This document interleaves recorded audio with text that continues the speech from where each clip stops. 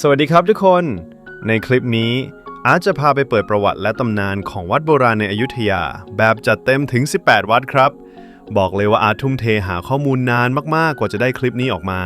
แอบกระซิบว่าบางวัดสร้างมาก่อนจะมีเมืองอยุธยาด้วยซ้ำครับและด้วยเนื้อหาที่อัดแน่นคลิปนี้เลยยาวแบบบ้าคลั่ง6ชั่วโมงเต็มอาร์ตขอกำลังใจคนละ1ไลค์ให้กับโปรเจกต์ค้นคว้าตลอด3เดือนนี้ด้วยนะครับใครกลัวดูไม่จบในรวดเดียวกดติดตามและเซฟคลิปเก็บไว้ดูต่อได้เลยครับส่วนใครอยากข้ามไปดูวัดไหนอาร์ตทำ time stamp มาร์กเวลาไว้ให้ในคำบรรยายเรียบร้อยแล้วครับเลือกชมวัดที่สนใจได้เลยถ้าพร้อมแล้วไปชมคลิปเปิดประวัติ18วัดเก่าแห่งพระนครศรีอยุธยากันครับ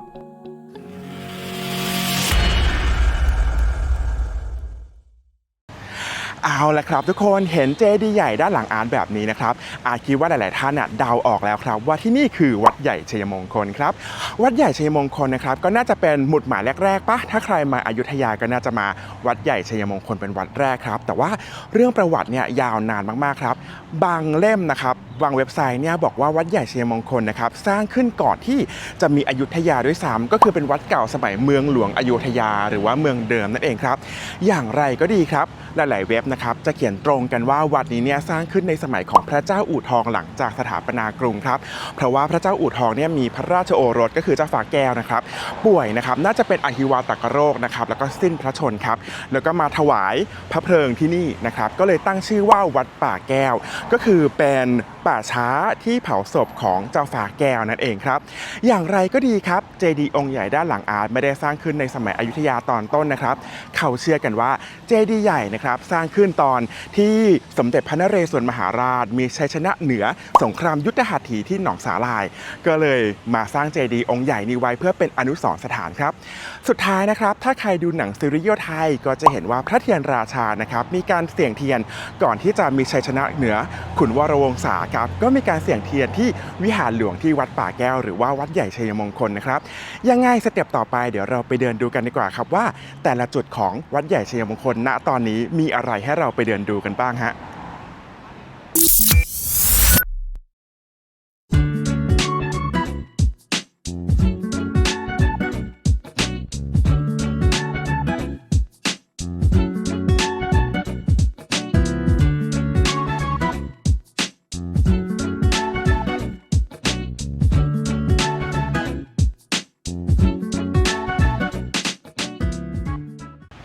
ก่อนอื่นใดนะครับที่เราจะไปเดินภายในวัดกันเนี่ยเรามาดูผังวัดกันก่อนดีกว่าครับว่าวันนี้เราจะไปเดินดูอะไรกันบ้างนะครับอย่างแรกที่อาจจะพาไปคือด้านหลังของอาร์ตครับเป็นพระวิหารเดิมนะครับอาจจะเห็นแค่เสาแล้วนะครับที่ทุกคนเห็นเป็นต้นไม้สีเขียวตอนนี้เนี่ยนะครับก็คือพระวิหารเดิมครับหลังจากนั้นนะฮะเดี๋ยวเราจะไปเดินดูเจดีย์ชัยมงคลกันนะครับถัดจากเจดีย์ชัยมงคลจะมี2อย่างครับที่อาร์ตจะพาไปดูวันนี้ก็คือพระอุโบสถแล้วก็วิหารพระพุทธไสยญาติครับพระพุทธไสยญาติที่นี่มีความสำคัญเพราะว่าอาร์ตไปอ่านเจอมาถือว่าเป็น1ใน5พระพุทธไสยญาติที่สำคัญที่สุดของจังหวัดพระนครศรีอยุธยาครับเขตพุทธวาสมีประมาณนี้แต่ว่าเดี๋ยวอาร์ตจะพาไปอีกจุดหนึ่งก็คือด้านหลังสุดของวัดนะครับจะมีศาลของสมเด็จพระนเรศวรมหาราชเดี๋ยวเราจะไปสักการะกันและนี่คือผังวัดทั้งหมดที่เราจะไปเดินกันในวันนี้ฮะ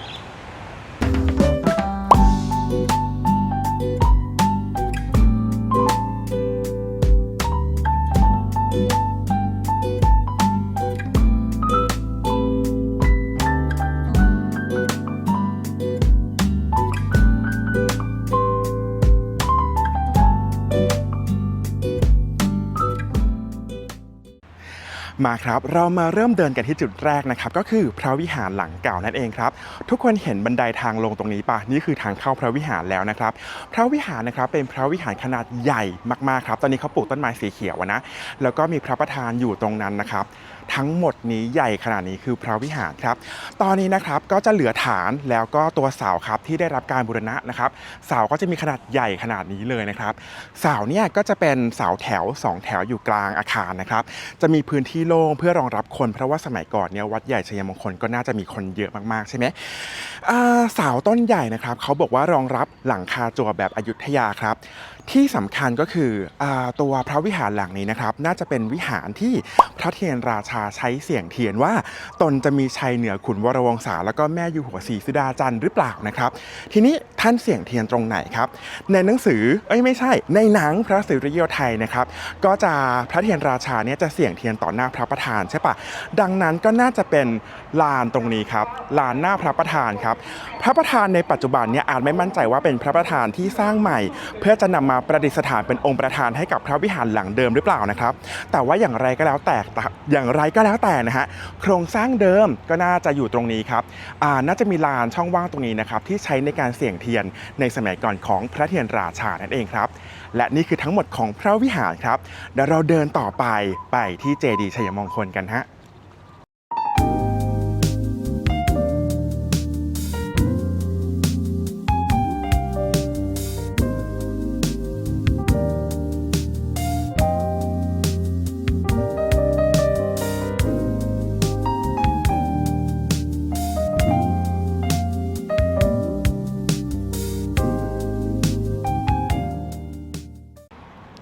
นี่ครับทุกคนเชื่อว่านี่คือพระประธานใช่ปะครับและนี่คือตำแหน่งที่พระเทียนราชาใช้เสี่ยงเทียนในสมัยก่อนเชื่อว่าอย่างนั้นนะทุกคนครับตอนนี้นะครับเดินอยู่ที่ระเบียงคดของเจดีย์ชัยมงคลนะครับระเบียงคดของเจดีย์เนี่ยนะครับ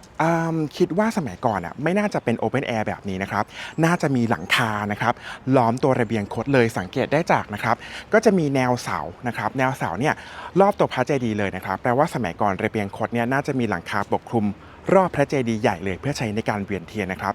ที่สำคัญก็คือระเบียงคดของเจดีย์ชัยมงคลนะครับก็จะมีประวัติครับตำนานและการเล่าว่าสมเด็จพระนเรศวรมหาราชนะครับเคยมาเดินเวียนเทียนที่ระเบียงคดตรงนี้ด้วยนะครับเพื่อจะเป็นกุศลครับให้กับทหารนะครับที่เสียชีวิตไปกับสงครามที่เราทำกับพม่าตอนยุทธหัตถีหนองสาหร่ายนั่นเองนะครับอย่างไรก็ดีครับอาร์ตมีจุดสังเกตจุดหนึ่งครับอาร์ตมาตอนเด็กๆเนี่ยยังไม่ได้มีการบูรณะ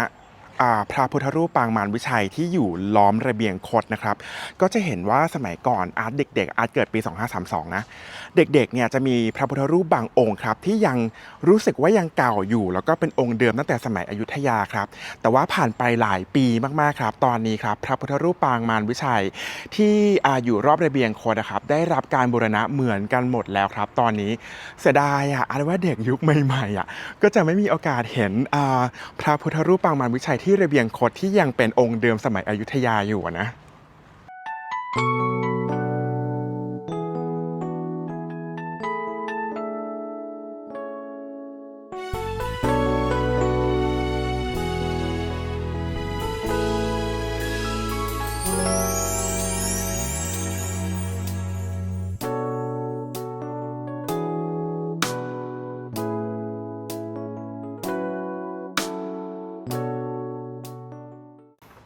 ทุกคนครับเรามาคุยกันเรื่องเจดีย์สั้นๆดีกว่าเจดีย์ชัยมงคลเนี่ยหลายๆคนบอกว่าสมเด็จพระนเรศวรนะครับเป็นคนสร้างหลังจากได้ชัยชนะตอนที่ทำยุทธหัตถีที่หนองสาหร่ายใช่ไหมครับแต่ว่าไปอ่านเจอมาก็จะมีหนังสือประวัติศาสตร์บางกระแสนะครับที่บอกว่าเจดีย์ชัยมงคลเนี่ยน่าจะสร้างครอบทับกับเจดีย์เดิมของวัดป่าแก้วที่สร้างขึ้นในสมัยอยุธยานั่นเองครับอย่างไรก็ดีครับเนื่องจากเป็นเจดีย์หลวงใช่ไหมครับภายในเนี่ยก็จะมีกรุครับกรุก็จะมีพระต่างๆนะครับแล้วก็เชื่อว่ามีพระบรมสารีริกธาตุด้วยนะครับแต่ว่าในปี 2310ครับที่เราเสียกรุงครั้งที่2เนี่ยวัดนี้ปล่อยร้างครับปล่อยร้างนานเป็นร้อยๆปีเลยนะครับทำให้มีคนเข้ามาลักลอบขุดกรุครับทำให้ตอนนี้ภายในไม่เหลืออะไรแล้วนะครับ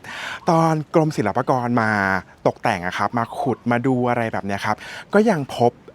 พระอยู่บ้างนะครับที่อยู่ภายในกรุของเจดีย์ชัยมงคลอย่างไรก็แล้วแต่นะครับกรมศิลปากรเขาก็อยากเก็บรักษาไว้อย่างดีถ้าปล่อยไว้ในเจดีย์เนี่ยก็อาจจะถูกขโมยไปอีกถูกปะเขาก็เลยเอากรุที่ค้นพบที่เหลือนะครับไปเก็บไว้ในพิพิธภัณฑ์เจ้าสามพระยานั่นเองครับดังนั้นกรุของเจดีย์ชัยมงคลเนี่ยที่ทุกคนขึ้นไปจะมีทางเดินขึ้นไปนะครับด้านในเนี่ยน่าจะเป็นห้องเฉยๆแล้วแต่ว่าไม่ได้มีพระพุทธรูปหรือว่ามีกรุอะไรให้เราเห็นอีกแล้วนะครับเราพิสูจน์กันได้ครับโดยการเดินขึ้นไปซึ่งเดี๋ยวเราจะเดินขึ้นไปกันฮะ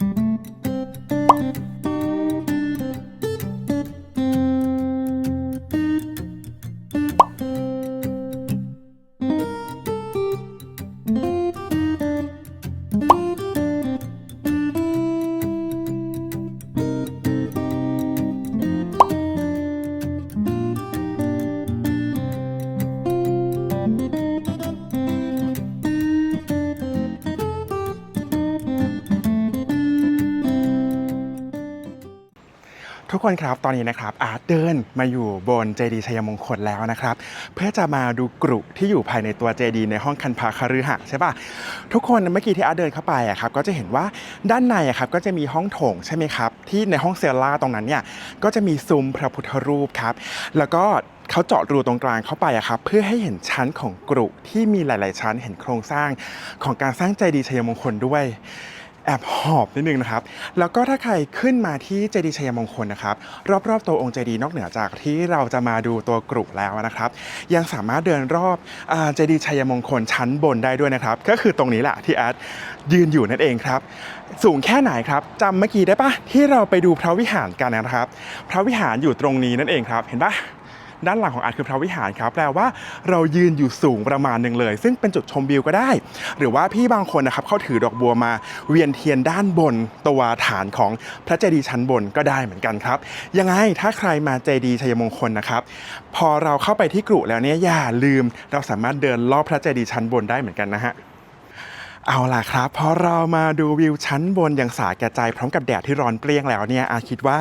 เหงื่อแตกพอเป็นประเด็นครับเดี๋ยวเราเดินลงไปชั้นล่างดีกว่าเราเหลืออีกกี่ที่นะเมื่อกี้เราดูพระวิหารมาแล้วใช่ไหมครับเราเดินบนรอบพระเจดีย์แล้วก็จะเหลือพระอุโบสถวิหารพระพุทธไสยญาติแล้วก็ตัวตำหนักสมเด็จพระนเรศวรมหาราชใช่ไหมครับเหลืออีก3ที่ป่ะเราเดินลงจากเจดีย์แล้วก็ไปดูกันเลยฮะ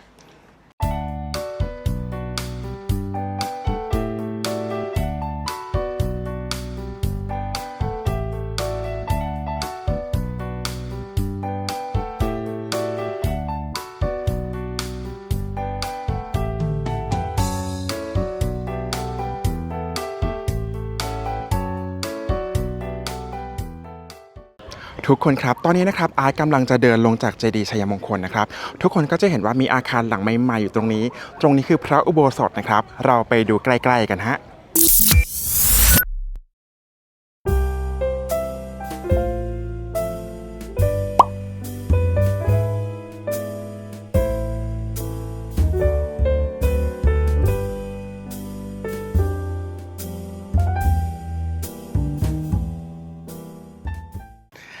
เอาละฮะทุกคนพอเราเดินออกมาจากเจดีย์ชัยมงคลแล้วใช่ไหมครับเราก็จะเจอกับอาคารที่อยู่ด้านหน้าของพระเจดีย์นะครับอาคารนี้เนี่ยคือพระอุโบสถหลังเก่านะครับแต่ว่าเก่าไม่หมดนะครับ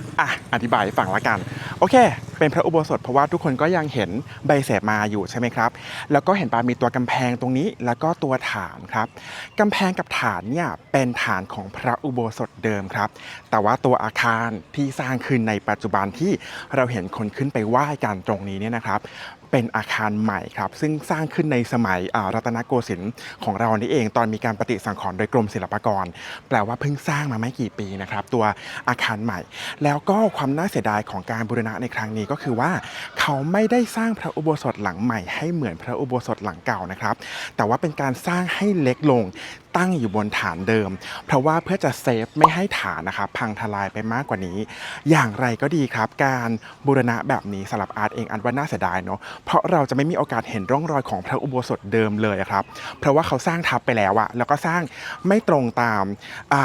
ไซส์เดิมด้วยนะครับแต่อาร์ตก็มั่นใจว่าเขาก็คงรักษาของเดิมให้ได้มากที่สุดนั่นแหละนะครับแค่เสียดายเฉยๆว่าอยากเห็นของเก่าจริงๆว่าฐานของพระอุโบสถเนี่ยเป็นอย่างไรแต่ก็มีความจำเป็นนะครับยังไงก็ต้องมีการบูรณะถูกป่ะเพราะว่าประชาชนก็จะได้เข้าไปไหว้ได้ด้วยแล้วก็ในบางครั้งถ้าเรามาครับก็จะเป็นที่ประกอบการทำสังฆกรรมของพระสงฆ์ด้วยนั่นเองครับเรามาเล่าด้านนอกเพราะวันนี้คนเยอะมากอาจจะเดินเข้าไปถ่ายภายในพระอุโบสถให้ดูนะครับก็อยากทำความเข้าใจก่อนว่าภายในพระอุโบสถเนี่ยใหม่หมดเลยรวมถึงพระประธานด้วยนะครับก็พระประธานเนี่ยเป็นพระที่สร้างใหม่พร้อมกับการปฏิสังขรณ์อุโบสถนั่นเองนะฮะป่ะเดี๋ยวอาร์ตพาเดินเข้าไปด้านใน1 รอบแล้วเดินออกมากันคนเยอะมากขี้เกียจเบอร์หน้าครับพูดตรงๆเลยป่ะ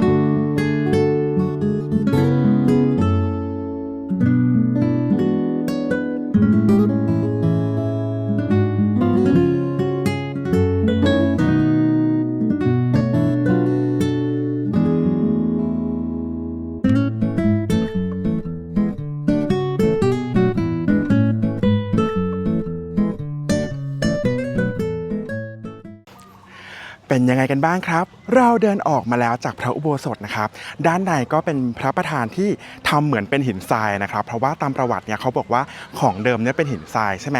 โอเคเราไปไหนกันมาบ้างแล้วครับเราไปเจดีย์ชัยมงคลใช่ปะเข้าพระอุโบสถเหลืออีก2ที่ที่เราต้องไปกันก็คือวิหารพระพุทธสายญาติแล้วก็พระตำหนักของสมเด็จพระน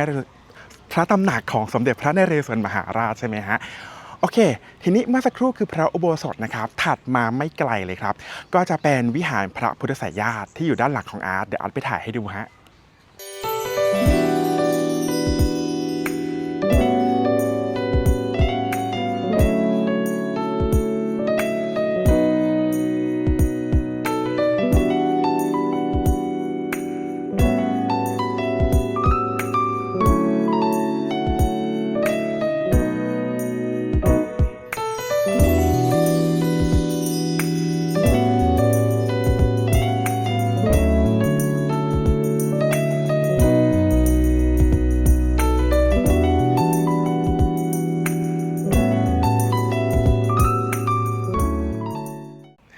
เมื่อสักครู่นี้ครับที่เราเข้าไปในพระอุโบสถกันก่อนเข้าไปอาร์ตบอกว่าส่วนตัวเองเนี่ยอาร์ตแอบเสียดายนิดนึงครับที่พระอุโบสถไม่ได้มีการปฏิสังขรณ์แบบเดิมนะครับแต่ว่าเป็นการสร้างให้เล็กลงแล้วก็ตั้งอยู่บนฐานของพระอุโบสถเดิมเพื่อรักษาฐานอุโบสถไม่ให้สุดไปมากกว่านั้นแต่ข้อเสียที่ได้มาก็คือว่าเราจะไม่มีโอกาสเห็นพระอุโบสถแบบเดิมถูกไหมครับเพราะว่าสร้างใหม่ให้เล็กลงไปเรียบร้อยแล้วครับ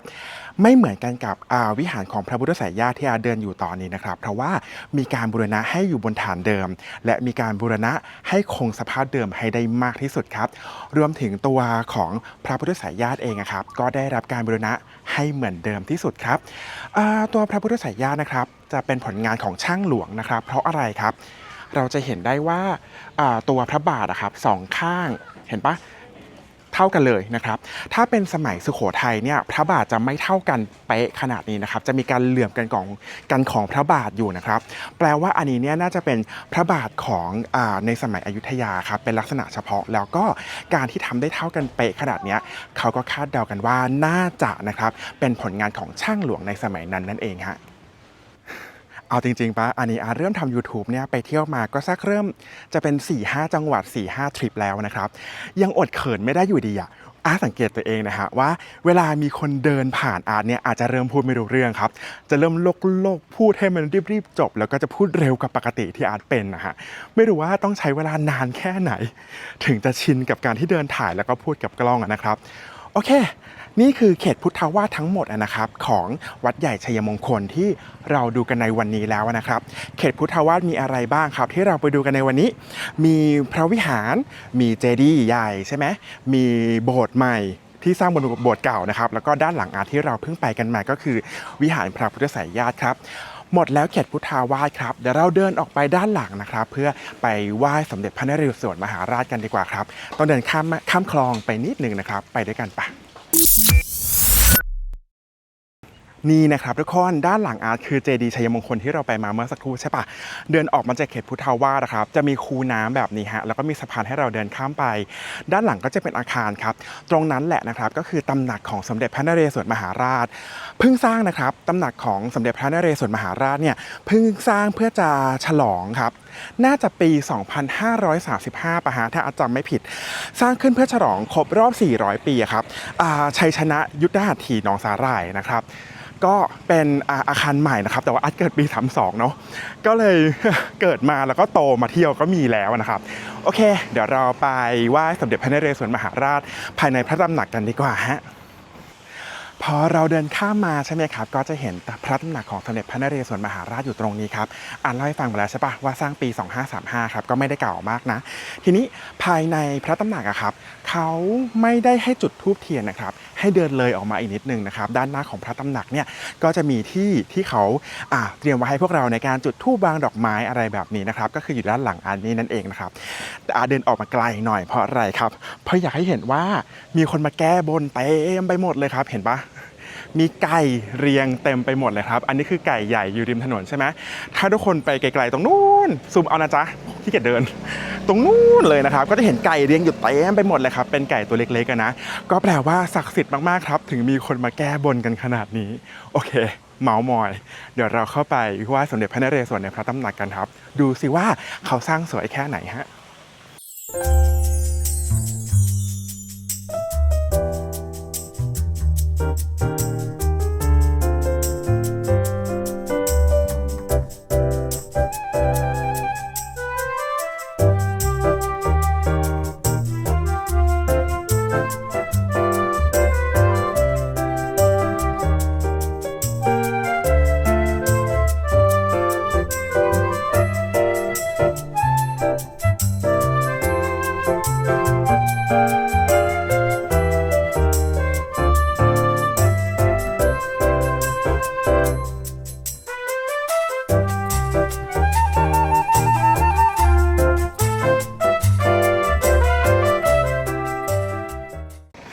ทุกคนครับพอเราเดินมาจากตำหนักของสมเด็จพระนเรศวรมหาราชนะครับก็ครบแล้วครับผังวัดในวันนี้ที่อาจจะพามาเดินกันที่วัดใหญ่ชัยมงคลครับเรามาทวนกันสิว่าเราไปไหนกันมาบ้างภายในวันนี้นะครับก็จะมีพระวิหารพระเจดีย์พระอุโบสถวิหารพระพุทธไสยญาติแล้วก็พระตำหนักของพระนเรศวรมหาราชครับและนี่คือทั้งหมดของวัดใหญ่ชัยมงคลนะฮะอาจจะพูดเยอะสักนิดนึงนะครับเพราะว่าวัดนี้เนี่ยทุกคนน่าจะเคยมาอยู่แล้วครับก็เลยอยากจะให้ข้อมูลให้ได้มากที่สุดครับเผื่อใครมา3 รอบ 2 รอบ 3จะได้เข้าใจมากขึ้นว่าภายในวัดใหญ่ชัยมงคลเป็นยังไงหวังว่าจะชอบกันนะฮะ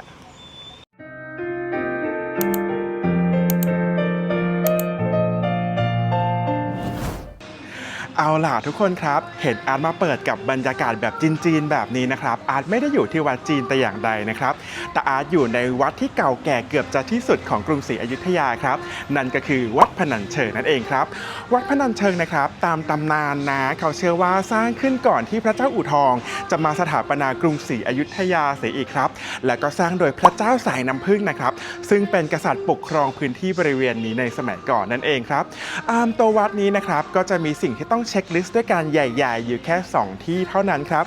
อาร์ตมาเปิดจุดนี้ในจุดของเขตจีนะครับเพราะว่าอาร์ตจะมาไหว้ศาลเจ้าแม่สร้อยดอกหมากครับเดี๋ยวเราค่อยมาคุยกันว่าเจ้าแม่สร้อยดอกหมากเป็นใครนะครับและอีกอย่างหนึ่งครับก็คือเราต้องเข้าไปไหว้หลวงพ่อโตกันครับซึ่งเป็นแลนด์มาร์คที่ใหญ่ที่สุดที่ใครๆก็ต้องมาไหว้กันนั่นเองครับดังนั้นที่วัดพนัญเชิงเราจะมาดู2 อย่างครับในวันนี้ศาลเจ้าแม่สร้อยดอกหมากแล้วก็ตัวหลวงพ่อโตนั่นเองฮะป่ะเราไปกันเลยทีละจุดฮะ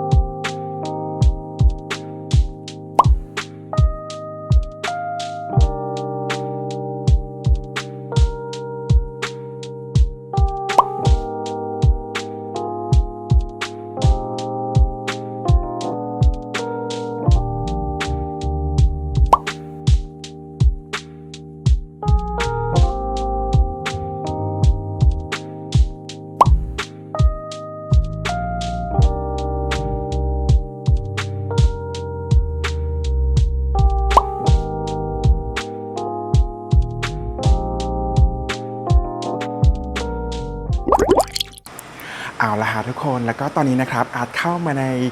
ศาลเจ้าแม่สร้อยดอกหมากนะครับในชั้น1นะครับก็จะมีเจ้าแม่กวนอิมนะครับเป็นห้องที่อาร์ตไปเปิดคลิปเมื่อสักครู่นี้นั่นเองครับและก็เข้ามาด้านในนะครับก็จะเจอกับรูปปั้นของเจ้าแม่สร้อยดอกหมากในชั้น1นะครับซึ่งเจ้าแม่สร้อยดอกหมากในชั้น1เนี่ยจะเป็นตัวองค์พระแม่ที่เขาสร้างขึ้นมาใหม่ครับให้มีตัวองค์ที่ใหญ่ขึ้นนะครับเพื่อให้ง่ายต่อการสักการะของบุคคลทั่วไปอย่างพวกเรานั่นเองครับแต่ว่าความจริงแล้วเนี่ยจะมีตัวองค์พระแม่สร้อยดอกหมากองค์เดิมอยู่นะครับซึ่งอยู่ชั้น2ของอาคารศาลเจ้าแม่สร้อยดอกหมากถ้าอย่างนั้นแล้วอาจว่าเดี๋ยวเราไหว้เจ้าแม่สร้อยดอกหมากองค์ชั้นล่างและเดี๋ยวเราขึ้นไปชั้นบนเพื่อไปไหว้เจ้าแม่สร้อยดอกหมากองค์เดิมกันฮะ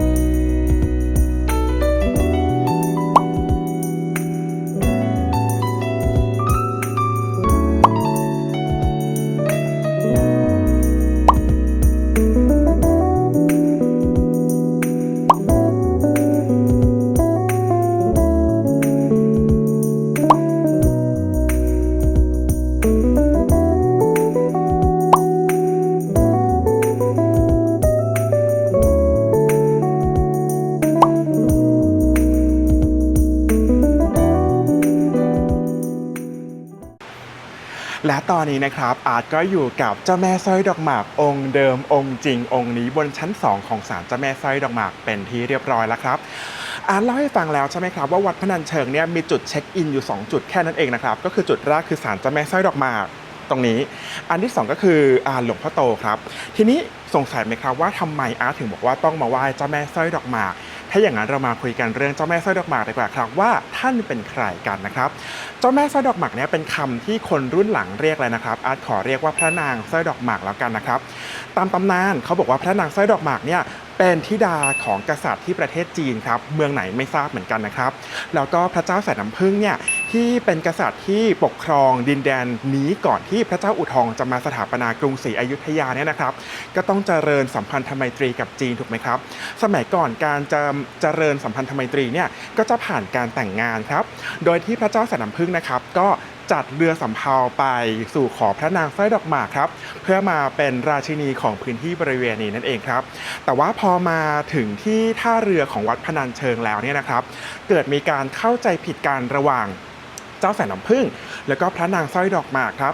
อาจไม่เล่ารายละเอียดละกันนะครับว่าผิดใจกันเรื่องอะไรหรือว่าน้อยใจกันเรื่องอะไรนะครับแต่ว่าท้ายที่สุดแล้วเนี่ยพระนางสร้อยดอกหมากเสียใจมากๆในการเข้าใจผิดเหตุการณ์ครั้งนั้นทำให้พระนางครับตัดสินใจไม่ออกจากเรือครับแล้วก็เสียชีวิตอยู่บริเวณท่าน้ำของวัดพนัญเชิงนั่นเองครับ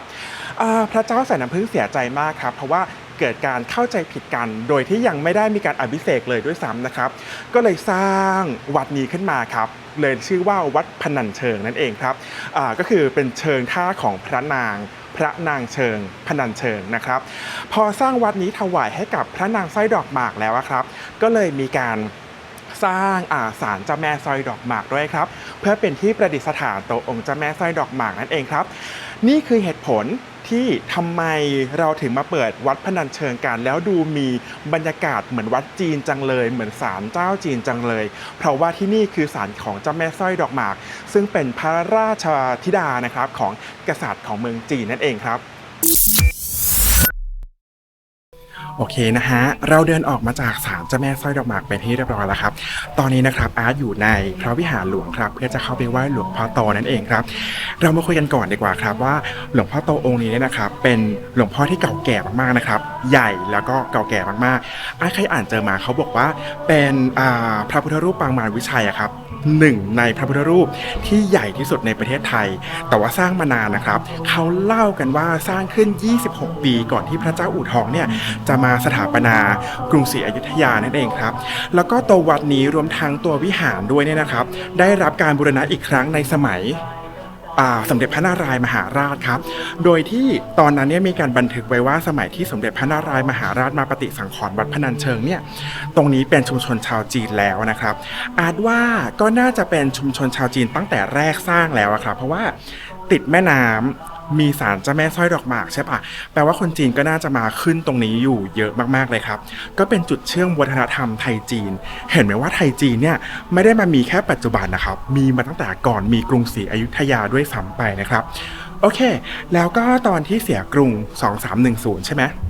วัดนี้เนี่ยได้รับความเสียหายน้อยมากๆครับทำให้หลวงพ่อโตเนี่ยยังมีสภาพเหมือนเดิมเป๊ะเลยนะครับแล้วก็ในสมัยรัชกาลที่3แล้วก็รัชกาลที่4มีการปฏิสังขรณ์วัดครั้งใหญ่อีกครั้งทำให้วิหารหลวงดูเป็นสภาพใหม่มากๆเหมือนที่อาร์ตเดินอยู่ตอนนี้เลยครับแล้วก็จะมีการทำปูนปั้นนะครับตามกำแพงซึ่งเป็นปูนปั้นในสมัยรัตนโกสินทร์ครับสวยงามมากๆดังนั้นถ้าใครมาที่วัดพนัญเชิงเนี่ยเราจะไม่ได้เห็นแค่วัดเก่าแก่ในสมัยอยุธยาเท่านั้นนะครับแต่ว่าเรายังเห็นศิลปะของหลายยุคเลยครับเพราะว่ามีการปฏิสังขรณ์ใหญ่มากๆอยู่หลายครั้งหลายคราวด้วยกันครับโอเคอันนี้ก็เลยเป็นประวัติคร่าวๆครับจะได้เข้าใจมากขึ้นว่าทำไมเราถึงต้องมาไหว้หลวงพ่อโตกันเนาะถ้าอย่างนั้นเนี่ยเดี๋ยวเราเข้าไปในพระวิหารหลวงกันเพื่อจะไปไหว้หลวงพ่อโตกันฮะ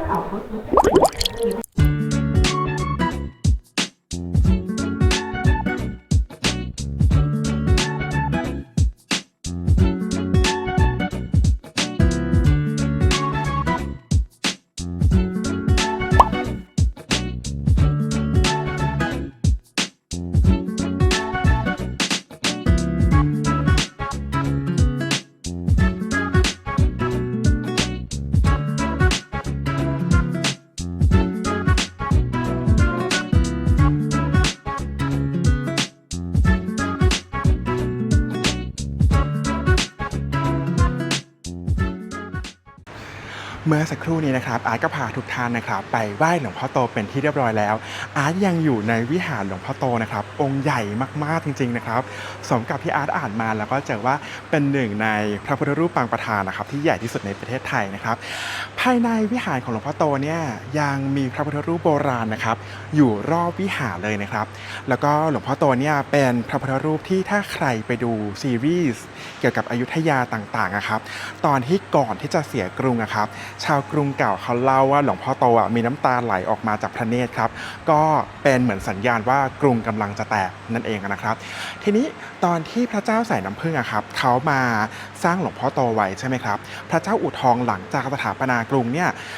มีเรื่องเล่าครับว่าในสมัยก่อนนะครับหลวงพ่อโตองค์นี้ไม่มีวิหารนะครับก็คือเป็นองค์ตั้งอยู่กลางแจ้งนะครับแล้วก็มีการสร้างวิหารหลังนี้นะครับครอบทับสมัยของพระเจ้าอู่ทองนั่นเองนะครับทีนี้วัดนี้ก็จะเหมือนวัดอื่นๆครับไม่ได้มีแค่ตัวพระวิหารนะครับมีตัวพระอุโบสถด้วยเมื่อกี้ตอนที่อาร์ตเดินมาครับทุกคนจะเห็นว่าจะมีช่องทางเดินใช่ปะแล้วด้านซ้ายครับจะมีพระพุทธรูป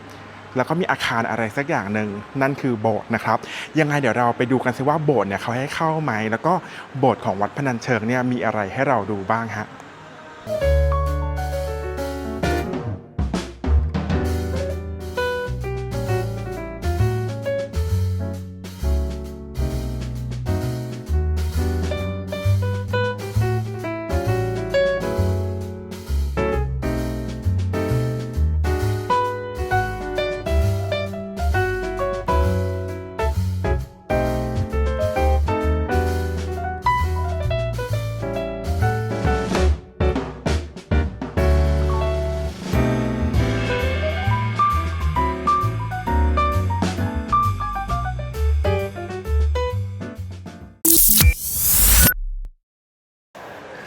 ด้านหลังตรงนี้นะครับก็คือช่องทางเข้าที่เราเข้าไปไหว้หลวงพ่อโตกันเมื่อสักครู่ใช่ไหมครับทีนี้โถงทางเดินเนี่ยจะมีอาคารนี้ครับด้านหน้าเมื่อก่อนไม่รู้ว่าคืออะไรไม่เคยเข้าไปเลยนะครับแต่ว่ามีใบเสมาอยู่ตรงนี้ครับการมีใบเสมาก็แปลว่านี่คือพระอุโบสถนั่นเองครับเดี๋ยวเราเข้าไปดูแล้วกันนะครับว่าในพระอุโบสถมีอะไรอยู่บ้างอาร์ตก็ไม่เคยเข้าไปเหมือนกันเราไปพร้อมกันฮะ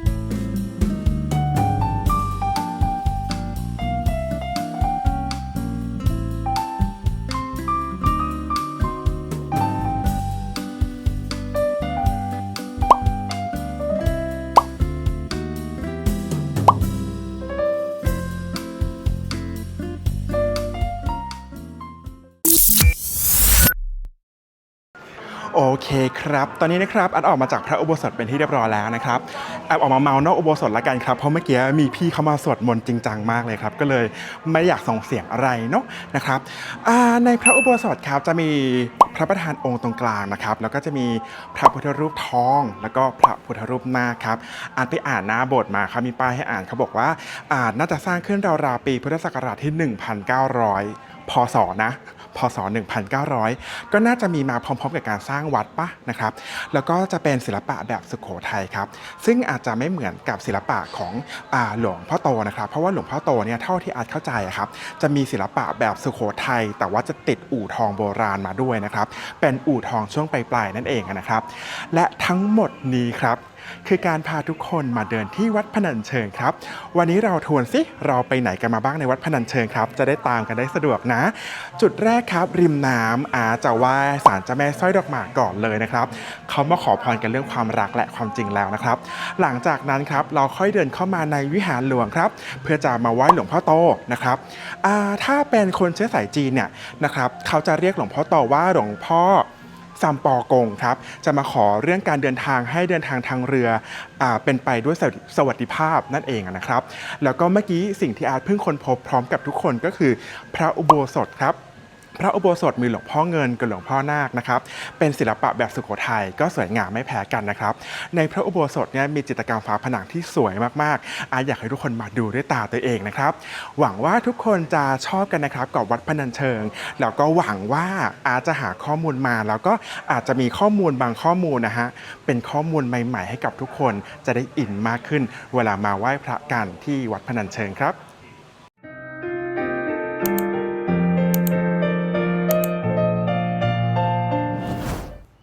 ทุกคนครับตอนนี้นะครับอาร์ตยืนอยู่บนฐานพระวิหารโบราณของวัดพุทธไทยสวรรค์ครับและแน่นอนครับเดี๋ยวเราจะไปเดินเล่นรอบๆวัดพุทธไทยสวรรค์กันครับ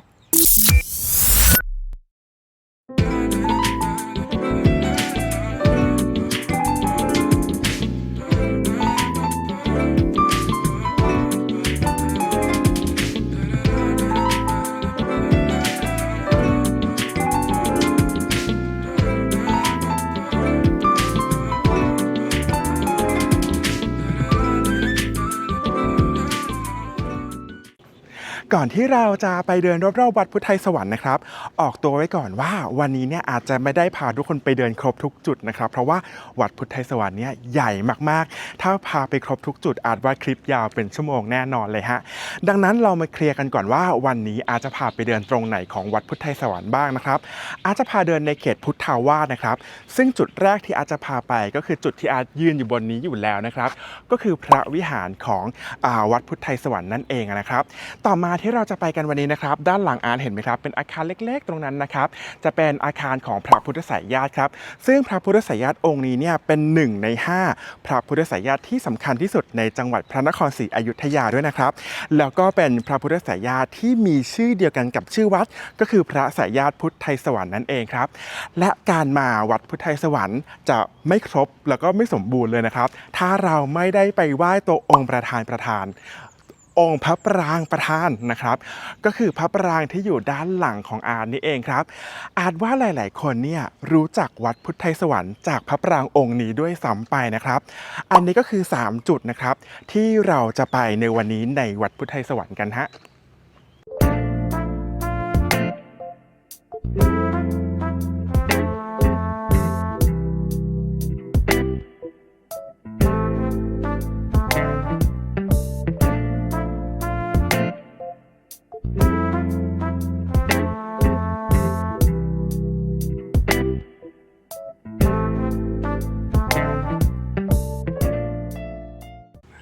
เมื่อสักครู่นี้นะครับตอนเดินพาทุกคนแนะนำผังวัดเนี่ยก็เลยค้นพบอย่างหนึ่งว่าอากาศร้อนมากๆครับก็เลยมาตอนนี้อันนั่งอยู่ที่ฐานบันไดนะครับของพระวิหารนะครับก็คือเนี่ยเดินขึ้นไปก็เจอพระวิหารแล้วนะครับแต่ว่าแดดมันร้อนก็เลยมานั่งพักไหนๆเรามานั่งพักแล้วอาร์ตแอบเล่าประวัติวันนี้ให้ฟังดีกว่าไหมครับวัดพุทธไทยสวรรค์นะครับเป็นวัดที่มีประวัตินานมากๆเลยครับตามที่อาร์ตไปอ่านมาจากหลายๆเว็บสรุปแบบเอาหลายๆเว็บมารวมกันแล้วกันเนาะนะครับวัดพุทธไทยสวรรค์เนี่ยนะครับเดิมเนี่ยตอนที่พระเจ้าอู่ทองครับท่านเสด็จมาจากเมืองอื่นเราไม่ทราบว่าเสด็จมาจากเมืองไหนนะครับแต่ว่าเขาคาดเดากันว่าน่าจะหนีโรคระบาดมานะครับก็เลยคิดว่าจะมาตั้งเมืองใหม่เขาก็เลยคิดว่าอย่างนั้นเห็นทำเลดีแล้วนะครับมีแม่น้ำล้อมรอบนะครับก็เลยคิดว่าจะตั้งเมืองใหม่ที่อยุธยานี่เองนะครับทีนี้ก่อนที่จะตั้งเมืองเนี่ยนะครับพระองค์ตอนที่หนีมาจากเมืองอื่นเนี่ยพระองค์ก็มาตั้งพักชั่วคราวครับเนาะที่วัดนี้แหละครับแต่สมัยก่อนเนี่ยน่าจะเป็นทุ่งโล่งๆนะครับยังไม่ได้มีวัดอะไรเนาะพอสร้างพระพลาเรียบร้อยแล้วครับตรงข้ามฝั่งแม่น้ำเนี่ยก็จะเป็นเกาะเมืองนะครับหลังจากที่พระองค์พระเจ้าอู่ทองนะครับมีการสร้างเมืองอยุธยาเป็นที่เรียบร้อยแล้วเนี่ยนะครับก็มีดำริครับให้สร้างวัดพุทธไทยสวรรค์ขึ้นนะครับดังนั้นวัดพุทธไทยสวรรค์เนี่ยก็เลยสร้างขึ้นตั้งแต่สมัยต้นของกรุงศรีอยุธยานั่นเองนะครับจริงๆแล้ววัดพุทธไทยสวรรค์เนี่ยตอนเริ่มสร้างไม่น่าจะใหญ่ขนาดนี้เนาะผังวัดเอาเล่าให้ฟังก่อนแล้วกันนะครับผังวัดจริงๆแล้วไม่ใช่เฉพาะที่อาจจะพาไปดูนะฮะผังวัดใหญ่มากครับเขตพุทธาวาสเนี่ยจะเริ่มต้นจากตรงนี้ฮะก็คือตัวของพระวิหารหลวงใช่ปะรอบๆพระวิหารหลวงเนี่ยก็จะมีอาคารประกอบเต็มไปหมดเลยครับมีเจดีย์รายด้วยนะแต่ว่าหลักๆแล้วเนี่ยก็จะมีตัวของวิหารพระพุทธไสยญาตินะครับตรงวิหารพระพุทธไสยญาติที่อาจจะพาไปดูด้วยในวันนี้เนี่ยนะครับเขาเชื่อว่าก็สร้างพร้อมกันกับตัวพระปรางประธานนะครับสมัยก่อนเนี่ยมีพระปรางประธานด้านหลังมีพระอุโบสถด้วยนะครับ แต่ว่าวันนี้เนี่ยอาจจะไม่ได้พาไปพระอุโบสถนะครับเนื่องจากว่าพระอุโบสถเนี่ยเป็นการบูรณะใหม่เมื่อไม่กี่ปีมานี้เองนะครับในปี 2,500 กว่าๆครับสร้างบนฐานพระอุโบสถเดิมแต่ว่าอาจเข้าใจว่าเป็นการสร้างใหม่แล้วก็อาจจะไม่ได้อิงสภาพพระอุโบสถเดิมซะ100%นะครับอาจก็เลยคิดว่างั้นอาจไม่ขึ้นไปดีกว่านะครับเพราะว่าไม่ชอบของใหม่ชอบเห็นของเก่ามากกว่านะครับโอเคเรากลับมาครับในสมัยพระเจ้าอู่ทองออกนอกเรื่องไปไกลเลยในสมัยพระเจ้าอู่ทองเนี่ยเขาคิดว่าน่าจะมีเฉพาะตัวพระปรางนะครับเป็นหลักเลยนะครับอาคารรอบๆอย่างเงี้ยพระอุโบสถพระวิหารอะไรเงี้ยครับไม่น่าจะใหญ่โตเหมือนที่เราเห็นปัจจุบันนะครับแต่ว่าถัดมาครับในสมัยของพระเจ้าจักรพรรดินะครับพระเจ้าจักรพรรดิเนี่ยมีการบูรณะปฏิสังขรณ์วัดพุทธไทยสวรรค์ขึ้นมานะครับทำให้เขตพุทธวาสที่เราเห็นว่ามีอาคารประกอบเยอะๆมีวิหารขนาดใหญ่มีอุโบสถขนาดใหญ่เนี่ยน่าจะมาจากการบูรณะปฏิสังขรณ์ของพระเจ้าจักรพรรดิครับทีนี้วัดพุทธไทยสวรรค์เนี่ยอย่างที่อาเล่าให้ฟังว่าเขาเป็นพระพลาเดิมของพระเจ้าอู่ทองใช่ไหมครับแล้วก็อยู่ติดริมแม่น้ำนะฮะจริงๆฝั่งตรงข้ามเนี่ยนะครับเยื้องๆหน่อยนะครับจะเป็นป้อมครับพอเป็นป้อมปราการนะครับทำให้วัดพุทธไทยสวรรค์เนี่ยเหมือนเป็นจุดยุทธศาสตร์ของการทหารไปด้วยในตัว ถ้าใครไปดูละครเรื่องบุพเพสันนิวาสนะครับการที่เขาซ้อมต่อสู้กันอะไรอย่างเงี้ยเขาก็ซ้อมต่อสู้กันในบริเวณพุทธาวาสที่อาจนั่งอยู่นี่แหละนะครับที่แม่หญิงกาลเกตเข้ามาได้คนเดียวตอนนั้นแหละนะครับนอกจากพระมหาจักรพรรดิจะบูรณะแล้วครับต่อมาอันนี้มีบันทึกเลยนะครับฝรั่งชาวจำชาวไม่ได้แต่เป็นชาวยุโรปครับเขาบันทึกไว้ว่าวัดนี้เนี่ยเป็นวัดของพระราชินีงงปะเพราะว่าคนที่มาบูรณะปฏิสังขรณ์ครั้งต่อมาครับที่เป็นครั้งใหญ่นะคือพระนารายณ์มหาราชครับเขาเชื่อว่าตอนนั้นพระสนมหรือพระมเหสีสักองค์หนึ่งครับสิ้นพระชนครับพอสวรรคตไปแล้วแบบนี้ครับพระนารายณ์นะครับก็เลยมาบูรณะวัดนี้เพื่อเป็นพระราชกุศลให้กับพระมเหสีองค์นั้นนั่นเองครับทำให้ในตำราบางตำราของฝรั่งครับที่มีจดบันทึกเนี่ยเขาบอกว่าวันนี้เป็นวัดของพระราชินีครับสุดท้ายครับในปี 2310ในสมัยที่เราเสียกรุงให้พม่าครับวันนี้เป็นป้อมปราการนะครับของพม่านะครับเพราะว่าเนี่ยแค่ข้ามแม่น้ำไปก็เกาะเมืองแล้วนะครับแต่ว่าตัวพระปรางไม่ได้รับความเสียหายครับเพราะว่าพระปรางไม่โดนไฟนะครับมีคนบอกว่าวัดพุทธไทยสวรรค์เป็นอีกหนึ่งวัดที่ไม่โดนเผาไม่จริงนะครับอุโบสถพังแล้วพระวิหารด้านหลังอาจก็พังแล้วแปลว่าจริงๆวัดพุทธไทยสวรรค์นะครับโดนเผาโดยพม่านั่นแหละแต่ว่าตัวพระปรางครับไม่โดนนั่นเองนะครับทำให้เรายังได้เห็นพระปรางที่สมบูรณ์มากๆอยู่นะครับในสมัยพระนารายณ์ที่มีการปฏิสังขรณ์เนี่ยยังมีการเติมปูนปั้นแบบเปอร์เซียด้วยนะครับทำให้เราเริ่มเห็นการผสมผสานระหว่างศิลปะโบราณเพราะพระปรางแบบขอมใช่ปะพระปรางเป็นแบบขอมเนาะแล้วก็พระนารายณ์ก็มีการตกแต่งปูนปั้นครับที่สำคัญก็คือว่าในสมัยรัตนโกสินทร์ตอนต้นๆนะครับอาจจำไม่ได้น่าจะในสมัยรัชกาลที่3รัชกาลที่4ประมาณนี้ครับก็มีการบูรณะปฏิสังขรณ์วัดพุทธไทยสวรรค์ขึ้นมาอีกทีหนึ่งนะครับทำให้เราเห็นตัวองค์เจดีย์ตัวองค์พระปรางประธานนะครับเป็นแบบปัจจุบันนั่นเองครับนี่ก็คือประวัติที่อาร์ตอยากจะเล่าให้ฟังก่อนที่เราจะไปเดินวัดกันกะว่าจะเล่าสั้นๆตอนนี้5นาทีกว่าแล้วนะครับโอเคแดดเริ่มลงนิดนึงแล้วนะครับเดี๋ยวเราขึ้นไปดูบนพระวิหารกันฮะครับทุกคนเราเดินมาจากบันไดที่เรานั่งคุยกันเมื่อสักครู่นี้ใช่ปะขึ้นมาบนพระวิหารนะครับไม่เหลืออะไรแล้วแหละนะครับก็จะเหลือผนังบางส่วนนะครับแล้วก็เหลือฐานเสานะครับทีนี้แต่ว่ามันมีอย่างหนึ่งครับก็คือพระวิหารตรงนี้ครับที่อายืนอยู่นี่คือประตูเข้าวิหารนี่อายืนอยู่บนมุกนะครับมุกหน้าวิหารเนี่ยเป็นมุกที่มีขนาดใหญ่พอสมควรเลยครับในจังหวัดนี้นะครับที่เราไปมาถ้าใครไปดูช่องของอาร์ตในคลิปคลิปในช่องของอาร์ตคลิปอื่นๆนะครับก็จะเห็นว่าวัดโบราณเนี่ยตัวพระวิหารก็มีมุกนะครับแต่ว่าไม่ได้มีมุกใหญ่ขนาดนี้ทุกคนดูนะกำแพงวิหารประตูเข้าห้องโถงวิหารบริเวณนี้คือห้องมุกครับใหญ่ปะใหญ่มากเลยนะครับอย่างที่อาร์ตเล่าให้ฟังว่าตำราบางตำราเนี่ยพระวิหารอันนี้สร้างโดยพระเจ้าจักรพรรดินะครับจำชื่อไม่ได้ถ้าอาจพูดชื่อผิดขอโทษนะครับเราเรียกกันว่าพระจักรพรรดิหรือพระมหาจักรพรรดิ นี่แหละครับประมาณนี้นะครับก็มีการบูรณะปฏิสังขรณ์ตัวพระวิหารนี้ขึ้นมาความจริงคือปฏิสังขรณ์เขตพุทธวาสทั้งหมดให้ใหญ่ขึ้น เพื่อจะขยายขนาดของวัดพุทธไทยสวรรค์นะครับเพราะว่าเป็นที่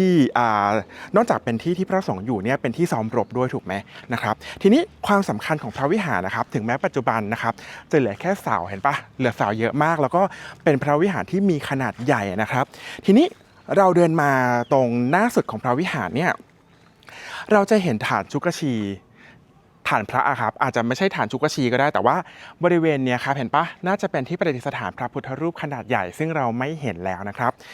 ทีนี้พระวิหารที่นี่เนี่ยเลิศมากๆครับตรงที่เดินต่อไปเรื่อยๆนี่คือพระปรางใช่ไหมนะครับเขามีประตูด้วยนี่นะครับประตูด้านหลังวิหารก็ทะลุเข้าไปหาพระปรางได้เลยนะครับอันนี้ก็เป็นผังนะครับของวัดพุทธไทยสวรรค์นะครับที่มีพระวิหารเชื่อมต่อกับพระปรางนะครับไม่ค่อยแปลกนะเพราะว่าถ้าใครเคยไปวัดชัยวัฒนารามครับถึงแม้ว่าวัดชัยวัฒนารามเนี่ย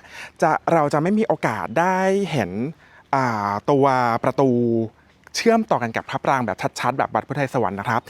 แต่ถ้าใครไปวัดชัยวัฒนารามเนี่ยนะฮะเราจะเห็นตัวพระอุโบสถด้านหน้าที่ติดริมแม่น้ำนะครับแล้วก็เชื่อมต่อไปกับพระปรางเลยสมัยก่อนเนี่ยก็เชื่อว่าผังของวัดน่าจะคล้ายๆวัดนี้แหละครับวัดพุทธไทยสวรรค์แต่ว่าที่วัดชัยวัฒนารามเนี่ยเนื่องจากสร้างในสมัยของพระเจ้าปราสาททองซึ่งก็สร้างในสมัยหลังแล้วนะครับทำให้เขาสร้างได้มีขนาดใหญ่กว่าวัดพุทธไทยสวรรค์นั่นเองครับ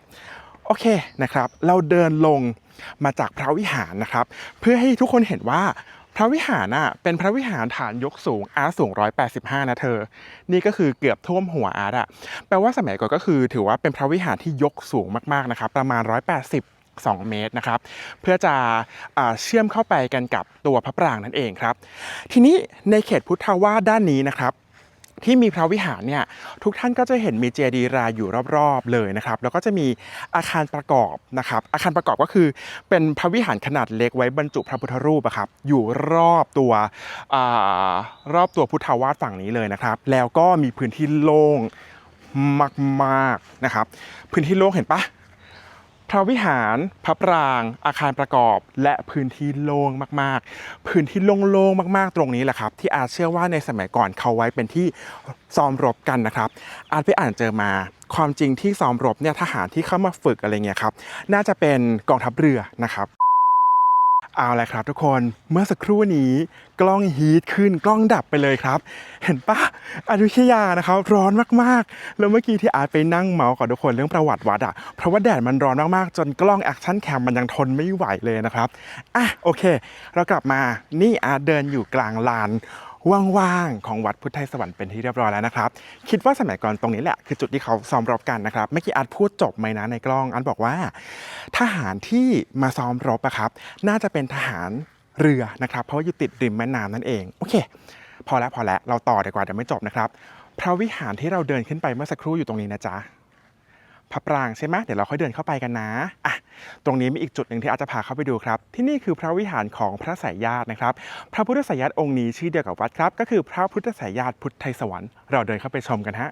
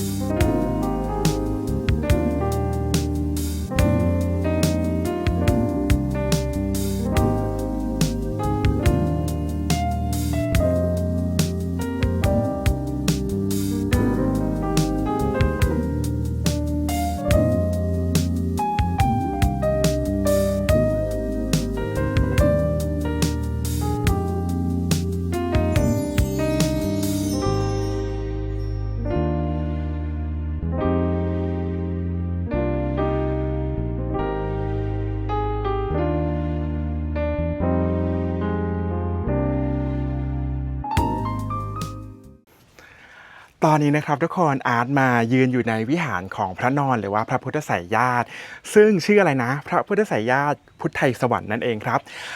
ทุกคนจะดูว่าอาคารแห่งเนี้ยครับค่อนข้างสมบูรณ์ใช่ปะแต่ความจริงแล้วเนี่ยสมัยที่พม่าเขาเผาวัดเนี่ยฮะวิหารเนี่ยได้รับความเสียหายนะครับกำแพงพังหมดเลยหลังคาถล่มลงมาแต่ว่าที่ทุกคนเห็นอยู่ครับก็คือได้รับการบูรณะนะครับรวมถึงตัวองค์พระนอนด้วยนะครับถ้าใครไปเซิร์ชรูปใน Google เนี่ยอาจจะเห็นรูปเก่าๆของพระนอนองค์นี้ครับได้รับความเสียหายมากๆแต่ก็โชคดีครับที่ได้รับการบูรณะให้สภาพสมบูรณ์มากๆเลยนะครับและอาร์ตก็ชอบมากด้วยเนื่องจากว่าอาร์ตไปอ่านเจอมาครับเขาพยายามให้การบูรณะปฏิสังขรณ์วิหารหลังนี้แล้วก็ตัวพระพุทธไสยญาตินะครับให้คงรูปแบบลักษณะของพระพุทธรูปองค์เดิมให้ได้มากที่สุดดังนั้นครับเราก็จะเห็น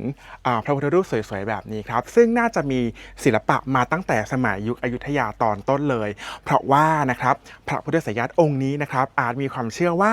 น่าจะสร้างพร้อมกันกับตัวองค์ปรางประธานนั่นเองครับเอาละครับทุกคนได้เวลาบอกลาเขตพุทธาวาสด้านนี้กันแล้วครับเมื่อกี้เราไปดูมา2จุดใหญ่ๆเนาะจริงๆมีให้ดูอีกเยอะเลยนะครับแต่ว่าอาจไม่มีข้อมูลก็เลยไม่รู้จะอธิบายให้ทุกคนฟังว่าอะไรหลักๆแล้วด้านนี้ก็จะมีวิหารพระพุทธไสยญาติที่เราไปมาเมื่อสักครู่นะครับแล้วก็ตัวพระวิหารหลังใหญ่เป็นพระวิหารหลวงนั่นเองครับโอเคเอาว่าถึงเวลาแล้วครับที่เราจะเข้าไปไหว้ตัวองค์พระปรางประธานกันฮะเอาละครับทุกคนพอเราเดินเข้าประตูมาใช่ไหมครับในเขตของกำแพงแก้วนะครับขององค์พระปรางประธานนะครับเราก็จะเจอกันกับระเบียงคดครับที่มีพระพุทธรูปปางมันวิชัยอยู่เยอะมากๆนะครับเรียงเป็นแถวตรงนี้พระพุทธรูปปางมารวิชัยเนี่ยนะครับที่เราเห็นในปัจจุบันเนี่ยหลายๆองค์ดูใหม่มากๆเลยใช่ไหมครับแต่ว่าอาร์ตไปอ่านเจอมาเขาบอกว่าให้เดินดูดีๆครับเพราะว่าหลายๆองค์เนี่ยได้รับการบูรณะจากองค์เดิมแปลว่าต้องมีบางองค์แน่ๆครับที่สร้างขึ้นในสมัยอยุธยานะครับแต่ว่าเนื่องจากว่าอาร์ตไม่ได้มีความรู้เรื่องศิลปะโบราณคดีเท่าไหร่นะครับก็เลยไม่ทราบว่าต้องสังเกตยังไงว่าองค์ไหนเป็นองค์เก่าองค์ไหนเป็นองค์ใหม่นะครับโอเคที่นี่คือระเบียงคดครับระเบียงคดใช้ทำอะไรจ๊ะระเบียงคดก็ไว้เดินเวียนเทียนนะครับก็จะมีหลังคาจั่วนะครับหลังคานี้ก็ได้รับการบูรณะนะครับเพราะว่าตอนที่เขามาเจอวัดพุทธไทยสวรรค์เนี่ยตัวระเบียงคดก็ไม่ได้สมบูรณ์ขนาดนี้นะครับก็ได้รับการบูรณะระเบียงคดเนี่ยก็ยังคงลักษณะเดิมนะหมายถึงเสาครับก็ยังเป็นแบบเดิมก็คือคงพุทธลักษณะแบบเดิมสถาปัตยกรรมไว้ 100% เลยแค่ทำให้มันใหม่ขึ้นนะครับแล้วก็ดีขึ้นคงทนมากขึ้นนั่นเองครับโอเคเราเดินรอบระเบียงคดอาร์ตเดินครบ1 รอบแล้วเดี๋ยวอาร์ตเข้าไปไหว้พระปรางฮะ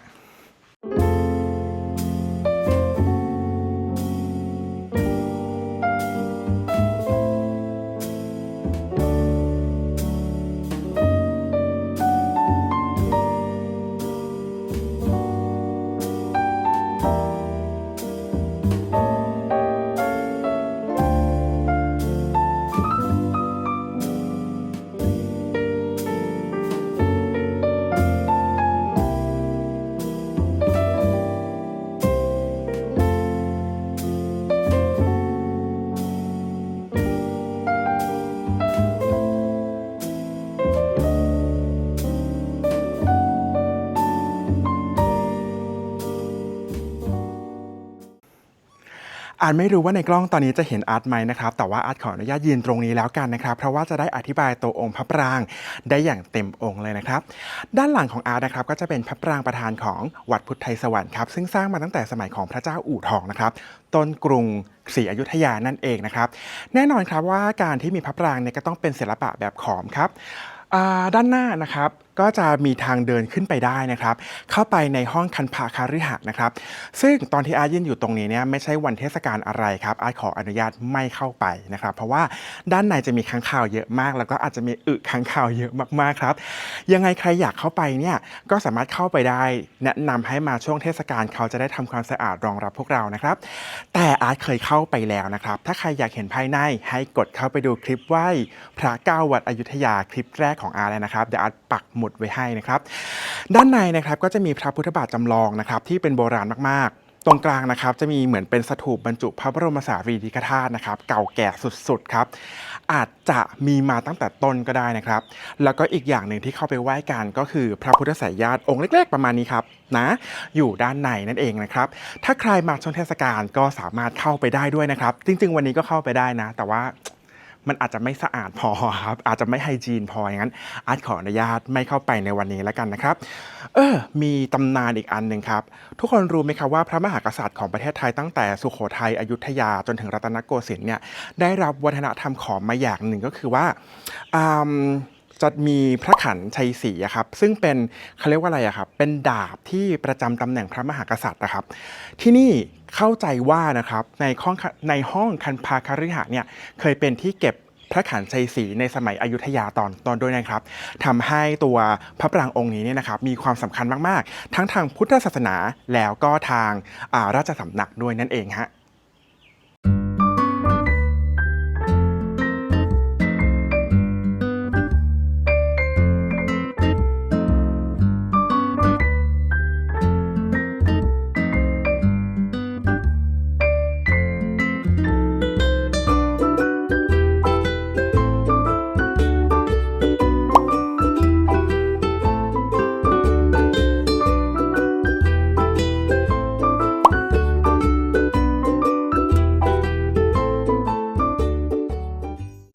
โอเคฮะตอนนี้นะครับอาร์ตมาอยู่ใกล้พระปรางมากขึ้นนะครับ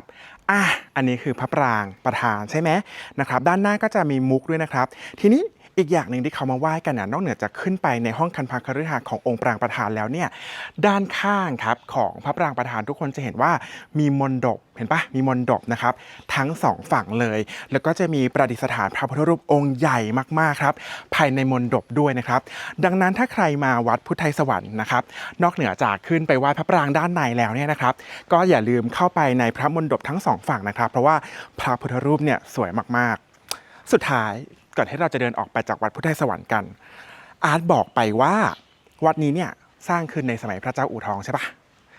ทีนี้ที่นี่นะครับมีพระเจ้าอู่ทองประดิษฐานอยู่ด้วยนะครับอยู่ที่ตัวองค์พระปรางประธานเลยนะครับไม่รู้ว่าในกล้องเห็นไหมเดี๋ยวอาร์ตแอบตั้งกล้องถ่ายให้ดูฮะ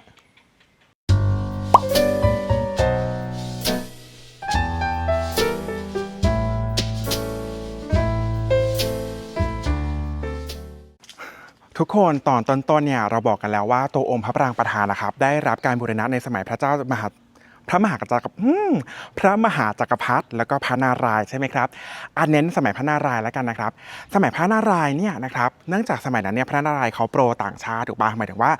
เขาได้รับวัฒนธรรมต่างชาติเข้ามาเยอะอะไรเงี้ยครับดังนั้นที่วัดนี้เนี่ยก็จะเห็นหลายๆอย่างครับที่ได้รับวัฒนธรรมต่างชาติมาเช่นเนี่ยฉลุแบบนี้นะครับบางจุดมีการตกแต่งในสัญชาติที่อาจไม่รู้แต่อาจไปอ่านเจอมาเขาบอกว่าเป็นเปอร์เซียนะครับอันนี้ไม่ทราบเหมือนกันนะครับ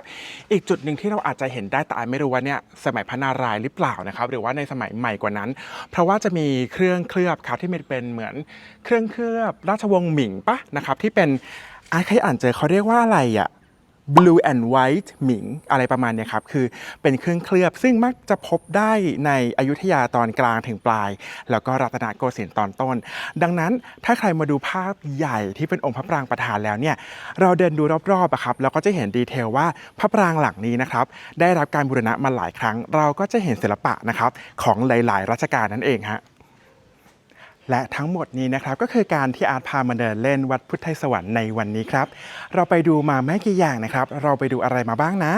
เราไปดูพระวิหารที่เรานั่งเล่าเรื่องประวัติวัดกันเนาะเราไปไหว้พระพุทธไสยญาติซึ่งเป็นชื่อเดียวกับวัดก็คือพระไสยญาติพุทธไทยสวรรค์และสุดท้ายเรามาดูรายละเอียดแล้วก็มาไหว้พระปรางประธานองค์นี้กันครับ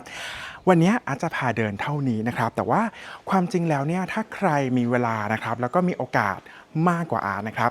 ที่นี่ในเขตพุทธวาสจะมีอีก2จุดที่อาร์ตแนะนำนะจุดแรกก็คือพระอุโบสถครับพระอุโบสถเนี่ยจริงๆใครมาวัดก็ควรจะเข้าอุโบสถนะถ้าไม่ใช่อาร์ตเนี่ยนะครับเพราะอะไรครับพระอุโบสถอาร์ตให้ดูก็ได้ไหมให้ดูข้างนอกแล้วกันครับพระปรางด้านหลังอาร์ตใช่ป่ะนี่คือพระอุโบสถครับเห็นป่ะว่าใหม่มากนะครับพระอุโบสถเนี่ยก็เกิดขึ้นตั้งแต่สมัยก่อตั้งวัดนั่นแหละนะครับอาจจะสร้างเพิ่มเติมในสมัยพระมหาจักรพรรดินะครับแต่อย่างไรก็แล้วแต่ครับในสมัยที่พม่าครับเขาตีกรุง ศรีอยุธยาแตกใช่ป่ะพระอุโบสถก็พังเสียหายหมดเลยนะครับอันนี้คือมีการบูรณะขึ้นใหม่อะครับแต่ว่าอาจไปอ่านเจอมาเขาบอกว่าอาจจะไม่ได้บูรณะให้เหมือนเดิมอะครับเหมือนบูรณะให้มีขนาดเล็กลงนะครับเพราะว่าจะได้เซฟฐานเดิมไว้อะครับทำให้อาจไม่มั่นใจว่าถ้าอาจเข้าไปอะอาจจะเห็นศิลปะสมัยอยุธยาไหมอาจอินของโบราณเนาะก็เลยไม่เข้าไปละกันครับ again ใครอยากเห็นห้องคันพาคฤหะข้างในห้องกลางประธานของพระปรางประธานนะครับให้ไปดูคลิปไหว้พระเก้าวัดอยุธยาที่อาทำเป็นคลิปแรกใช่ป่ะที่ไม่เห็นหน้าอาร์ตที่อาร์ตพากอย่างเดียวอันนั้นอะถ่ายด้านใน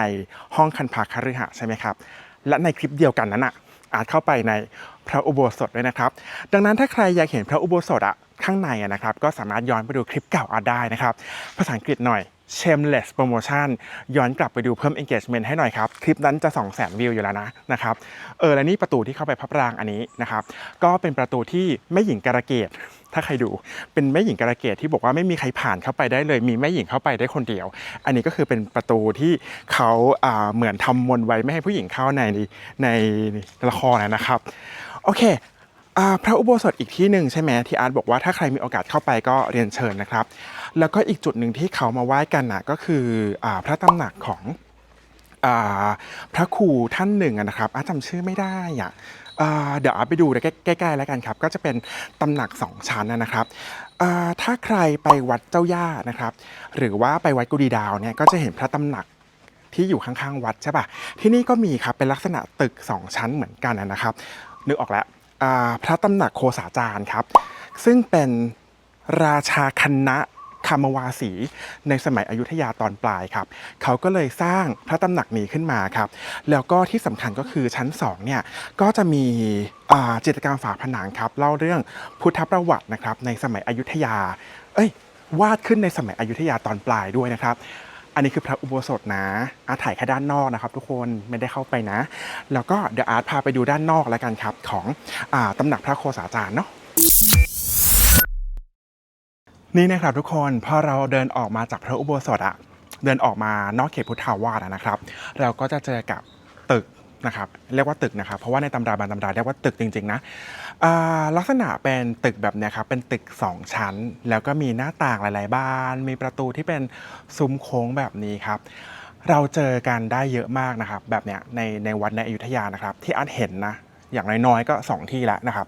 ที่แรกคือวัดเจ้าย่าที่2คือวัดกุดีดาวนะครับวัดกุดีดาวเนี่ยเรารู้เลยว่าเป็นที่ประทับของพระเจ้าอยู่หัวบรมโกศใช่ป่ะแต่ว่าวัดเจ้าย่าเนี่ยมีลักษณะแบบนี้เหมือนกันนะครับแต่ว่าที่วัดเจ้าย่าไม่รู้ว่าเป็นตึกของใครนะครับที่นี่ก็ไม่รู้หรอกตอนแรกนะครับแต่ความสำคัญก็คือทั้งวัดเจ้าย่าแล้วก็วัดกุดีดาวที่เล่าให้ฟังเหลือแค่ซากนะครับเหลือแค่ฐานที่วัดพุทธไทยสวรรค์โชคดีมากๆครับที่ยังเห็นเป็นตึกแบบเนี้ยนะครับถึงแม้ว่าจะได้รับการบูรณะก็จริงแต่ว่ายังมีสภาพสมบูรณ์มากๆให้เราเห็นว่าในสมัยอยุธยาครับจะมีสิ่งปลูกสร้างทรงตึกไว้เป็นที่อยู่ของใครสักคนหนึ่งซึ่งความเชื่อก็คือว่าเป็นที่อยู่ของพระพุทธโคสาจารย์นะครับอาจน่าจะเข้าใจไม่ผิดน่าจะเป็นราชาคณะฝ่ายคามวาสีนะครับถ้าพูดผิดเข้าใจผิดนะครับใครมีข้อมูลแก้ให้อ่านได้นะครับแต่ว่าที่เขาเข้าไปดูกันคือชั้น2ครับซึ่งจะมีจิตรกรรมฝาผนังซึ่งเล่าเรื่องพุทธประวัติของพระพุทธเจ้าครับลางหมดแล้วแหละเราขึ้นไปดีไหมเอางี้ถ้าเขายังเปิดอยู่เพราะตอนนี้เย็นแล้วนะครับถ้าเขายังเปิดอยู่อาจจะพาขึ้นไปดูอย่างนั้นเราไปดูด้านหน้ากันว่าตึกหลังนี้เปิดให้ขึ้นไปดูไหมนะฮะ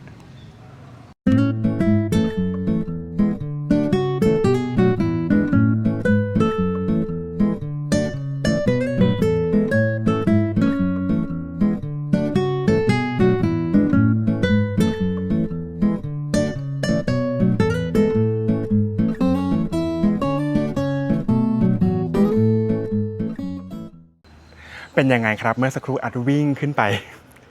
ถ่ายด้านบนไปให้ดูแป๊บหนึ่งครับเพราะว่ากลัวมันวังเวงมากเลยครับก็เลยวิ่งไปถ่ายแล้วก็มานั่งที่เดิมพักเหนื่อยครับโอเคตอนแรกกะว่าจะไม่ขึ้นไปดูนะครับเนี่ยกะว่าจะให้ทุกคนเห็นว่ามีพระอุโบสถแล้วก็มีตึกหลังนี้นะครับให้ทุกคนขึ้นไปชมเองเมื่อมาถึงแต่ว่าแหมเวลามันเหลือเนาะอดใจไม่ได้ที่จะพาทุกคนขึ้นไปดูครับโอเคและนี่คือทั้งหมดแหละครับของวัดพุทธไทยสวรรค์ผ พูดได้ว่าต้นยันจบแล้วแหละเพราะว่าเราเดินอยู่ในทั้งเขตพุทธาวาสแล้วก็ไม่ใช่เขตพุทธาวาสนะครับยังมีอาคารประกอบอื่นๆอีกมากมายนะครับในวัดพุทธไทยสวรรค์เช่นกุฏิเจ้าอาวาสพระวิหารของจตุคามรามเทพอะไรแบบนี้ครับก็จะมีวิหารรายอยู่เต็มไปหมดเลยนะครับอาจว่าวัดพุทธไทยสวรรค์เนี่ยใช้เวลาได้ครึ่งวันเลยนะอีกอย่างหนึ่งริมแม่น้ำก็สวยมากครับบางคนเขาก็มาซื้อขนมซื้อน้ำกินชิวๆกันริมน้ำได้เหมือนกันครับและทั้งหมดนี้คือวัดพุทธไทยสวรรค์นะครับหวังว่าทุกคนจะชอบกันนะฮะ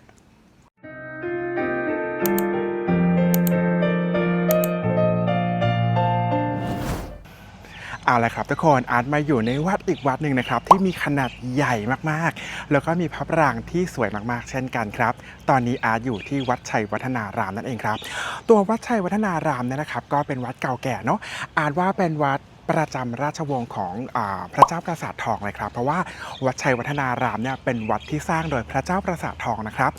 ตอนนั้นเนี่ยพระองค์ขึ้นครองราชการปราบดาพิเศษนะครับตอนแรกพระองค์เป็นเจ้าพระยากลาโหมนะครับแล้วก็ปราบดาพิเศษขึ้นมาจากการปราบกรณีกบฏของขุนหลวงนางรองนะครับที่หลังจากพระเชษฐาธิราชสวรรคตไปนะครับก็มีการยึดอำนาจของขุนหลวงนางรองนะครับพระเจ้าปราสาททองครับซึ่งเป็นเจ้าพระยากลาโหมในขณะนั้นนะครับก็เลยขึ้นมายึดอำนาจครับแล้วก็สถาปนาปราบดาพิเศษขึ้นมาเป็นพระมหากษัตริย์ของกรุงศรีอยุธยานั่นเองครับทีนี้พอขึ้นเป็นพระมหากษัตริย์แล้วเนี่ยเขาต้องมีอะไรสักอย่างหนึ่งครับซึ่งประกาศตัวด้านความชอบธรรมว่าทำไมพระองค์ถึงได้เป็นพระมหากษัตริย์ใช่ไหมครับนั่นก็คือการสร้างวัดชัยวัฒนารามนั่นเองครับการสร้างวัดใหญ่ขนาดนี้เป็นวัดหลวงนะครับเป็นการประกาศบารมีครับว่าพระเจ้าปราสาททองเนี่ยเหมาะสมที่จะเป็นพระมหากษัตริย์นะครับแล้วก็ตั้งอยู่บนบริเวณชุมชนเรียกว่าป่างิ้วปะสมัยก่อนนะครับซึ่งเป็นบ้านเกิดของพระราชมารดาของพระเจ้าปราสาททองนั่นเองครับอีกอย่างหนึ่งนะครับในการสร้างความชอบธรรมในการขึ้นมาเป็นพระมหากษัตริย์ก็คือการสร้างพระปรางแบบขอมนั่นเองครับการสร้างพระปรางแบบขอมเนี่ยเพราะว่าสมัยก่อนขอมก็เหมือนฝรั่งเศสในยุโรปอะครับก็คือภาษาเขมรเนี่ยเป็นภาษาที่ใช้ทางการทูตนะครับดังนั้นถ้าเราอิงขอมอิงเขมรเข้ามาได้เนี่ยครับก็แปลว่าราชวงศ์เนี่ยสืบเนื่องมาตั้งแต่สมัยพระนครอะไรประมาณนี้เนาะนะครับ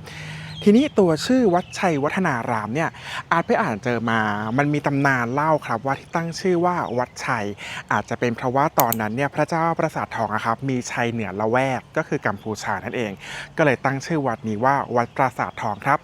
อย่างไรก็แล้วแต่อาจจะมีตำนานหรือว่าประวัติมากมายนะครับแต่ยังไง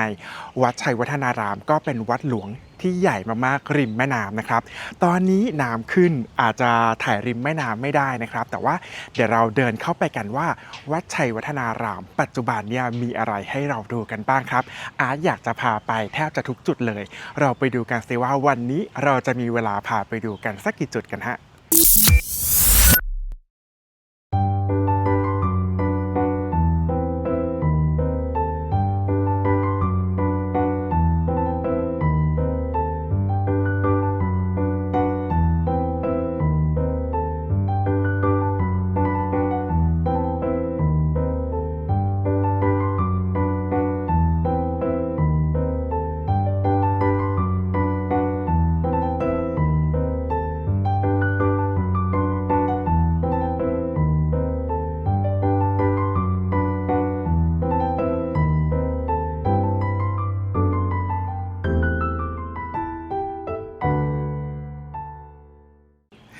และตอนนี้นะครับอาร์ตมายืนอยู่ริมแม่น้ำครับซึ่งเป็นทางเข้าหลักนะครับของวัดชัยวัฒนารามครับในสมัยก่อนเนี่ยเขาไม่ได้เดินทางโดยถนนเหมือนที่เราทำกันในปัจจุบันใช่ไหมฮะเดี๋ยวนี้เราซื้อตั๋วเข้าวัดชัยวัฒนารามกัน10 บาทนะฮะทางถนนใช่ปะนั่นคือด้านข้างของวัดครับความจริงด้านหน้าของวัดเนี่ยคือจุดที่ติดกับแม่น้ำครับอาร์ตมาในช่วงน้ำจะท่วมนะครับ จะเห็นได้ว่าอันนี้คือแม่น้ำใช่ปะนี่คือผนังกั้นน้ำครับไม่รู้ทุกคนเห็นไหมนี่คือผนังกั้นน้ำแปลว่าถ้าไม่มีผนังเนี้ยน้ำท่วมวัดชัยแล้วนะเพราะตอนนี้อาร์ตเดินขึ้นมาประมาณ2 เมตรนะครับอันนี้น้ำสูงกว่าตัววัดชัยประมาณเมตรกว่า2 เมตรแล้วน่ากลัวมากนะครับไม่รู้ว่าเราจะรอดไหมอ่ะโอเคทีนี้เราจะเล่าผังวัดกันครับว่าวันนี้เราจะพาไปเดินที่ไหนกันบ้างครับด้านนี้คือด้านหน้าของวัดใช่ไหมครับด้านหน้าของวัดริมแม่น้ำเจ้าพระยาเลยสมัยก่อนพอเทียบเรือเสร็จปั๊บยังไงต่อจ๊ะ ก็คือเราเข้าไปไหว้โบสถ์กันก่อนครับโบสถ์อันนี้นะครับก็จะเดินทะลุกับพระปรางครับซึ่งพระปรางที่นี่มีขนาดใหญ่มากๆเสียงน้ำแรงมากจะถล่มไหมกลัว โอเคเอาใหม่เห็นน้ำขึ้นแล้วสติหลุดมาจากแม่น้ำเข้าไปไหว้โบสถ์นะครับจากโบสถ์เสร็จปั๊บแล้วก็เดินทะลุไปในบริเวณของพระปรางใช่ปะบริเวณของพระปรางเนี่ยค่อนข้างใหญ่มากๆเพราะว่ามีพระปรางเจดีย์ประธานครับในฐานเดียวกันจะมีเจดีย์มุมอีก4มุมในเขตระเบียงแก้วนะครับมีระเบียงคดใช่ปะแล้วก็ระหว่างระเบียงคดจะมีเจดีย์อยู่อีก8เจดีย์นะครับเรียกว่าเมนทิศกับเมนมุมนะครับมีทั้งหมด8และภายในนั้นเนี่ยยังมีเจดีย์เล็กๆนะครับซึ่งเป็นโกฐของพระบรมวงศานุวงศ์อีกครับยกตัวอย่างเช่นนะฮะเขาเชื่อว่าเจ้าฝากุ้งก็มีโกฐอยู่ที่นี่เช่นกันนะครับด้านหลังของบริเวณพระปรางเนี่ยจะเป็นพระวิหารครับแต่ว่าอาจจะไม่เหลือซากอะไรให้เราเห็นแล้วนะครับแต่อย่างไรก็ดีเราจะไปดูทั้งหมดครับพระอุโบสถบริเวณพระปรางแล้วก็พระวิหารด้านหลังไปกันเลยไปห่างๆจากน้ำดีกว่านะฮะดูสิมันสูงมากจริงๆนะเนี่ยไปเราไปกันฮะนี่ครับมาให้ดูพนังแกมันสูงกว่าอาร์ตสูง185เธอมันสูงกว่าอาร์ตอีกอะนี่แปลว่าข้างนอกคือน้ำสูงมากนะครับโอเคมาเรามาเดินเข้าวัดชัยกันครับนี่คือประตูทางเข้าวัดนะเราก็จะเจอกันกับพระอุโบสถด้านบนทุกคนเห็นไหมแสงอาจจะมืดหน่อยนะจ๊ะเพราะอาร์ตมานี่ก็4 โมงแล้วนะครับเราอาจจะมีเจดีย์ลายอยู่หน้าโบสถ์นะครับอันนี้2จุดเห็นปะซึ่งเป็นเจดีย์ลายแบบเหลี่ยมนะครับอาร์ตไม่มั่นใจว่าย่อมุม12หรือ20ไม่ได้เข้าไปดูใกล้ๆนะครับอย่างไรก็ดีครับอันนี้คือบริเวณพระอุโบสถครับทุกคนจะเห็นว่าพระอุโบสถมีขนาดใหญ่บึ้มนะฮะเห็นปะแล้วก็จะมีตัวของพระประธานครับซึ่งเป็นพระประธานอาจว่าเขาพยายามอนุรักษ์ให้เหมือนของเดิมที่สุดนะครับอยู่ด้านบนข้อเสียอย่างหนึ่งคือเราขึ้นไปบนโบสถ์ไม่ได้นะครับแต่ก็จะเห็นว่าโบสถ์มีฐานอยู่สูงมากๆครับฐานสูง2 เมตรเนี่ยทุกคนครับอันนี้ก็คือฐานโบสถ์อาร์ตสูง185นะฐานโบสถ์เนี่ยเป็นฐานสิงห์2 ชั้นนะครับอันนี้คือฐานชั้นแรกอันนี้สูงประมาณอาร์ตเลยประมาณ185นะครับแต่ที่อาร์ตบอกสูง2 เมตรเพราะมีด้านหลังอีกเห็นปะมีฐานขึ้นไปอีกกึกนึงนะครับรวมกัน2 จุดเนี่ยก็น่าจะทำให้ฐานของพระอุโบสถนะครับมีประมาณ2 เมตรนะครับแล้วก็พระประธานด้านนี้สวยมากๆนะครับถึงแม้ว่าจะเป็นพระประธานที่ได้รับการบูรณะนะฮะแต่อาจว่าณจุดเดิมลองจินตนาการดิเราพายเรือผ่านวัดชัยใช่แล้วเราเข้ามาเห็นโบสถ์ไงครับแล้วก็เห็นพระประธานองค์ใหญ่ๆตั้งอยู่แบบนี้สมัยก่อนต้องยิ่งใหญ่สุดๆเลยทุกคนครับอันนี้ก็คือโบสถ์ที่เราเดินรอบๆกันอยู่นะครับอยากจะมาบอกว่าความสำคัญมันไม่ใช่แค่นั้นนะทุกคนเห็นปะอันนี้คือโบสถ์ใช่ไหมครับแต่ว่าเราจะมีพื้นที่ตรงเนี้ย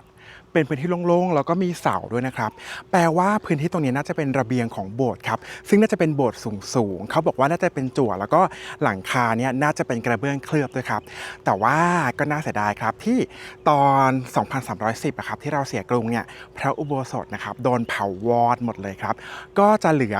ที่เห็นในปัจจุบันนะครับแต่ว่าที่อาร์ตบอกว่าน่าจะเป็นหลังคาทรงจั่วและมีกระเบื้องเคลือบเนี่ยเพราะว่าตอนที่มีการขุดค้นนะครับเขาเจอกระเบื้องนั่นแหละเขาเลยเข้าใจว่าไอ้กระเบื้องเคลือบที่เขาเจอเนี่ยน่าจะเป็นส่วนมุงหลังคาทรงจั่วนั่นเองครับแปลว่าโบสถ์เนี่ยมีขนาดใหญ่มากๆนะครับเขาบอกว่าความสำคัญเนี่ยน่าจะพอๆกันกับ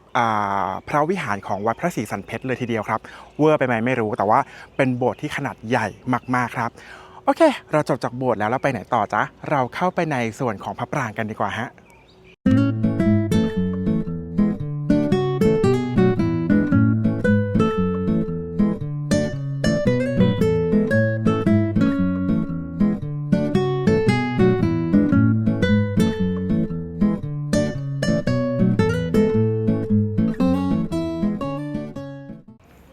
มาครับทุกคนเรามาเดินกันต่อนี่คือพระอุโบสถเมื่อสักครู่ใช่ไหมครับเห็นไหมครับว่าก็จะมีเสาแบบเนี้ยแล้วก็มีลานแบบเนี้ยที่เล่าให้ฟังแปลว่าตรงนี้น่าจะเป็นลานขนาดใหญ่ของพระอุโบสถหรืออาจจะเป็นพระอุโบสถที่มีหลังคา2 ชั้นก็ได้นะครับทีนี้ด้านในครับก็คือองค์พระปรางประธานใช่ไหมครับสูงประมาณ35 เมตรนะครับแล้วก็จะมีเจดีย์มุมเห็นปะเจดีย์ที่เป็นเจดีย์ย่อมุมนะครับมีอยู่8เจดีย์นะครับที่มุมเรียกว่าพระเมนมุมนะครับแต่ว่าที่ไม่ใช่มุมที่อยู่ตรงกลางแบบนี้เราจะเรียกกันว่าพระเมนทิศนะครับต่อมาด้านในเราก็จะมีเห็น เจดีย์เล็กๆแบบเนี้ยครับก็ทั้ง4ด้านของพระปรางนะครับก็จะมีเจดีย์มุมที่อยู่บนฐานเดียวกับพระปรางอีก4เจดีย์นะครับแล้วก็มีระเบียงคดล้อมรอบนะครับโดยที่ระเบียงคดเนี่ยจะมีพระพุทธรูปปางมารวิชัย120องค์นะครับป่ะเราเดินไปดูข้างในกันแต่ก่อนที่เราจะเข้าไปดูด้านในครับอืม วัดชัยวัฒนารามเนี่ยได้รับการบูรณะหลายครั้งนะครับแต่ว่ามีการบูรณะครั้งหนึ่งเนี่ยจะมีการบูรณะที่มีปูนปั้นเล่าเรื่องพุทธประวัติครับซึ่งอยู่ที่เจดีย์มุมแล้วก็เจดีย์ประจำทิศนั่นเองครับก็คือลักษณะแบบนี้นะครับซึ่งหลายๆคนไม่ได้สังเกตครับเพราะว่าเหลือไม่เยอะแต่ว่าอันนี้ครับคือปูนปั้นพุทธประวัตินะครับ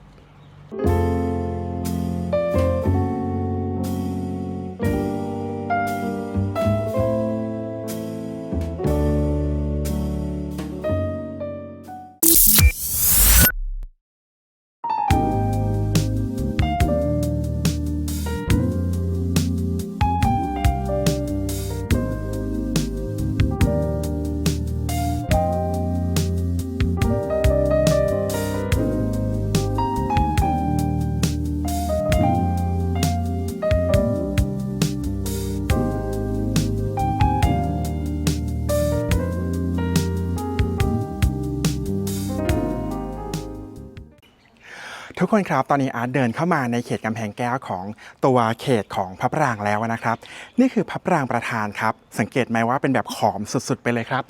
ทุกด้านจะมีบันไดทางขึ้นครับขึ้นไปไหว้ซุ้มจรณำนะครับสมัยก่อนน่าจะมีการประดิษฐานพระพุทธรูปแบบ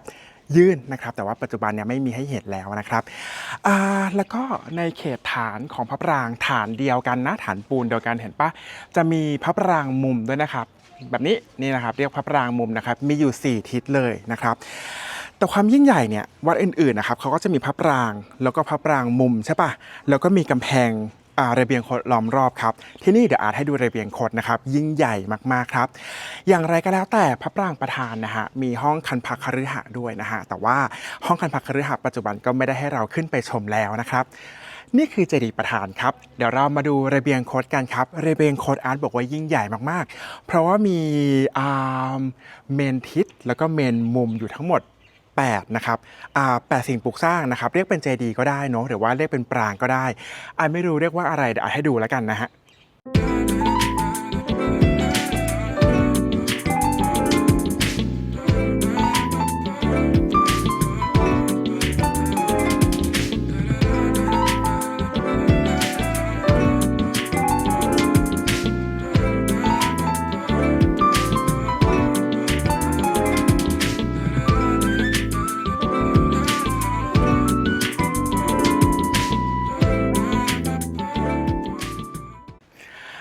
ทุกคนครับพอเราดูพระปรางไปแล้วใช่ไหมครับเรามาเดินดูระเบียงคดกันบ้างครับ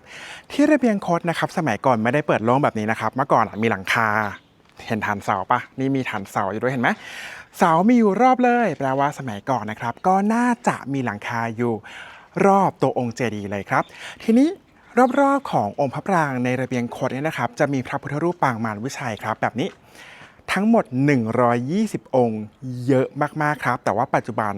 ทุกคนจะสังเกตได้ว่าไม่มีเสียงเลยแล้วนะครับเดี๋ยวค่อยเล่าว่าทำไมครับ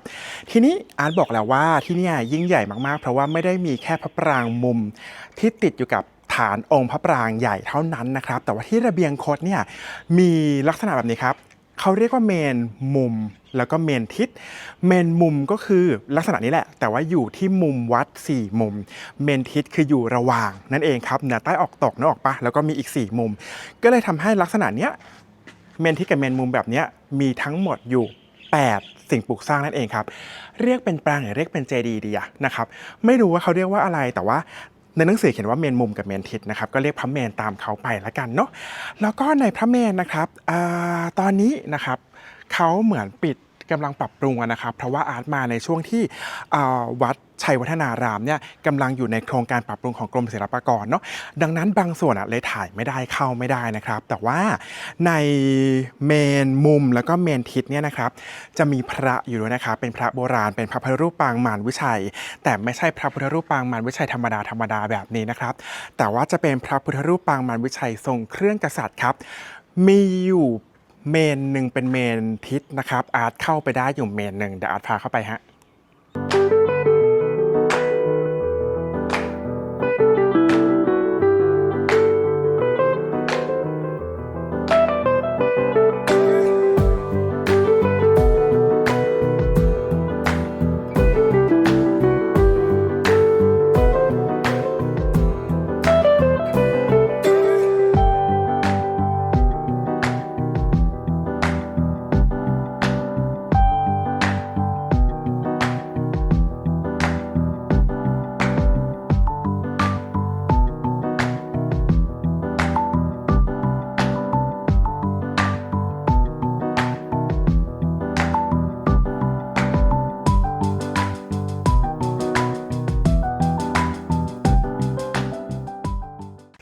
อนนี้นะครับอาร์ตอยู่ด้านในของเมนทิสสักทิศหนึ่งนะครับก็จะเห็นได้ว่าด้านในเนี่ยเป็นสิ่งปลูกสร้างที่ความจริงแล้วนะครับน่าจะมีจิตรกรรมฝาผนังด้วยนะครับแต่ว่าเลือนลางไปแล้วนะครับอันนี้อาร์ตไม่ได้แอบลักลอบเข้ามานะเขากั้นนกนะครับอันที่เขากั้นไว้เพื่อจะบูรณะเนี่ยเขาจะกั้นตะข่ายสีฟ้าไว้นะครับแล้วก็นี่ก็คือพระพุทธรูปปางมารวิชัยแบบทรงเครื่องกษัตริย์ครับอาร์ตว่าเขาน่าจะเริ่มทยอยบูรณะแหละเพราะว่าเมนมุมบางมุมเนี่ยเขาปิดไม่ให้เข้าแล้วนะครับก็ถ้าใครมามีโอกาสเนี่ยมาหลังบูรณะก็ดีเนื่องจากเป็นโบราณสถานมีจิตรกรรมฝาผนังแล้วก็มีพระพุทธรูปโบราณนะครับดังนั้นถ้าใครมาถ่ายรูปอย่าใช้แฟลชนะครับเพราะแฟลชจะทำลายจิตรกรรมฝาผนังโบราณนะครับโอเคเดี๋ยวอัดออกดีกว่าครับเพราะว่าคนมองใหญ่เลยฝรั่งงงว่าติดลูกกรงแล้วเข้ามาได้ยังไงนี่ลูกกรงเขาให้เปิดได้กันนกนะถ้าเขาจะบูรณะเนี่ยเขาจะทำแบบนั้นเห็นปะมีสแลนสีฟ้าแล้วก็ไม่ให้เข้าไปเลยแบบนั้นนะครับโอเคอันนี้ก็คือ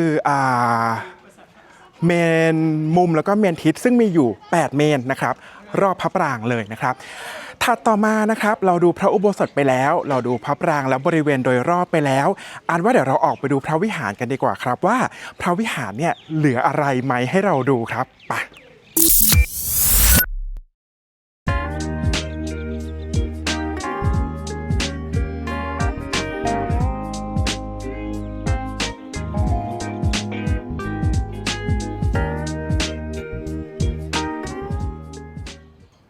โอเคครับทุกคนตอนนี้นะครับอาร์ตเดินออกมาอีกฝั่งหนึ่งของพระปรางแล้วนะครับเมื่อกี้เราอยู่ด้านหน้าวัดใช่ปะที่เป็นตัวพระอุโบสถอันนี้อาร์ตอยู่หลังวัดครับทีนี้พอออกเดินมา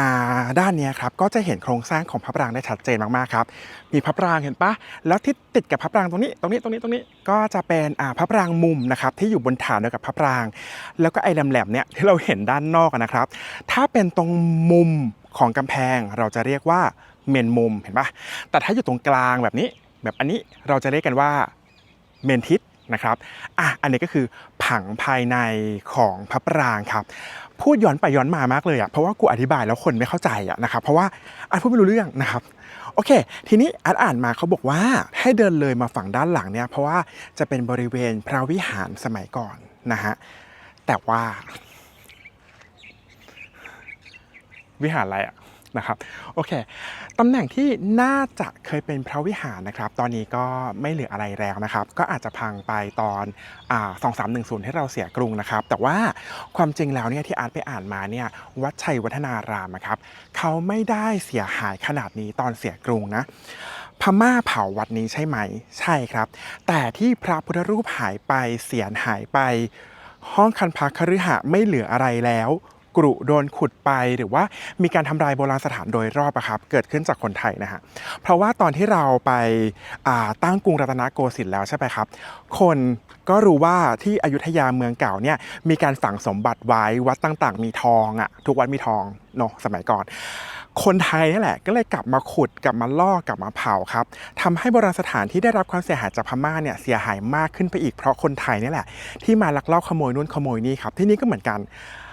อย่างน้อยๆพระพุทธรูปปางมารวิชัยที่อยู่บนระเบียงคด120 องค์ไม่มีเสียนเลยสักองค์อันนี้ก็คือตัวอย่างความโหดร้ายที่คนไทยเราทำกันเองครับ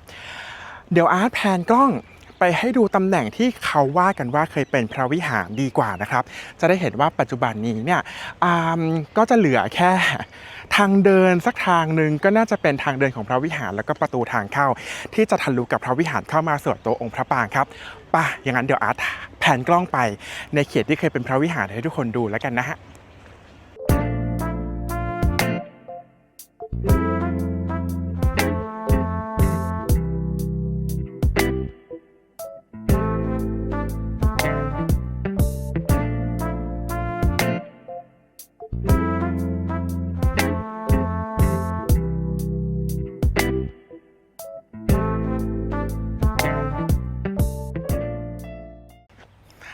ทุกคนครับอาร์ตเดินลงมาจากบันไดเลยนะเพื่อจะมาสู่ลานตรงนี้ครับที่อาร์ตไปอ่านเจอมาเขาบอกว่าน่าจะเป็นพระวิหารอาร์ตก็เลยดูว่า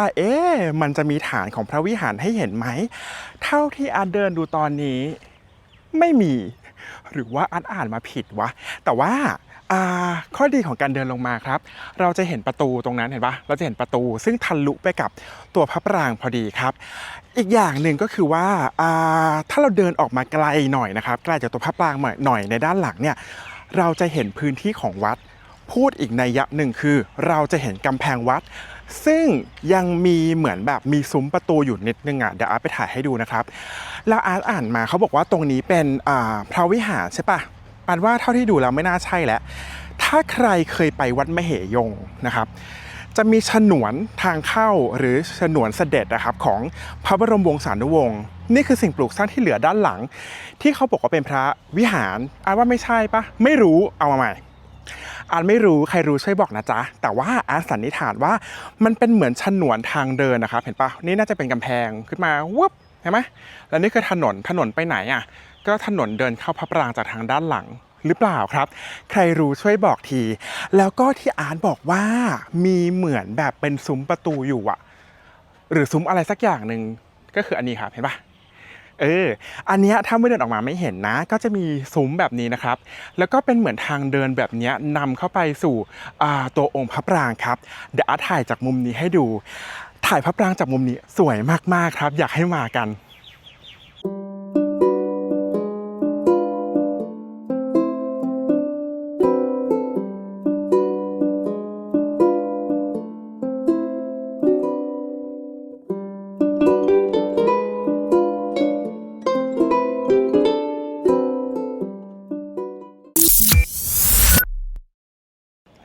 โอเคฮะอาร์ตเดินย้อนกลับขึ้นมาแล้วนะครับเมื่อสักครู่นี้เรา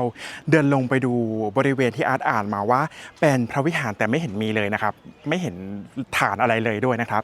และอาร์ตเดินย้อนกลับมานะครับเพื่อที่จะมานั่งนับว่าเมนทิศกับเมนมุมเนี่ยเป็นลักษณะการย่อมุมเท่าไหร่นะครับนับและย่อมุมไม้12ครับขาดใจตัวเองแค่นั้นแหละครับ โอเคอันนี้ก็คือถ่ายครั้งสุดท้ายครับก่อนเดินกลับกันไปเพราะว่าตอนนี้ก็เย็นมากๆแล้วนะครับแต่ว่ามันมีอย่างหนึ่งเว้ยที่อาร์ตติดค้างในใจตัวเองเขาบอกว่าที่นี่เนี่ยจะเหมือนมีสุสานหลวงด้วยครับก็คือมีเมนของเจ้านายด้วยแต่เราเดินมาตั้งแต่หน้าวัดยันท้ายวัดเมื่อกี้เรายังไม่เห็นเมนในลักษณะที่เป็นโกฐของเจ้านายเลยนะครับเดี๋ยวอาร์ตไปดูรอบนอกดีกว่าว่ารอบนอกเนี่ยจะมีเมนเจ้านายไหมหรือว่าไอเว็บที่อาร์ตไปหามาเนี่ยเป็นข้อมูลไม่ถูกต้องอีกนะครับเดี๋ยวเราลองไปเดินดูรอบๆกันดีกว่านะเอาละฮะตอนนี้นะครับอาร์ตเดินอยู่รอบๆแล้วเนาะเพื่อจะหาครับตอนนี้เนี่ยอาร์ตเจอเจดีย์องค์หนึ่งนี่เจดีย์องค์นี้นะครับองค์ใหญ่ๆองค์นี้นะครับที่อยู่นอกกำแพงของตัวพระปรางนะครับแล้วก็จะมีพระปรางที่เหมือนพระปรางขอมอีกจุดหนึ่งอยู่ตรงนั้นนะครับก็เลยเดาว่า1ใน2อันนี้หรือเปล่านะที่น่าจะเป็นในระหว่างพื้นที่ตรงนี้ครับพื้นที่ที่ติดถนนที่เราซื้อตั๋วเข้ามา10 บาทนั่นแหละนะครับอาจจะเป็นพื้นที่ตรงนี้หรือเปล่านะครับที่น่าจะมีวิหารประกอบการทำพิธีกรรมต่างๆนะครับแล้วก็น่าจะมีตัวโกฐนะครับหรือว่าตัวพระเมนจริงๆของพระบรมวงศานุวงศ์อยู่แถวนี้ใครมีข้อมูลก็บอกอาร์ตด้วยละกันนะครับทีนี้เราไปดูด้านหลังนะครับอาร์ตอ่านมาเนี่ยเขาบอกว่าด้านหลังที่เราไปดูมาเมื่อสักครู่เนี่ยครับจะเป็นในส่วนของพระวิหารใช่ปะแต่เราไปดูมาแล้วไม่มีทีนี้อาร์ตก็เลยเดินออกมาข้างนอกครับตอนนี้อาร์ตอยู่นี่คือพระปรางที่เราไปมาเมื่อกี้นะอาร์ตเดินอยู่ด้านข้างของพระปรางถ้าหันหน้าเข้าแม่น้ำเนี่ยอยู่ด้านซ้ายนะฮะของพระปรางก็จะเห็นว่ามีลักษณะสิ่งปลูกสร้างแบบเนี้ยครับหรือว่านี่คือพระวิหารนะเพราะว่าอาร์ตไปดูในแปลนอันนี้ก็ไม่ได้อยู่ในแปลนที่ในเว็บไซต์ที่อาร์ตหามานะครับใครการุณานะครับบอกทีนะครับว่าอันเนี้ยด้านข้างคือพระวิหารใช่ไหมนะไม่ใช่ด้านหลังใช่ไหมเราจะได้เข้าใจกันถูกต้องฮะตอนนี้เป็นเวลาจะ6 โมงนะครับวัดจะปิดแล้วนะครับคนยังแน่นอยู่เลยวัดชัยวัฒนารามเนี่ยเป็นอีกวัดหนึ่งนะฮะที่เขาจะไปเช่าชุดไทยมาแล้วก็มาถ่ายรูปกันในวัดชัยนะครับและนี่คือทั้งหมดแล้วนะครับของอาร์ตในวันนี้ที่พาทุกท่านมาเดินชมเที่ยววัดชัยวัฒนารามกันนะครับเรามาทวนสิว่าวันนี้เราเดินตรงไหนกันมาบ้างเนาะนะครับจุดแรกนะครับก็คือนี่เลยด้านหลังของอาร์ตนะครับก็จะเป็นทางเข้าซึ่งติดกับแม่น้ำถูกไหม เสร็จปั๊บเราขึ้นไปดูตัวของโบสถ์กันนะครับที่เป็นโบสถ์ขนาดใหญ่นะฮะแล้วเราก็เดินเข้าไปในพระปรางไปดูว่าสิ่งที่อยู่ในพระปรางมีอะไรบ้างนะครับด้านหลังพระปรางอ่านมาว่าเป็นพระวิหารแต่ไปดูแล้วเหมือนเป็นฉนวนทางเดินมากกว่าพระวิหารเนาะแล้วก็ด้านข้างครับด้านข้างของตัวองค์พระปรางก็คือตรงนี้ของอาร์ตเห็นปะตรงนี้เนี่ยมีสิ่งปลูกสร้างน่าจะเป็นพระวิหารมากกว่าแล้วก็สิ่งที่อาร์ตไปอ่านมาเขาบอกว่ามีโกฐนะครับหรือว่าเป็นพระเมนของเจ้านายนะครับหาไม่เจอหรือว่าอาจจะเป็นเจดีย์ที่อาร์ชี้ให้ดูเมื่อสักครู่นี้ก็ได้นะครับโอเค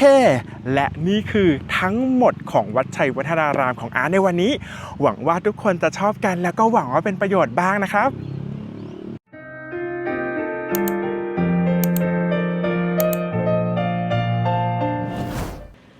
เอาละครับทุกคนตอนนี้นะครับอาร์ตอยู่ที่วัดโลกยสุธารามครับแดดล่มลมตกเวลาเย็นๆแบบนี้ครับเรามาไหว้พระพุทธสายญาติกลางแจ้งกันดีกว่าครับวัดโลกยสุธารามนะครับความจริงแล้วเนี่ยหลายๆคนอาจจะมาไหว้แค่พระสายญาติที่อยู่ด้านหลังของอาร์ตใช่ไหมครับแต่ว่าความจริงแล้วเขาชื่อว่าวัดนะครับยังไงวัดก็ต้องมีโบสถ์มีเจดีย์หรือพระปรางใช่ปะวัดนี้ก็เช่นกันครับถ้าอย่างงั้นอาจจะพาไปดูที่นี่นะครับ3ที่ด้วยกันนะครับด้านหน้าที่เราอยู่ตรงนี้ก็คือวิหารของพระพุทธสายญาติเรียกว่าพระวิหารนะเพราะว่าสมัยก่อนเนี่ยเคยมีอาคารครอบอยู่ปัจจุบันก็ยังเหลือฐานอยู่นะครับแล้วก็เราจะไปไหว้พระกันหลังจากนั้นเราจะเดินไปด้านหลังครับซึ่งด้านหลังเนี่ยก็จะเป็นพื้นที่ของพระอุโบสถครับแล้วก็เจดีย์ปรางนะครับเป็นปรางประธานของวัดนี้อยู่ด้านหลังครับเดี๋ยวเราไปดูกันทีละจุดนะฮะ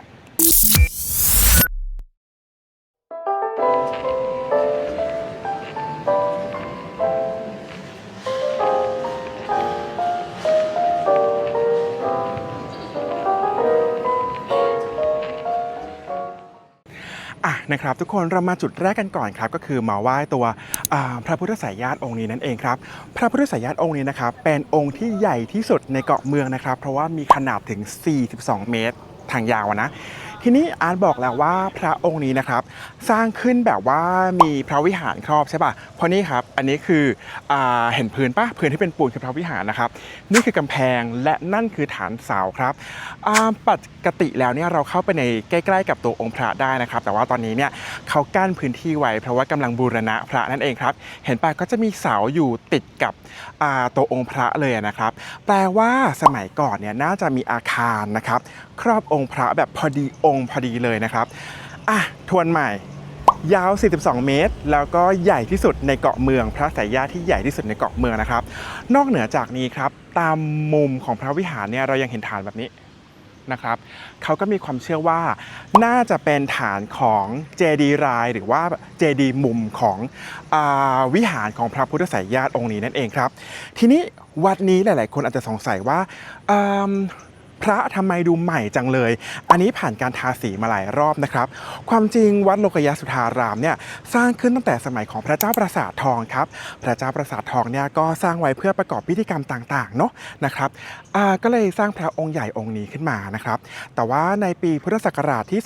2310 ตอนที่กรุงแตกนะครับวัดนี้ได้รับความเสียหายมากๆครับก็คือโดนเผานั่นแหละนะครับทำให้ตัว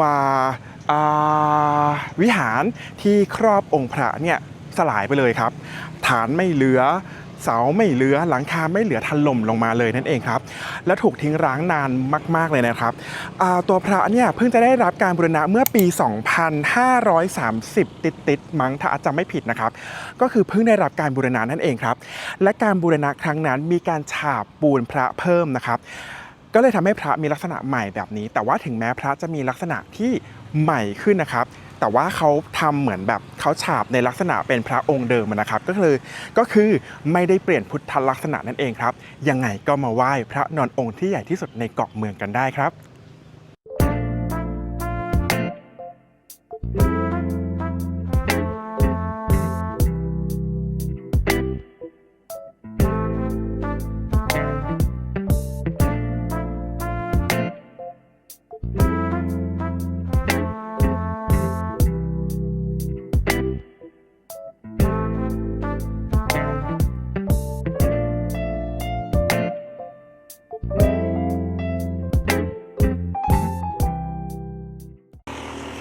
นี่ทุกคนพอเราเดินมาด้านพระบาท ของพระพุทธไสยญาติใช่ไหมครับก็จะเห็นว่าพระบาทเนี่ยเป็นแบบอยุธยาเลยก็คือเท้าแบบวางเท่ากันทุกมุมนะครับแล้วก็จะเห็นเสาได้อย่างชัดเจนเลยนะครับเสาของวิหารที่ใช้ครอบตัวองค์พระสมัยก่อนนะครับ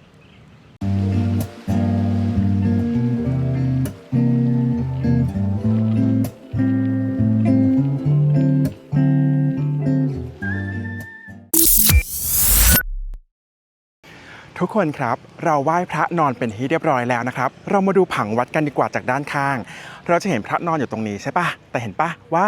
ที่นี่เป็นวัดใช่ไหมครับก็ต้องมีพื้นที่ของวัดนะครับที่นี่จะมีด้านหลังซึ่งเห็นปะครับเป็นพระปรางนะครับเด่นขึ้นมาตรงนั้นแล้วด้านหน้าพระปรางนะครับก็จะมีพระอุโบสถด้วยเดี๋ยวเราเดินขึ้นไปในเขตพุทธาวาสกันครับไปดูสิว่าพระอุโบสถแล้วก็พระปรางเนี่ยยังเหลืออะไรให้เราดูบ้างนะฮะ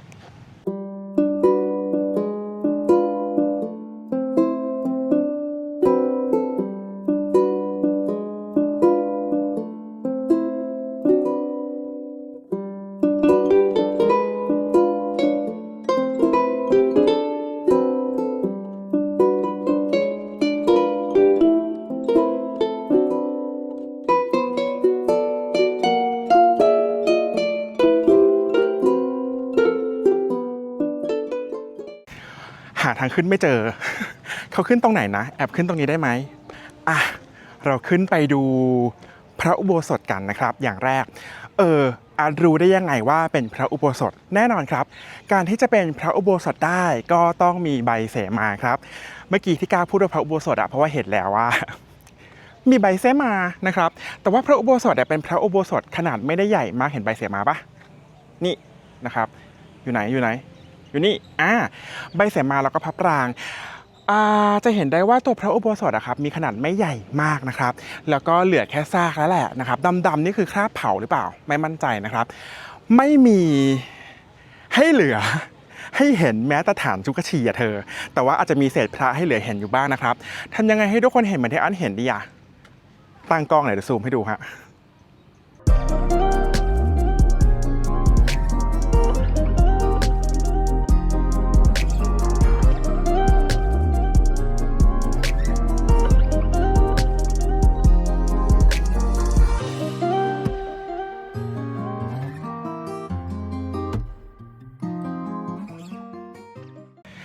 นี่นะครับทุกคนเรายังเห็นใบเสมาครบทั้ง8มุมเลยนะเห็นปะจะมีใบเสมาอยู่ข้างๆทุกมุมเลยนะครับ8ใบนะครับครบเลยพระอุโบสถเนี่ยเราก็จะเห็นว่าเดินขึ้นไปได้นะครับแต่ว่าเราอย่าเดินขึ้นไปเลยเนาะถึงแม้ว่าเขาจะไม่มีป้ายห้ามเนี่ยเขาบอกว่าตรงเนี้ยครับยกขึ้นมา1.5 เมตรนะครับในสมัยก่อนตรงนี้ก็น่าจะเป็นพระประธานเพื่อจะวาดพระประธานแล้วก็ตัวพระปรางด้วยนะครับแต่ว่าปัจจุบันไม่เหลืออะไรเลยโอเคนะครับเดี๋ยวเราเดินไปดูพระปรางใกล้ๆกันดีกว่าครับนี่ทุกคนวันนี้แปลกมากเลยอะพระอุโบสถแบบไม่ใหญ่เลยอะแต่ดูฐานเจดีย์ดิฐานเจดีย์มุมนี้คือจะใหญ่เท่าพระอุโบสถอยู่แล้วนะครับมีเรื่องจะเมานี่เราจะเดินไปใกล้ๆพระปรางใช่ป่ะเพื่อจะไปดูพระปรางใกล้ๆใช่ไหมครับสังเกตปะว่าวัดนี้ไม่มีวิหารแปลกไหมครับเรามีพระปรางเรามีพระอุโบสถแล้วก็มีพระพุทธรูปไสยญาติเลยเหรอนะครับเดี๋ยวอาร์ตไปเดินดูด้านหลังนะครับว่าจะเป็นพระวิหารหรือเปล่าครับแต่ว่าพระปรางองค์นี้เนี่ยนะครับเป็นพระปรางศิลปะของลพบุรีนะครับแปลว่าอะไรครับแปลว่าเป็นศิลปะของอยุธยาตอนต้นเขานะครับแต่ว่าเมื่อกี้อาร์ตบอกว่าพระพุทธไสยญาติเนี่ยพระเจ้าปราสาททองเป็นคนสร้างไม่ใช่หรอใช่นะครับนั่นแปลว่าวัดนี้มีอยู่เดิมตั้งแต่อยุธยาตอนต้นแล้วสังเกตได้จากพระปรางองค์นี้นะครับเป็นลักษณะของลพบุรีใช่ป่ะแปลว่าพระเจ้าปราสาททองครับน่าจะมีการแปลงวัดนี้ครับให้มีความสำคัญขึ้นโดยการสร้างพระพุทธรูปปางสายญาติเพื่อจะเป็นพื้นที่ประกอบพิธีกรรมบางอย่างนั่นเองฮะ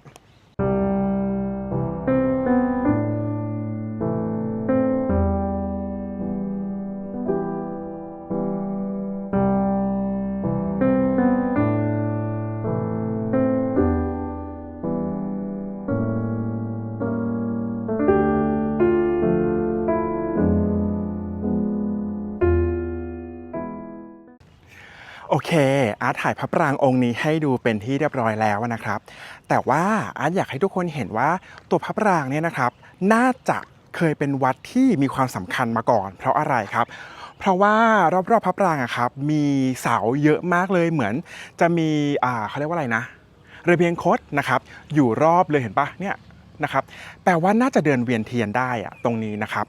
แล้วก็เดี๋ยวอาร์ตพาเดินไปดูด้านหลังดีกว่าครับด้านหลังถ้าตามผังอะก็ควรจะเป็นพระวิหารเนาะเพราะว่าวัดในอยุธยาเขาชอบเรียงแบบนี้เว้ยพระวิหารพระปรางหรือเจดีย์แล้วก็โบสถ์เขาเรียงแบบนี้ใช่ปะแปลว่าถ้ามีโบสถ์กับพระเจดีย์อะครับส่วนใหญ่อะควรจะมีพระวิหารเนาะอันนี้ใช่ไหมนะ อันนี้ใช่ไหมนะครับเดี๋ยวเราไปดูด้านหน้ากันก่อนครับไอ้ขอไปอ่านป้ายก่อนว่าไอ้ที่เราเดินอยู่ตรงเนี้ยด้านหลังของพระปรางอะครับเป็นพระวิหารหรือเปล่านะครับเดี๋ยวเข้าใจผิดเห็นมีป้ายอยู่ทุกคนรอแป๊บนะเดี๋ยวอาเดินไปก่อนนะ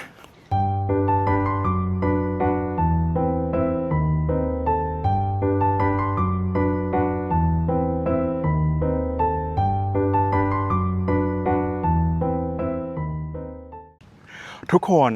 วัดโลกยสุธารามนะครับเกินคาดอาร์ตมากๆครับสมัยก่อนที่อาร์ตมาเนี่ยอาร์ตก็จะไหว้แค่พระพุทธสายญาติแล้วก็เข้ามาไหว้ตัวพระปรางแล้วกลับเลยใช่ปะไม่เคยเดินมาข้างหลังครับไม่รู้ว่าข้างหลังเนี่ยมีพระวิหารขนาดใหญ่มากแล้วไม่ได้ใหญ่ธรรมดาเธอมี3วิหารวิหาร1วิหาร2แล้วก็วิหาร3วัดที่มี3วิหารแปลว่าสมัยก่อนวัดนี้ต้องใหญ่มากๆเลยอะแต่ว่าก็ว่าไปจริงๆแล้วเนี่ยนะครับ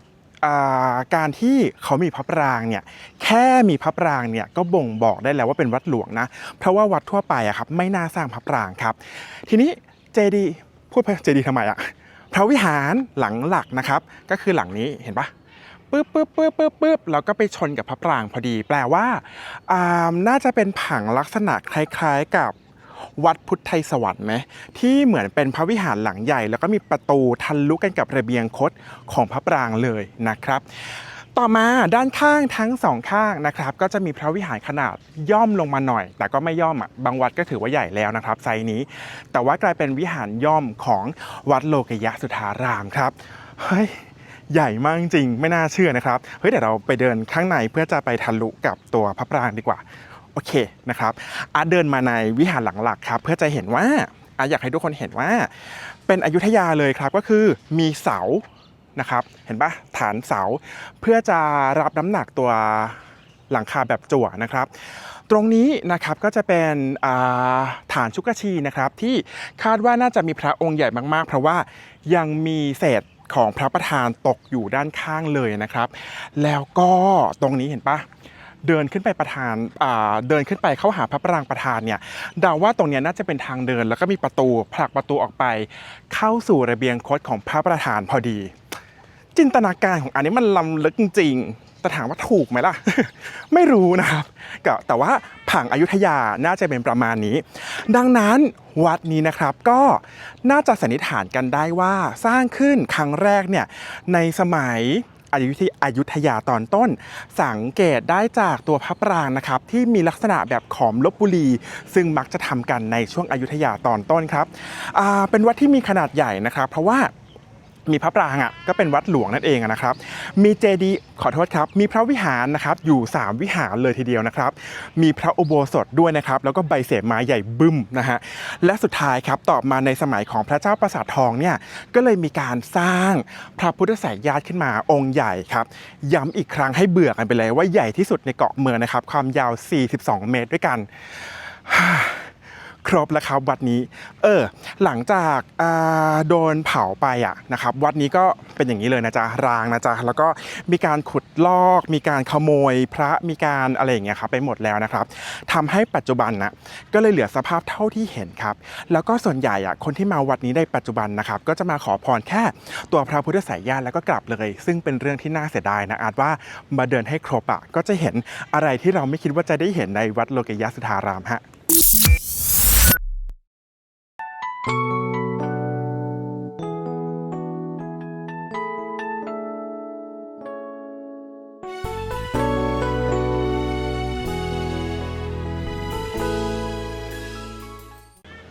และทั้งหมดนี้นะครับก็คือการพาเดินเล่นในวัดโลกิยสุธารามของอาร์ตครับเป็นยังไงกันบ้างครับหวังว่าจะชอบกันนะคราวหน้าใครผ่านมาไหว้พระพุทธไสยญาติองค์ใหญ่นะครับอย่าลืมเดินมาด้านหลังนะมาดูพระอุโบสถแล้วก็มาดูพระปรางที่เก่าแล้วก็ยังสวยอยู่มากๆเลยหวังว่าทุกคนจะชอบวัดนี้กันนะครับถ้าใครมาอยุธยาอย่าลืมปักหมุดมานะครับวัดโลกิยสุธารามฮะก่อนจากกันไปจะบอกว่าวัดนี้นะครับอาจเลือกมาตอน6 โมงเย็นนะเพราะว่าถ้าคุณมาตอนกลางวันอ่ะก็คือแดดแบบสะบั้นนะอาร์ตบอกเลยนะครับมาสัก5 โมง6 โมงเย็นไม่ค่อยมีคนด้วยเพราะว่าใน Google Map อ่ะเขาเขียนว่าปิด6 โมงใช่ปะถ้ามา6 โมงอ่ะไม่มีคนเลยแกเดินชิลมากยังไงมากันด้วยนะ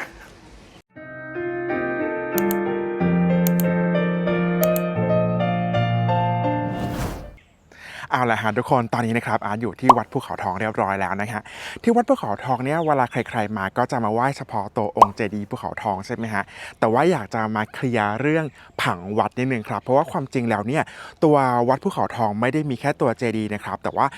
เป็นเหมือนคอมเพล็กซ์ของวัดนะครับซึ่งก็จะมีรูปแบบลักษณะเหมือนวัดปกติเลยนะครับนั่นหมายถึงด้านหลังของอาร์ตเดี๋ยวอาร์ตจะพาเดินไปนะครับทีละส่วนเห็นปะว่ามีลานแล้วก็มีเหมือนฐานอะไรสักอย่างตรงนี้เป็นพระวิหารนะครับตามคติจักรวาลคติเลยครับก็คือต้องเจอวิหารก่อนนะครับถึงไปเจอเจดีย์ประธานหลังเจดีย์ประธานนะครับก็จะเป็นพวกเขตสังฆวาสนะครับที่จะมีเจดีย์แล้วก็จะมีพระอุโบสถเป็นต้นนะครับรอบๆของตัวเจดีย์ภูเขาทองนะครับจะมีเจดีย์รายด้วยนะครับแต่ว่าก็จะเหลือบางองค์แหละนะครับบางองค์เนี่ยก็จะมีแค่ฐานแล้วนะครับแต่ว่าที่น่าสังเกตอีกจุดหนึ่งก็คือว่ารอบๆตัววัดภูเขาทองครับจะมีคูน้ำคันดินอยู่ล้อมรอบเลยนะครับอันนี้เนี่ยคาดว่าน่าจะมีตั้งแต่สมัยอยุธยาแล้วนะครับเพราะว่าสมัยก่อนเนี่ยทุ่งภูเขาทองก็จะเป็นทุ่งที่เขามาฝึกรบกันมาตั้งกองทหารกันอาร์ตไปอ่านเจอมาครับว่าพระนเรศวรเนี่ยเคยยกทัพมาตรงนี้ครับมีพลทหารเป็นแสนนายเลยนะครับดังนั้นอาจจะมาโดยช้างก็ได้เพราะว่าเป็นทุ่งภูเขาทองอีกจุดหนึ่งก็คือว่าอาจจะมาทางชลมารก็ได้มาทางน้ำก็ได้เพราะว่ามีคูน้ำล้อมรอบนะครับยังไงพอเรารู้ผังวัดกันแล้วนะครับเดี๋ยวเราเดินไปดูทีละจุดนะครับแล้วก็เดี๋ยวเราเดินขึ้นไปบนเจดีย์ภูเขาทองกันด้วยฮะ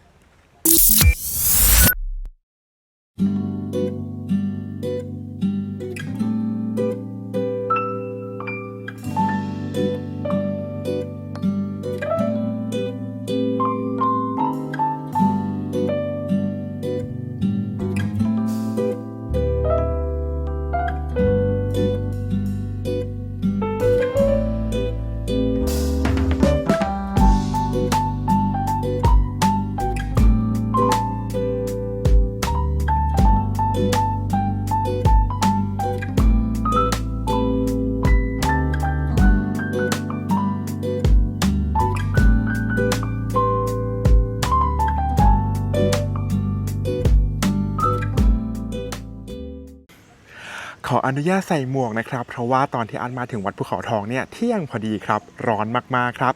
โอเคถ้าใครมาวัดภูเขาทองนะครับจุดแรกที่เขาจะมาไหว้กันเนี่ยคือเขาจะมาไหว้พระจักรพรรดิครับซึ่งเป็นพระพุทธรูปใหม่แหละนะครับแต่ว่าอยู่ในตัววิหารเก่าครับตัวพระวิหารเนี่ยปัจจุบันก็จะเห็นแค่เสาฐานรากอะไรแบบนี้เนาะแต่ว่ายังเห็นเป็นห้องอย่างชัดเจนนะครับยังเห็นธรณีประตูนะครับแล้วก็มีเสาเลยครับชัดเจนเลยนะครับทำไมเขาถึงมาขอพรตรงนี้ก่อนครับเพราะว่า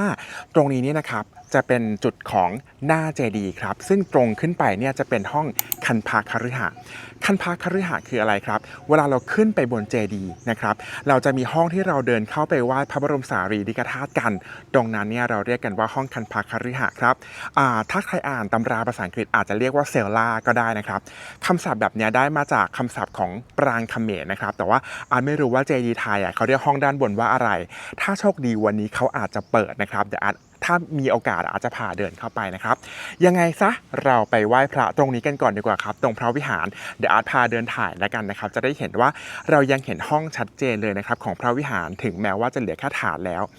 ถึงแม้ว่าวัดนี้นะฮะอาร์ตไปอ่านมาเขาบอกว่าเนื่องจากอยู่นอกเมืองครับตอนเสียกรุงครั้งที่2เนี่ยไม่ได้โดนทำลายแต่ว่าแหมวัดมันก็เก่าตามกาลเวลาเนาะยังไงปัจจุบันเหลือเท่านี้ครับอย่างนั้นเดี๋ยวเราเดินไปไหว้ที่พระวิหารก่อนนะครับเดี๋ยวอาร์ตจะพาไปเดินดูเจดีย์รายที่อาร์ตบอกว่ายังเหลือบางองค์เนี่ยก็เหลือแค่ฐานแล้วนะครับก่อนที่เราจะเดินขึ้นไปไหว้ด้านบนนะครับของตัวเจดีย์ภูเขาทองกันนะฮะ ตอนนี้นะครับอาร์ตเดินเข้ามาในตัวพระวิหารแล้วนะครับอย่างที่อาร์ตเล่าไปว่าตัวพระวิหารเนี่ยยังมีฐานเสาให้เห็นอย่างชัดเจนนะครับเป็นวิหารที่อาร์ตว่าไม่ได้มีขนาดใหญ่มากนักนะครับแล้วก็จะมีห้องด้วยเห็นปะจะมีตัวขั้นห้องมีธรณีประตูนะครับแล้วก็จะมีตัวฐานชุกชีครับที่คิดว่าน่าจะเคยประดิษฐานพระพุทธรูปอยู่เขาก็เลยนิยมมาไหว้กันตรงนี้ซึ่งขอเวลาไหว้แป๊บหนึ่งนะครับเดี๋ยวเราไปเดินดูรอบๆกันครับตอนนี้อยู่ในพระวิหารแล้วถ้าใครตามมาอย่าลืมนะครับมาพระวิหารก่อนเดินขึ้นเจดีย์นะ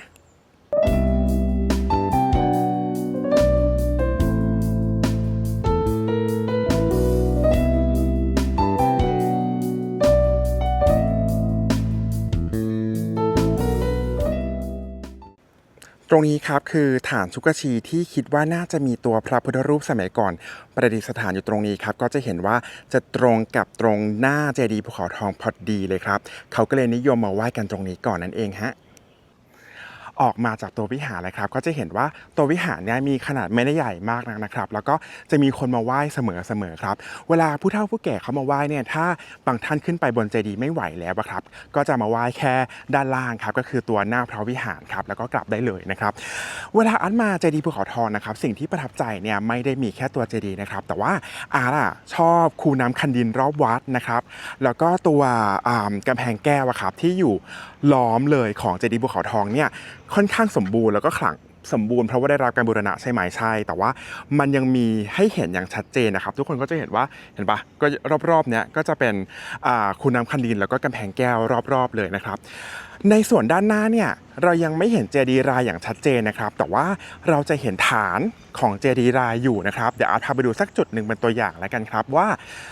สมัยก่อนเนี่ยตามคติแบบจักรวาลนะครับยังไงก็ต้องมีเจดีย์รายเนาะนะครับตอนนี้เนี่ยเหลือเป็นฐานแบบเนี้ยนะครับแต่ว่าบางจุดนะครับด้านหลังของเจดีย์ก่อนที่เราจะไป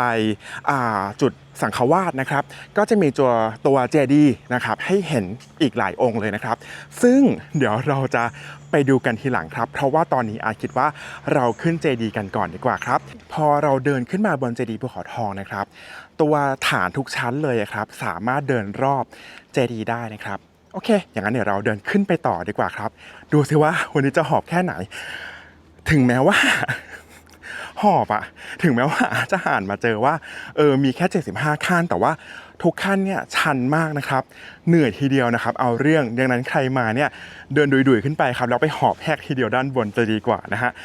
เดี๋ยวอาร์ตคิดว่าก่อนที่จะเดินขึ้นไปด้านบนนะครับเมื่อกี้เห็นว่ามีคนอยู่ไม่อยากส่งเสียงดัง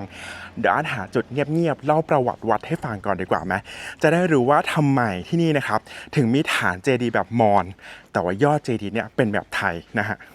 โอเคฮะเราหาจุดเล่าประวัติวัดก่อนดีกว่านะครับก่อนที่จะเดินขึ้นไปเพราะว่าตอนเดินไม่น่าเล่าไหวเหนื่อยมากนะครับโอเคนี่คือตัววิหารที่เราไหว้กันตอนแรกใช่ไหมครับ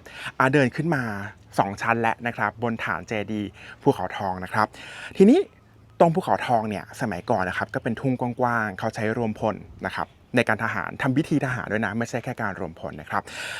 น่าจะเริ่มมีประวัติในการเริ่มมีวัดนะครับสมัยพระรามเมศวรตอนต้นกรุงศรีอยุธยาครับแต่ว่าตัววัดภูเขาทองเนี่ยมีเป็นวัดชัดเจนมีตัวองค์เจดีย์เนี่ย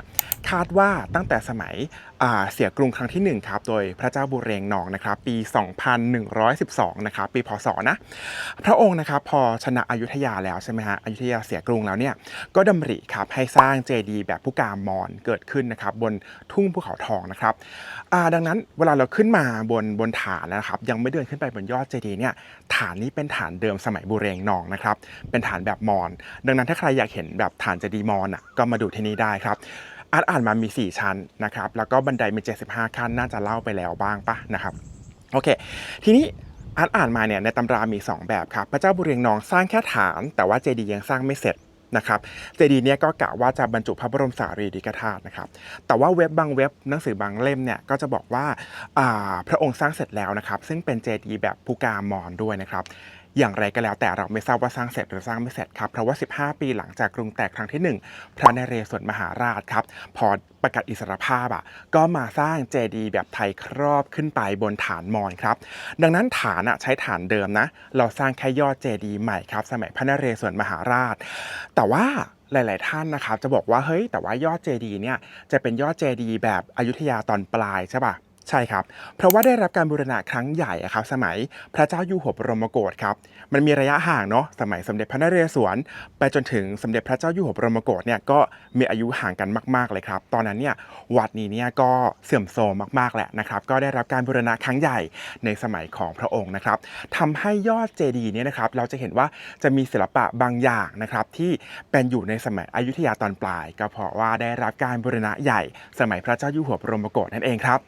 นี่คือประวัติคร่าวๆครับใครมาจะได้อินขึ้นแล้วกันนะครับต่อไปอาจจะเดินขึ้นไปบนยอดทีเดียวแล้วนะครับเราจะไปเดินคุยทีเดียวกันบนยอดทำไมถึงอยากพาขึ้นไปมี2เหตุผลครับเหตุผลแรกก็คือห้องคันพาคฤหาสน์ที่ด้านในสามารถเข้าไปได้วันนี้ไม่รู้ดวงดีเขาเปิดให้เข้าไปไหมครับอย่างที่2คืออาร์ตไปอ่านเจอมาเขาบอกว่าที่นี่เนี่ยเป็นจุดชมวิวที่สวยที่สุดของจังหวัดพระนครศรีอยุธยาจากมุมสูงยังไงเราไปดูกันว่าคุ้มค่าเหนื่อยที่เราจะเดินขึ้นไปบนบันไดที่ชันมากๆกันไหมฮะ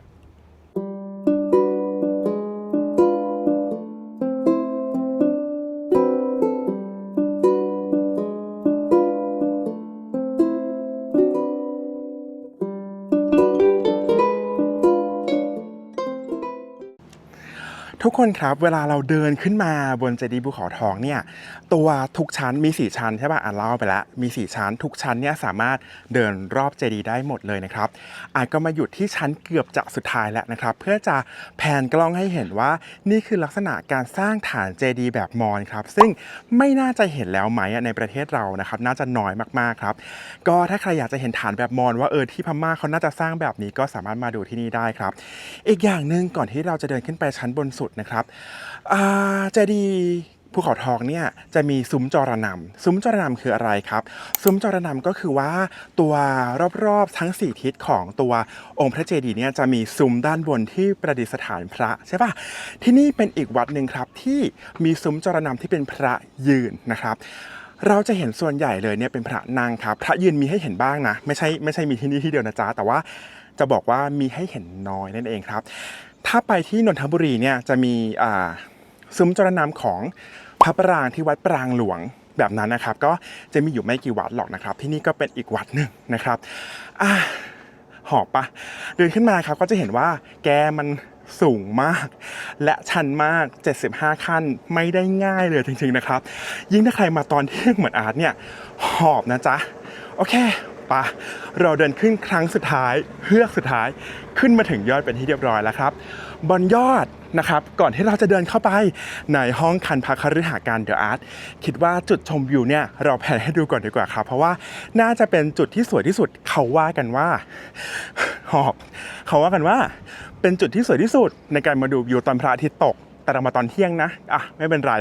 เรามาดูวิวแล้วกันครับว่ารอบๆเนี่ยวิวสูงเป็นยังไงบ้างฮะ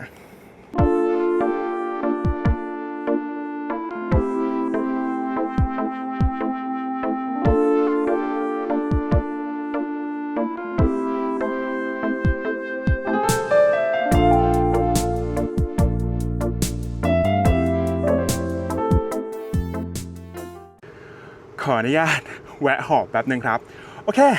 ตอนนี้นะครับอยู่บนชั้นบนแล้วเนาะนะครับด้านหลังอาร์ตนะครับคือยอดพระเจดีย์ที่อาร์ตบอกว่าสร้างในสมัยของพระนเรศวรไม่รู้เป็นทรงนี้ไหมแต่ว่าได้รับการบูรณะครั้งใหญ่ในสมัยไหนสมัยสมเด็จพระเจ้าอยู่หัวบรมโกศใช่ไหมครับได้ยินเสียงพัดลมปะกึกเนี่ยคือพัดลมนะครับที่เขาเป่าเข้าไปในห้องคันพาคฤหาสน์นะครับเพราะว่าข้างในเนี่ยค่อนข้างเล็กแล้วก็ไม่ค่อยมีอากาศครับก็เลยต้องอัดลมเข้าไปด้านในจะเสียงดังนิดนึงครับด้านหลังของอาร์ตนะครับเป็นเจดีย์ภูเขาทองเป็นยอดเจดีย์ใช่ไหมเดี๋ยวอาร์ตซูมกล้องไปให้ดูนิดนึงนะฮะเห็นป่ะนี่คือยอดเจดีย์ใช่ไหมครับเนี่ยครับซุ้มแบบนี้มีอยู่4ทิศเลยครับเป็นซุ้มจรณำที่อาร์ตบอกว่าเป็นซุ้มที่เป็นพระยืนนะครับซึ่งเราไม่ค่อยเห็นมากนักอีกอย่างหนึ่งเป็นเกร็ดแต่ว่าไม่มีหลักฐานนะครับว่าจริงไหมเขาบอกบนยอดเจดีย์เนี่ยเคยมีการบรรจุลูกแก้วทองคำน้ำหนักประมาณ 2,500 กรัมหรือ2กิโลครึ่งนะครับอยู่ด้านบนนะครับพยายามส่องแล้วไม่รู้อยู่ตรงไหนเหมือนกันไม่รู้ไม่จริงไหมด้วยนะแค่อ่านเจอมาในตำราบางตำราเขาว่าไว้ครับ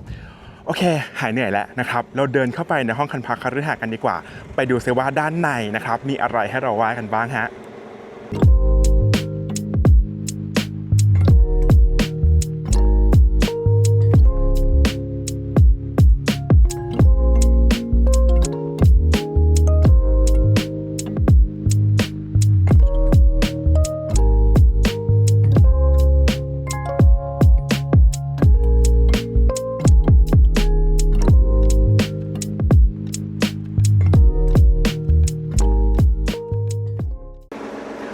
ครับเรามาถึงห้องคันพระคฤหาสน์ด้านในของตัว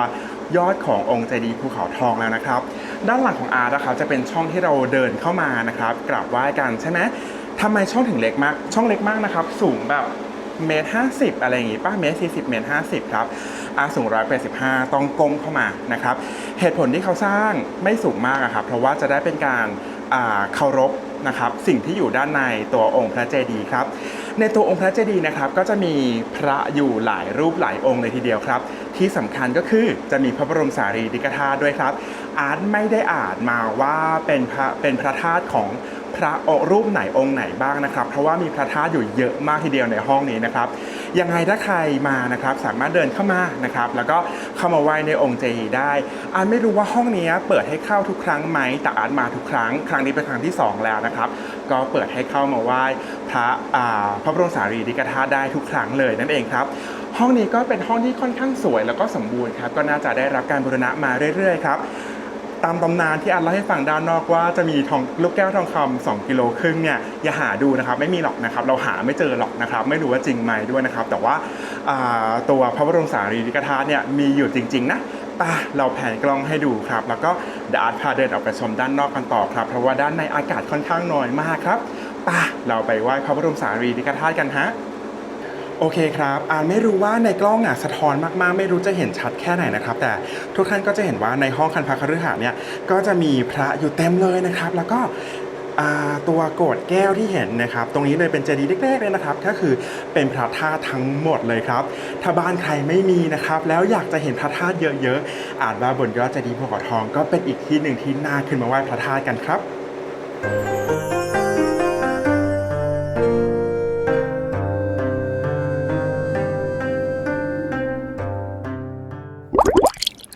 โอเคอาร์ตออกมาจากห้องคันพระคฤหาสน์แล้วนะครับ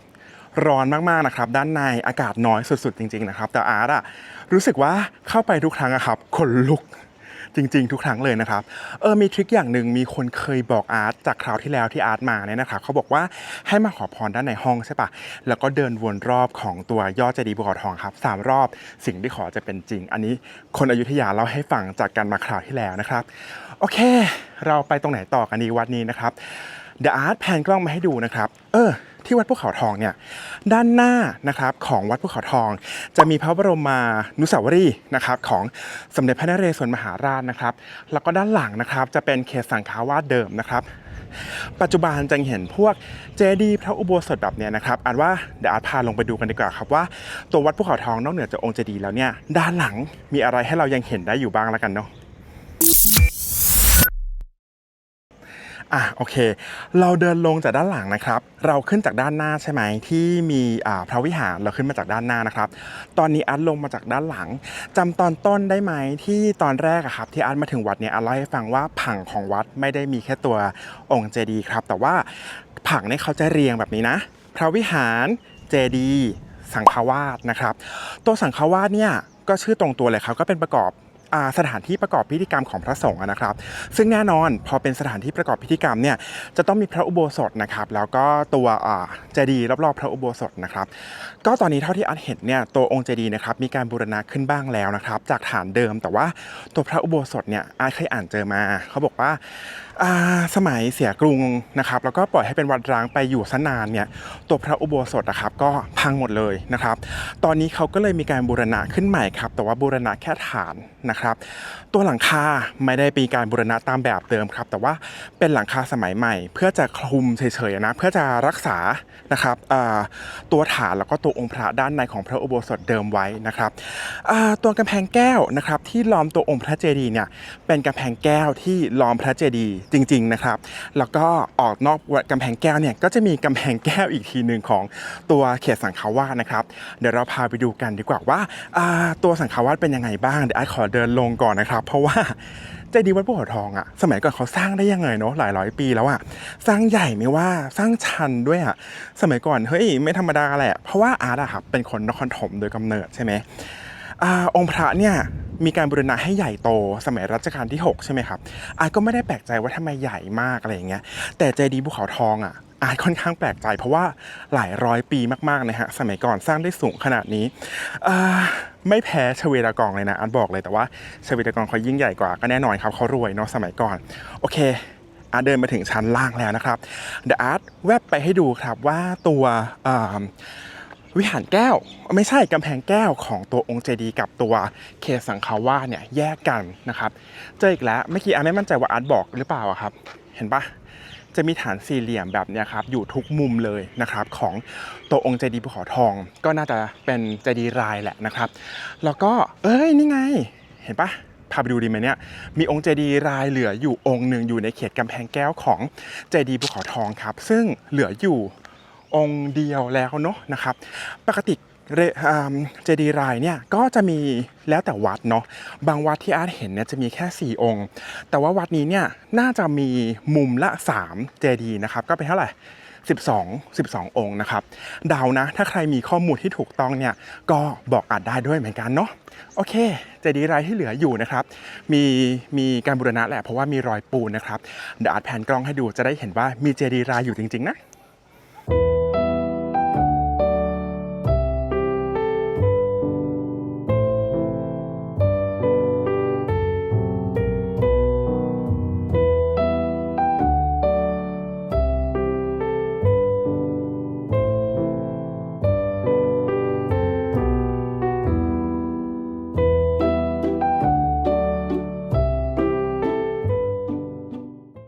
โอเคครับแอบเดินพักเหนื่อยเมื่อกี้นะครับ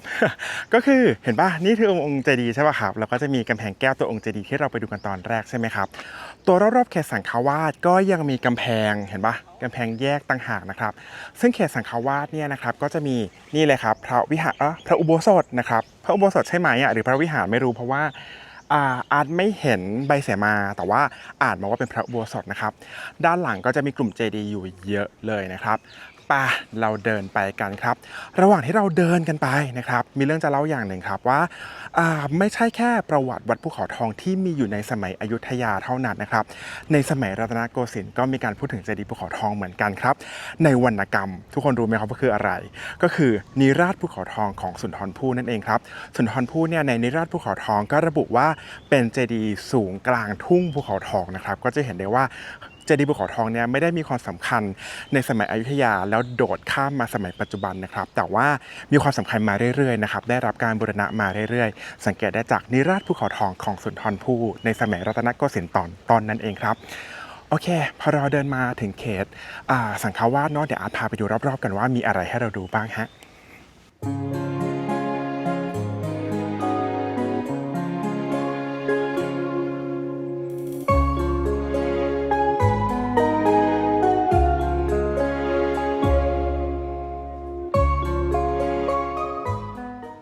เอาละครับทุกคนเพราะว่าอาร์ตไม่ได้อ่านมาว่าในเขตสังฆวาสมีอะไรบ้างนะครับแต่ว่าอาร์ตเดินสำรวจให้ทุกคนเรียบร้อยแล้วครับในเขตสังฆวาสนะครับตัวผังน่าจะเป็นแบบนี้นะมีเจดีย์4องค์ด้านหลังสุดนะครับด้านนี้1 2เห็นปะด้านหลังครับขนาบกันเลยนะเป็นเจดีย์ที่วางเหมือนแบบตามมุมของสี่เหลี่ยมจัตุรัสครับ3 4นะครับก็จะมีเจดีย์4องค์นะครับไม่รู้ความสำคัญเนาะว่าเจดีย์4องค์เนี่ยคืออะไรนะครับแต่ว่าถ้าใครมานะครับก็จะเป็นอิฐเดิมใช่ป่ะแต่ว่ามีการบูรณะทุกคนก็จะเห็นว่าจะมีร่องรอยการบูรณะด้วยปูนสมัยใหม่นะครับด้านข้างนะครับถ้าเป็นของเดิมนะด้านหลังสุดจะเป็นเจดีย์4องค์ใช่ไหมแล้วก็จะมีพระอุโบสถอยู่ตรงนี้ครับพระอุโบสถจะอยู่ถัดออกมาจากเจดีย์ภูเขาทองเลยนะครับเป็นพระอุโบสถขนาดใหญ่นะครับด้านข้างขนาบด้วยวิหารเล็กๆนะครับซึ่งวิหารเล็กๆเนี่ยขนาบ2ด้านแต่เหลืออยู่ด้านเดียวอีกด้านหนึ่งเป็นแค่ฐานและนะครับด้านหลังของอาร์ตเป็นศาลใหม่ครับเป็นศาลของพ่อปู่ชีปะขาวครับที่เขามาขอพรเรื่องสุขภาพกันนะครับโอเคเมื่อกี้เราดูใช่ป่ะเจดีย์ด้านหลังอาร์ตมี2องค์ใช่ไหมครับเดินมาอีกฝั่งก็จะมีเจดีย์อีก2องค์อยู่ตรงนี้นะครับซึ่งบูรณะใหม่เหมือนกันนะครับแต่ว่าก็จะมีตัวยอดให้เห็นบ้างนะครับเจดีย์ของฝั่งอุโบสถก็เรียกเจดีย์รายเหมือนกันนะครับเราก็จะเห็นตัวยอดขององค์เจดีย์เนี่ยหล่นอยู่ด้านล่างเห็นปะนะครับดังนั้นด้านบนเนี่ยก็จะได้รับการบูรณะใหม่ครับพระอุโบสถปัจจุบันเหลือแค่ฐานมีการบูรณะใหม่ทั้งหมดนะครับเดี๋ยวอาร์ตพาเดินขึ้นไปอยู่แล้วนะแต่ว่าเล่าให้ฟังว่ามีวิหารขนาบข้าง2ฝั่งใช่ป่ะแต่ว่าเหลืออยู่ฝั่งเดียวครับแน่นอนครับการเหลืออยู่เนี่ยก็ไม่ได้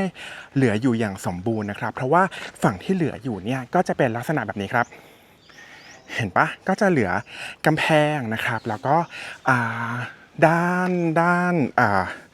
ด้านบนนะครับหลังคาก็ไม่มีแล้วนะครับเดี๋ยวอาร์ตพาเดินไปดูละกันเนาะว่าในวิหารด้านข้างเนี่ยมีอะไรให้เราดูเหลือบ้างนะครับอ๋อปะดูการเขาบูรณะใหม่ครับก็จะเป็นลักษณะที่อาร์ตเคยมาสมัยก่อนนะครับยังไม่ได้บูรณะด้านในตอนนี้เขาเหมือนจะทำฐานทุกชีใหม่เห็นปะแต่ว่าสมัยอาร์ตมาครั้งแรกๆอะครับยังไม่ได้มีฐานทุกชีแบบนี้ก็จะเป็นเหมือนเขายังเป็นเศษอิฐอยู่นะครับก็เนี่ยได้รับการบูรณะแล้วตัววิหารองค์นี้นะครับอีกฝั่งหนึ่งที่อาร์ตบอกว่าขนาบไม่มีแล้วนะครับโอเคส่วนด้านหน้าของตัวพระอุโบสถที่ถัดออกมาจากเจดีย์นะครับก็ยังจะเห็นเจดีย์ราอยู่เนาะ2 องค์ด้านนี้จริงๆน่าจะมี2 ด้านนะครับเพราะว่าถ้ามีเจดีย์ฝั่งนี้แปลว่าอีกด้านหนึ่งมีแน่นอนแต่อีกด้านหนึ่งไม่เหลืออะไรแล้วนะครับโอเคสุดท้ายของวัดภูเขาทองเดี๋ยวเราเดินขึ้นไปบนด้านบนของอุโบสถกันครับเพราะว่าจะมีพระพุทธรูปปางมหาวิชัยอยู่ด้านบนนะครับซึ่งเขาก็นิยมมาไหว้กันนะครับยังไงเดี๋ยวเราเดินขึ้นไปไหว้ด้วยดีกว่าเนาะ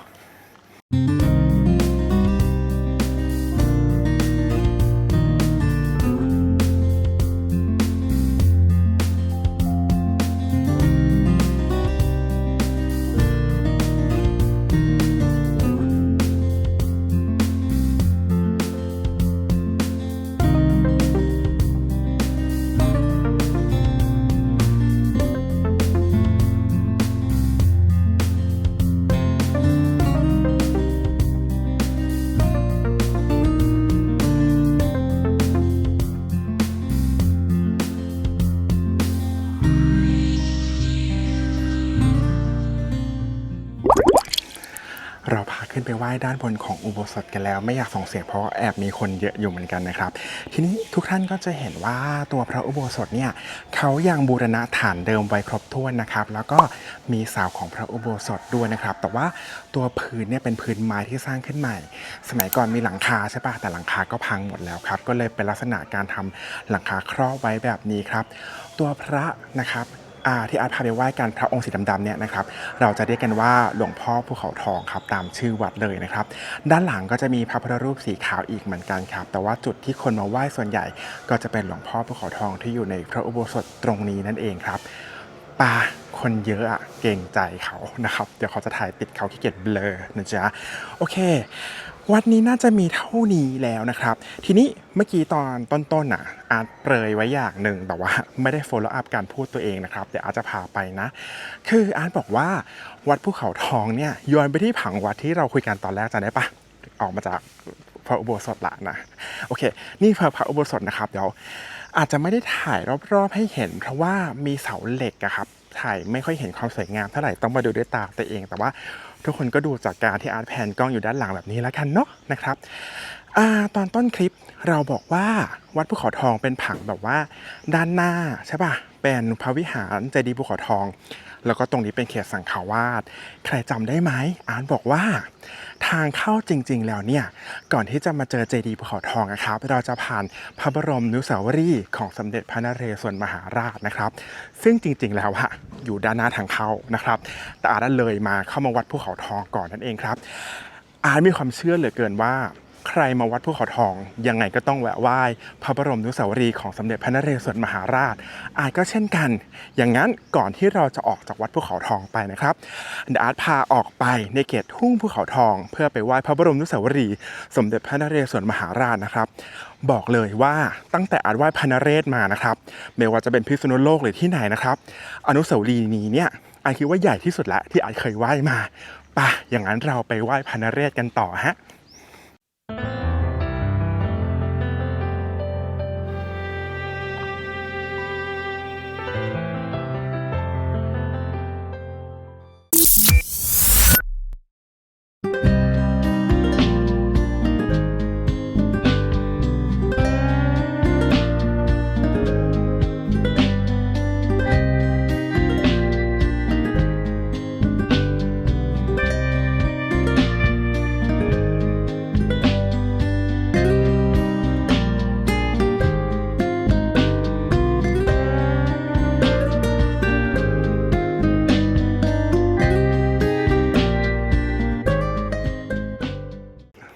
เอาละฮะทุกคนตอนนี้นะครับอาร์ตมาอยู่ที่ศาลสมเด็จพระนเรศวรแล้วนะครับผู้ว่าศาลตรามาปะพระบรมนุสาวรีย์ของสมเด็จพระนเรศวรมหาราชครับทุกคนจะเห็นว่านั่นคือเจดีย์ภูเขาทองที่เราเพิ่งไปกันมาเมื่อสักครู่ใช่ไหมครับออกมาที่ทางออกเนี่ยด้านหน้านะครับจะมีพระบรมนุสาวรีย์ของสมเด็จพระนเรศวรมหาราชเรียกอนุสาวรีย์เฉยๆได้ไหมนะครับถ้าตรงกับวัดภูเขาทองเนี่ยจะเจอกับด้านหลังของพระนเรศวรนะครับเพราะว่าด้านหน้าคือทางเข้าใช่ปะแล้วก็ตัวพระบรมอนุสาวรีย์เนี่ยเราสามารถเดินมาด้านบนมาไหว้พระองค์ได้ใกล้ๆเลยนะครับตอนแรกที่อาถ่ายให้ดูเนี่ยเป็นจุดที่เขาไหว้จากด้านหน้ากันใช่ไหมครับด้านล่างแต่ว่าความจริงเนี่ยเราเดินขึ้นมาใกล้ชิดกับองค์ดำได้ด้วยนะครับซึ่งพอเราเดินขึ้นมานิดนึงนะครับก็จะเห็นตัวอนุสาวรีย์ของพระองค์ท่านใกล้ขึ้นแบบนี้นั่นเองครับด้านล่างเนี่ยนอกเหนือจากตัวอนุสาวรีย์ของพระองค์แล้วนะครับด้านล่างก็จะมีศิลปะปูนปั้นนะครับเป็นชีวิตพระองค์ที่อยู่ที่หงสานั่นเองนะครับใครมาก็มาดูตามกำแพงของพระบรมอนุสาวรีย์ได้นะครับถ้าใครมีโอกาสนะครับทนร้อนได้ก็เดินขึ้นมาอีกหน่อยเหมือนอาร์ตครับจะได้มาไหว้องค์ดำใกล้ๆแบบนี้ฮะ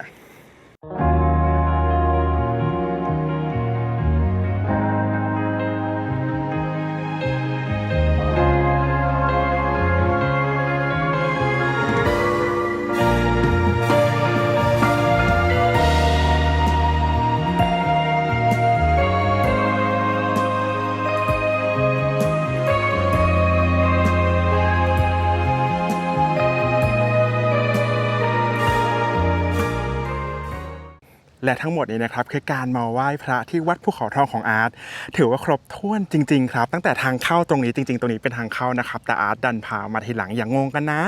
ทางเข้านะครับคือตรงนี้เข้ามาก็จะเห็นพระบรมอนุสาวรีย์ของสมเด็จพระนเรศวรก่อนเลยนะครับแล้วค่อยตรงเข้าไปเจอพระวิหารเจดีย์ภูเขาทองแล้วก็เขตสังฆาวาสของวัดภูเขาทองที่อยู่ด้านหลังขององค์อนุสาวรีย์ของสมเด็จพระนเรศวรนั่นเองครับจริงๆครั้งนี้ไม่ใช่ครั้งแรกครับที่อาร์ตมาวัดภูเขาทองแต่อาร์ตรู้สึกว่าครั้งที่แล้วที่อาร์ตมาเนี่ยอาร์ตไม่ได้ศึกษาหาข้อมูลมาก่อนครับมาไหว้แค่ตัวเจดีย์เท่านั้นครั้งนี้ครับก็มีโอกาสแบบไปรีเสิร์ชมาว่าตรงไหนคืออะไร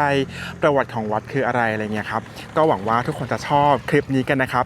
อาจจะละเอียดไปหน่อยในการพูดคุยถ่ายวิวให้ดูไม่ได้เยอะมากนักเพราะว่าอาร์ตอยากให้ทุกท่านไม่เห็นด้วยตาตัวเองครับแต่ว่าอยากให้ทุกท่านโฟกัสที่เรื่องราวที่อาร์ตเล่าให้ฟังมากกว่าเวลาเราไปเที่ยววัดไหนๆเนี่ยเราจะได้ไม่ไปแค่ไหว้พระอย่างเดียวแต่ว่าเรารู้เรื่องวัดนั้นจริงๆอาร์ตว่าเวลาเราไปไหว้เนี่ยก็จะได้กุศลมากขึ้นแต่ถ้าใครไม่ได้เป็นพุทธแค่มาท่องเที่ยวดูสถาปัตยกรรมอะไรแบบเนี้ยก็จะได้อินมากขึ้นว่าวัดนั้นๆมีอะไรนะครับก็หวังว่าทุกคนจะชอบการมาไหว้พระที่วัดภูเขาทองของอาร์ตครั้งนี้กันนะฮะ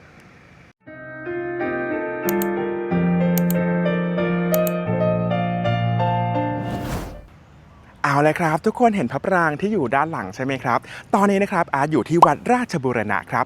วัดราชบูรณะก็เป็นอีกวัดนะครับที่มีความเก่าแก่ที่สุดของอยุธยาเหมือนกันนะครับสร้างขึ้นโดยพระราชดำริครับของพระเจ้าสามพระยาครับทีนี้ต้นเหตุของการสร้างวัดนะครับสร้างขึ้นเพื่อเป็นพระราชกุศลให้กับ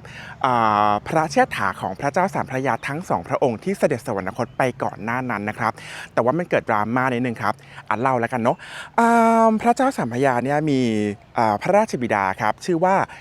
เป็นพระมหากษัตริย์นะครับชื่อว่าพระนครินทราธิราชครับทีนี้พอพระนครินทราธิราชเนี่ยเสด็จสวรรคตนะครับก็เลยต้องสืบราชสมบัติให้พระราชโอรสแต่ปัญหาเกิดขึ้นตรงนี้ครับว่าพระราชโอรสของพระนครินทราธิราชเนี่ยมีอยู่3พระองค์ครับองค์โตองค์กลางแล้วก็องค์เล็กนะครับองค์โตชื่อเจ้ายี่พระยาองค์กลางชื่อเจ้าอ้ายพระยาแล้วก็องค์เล็กที่ได้สืบราชสมบัติต่อเนี่ยชื่อว่าเจ้าสามพระยานะครับทีนี้พอไม่รู้ว่าจะสืบราชสมบัติให้พระราชโอรสพระองค์ใดครับในขณะที่พระราชบิดาเสด็จสวรรคตไปแล้วนะครับเกิดอะไรขึ้นจ๊ะก็เลยเกิดสงครามกลางเมืองครับระหว่างเจ้ายี่พระยากับเจ้าอ้ายพระยาก็คือลูก1กับลูก2นั่นเองนะครับเพราะว่าทั้ง2พระองค์เนี่ยตอนนั้นก็โตแล้วครับแล้วก็เหมือนจะมีกองทัพมีพลทหารในมือนะครับก็เลยทำสงครามกันแต่ว่าสงครามที่เกิดขึ้นในครั้งนั้นเนี่ยจะเป็นสงครามขนาดเล็กเป็นสงครามกลางเมืองนะครับเขาเชื่อกันว่าบริเวณที่สร้างวัดราชบูรณะเนี่ยคือบริเวณที่เป็นสนามรบของพระราชโอรสทั้ง2พระองค์นั่นเองครับอย่างไรก็แล้วแต่ครับ ผลของสงครามกลางเมืองในครั้งนั้นทำให้เจ้ายี่พระยากับเจ้าอ้ายพระยาสวรรคตในสนามรบทั้งคู่ครับทำให้ทำยังไงล่ะก็เหลือพระโอรสคนเดียวใช่ป่ะก็คือเจ้าสามพระยาครับเจ้าสามพระยาก็เลยได้ขึ้นครองราชย์เป็นพระมหากษัตริย์คนต่อไปโดยที่ไม่ได้ทำสงครามกับพี่ชายทั้งสองคนเลยครับอย่างไรก็แล้วแต่ฮะการที่ได้พระราชสมบัติมาจากการทำสู้รบแล้วก็การเสียชีวิตของพี่ชายอะครับก็รู้สึกว่าเป็นบาปครับพระเจ้าสัมพระยาก็เลยดำริครับให้สร้างวัดราชบูรณะแห่งนี้ขึ้นมาเพื่อเป็นพระราชกุศลให้กับพระเชษฐาสองพระองค์ที่เสด็จสวรรคตไปก่อนหน้านั้นนั่นเองฮะ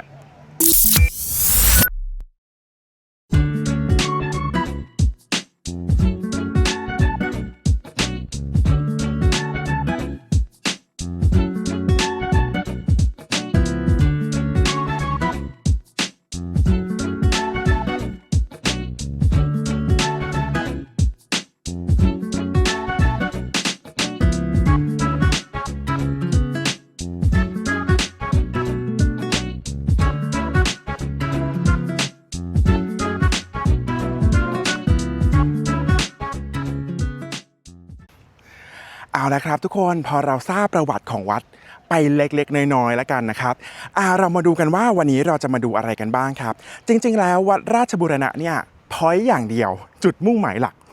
ก็คือพระปรางนั่นเองครับพระปรางเนี่ยเป็นพระปรางแบบขอมนะครับบางคนอาจจะบอกว่ามีการผสมสมัยอยุธยาเข้าไปมีผสมลังกาเข้าไปแต่ความจริงแล้วพระปรางก็คือขอมนั่นเองครับด้านในมีกรุด้วยนะครับเดี๋ยวเราค่อยคุยกันเรื่องกรุนะครับแต่ว่าทีนี้อาร์ตเล่าผังวัดให้ฟังก่อนละกันนะครับด้านหลังของอาร์ตคือทางเข้านะครับพอเข้ามาเสร็จปั๊บเนี่ยจะเจอตึกนี้ครับใหญ่มากอันนี้ก็คือพระวิหารหลวงนะครับซึ่งโดยธรรมเนียมแล้วเนี่ยพระวิหารหลวงครับด้านหลังของพระวิหารหลวงจะมีประตูครับเพื่อที่จะเข้าไปในระเบียงคดของพระปรางนั่นเองครับด้านหลังของพระปรางนะครับเท่าที่อาร์ตเดินดูเนี่ยอาร์ตไม่มั่นใจแต่อาร์ตรู้สึกว่าไม่น่าจะมีโบสถ์อะไรนะครับแต่ว่าโดยรอบเลยของวัดเนี่ยจะมีเจดีย์รายแล้วก็วิหารรายใช้ประกอบพิธีกรรมอยู่แล้วนะครับดังนั้นครับเดี๋ยวเราไปทีละจุดเนาะเราเข้าไปในพระวิหารหลวงก่อนนะครับแล้วเราไปดูพระปรางกันหลังจากนั้นไปดูว่าหลังพระปรางมีอะไรนะครับป่ะเราไปกันเลยฮะ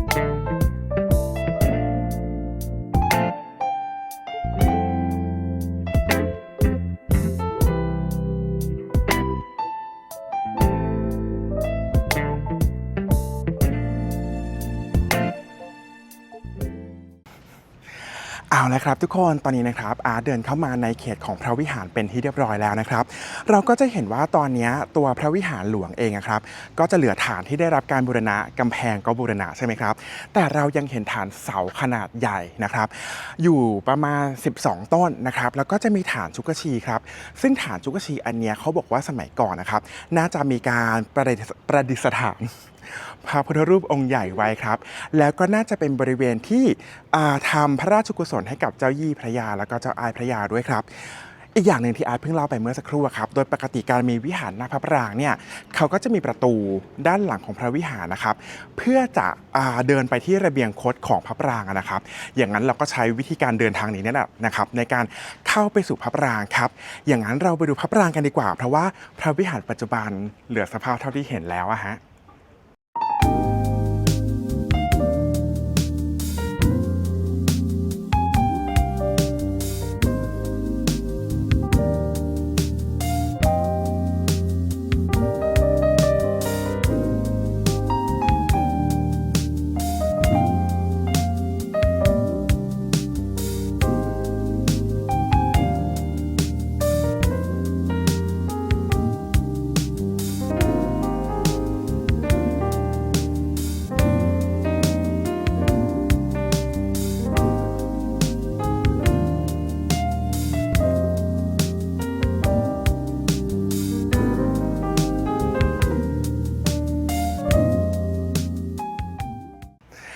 เอาละครับพอเราเดินออกมาจากตัวพระวิหารนะครับเราก็จะมาอยู่กับพระปรางแล้วนะครับแต่ว่าเราเดินอยู่บนระเบียงโคตรครับแน่นอนครับมีพระปรางมีพระวิหารรอบๆพระปรางเนี่ยมีความเชื่อแบบจักรวาลคติครับยังไงก็ต้องมีระเบียงโคตรครับแล้วก็ที่ระเบียงโคตรเนี่ยจะประกอบไปด้วยอะไรบ้างนะครับโดยส่วนใหญ่แล้วนะระเบียงโคตรก็จะมีมุกประจำระเบียงโคตรนะครับอันนี้น่าจะเป็นอาคารนะครับที่เขาไว้ไหว้พระก่อนที่จะเดินขึ้นไปหรือว่าจะไหว้พระปรางเป็นขั้นตอนต่อไปนะครับทีนี้ที่ระเบียงโคตรเนี่ยส่วนใหญ่ครับเขาก็จะมีพระพุทธรูปเรียงรายอยู่ข้างทางเต็มไปหมดเลยจำได้ไหมถ้าใครรู้จักวัดพุทธไทยสวรรค์นะครับหรือว่าไปไหว้พระบ่อยๆเช่นไปไหนดีไปพระปฐมเจดีย์แบบเนี้ยก็จะมีระเบียงโคตรครับซึ่งระเบียงโคตรต้องมีพระพุทธรูปแบบนี้ครับแต่ว่าวัดเนี้ยพระพุทธรูปเหลือแค่นี้จริงๆครับเพราะว่าได้รับการขุดไปตัดเศียรบ้างมีการขโมยพระบ้างเอาไปขายหมดแล้วครับตั้งแต่ประมาณปี 2500 ถ้าอย่างนั้นก่อนที่เราจะไปดูพระปรางเต็มๆเนี่ยเราหาที่คุยกันเรื่องการขโมยของการขุดกรุของวัดราชบูรณะไปขายในช่วงปี 2500 กันไหมไปอาหารที่ตั้งกล้องก่อน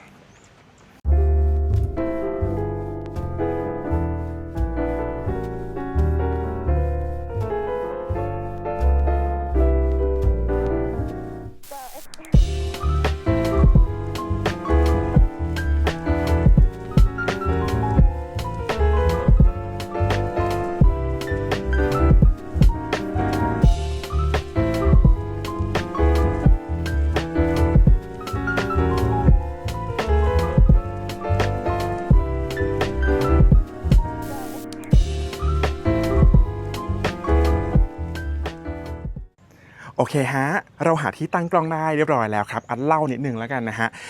จริงๆแล้วเนี่ยเล่าให้ฟังว่าตัว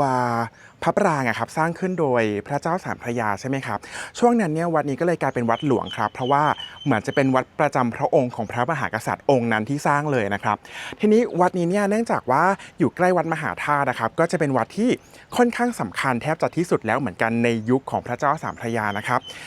ทำให้ยังไงจ๊ะพอเป็นวัดที่กษัตริย์สร้างเป็นวัดประจำราชวงศ์เป็นวัดที่ทำพระราชกุศลให้พระเชษฐาทั้งสองพระองค์วัดนี้ก็เลยเป็นวัดที่เก็บกรุของราชสำนักครับหลายๆคนอาจจะเข้าใจว่ากรุของวัดราชบูรณะเนี่ยจะเป็นแค่ทองเป็นอะไรเหมือนที่เราเก็บในปัจจุบันแต่ไม่ใช่นะครับเราจะไม่เห็นที่นี่แล้วแต่ว่าต้องไปดูที่พิพิธภัณฑ์เจ้าสามพระยาครับ มีหลายอย่างมากเลยครับ มีพระพุทธรูปทองคำซึ่งแปลกไหมไม่แปลกนะครับเอาแปลกดีกว่า ถ้าระบุว่าเป็นของราชสำนักเนี่ยที่อาร์ตไปดูมานะจะมีแหวนธรรมรงค์อย่างเงี้ยครับที่เป็นทองมีทับทิมเป็นร้อยวงเลยนะครับแล้วอาร์ตไปเห็นมามีอะไรจิตรกรรมฝาผนังแบบนี้นะครับซึ่งมีอยู่ด้านในนะครับแต่ว่าเขาจะตกแต่งผนังด้วยทองที่เอามาทำให้แบนๆแล้วเป็นรูปดอกไม้ใบไม้อะไรแบบนี้ครับตกแต่งผนังด้วยทองก็อยู่ในกรุของราชบูรณะวัดราชบูรณะนะครับทีนี้พอเก็บแบบนั้นเนี่ยเก็บสะสมมาคิดดูดิตั้งแต่เจ้าสามพระยาจนกรุงแตกครับพอกรุงแตกแล้วเนี่ยวัดเนี่ยครับน่าจะโดนเผาแต่ว่าเหตุการณ์ที่บอกว่าคนพม่าเอาทองวัดราชบูรณะไปอะไรอย่างเงี้ยส่วนตัวอาร์ตเองที่อาร์ตอ่านหนังสือมาเนี่ยอาร์ตไม่เชื่อนะครับเพราะอะไรครับเพราะว่าในปี 2490 ครับกรมศิลปากรก็กลับมาฟื้นฟูอยุธยาใช่ป่ะคือก่อนหน้านั้นเนี่ยก็มีการพยายามที่จะฟื้นฟูอยุธยาอยู่แล้วในสมัยรัชกาลที่3 4 และ 5นะครับบางวัดก็จะได้มีการบูรณะเล็กๆน้อยๆนะครับเช่นร5เสด็จมาที่วัดราชบูรณะแล้วเจอพระบรมสารีริกธาตุอย่างเงี้ยก็นำพระบรมสารีริกธาตุกลับไปกรุงเทพครับเพื่อไม่ให้โดนขโมยแต่ว่าเวลาก็ผ่านไปคิดดูดิกรุงแตก 2310 ใช่ป่ะกว่ากรมศิลปากรจะเข้ามาจริงๆจังๆครับ2490 2310 2490 100 ปีนะครับทีนี้พอกรมศิลปากรมาดูเนี่ยก็เห็นว่าเฮ้ยในกรุของวัดราชบูรณะเนี่ยมีสมบัติเต็มไปหมดเลยไม่ใช่แค่พระครับมีเครื่องทองมีเครื่องชามสังคโลกมีเครื่องถ้วยชามราชวงศ์หมิงราชวงศ์ชิงส่วนใหญ่เป็นทองนะครับเพราะว่าสมัยก่อนอยุธยาเนี่ยราชสำนักจะประกาศความร่ำรวยด้วยทองถูกปะก็พบทองเต็มไปหมดครับไปดูที่เจ้าพิพิธภัณฑ์เจ้าสามพระยาเนี่ยตอนนี้มีทองอยู่เยอะมากแต่พนักงานบอกอาร์ตว่าอันนี้คือได้กลับมาน้อยแปลว่าส่วนน้อยอยู่ที่พิพิธภัณฑ์เจ้าสามพระยาเนี่ยยังเยอะมากๆเลยนึกออกปะ ทีนี้พอกรมศิลปากรนะครับเขามาขุดค้นในปี 2490 ใช่ป่ะก็เป็นข่าวดังว่าในวัดราชบูรณะเนี่ยมีกรุที่เป็นสมบัติของพระมหากษัตริย์อะไรอย่างเงี้ยครับเรื่องสมบัติอยุธยาก็เลยดังขึ้นมาทีนี้พอดังขึ้นมามันไม่ใช่มีแค่พวกเราอะที่สนใจอยากจะเห็นก็ไปเข้าหูเข้าตาโจรด้วยเช่นกันเว้ย9 ปีต่อมาครับปี 2499 อันธพาลคลองเมืองเนี่ยนะก็มีกลุ่มคนครับลักลอบเข้ามาขุดกรุของวัดราชบูรณะเขาบอกว่าเกินครึ่งบางเว็บไซต์บอกว่าขุดไปเกือบทั้งหมดนะฮะทีนี้ก็มีจับได้บ้างนะครับแล้วก็มีการเรียกคืนกลับมาได้บ้างแต่กว่าจะจับได้แล้วก็เรียกคืนกรุกลับมาได้เนี่ยก็คือผ่านไปนานแล้วอะขายไปหมดแล้ว กลายเป็นว่าตอนเนี้ยครับสิ่งที่เรียกคืนกลับมาแล้วก็สิ่งที่ยังเหลืออยู่ที่เอาไปเก็บไว้ที่พิพิธภัณฑ์เจ้าสามพระยาเนี่ยครับเหลืออยู่น้อยมากแล้วก็เหลือชิ้นเล็กๆเหลือชิ้นใหญ่อยู่ไม่กี่ชิ้นอะไรอย่างเงี้ยครับวัดราชบูรณะก็เลยโด่งดังขึ้นมาในสมัยของอาร์ตแล้วกันนะครับอาร์ตเกิด 2532ในยุคของอาร์ตเนี่ยข่าวนี้ก็ยังดังอยู่นะครับถึงแม้ว่าจะผ่านมานานแล้วก็ตามนะครับทีนี้อาร์ตถึงเล่าให้ฟังว่านอกเหนือจากกรุแล้วเนี่ยนะครับพระพุทธรูปเราไปหลายๆวัดเนี่ยก็ยังเห็นพระเต็มองค์อยู่ใช่ไหมแต่วัดในละแวกเนี่ยครับเนื่องจากข่าวสมบัติอยุธยาดังขึ้นมาครับเสียงของพระเกือบทั้งหมดในบริเวณในเกาะเมืองครับโดยเฉพาะรอบๆพระราชวังเนี่ยไม่มีเสียงแล้วครับนะครับเขาเชื่อว่าโดนขายไปแล้วในตลาดมืดนะครับแล้วก็น่าจะไปอยู่ที่ต่างประเทศซับเป็นส่วนใหญ่แล้วด้วยซ้ำไปนะครับอันนี้ก็เลยเป็นเหตุผลที่ทำให้กรุดังขึ้นมาแล้วก็เราเดินที่ระเบียงคดเนี่ยเราจะเห็นแค่เศษพระไม่ได้เห็นตัวพระเต็มองค์น่าเสียดายปะโอเคฮะพอเราฟังอะไรกันไปเล็กๆน้อยๆฟังผ่านๆเนาะฟังเอาสนุกๆแล้วกันนะครับเราก็จะเห็นว่าตัวองค์พระที่อยู่บนระเบียงคดนะครับก็จะเหลือสภาพประมาณเนี้ยอันเนี้ยองค์เนี้ยที่อาร์ตยืนอยู่เนี่ยคือองค์ที่สภาพดีแล้วนะครับของวัดราชบูรณะเนาะโอเคพอเราเดินกันที่ระเบียงคดนะครับตามธรรมเนียมเพราะว่าต้องเดินระเบียงคดก่อนใช่ปะเวียนเทียนนะครับแล้วเราค่อยเดินไปบนพระปรางกันนะครับพระปรางนะครับด้านในมีกรุสมบัติเนาะกรุสมบัติเนี่ยจะเป็นห้องสี่เหลี่ยมจัตุรัสนะครับผนังหนามากๆนอกจากสมบัติที่เราคุยกันไป5 นาทีกว่าแล้วเมื่อกี้นะครับกรุเนี่ยมีความสำคัญอีกอย่างหนึ่งก็คือว่าจะมีจิตรกรรมฝาผนังที่สวยมากๆนะครับซึ่งถ้าใครอยากเห็นเต็มๆเนี่ยที่พิพิธภัณฑ์เจ้าสามพระยาครับเขามีการจำลองนะครับก็คือถ่ายรูปไว้แล้วก็เอาไปจัดแสดงที่นู่นนะครับทีนี้อาจไม่มั่นใจเพราะว่าเขาบอกกันว่าตั้งแต่โควิดครับกรุไม่ได้เปิดให้เข้าแล้วนะครับดังนั้นแต่ว่าอันเห็นมีคนเดินขึ้นไปไม่รู้ว่าเดินขึ้นไปจะเห็นอะไรถ้าอย่างนั้นเดี๋ยวเราเดินขึ้นไปบนพระปรางกันครับไปดูว่าด้านในข้างบนเนี่ยเขายังเปิดให้เข้าไปดูกรุอยู่ไหมถ้าเปิดอยู่ก็ถือว่าโชคดีปะ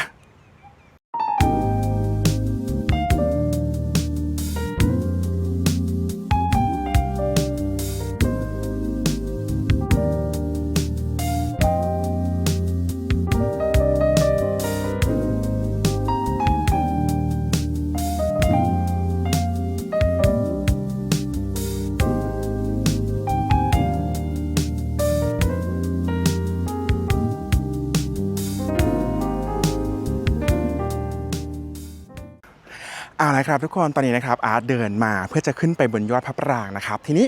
พอเดินขึ้นมาแล้วเนี่ยนะครับบนฐานเดียวกับพระปรางนะครับเราก็จะมีเห็นเจดีย์มุมแล้วก็เจดีย์รายอยู่เต็มเลยนะครับตัวพระปรางนี้นะครับอาร์ตไปอ่านเจอมาเขาบอกว่าเป็นศิลปะแบบขอมปนลังกาขอมมาเข้าใจปนลังกาแปลว่าอะไรฮะไม่เก็ตนะครับโอเคด้านบนนะครับบนฐานเดียวกันบนชั้น2นะครับนี่คือเจดีย์มุมเนาะซึ่งอาร์ตเห็นเนี่ยมี4มุมเลยนะครับที่ได้รับการบูรณะแต่ก็จะมีฐานแบบเนี้ยก็คืออาจจะเป็นเจดีย์รายหรือเปล่านะครับโอเคเราเดินขึ้นไปอีกนิดนึงนะครับก็จะถึงยอดพระปรางแล้วแต่ว่าเดี๋ยวอาร์ตถ่ายให้ดูแล้วกันนะครับว่ารอบๆนี้นะครับจะมีบรรยากาศยังไงเนาะเผื่อใครไม่มีโอกาสได้ขึ้นมาฮะ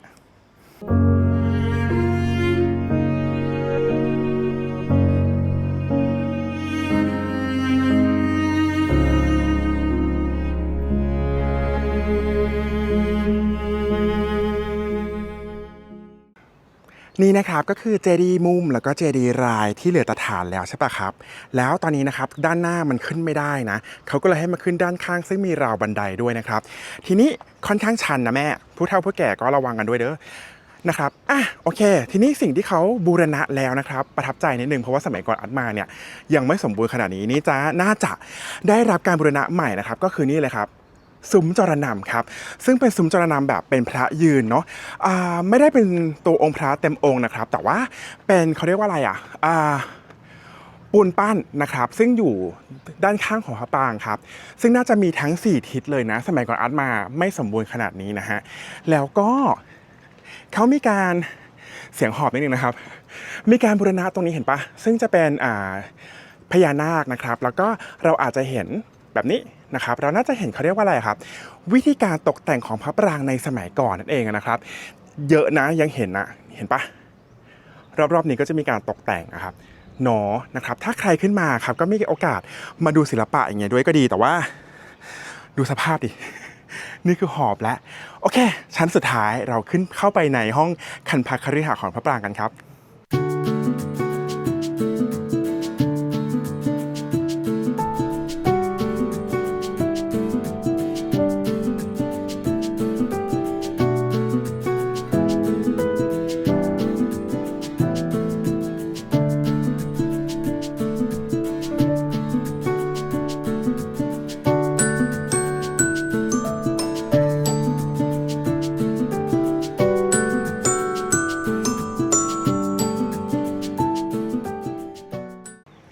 ทุกคนครับตอนนี้อาร์ตเดินมาด้านบนสุดอยู่ในห้องคันภคฤหาสน์ของพระปรางแล้วนะครับก่อนที่จะไปดูในห้องคันภคฤหาสน์ที่ไม่ได้ใหญ่มากเลยนะเดี๋ยวอาร์ตให้ดูวิวก่อนดีกว่าปะนะครับวิวตอนนี้นะครับเราจะเห็นหน้าวัดใช่ปะและนี่คือตัวพระวิหารหลวงครับที่เราเดินผ่านกันมาเมื่อสักครู่นี้ที่อาร์ตบอกว่าน่าจะเป็นที่ทำพระราชกุศลให้กับเจ้ายี่พระยาแล้วก็เจ้าอ้ายพระยาครับ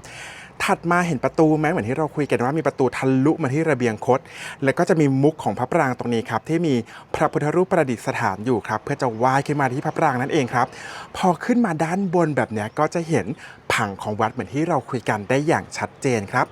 พอเรามาในห้องด้านบนนะครับในห้องของห้องคันภคฤหาสน์นะครับก็จะเห็นว่ายังเห็นโครงสร้างของปราสาทแบบขอมได้อย่างชัดเจนเลยจะสังเกตว่านี่คือลักษณะการวางจั่วขององค์พระปรางนะครับทีนี้ตรงนี้ครับเรียกว่าห้องคันภคฤหาสน์นั่นเองครับ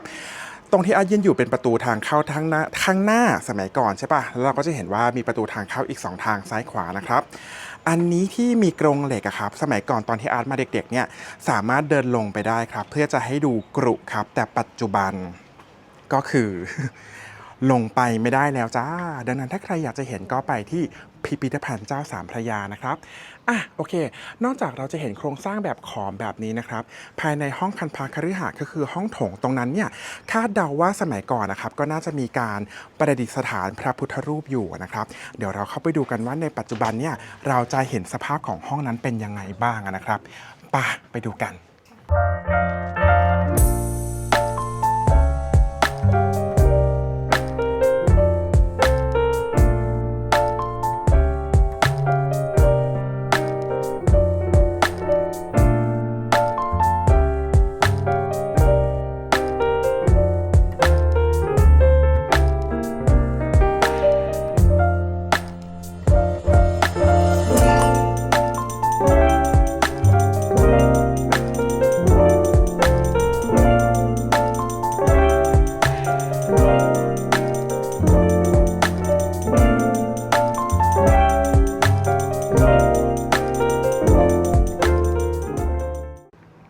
เอาละครับทุกคนตอนนี้นะครับอาร์ตเดินออกมาจากห้องคันภคฤหาสน์เป็นที่เรียบร้อยแล้วครับที่ชั้น2จะมีลานพักกันเหนื่อยเนาะนะครับก็จะเห็นวิหารเห็นปะเห็นเจดีย์มุมนะครับแล้วก็เจดีย์รายที่เราคุยกันทีนี้บนชั้นลานพักลานเนี่ยครับสามารถเดินไปด้านหลังของพระปรางได้ด้วยนะครับเดี๋ยวอาร์ตพาเดินไปดีกว่านะครับนี่คือเจดีย์มุมใช่ปะแล้วก็จะมีเจดีย์รายที่อยู่ด้านนอกครับจะเป็นเจดีย์แล้วก็พระปรางประกอบนะครับซึ่งสมัยก่อนถ้าเป็นวัดหลวงก็จะมีเจดีย์ประกอบเต็มไปหมดแบบนี้นั่นแหละนะครับทีนี้ด้านหลังของพระปรางครับคือตรงนี้เลยครับจะมีอาคารอีก1อาคารครับไม่รู้ว่าคืออะไรเหมือนกันแต่เดาจากผังแล้วก็น่าจะเป็นพระวิหารใครขึ้นมาบนยอดพระปรางครับเดินสักรอบหนึ่งก็จะได้เห็นมุมของวิวของวัดนะครับรอบ360องศาเลยสวยดีนะ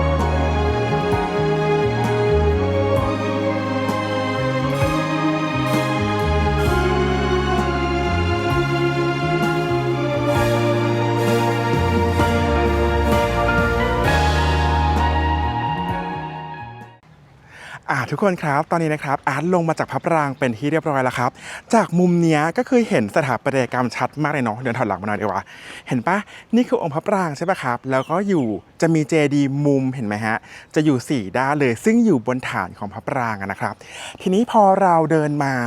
เยื้องทางด้านหลังครับก็จะเห็นระเบียงคดแล้วก็บริเวณของวัดนะครับใหญ่ขึ้นนะครับแผ่นกล้องให้ดูเห็นปะเพราะว่าด้านหน้าเนี่ยมันจะมีอาคารค่อนข้างเยอะใช่ไหมทำให้เราไม่ได้เห็นบริเวณวัดที่กว้างขวางขนาดนี้แต่ว่าด้านหลังเนี่ยครับคือตัวระเบียงคดหรือว่าพระวิหารเจดีย์รายต่างๆเนี่ยเหลือแค่ฐานแล้วเราก็เลยจะทำให้เราได้เห็นบริเวณวัดที่ค่อนข้างใหญ่ทีเดียวครับสุดท้ายจุดหมายสุดท้ายของวัดนี้นะครับเดี๋ยวเราเข้าไปบนพระวิหารนะครับซึ่งอยู่ด้านหลังของตัวองค์เจดีย์ปรางประธานกันละกันนะฮะ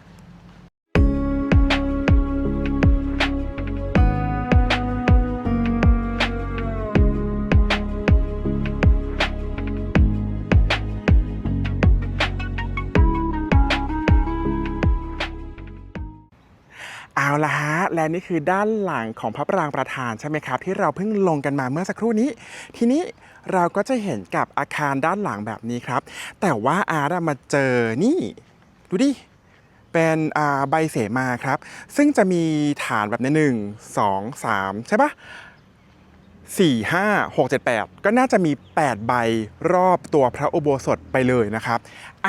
เรามาดูกันครับดูจากลักษณะแล้วเนี่ยนะครับน่าจะได้รับการบูรณะแหละเพราะทุกคนเห็นปะครับว่าจะมีอิฐกับปูนผสมกันนะครับตัวปูนเนี่ยน่าจะได้รับการบูรณะครับแต่มีอย่างหนึ่งที่อาสงสัยคือปกติครับเรารู้กันอยู่แล้วว่าในอยุธยาเนี่ยเขาจะสร้างแบบตกท้องเรือสำเภาก็คือเป็นแอ่งท้องแบบนี้นะครับคำถามคือพระอุโบสถหลังนี้สร้างแบบแอ่นท้องสำเภาหรือนี่คือตรงกลางสุดก็เลยแอ่นนะครับสงสัยจังเลยใครรู้บอกทีนะฮะโอเคอันนี้ก็คือด้านข้างๆนะครับไอ้กำลังเดินอยู่ของพระอุโบสถนะครับเดี๋ยวอาจจะพาขึ้นไปละกันนะครับนี่เวลามีใครมาวัดราชบูรณะเนี่ยนะครับด้านข้างจะมีที่จอดรถใช่ป่ะโดยปกติแล้วเนี่ยเขาจอดรถริมถนนกันแต่ว่าความจริงแล้วครับด้านข้างของวัดราชบูรณะที่มีร้านอาหารหรือว่าคาเฟ่เนี่ย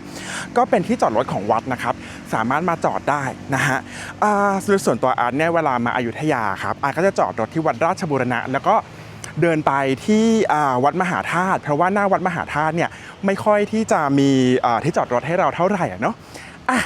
ตอนนี้อาร์ตเดินมาอีกฝั่งหนึ่งของวัดครับด้านนี้ก็น่าจะเป็นด้านหน้าของพระอุโบสถครับแต่ว่าสิ่งที่อาร์ตสนใจก่อนที่จะขึ้นอุโบสถกันก็คือนี่ครับชอบจังเลยวัดที่บูรณะกำแพงวัดที่เป็นซุ้มโค้งแบบนี้ครับเพราะว่าหลายๆวัดเราจะเห็นแค่กำแพงแก้วใช่ไหมแต่เราไม่เห็นซุ้มวัดนะครับแต่ว่าวัดเนี้ยเขาบูรณะด้านหลังให้เป็นซุ้มวัดเหมือนด้านหน้าทางเข้านั่นแหละนะครับก็เป็นสิ่งที่แปลกตาดีสำหรับคนที่มาอยุธยาแต่ว่าไม่ได้มาวัดใหญ่ๆก็จะไม่ได้เห็นซุ้มโค้งที่สมบูรณ์แบบนี้นะครับโอเคและด้านหลังของอาร์ตครับคือพระอุโบสถเดี๋ยวเราเข้าไปบนพระอุโบสถกันฮะ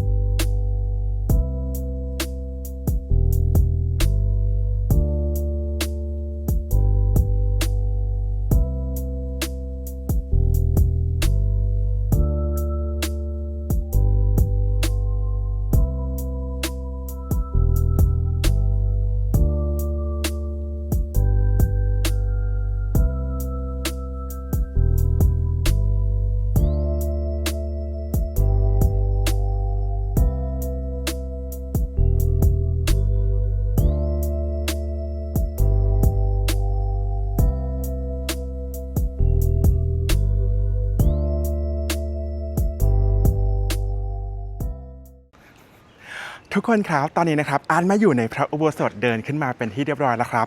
สวยมากเลย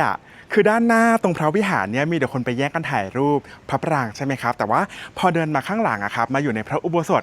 ไม่มีคนเลยจ้าอุโบสถเป็นของเรานะครับ อุโบสถหลังนี้นะครับอาร์ตว่าสวยมากๆนะครับนี่ขนาดไม่ใหญ่มากแต่ว่าที่อาร์ตบอกว่าสวยมากๆเนี่ยนอกเหนือจากพื้นที่ได้รับการบูรณะเสาที่ยังเห็นอยู่นะครับจุดประสงค์เห็นพระประธานองค์นี้ไหมครับยังเห็นฐานของพระประธานอยู่นะครับเดี๋ยวเราเดินไปดูใกล้ๆกันดีกว่าครับว่าตอนนี้เนี่ยพระประธานครับเหลืออะไรให้เราดูบ้างคือตอนนี้เท่าที่อาร์ตดูเดี๋ยวอาร์ตซูมภาพให้ดูนะครับก็ยังเห็นตัวหน้าตักนะครับด้านในเป็นหินศิลาแรงนะครับแล้วก็เห็นตัวบ่าด้วยนะครับแต่ว่าเห็นเท่านี้แล้วนะครับอย่างไรก็แล้วแต่สภาพแบบนี้มันก็ไม่ได้เห็นกันได้ทุกวัดปะเพราะบางวัดเนี่ยเห็นแค่ฐานจุกชีไม่ได้มีตัวองค์พระให้เราเห็นแบบนี้แล้วนะครับในกล้องจะเห็นไหมไม่ทราบนะครับแต่ว่านี่ทุกคนนี่คือฐานองค์พระใช่ไหมแล้วก็นี่หน้าตักใช่ป่ะและนี่คือลำตัวขององค์พระนะครับอันนี้ก็จะเป็นหินมอนแดงนะครับแต่ว่าถ้าใครมองตรงนี้เห็นป่ะฐานตรงนี้เลยนะครับจะเป็นศิลาแรงแปลว่าสมัยก่อนการสร้างองค์พระเนี่ยน่าจะเป็นศิลาแรงปะซึ่งโครงสร้างขององค์พระแบบเนี้ยครับเราไม่ได้เห็นที่วัดอื่นได้ง่ายๆเลยนะครับอาจว่าถ้าใครมาวัดราชบูรณะเนี่ยเดินมาข้างหลังมาเห็นพระประธานในพระอุโบสถก็จะเลิศ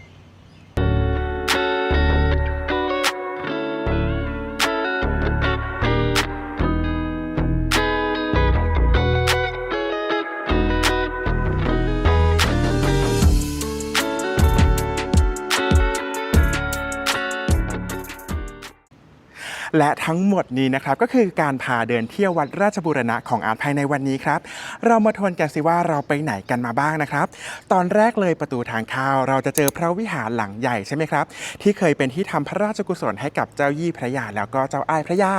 ถัดต่อมาเป็นพระปรางองค์หลักองค์นี้ครับซึ่งสามารถเดินขึ้นไปด้านบนได้ไปดูห้องคันพระคฤหะได้นะครับแล้วก็จะมีโครงสร้างของพระปรางให้เห็นแบบขอมอยู่ด้านในที่กรุนะครับตอนนี้ไม่ได้เปิดให้เข้าชมตั้งแต่ช่วงโควิดแล้วนะครับแต่ว่าถ้าใครอยากเห็นว่าภายในกรุเป็นอย่างไรให้ไปที่พิพิธภัณฑ์เจ้าสามพระยาครับถัดออกมานะครับจากตัวพระปรางเนี่ยก็จะมีระเบียงคดใช่ปะแล้วก็จะมีจุดนี้ครับก็คือพระอุโบสถครับอันนี้ก็คือผังวัดคร่าวๆนะครับแต่ว่าบริเวณวัดเนี่ยจะมีอาคารประกอบครับก็จะมีวิหารเล็กๆเจดีย์เล็กๆเต็มไปหมดรอบๆวัดเลยครับสามารถเดินดูกันได้นะครับและทั้งหมดนี้คือวัดราชบูรณะครับหวังว่าทุกคนจะชอบวัดนี้กันนะ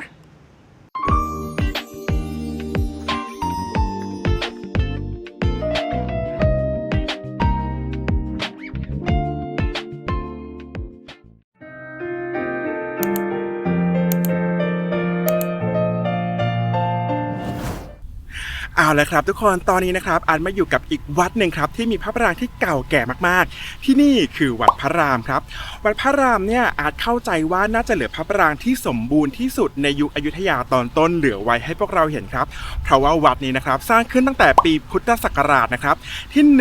1917 โดยพระรามเมศวรครับปี 1917 เนี่ยก็น่าจะประมาณ 20 ปีเองนะครับหลังจากที่เรามีกรุงศรีอยุธยาครับเหตุผลในการสร้างวัดก็คือว่าพระเจ้าอู่ทองครับผู้สถาปนากรุงเนี่ยสวรรคตครับพระราเมศวรซึ่งเป็นพระราชโอรสของพระเจ้าอู่ทองเนี่ยมีการถวายพระเพลิงพระศพให้กับพระเจ้าอู่ทองในบริเวณวัดนี้ครับหลังจากที่มีการถวายพระเพลิงพระเจ้าอู่ทองเป็นที่เรียบร้อยแล้วครับพระราเมศวรก็คิดว่าก็น่าจะมีอนุสรณ์สถานบางอย่างครับให้กับพระเจ้าอู่ทองผู้ซึ่งสถาปนากรุงศรีอยุธยานั่นเองครับพระราเมศวรก็เลยมีพระราชดำริให้สร้างวัดพระรามขึ้นทำให้วัดพระรามนะครับเป็นวัดหลวงแล้วก็ถือว่าเป็นสุสานหลวงแห่งแรกของกรุงศรีอยุธยาครับอย่างไรก็ดีครับสมัยก่อนพื้นที่บริเวณนี้นะครับไม่ได้เป็นเนินสูงขนาดนี้ขนาดให้สร้างวัดได้ครับดังนั้นรอบๆเนี่ยพระราเมศวรก็มองว่าเราจะเอาดินจากไหนมาถมดีใช่ไหมครับข้างๆในเขาจะมีบึงหนึ่งครับชื่อว่าบึงชีขันนะครับตัวบึงชีขันเนี่ยสมัยก่อนก็จะเป็นบึงเล็กๆนะครับตื้นๆไม่ได้ใหญ่มากครับพระราเมศวรก็เลยมีพระราชดำริครับให้ขุดบึงชีขันตอนนี้นะครับทุกคนจะรู้จักบึงชีขันในชื่อว่าบึงพระรามครับที่ตั้งว่าบึงพระรามนะครับเพราะว่าข้อหนึ่งตั้งอยู่ใกล้วัดพระรามครับข้อ2ก็คือบึงชีขันที่ได้รับการขุดเรียบร้อยแล้วเนี่ยตัวดินที่ขุดได้ครับเอามาถมที่สร้างวัดพระรามแล้วก็พระมหาราชวังทำให้ปัจจุบันนะครับบึงชีขันถูกเรียกว่าบึงพระรามนั่นเองครับนี่คือประวัติคร่าวๆครับแล้วก็ถ้าพร้อมแล้วเราเข้าไปเดินดูในวัดพระรามกันดีกว่าครับว่าปัจจุบันจะเหลืออะไรให้เราดูกันบ้างฮะ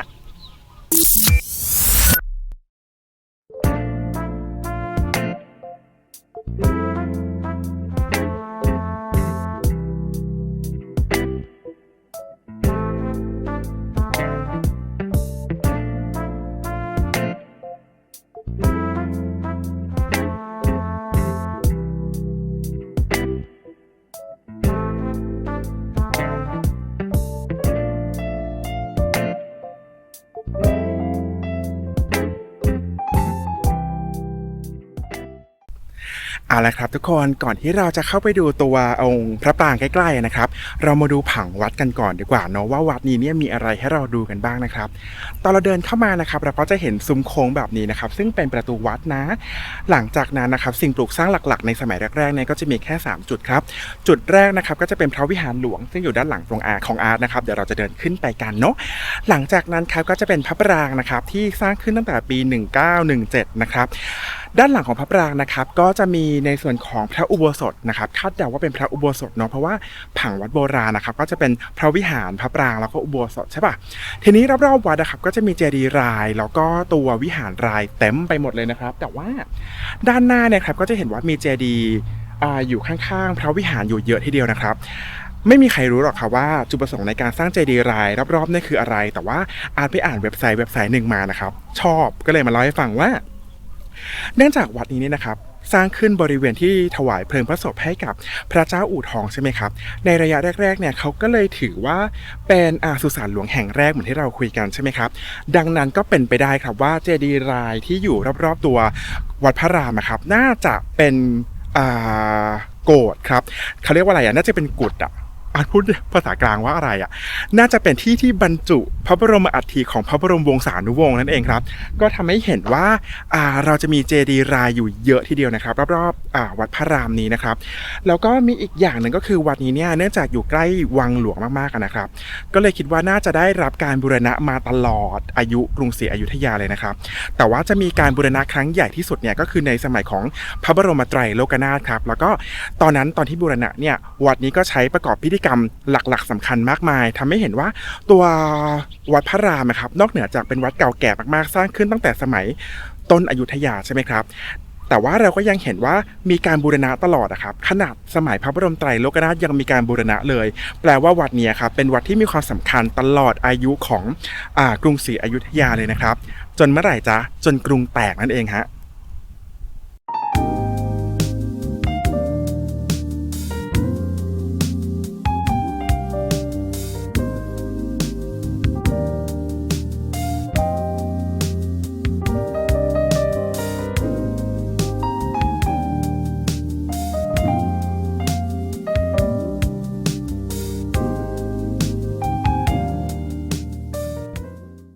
เอาล่ะทุกคนเราเริ่มมาเดินวัดกันดีกว่าครับนี่คือประตูทางเข้าที่เป็นซุ้มสวยๆใช่ไหมอันนี้ก็คือเป็นเจดีย์รายเจดีย์ประกอบด้านข้างนะครับซึ่งพี่อาร์เล่าให้ฟังว่าไม่รู้หรอกว่าเขาสร้างทำไมนะครับด้านหน้าของอาร์ที่ชนกับพระปรางนะครับก็คือพระวิหารหลวงนั่นเองนะครับเราเดินขึ้นไปกันดีกว่าครับโอเคไปขึ้นมาได้นะครับทีนี้ก็จะเห็นว่าตัววิหารหลวงเนี่ยไม่ใช่วิหารขนาดใหญ่มากนะครับแต่ว่าคุณลองมองย้อนกลับไปนะวัดนี้สร้างขึ้นตั้งแต่ปี1917นะครับขนาดที่เราบอกไม่ใหญ่ในอยุธยาเนี่ยเพราะว่าอาร์ตพูดอิงตามวัดที่สร้างขึ้นไปปลายหรือว่ากลางอยุธยาใช่ไหมครับดังนั้นในสมัยปีพุทธศักราชที่1917เนี่ยตรงนี้ก็อาจจะเป็นวิหารที่ใหญ่มากๆแล้วก็ได้ครับและด้านหน้าของอาร์ตครับคือฐานชุกชีที่น่าจะเคยประดิษฐานพระพุทธรูปองค์ใหญ่มากๆครับสังเกตจากฐานดูดินี่คือฐานพระเต็มองค์เลยนะครับแปลว่าน่าจะมีพระพุทธรูปครับที่เป็นพระพุทธรูปประธานขนาดใหญ่มากๆตั้งอยู่บริเวณนี้ครับเดี๋ยวอาร์ตพาไปดูนี่ที่จะพาไปดูเพราะว่าอาร์ตน้ำหนัก100กิโลกรัมสูง185ทุกคนดูฐานดินี่คือฐานพระพุทธรูปที่เป็นพระพุทธรูปประธานนะครับก็น่าจะใหญ่มากๆครับแล้วก็ด้านหลังครับก็จะมีตัวเชื่อมนะครับอันนี้น่าจะเป็นประตูเชื่อมกับระเบียงคดที่จะเข้าไปในตัวของพระปรางนะเดี๋ยวอาร์ตแผนไปให้ดูแล้วกันนะครับนี่นะเมื่อสักครู่นี้ที่เราดูกันนะครับคือทางเข้ามาพระวิหารพระประธานใช่ไหมครับเลยออกมาทุกคนเห็นประตูตรงนี้ปะนี่ประตู1ประตู2ตรงนี้ก็คือระเบียงคดนั่นเองครับแปลว่าตรงหน้าตรงนี้สมัยก่อนน่าจะมีกำแพงอยู่ชั้นหนึ่งเพื่อจะออกไประเบียงคดด้านข้าง2ด้านนะครับแล้วเราก็จะมาไหว้ตรงมุกตรงนี้ไหว้อะไรก็คือไหว้ตัวพระปรางหลวงนั่นเองฮะเราเดินย้อนกลับมาที่ตัวพระวิหารหลวงนิดนึงแล้วกันนะครับทุกคนจะเห็นว่าวิหารหลวงที่นี่เนี่ยไม่ได้มีเสาอยู่ตรงกลางเห็นปะแปลกใจเหมือนกันว่าอันนึกว่าวัดที่อยุธยาครับศิลปะจะเหมือนกันตั้งแต่ต้นอยุธยาจนปลายอยุธยาก็คือมีเสาอยู่ตรงกลางครับเพื่อรับจั่ว แต่ว่าเท่าที่เห็นเนี่ยที่นี่เสาอยู่ติดริมกำแพงเลยนะครับแปลว่าที่นี่เนี่ยอาจจะนะครับใช้ตัวเสาอยู่ที่กำแพงนะครับเพื่อรับน้ำหนักไปเลยก็ได้นะฮะหรือว่าอาจจะมีอีกทฤษฎีหนึ่งก็คือว่าที่เราเห็นวัดอื่นๆเนี่ยเป็นเสาอยู่ตรงกลางวิหารใช่ป่ะก็อาจจะเป็นอันนี้แหละครับบริเวณที่เราเห็นอาจจะไม่ได้เป็นขอบของวิหารแต่อาจจะเป็นเสากลางวิหารแล้วก็ตัววิหารเนี่ยอาจจะกินพื้นที่ออกไปอีกอันนี้อ่านมาหลายๆคนก็สันนิษฐานไว้ครับใครรู้ข้อมูลก็แจ้งกันไว้แต่อาจแค่มาแจ้งว่าอ่านเจอ2ลักษณะแรกคือเป็นเสาที่อยู่ที่กำแพงอีกอันหนึ่งก็คือว่าอันนี้แหละคือกลางวิหารอาจจะมีวิหารที่ใหญ่กว่านี้นั่นเองครับ2ทฤษฎีที่อ่านมาใครคิดว่าไม่ใช่ก็คอมเมนต์บอกกันได้ฮะ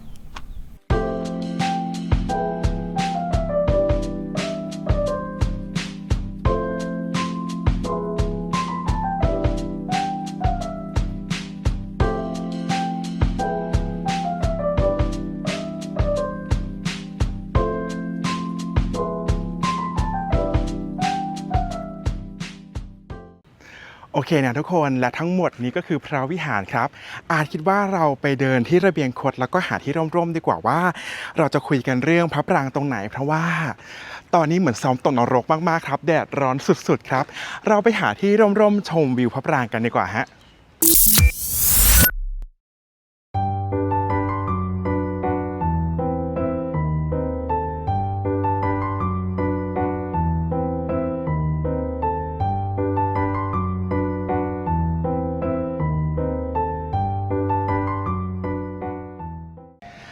เอาละครับทุกคนตอนนี้นะครับอาร์ตหาที่ร่มๆตั้งกล้องได้เป็นที่เรียบร้อยแล้วนะครับเพื่ออะไรครับเพื่อจะให้ทุกคนชมพระปรางอย่างเด่นชัดแบบนี้นั่นเองครับทีนี้อยากจะอธิบายนิดนึงเผื่อใครเพิ่งมาครั้งแรกนะครับ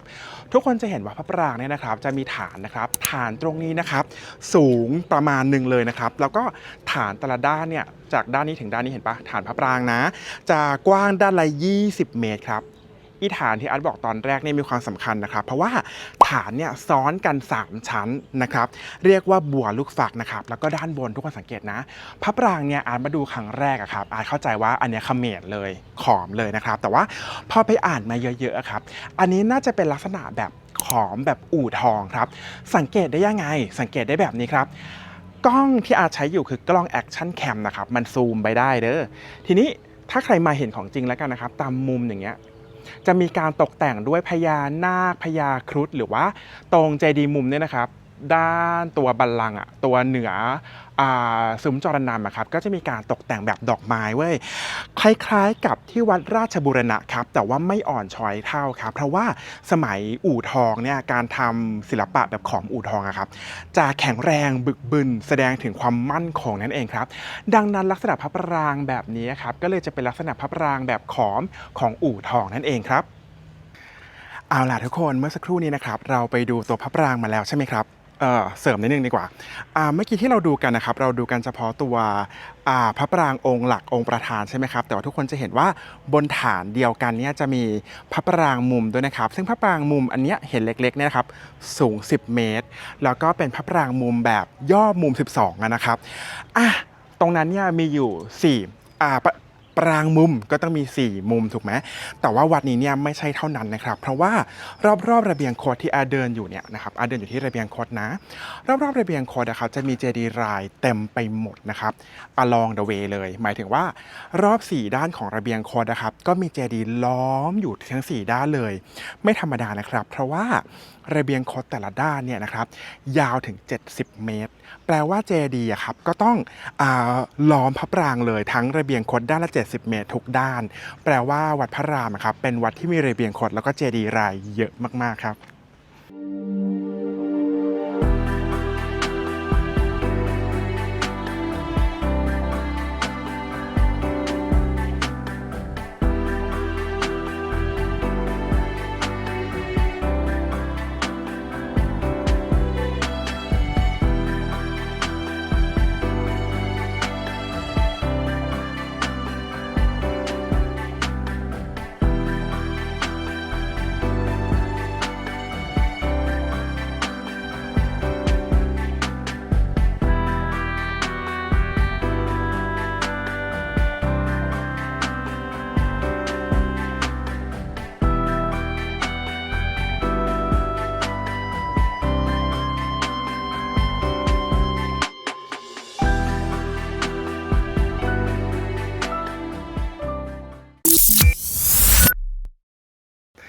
เอาละครับทุกคนครับตอนนี้นะครับอาร์ตก็เดินผ่านระเบียงคดมาจนถึงด้านหลังของตัวองค์พระปรางเป็นที่เรียบร้อยแล้วนะครับ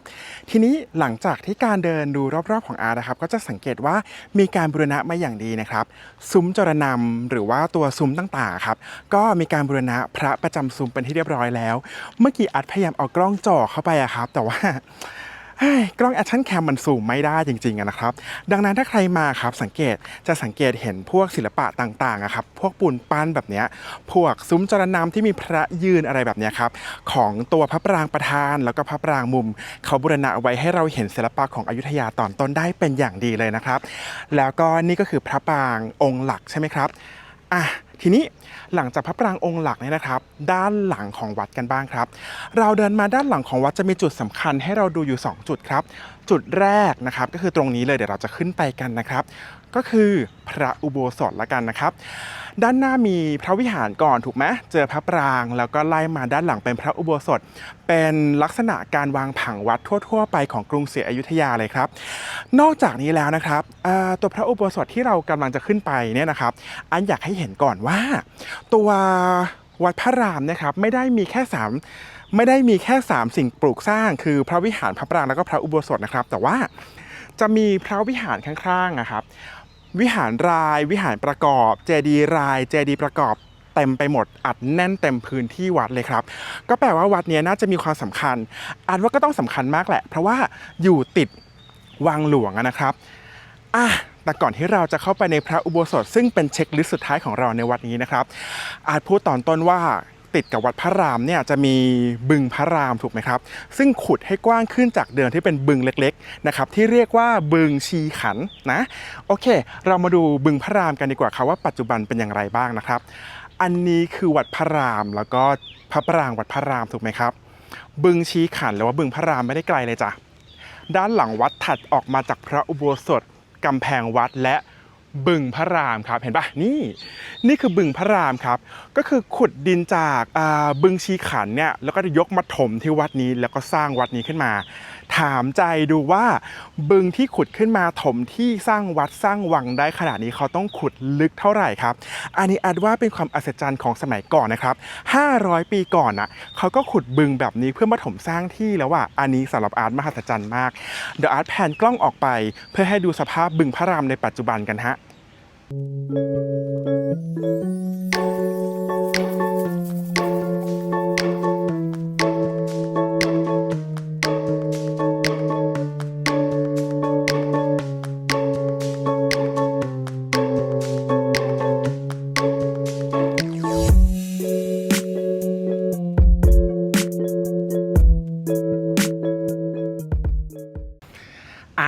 ทุกคนครับนี่คือซุ้มประตูหลังวัดถัดออกไปเห็นแม่น้ำตรงนั้นไม่ใช่แม่น้ำนะครับนั่นคือบึงพระรามครับและพอเข้ามาภายในวัดนะครับเราจะเจอกับพระอุโบสถก่อนเลยครับเราเข้าไปในพระอุโบสถกันครับพระอุโบสถนะครับเท่าที่อาดูมีการบูรณะมากกว่าพระวิหารด้านล่างที่เราไปดูกันที่สำคัญก็คืออาร์ตมองว่านะครับมีขนาดใหญ่กว่าพระวิหารด้วยนะครับไม่รู้ว่าเขาบูรณะให้สมบูรณ์ขนาดนี้ได้ยังไงเนาะทำไมไม่บูรณะวิหารให้สวยขนาดนี้ด้วยนะครับก็จะเห็นว่าตรงพระอุโบสถเนี่ยยังเห็นเสาที่อยู่ตรงกลางเห็นปะเห็นเสาปะอันนี้ก็น่าจะเป็นเสาที่ไว้ค้ำหลังคาจั่วนั่นเองครับแล้วเรานะครับก็ยังเห็นฐานชุกชีอย่างชัดเจนซึ่งเป็นฐานสูงขึ้นไปเพื่อจะไหว้พระประธานที่อยู่ตรงกับตัวพระปรางหลวงนั่นเองครับ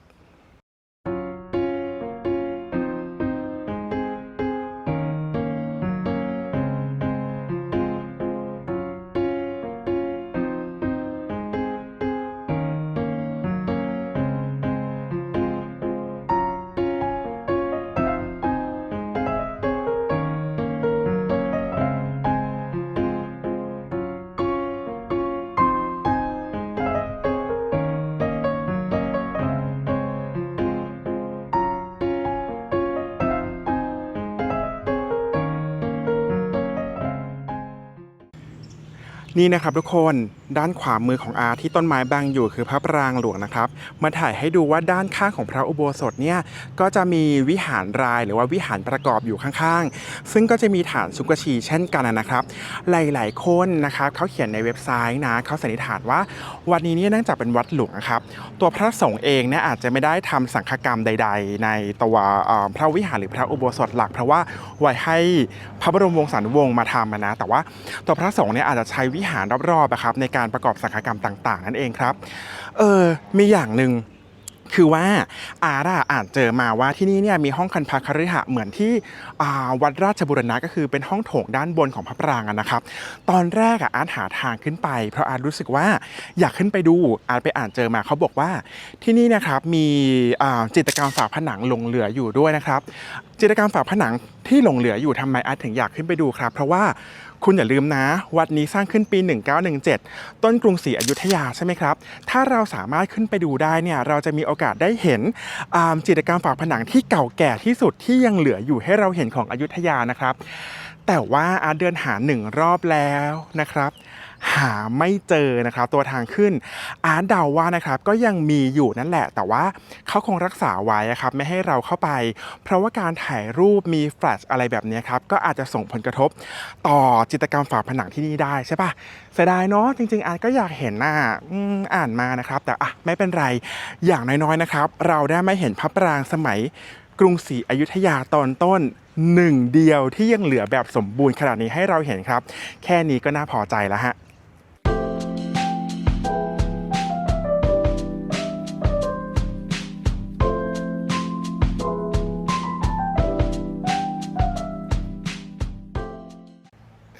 เอาเลยครับทุกคนสวรรค์ใจร้ายกับอาร์ตมากเลยครับเพราะว่าตอนเราเดินเข้ามาในวัดพระรามครับแดดคือ นะครับแต่พออาร์ตเดิน1 รอบครับตอนนี้กำลังจะออกจากวัดแดดร่มซะงั้นเสียใจไม่เป็นไรครับยังไงซะนะครับนี่คือทั้งหมดแล้วนะครับของการเดินพาทุกคนนะครับดูวัดพระรามของอาร์ตในวันนี้เรามาทวนกันดีกว่าครับว่าเราเดินไปจุดไหนกันมาบ้างนะครับอย่างแรกเราเดินเข้ามาจะเห็นซุ้มประตูนะครับที่เป็นซุ้มโค้งนะครับเดินถัดออกมาจะเห็นวิหารหลวงครับซึ่งจะเป็นจุดเดียวกันกับเขาคาดเดาว่าวิหารหลวงที่เราเห็นเนี่ยน่าจะเป็นจุดที่ถวายพระเพลิงให้กับพระเจ้าอู่ทองครับเดินถัดออกมาจากวิหารหลวงเราก็จะเห็นพระปรางประธานพระปรางองค์ใหญ่ขนาดนี้ครับที่สร้างขึ้นตั้งแต่สมัยปี 1917 โดยพระรามเมศวรครับศิลปะต่างๆเป็นศิลปะแบบของสมัยอู่ทองนะครับใครไม่เห็นใกล้ๆจะเห็นการตกแต่งด้วยพญาครุฑพญานาคดอกไม้เถาวัลย์แล้วก็มีซุ้มจรนำที่มีพระพุทธรูปยืนเป็นศิลปะแบบอู่ทองตอนปลายก็เลยคิดว่าเป็นศิลปะแบบขอมอู่ทองนั่นเองครับหลังพระปรางครับที่เราไปดูกันมานะครับจะมี2จุดแรกถัดจากพระปรางออกไปจะมีพระอุโบสถครับพระอุโบสถได้รับการบูรณะเรียบร้อยแล้วนะครับมีเสาอยู่กลางพระอุโบสถมีฐานชุกชีขนาดใหญ่คิดว่าเคยประดิษฐานพระพุทธรูปขนาดใหญ่ไว้ด้วยครับและเลยออกนอกกำแพงวัดไปนอกเขตพุทธาวาสเราจะเจอกับบึงพระรามครับซึ่งเชื่อว่าเป็นบึงที่พระรามเมศวรมีพระราชดำริครับให้ขุดบึงชีขันนะครับให้ลึกขึ้นและก็กว้างขึ้นนำดินมาถมที่สร้างวัดพระรามแล้วก็สร้างพระบรมมหาราชวังนั่นเองครับทั้งหมดนี้คือวัดพระรามแล้วนะครับที่อาร์ตพาเดินในวันนี้แต่ความจริงถ้าใครมาเนี่ยรอบๆบริเวณวัดจะมีเจดีย์รายเจดีย์มุมนะครับจะมีวิหารรายวิหารมุมอยู่เต็มไปหมดเป็นบริวารของวัดครับก็สามารถมาชมกันได้อาร์ตหวังว่าทุกคนจะชอบกันนะครับกับวัดพระรามครับ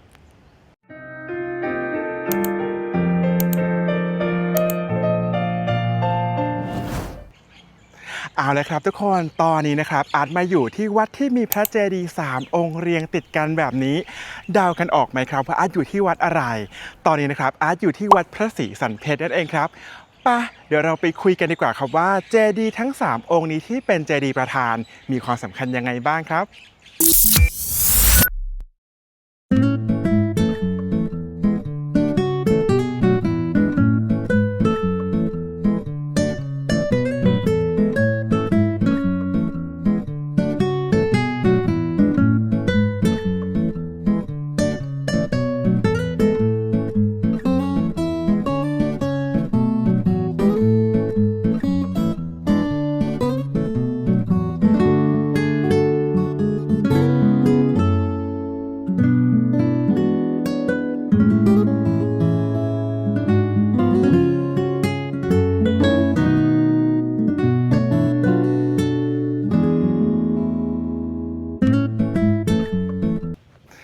เอาละฮะทุกคนด้านหลังของอาร์ตตรงนี้ก็คือระเบียงคดรอบๆตัวองค์เจดีย์ประธานใช่ไหมครับทีนี้วัดนี้นะครับวัดพระศรีสันเพชรเนี่ยก่อนที่เราจะไปคุยกันเรื่องพระเจดีย์3 องค์ที่อยู่ด้านหลังของอาร์นะครับเรามาคุยเรื่องประวัติของวัดกันสักนิดนึงดีไหมครับวัดนี้นะครับตอนที่สถาปนากรุงเนี่ยยังไม่มีวัดถูกไหมพื้นที่ตรงนี้ด้านหลังที่ทุกคนเห็นกันอยู่ครับจะเป็นพื้นที่ของพระบรมมหาราชวังเวอร์ชัน1นะครับก็คือพระราชวังเดิมนั่นเองนะครับก่อนที่ต่อมาครับสมเด็จพระบรมไตรโลกนาถครับก็มีพระราชดำริให้ขยายวังก็เลยไปสร้างวังใหม่ออกไปทางเหนือจากพระราชวังเดิมนะครับก็เลยมีการย้ายพระราชวังไปตรงนู้นครับทำให้พื้นที่ตรงนี้ครับเป็นพื้นที่ว่างครับอย่างไรก็ดีครับพระบรมไตรโลกนาถเนี่ยก็มีพระราชดำริให้สร้างวัดหลวงเกิดขึ้นในพื้นที่ของพระราชวังเดิมก็คือพื้นที่ตรงนี้นั่นเองนะครับถ้าเปรียบเทียบกับกรุงรัตนโกสินทร์นะครับวัดพระศรีสันเพชรเนี่ยก็จะเหมือนกับวัดพระแก้วมรกตครับเป็นวัดของพระราชวังนั่นเองดังนั้นวัดพระศรีสันเพชรนะครับจะไม่มีพระสงฆ์จำพรรษาที่นี่นะครับตั้งแต่สมัยโบราณแล้วนะครับทีนี้พระเจดีย์3 องค์นี้นะครับเป็นแลนด์มาร์คหนึ่งเดียวของวัดพระศรีสันเพชรสูงประมาณ40 เมตรสูงมากๆครับฐานกว้างประมาณ14 เมตรต่อด้านนะแต่ว่าพระเจดีย์ทั้ง3พระเจดีย์เนี่ยครับไม่ได้สร้างพร้อมกันนะครับอันนี้คือประวัติการก่อสร้างวัดคร่าวๆถ้าอย่างนั้นเดี๋ยวเราไปเดินรอบๆพระเจดีย์3 องค์ที่เป็นแลนด์มาร์คของที่นี่กันไหมครับแล้วเรามาดูกันว่าแต่ละองค์ครับมีความสำคัญยังไงฮะ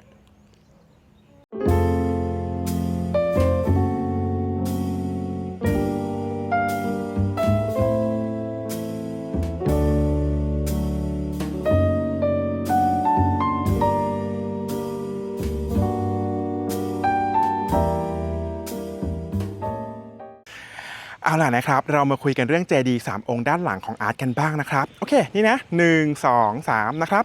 เจดีย์3 องค์นี้นะครับสร้างขึ้นไม่พร้อมกันนะครับอาร์ตอาจจะพูดชื่อพระมหากษัตริย์ผิดบ้างอันนี้ขออภัยนะครับเพราะว่าออกชื่อยากเหมือนกันครับ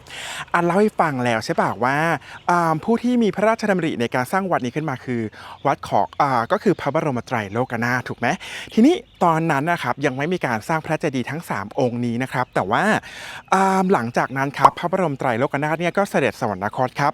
มีพระมหากษัตริย์ซึ่งเป็นพระราชโอรสของพระบรมไตรโลกนาถขึ้นมาครับชื่อว่าสมเด็จพระบรมราชาที่3ครับก็ยังไม่มีการสร้างเจดีย์อีกนะครับพอลูกชายคนโตคือพระบรมราชาที่3สวรรคตผู้ที่ขึ้นมาเป็นลำดับต่อมายังคงเป็นพระราชโอรสของพระบรมไตรโลกนาถอยู่ครับขึ้นมาเป็นพระมหากษัตริย์แล้วก็ชื่อว่าสมเด็จพระรามาธิบดีที่2ครับตัวองค์สมเด็จพระรามาธิบดีที่2เนี่ยแหละนะครับที่เป็นคนสร้างพระเจดีย์2 องค์แรกขึ้นมาแปลว่าตอนแรกไม่ได้มี3นะมี2ก่อนครับองค์แรกนะครับใช้บรรจุพระบรมอัฐิของพระบรมไตรโลกนาถครับแล้วก็อีกองค์หนึ่งก็เป็นที่บรรจุพระบรมอัฐิของพระเชษฐาของพระองค์ก็คือสมเด็จพระบรมราชาธิราชที่3นั่นเองนะครับต่อมี2 องค์แล้วใช่ไหมองค์ที่3ครับก็คือลูกของพระรามาธิบดีที่2ก็คือพระบรมราชาที่4นะครับก็สร้างเจดีย์ขึ้นมาอีกเจดีย์หนึ่งนะครับเพื่อจะบรรจุพระบรมอัฐิของพระราชบิดานั่นก็คือสมเด็จพระรามาธิบดีที่2งงปะอย่างนั้นสรุปกันใหม่พูดเป็นภาษาคนไม่เอาและชื่อพระมหากษัตริย์สมเด็จพระบรมไตรโลกนาถมีลูก2 คนนะครับลูกพอสมเด็จพระบรมไตรโลกนาถสวรรคตลูกองค์โตเป็นกษัตริย์ต่อนะครับลูกองค์โตเป็นกษัตริย์ต่อแล้วก็ยังสวรรคตก็เลยมีลูกคนที่2นะครับก็ขึ้นของราชลูกคนที่2ที่ขึ้นของราชนี่แหละนะครับเป็นคนสร้างเจดีย์2 องค์องค์แรกบรรจุกระดูกพ่อเจดีย์องค์ที่2บรรจุกระดูกพี่นะครับทีนี้คนสร้างเจดีย์ทั้ง2 พระองค์เนี้ยสวรรคตด้วยนะครับลูกของกษัตริย์องค์นี้ก็เลยสร้างเจดีย์องค์ที่3ขึ้นมาเพื่อบรรจุพระราชอัฐินะครับของพระราชบิดาของพระองค์ทำให้ความจริงแล้วถ้าสรุปดับญาตินะครับพระเจดีย์3 องค์นี้นะครับก็คือบรรจุกระดูกละกันของพระบรมไตรโลกนาถแล้วก็ลูกอีก2 คนครับอย่างไรก็แล้วแต่ทั้ง3 องค์ก็ถือได้ว่าเป็นการบรรจุพระบรมอัฐิของพระมหากษัตริย์แห่งกรุงศรีอยุธยา3 พระองค์ด้วยกันอธิบายยากมากเข้าใจไหมใครไม่เข้าใจคอมเมนต์เดี๋ยวอาจพิมพ์เป็น text จะได้เข้าใจง่ายขึ้นนะครับโอเคพอเรารู้แล้วว่าเจดีย์ทั้ง3 พระองค์นี้จ ดีย์ทั้ง3องค์นี้มีความสำคัญอย่างไรต่อมาเรามาดูความสวยงามของเจดีย์ทั้ง3องค์นี้กันฮะ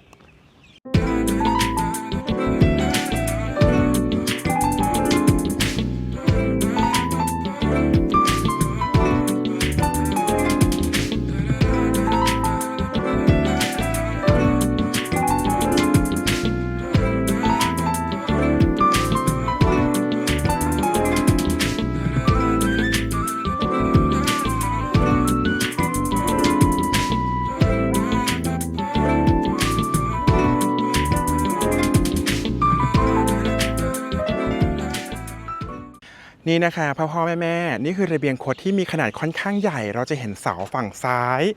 และเสาฝั่งขวานะครับนี่นะน่าจะมีหลังคาคลุมเนาะ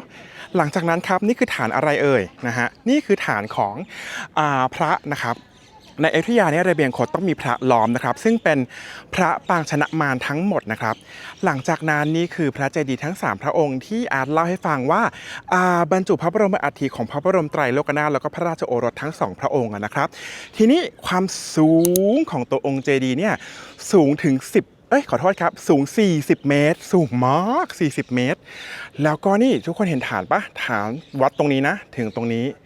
14เมตรนะครับก็ถือว่าเป็นตัวองค์เจดีย์ที่มีขนาดใหญ่มากเท่าวัดกันกัดปีที่สร้างนะครับและนี่ก็คือความสวยงามนะครับของพระเจดีย์ทั้ง3องค์ฮะ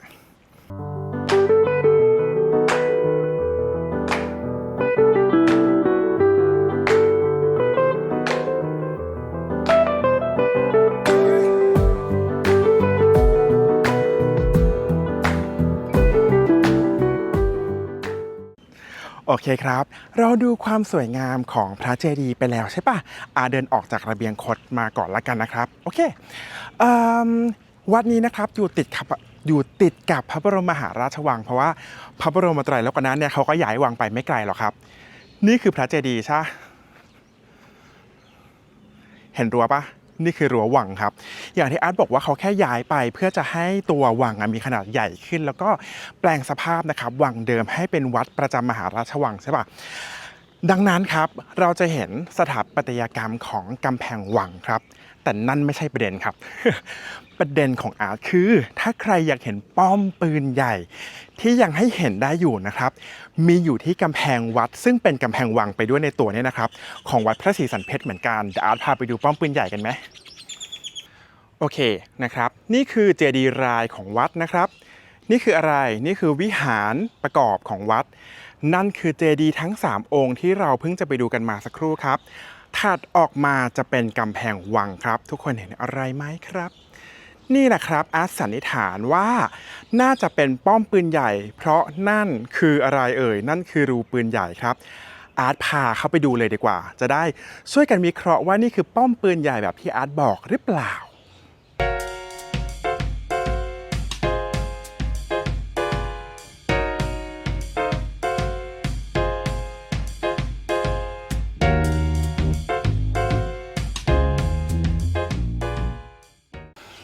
เดินเข้ามาแล้วครับ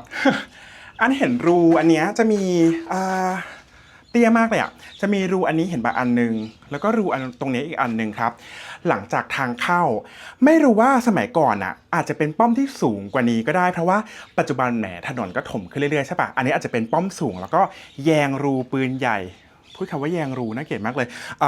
สอดใส่ปืนใหญ่ไว้ตรงนี้เพื่อจะให้ด้ามกระสุนไม่รู้ว่านี่คือป้อมที่เอาปืนใส่ไปทางนี้หรือออกมาจากวังนะครับแต่อย่างไรก็แล้วแต่อาจคิดว่านี่น่าจะเป็นป้อมปืนใหญ่นะครับถ้าใครมีข้อมูลก็บอกได้นะครับแต่อาจกลัวอาจออกดีกว่าเตี้ยมากฮึบโอเคปะอันนี้คือป้อมปืนใหญ่ที่ใช่ไหมใช่แหละอาร์ตว่าใช่นะครับประวัติศาสตร์เป็นสิ่งที่ไม่มีใครรู้นะครับดังนั้นอาร์ตจะมั่วขึ้นมาก็ไม่มีใครรู้หรอกเอาจริง โอเคทำไมถึงมีป้อมปืนใหญ่ตรงนี้ก่อนที่จะไปดูตัวพระวิหารกันนะตอนที่เราเสียกรุงครั้งที่2ครับปี2310นะครับโดยพม่าใช่ปะพม่าเนี่ยก่อนที่จะบุกเข้าพระราชวังนางยึดวัดพระศรีสันเพชรก่อนเว้ยทีนี้เขาใช้กำแพงเนี้ยกำแพงวังของเราเองนี่แหละ ตั้งป้อมปืนใหญ่แล้วก็ยิงเข้าไปในวังครับแปลว่าวัดพระศรีสันเพชรนะครับมีความสำคัญในแง่ของเป็นวัดของวังในแง่หนึ่งตอนเสียกรุงที่นี่ก็เป็นป้อมพม่าในการเอาปืนใหญ่ยิงเข้าไปในพระมหาราชวังของกรุงศรีอยุธยาเช่นกันครับดังนั้นไม่ต้องถามเลยว่าตอนที่เราเสียกรุงเนี่ยวัดพระศรีสันเพชรเสียหายไหมแน่นอนยับไปเซิร์ชรูปใน Google ได้ครับตอนที่เขามาเจออาจไม่มั่นใจน่าจะถ่ายรูปขาวดำตอนรัชกาลที่5ป่ะนะครับลองไปเซิร์ชดูครับวัดนี้เละเทะไปหมดเลยทั้งหมดที่เราเห็นเนี่ยคือการศึกษาของกรมศิลปากรแล้วก็มีการบูรณะขึ้นใหม่ให้เหมือนเดิมมากที่สุดนั่นเองฮะต่อมาสุดท้ายแล้วเหนื่อยวะเริ่มหอบนะฮะโอเคเรามาดูพระเจดีย์3องค์ใช่ไหมหลักๆแล้วว่าคนดูเท่านี้ครับแต่ว่าอาอยากเชิญชวนให้ทุกคนที่ดูคลิปของอานะครับไปกันที่วิหารหลวงกันด้วยครับซึ่งพระวิหารหลวงเนี่ยก็อยู่ติดกับตัวเจดีย์3องค์นั่นแหละนะครับมานี่คือเจดีย์3องค์ด้านหลังนะครับมันจะเรียงไปในแนวตรงใช่ป่ะอีกฝั่งหนึ่งเบลเลอร์เลยเนี่ยนะครับก็คือพระวิหารหลวงที่อาร์ตเข้าใจว่าน่าจะใหญ่ที่สุดละในจังหวัดพระนครศรีอยุธยาเดี๋ยวอาร์ตหาทางเข้าแป๊บนึงแล้วเรามาคุยกันต่อนะฮะ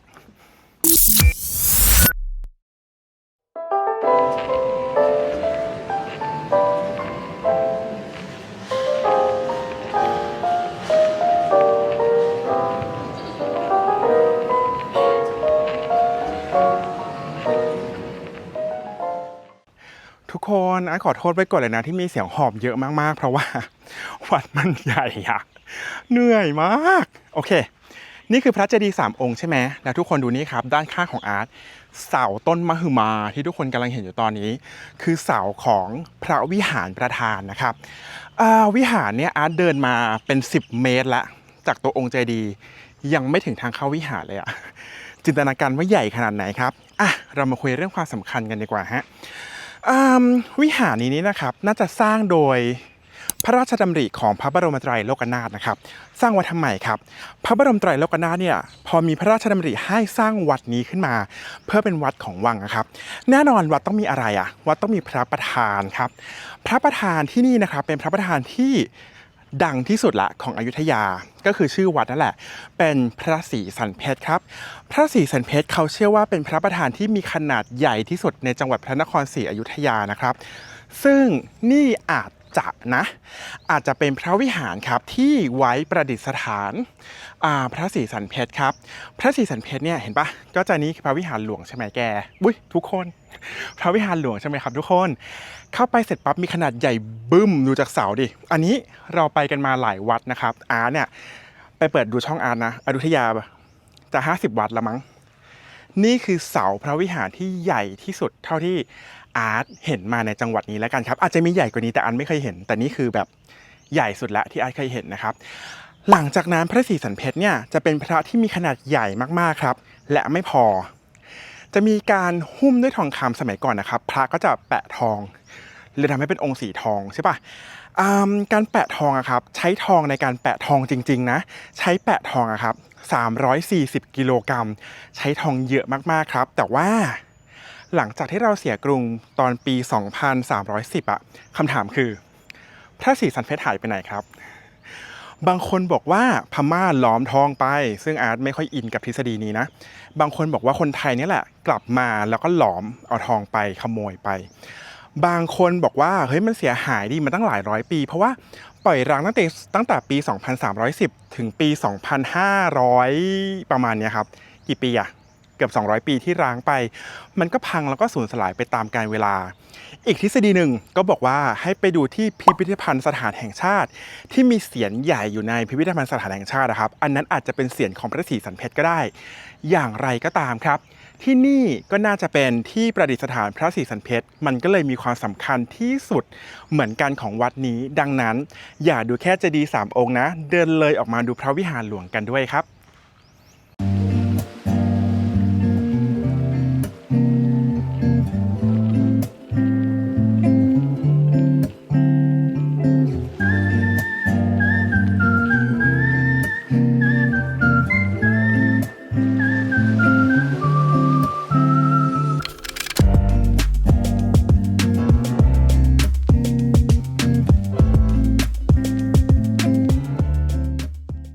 เอาละครับทุกคนอาจเข้ามาดูพระวิหารแหละเพราะว่าชอบใหญ่ดิ ใหญ่จริงๆนะทุกคนดูดิฐานเสาไปจนถึงมุมเนี้ยเป็นพระวิหารที่ใหญ่มากๆครับรองรับคนได้เยอะมากๆแต่ก็แน่นอนนะเนาะเป็นวัดของวังก็ต้องทุกอย่างก็ต้องใหญ่โตเป็นธรรมดานะครับโอเควัดนี้นะครับจริงๆแลนด์มาร์คมีเท่านี้ก็คือพระเจดีย์3 องค์ใช่ป่ะแล้วก็พระวิหารหลวงที่เคยเป็นที่ประดิษฐานของพระศรีสันเพชรนะครับแต่ว่าจริงๆแล้วเนี่ยอย่างที่อาเล่าให้ฟังว่าวัดนี้เนี่ยไม่ได้มีแค่นี้นะครับยังมีเจดีย์รายเจดีย์ประกอบวิหารรายวิหารประกอบอยู่เพียบไปหมดเลยยกตัวอย่างเช่นวิหารด้านข้างของอาร์ตนะครับก็จะเป็นตึกที่อยู่ด้านหน้าของพระวิหารหลวงนะครับ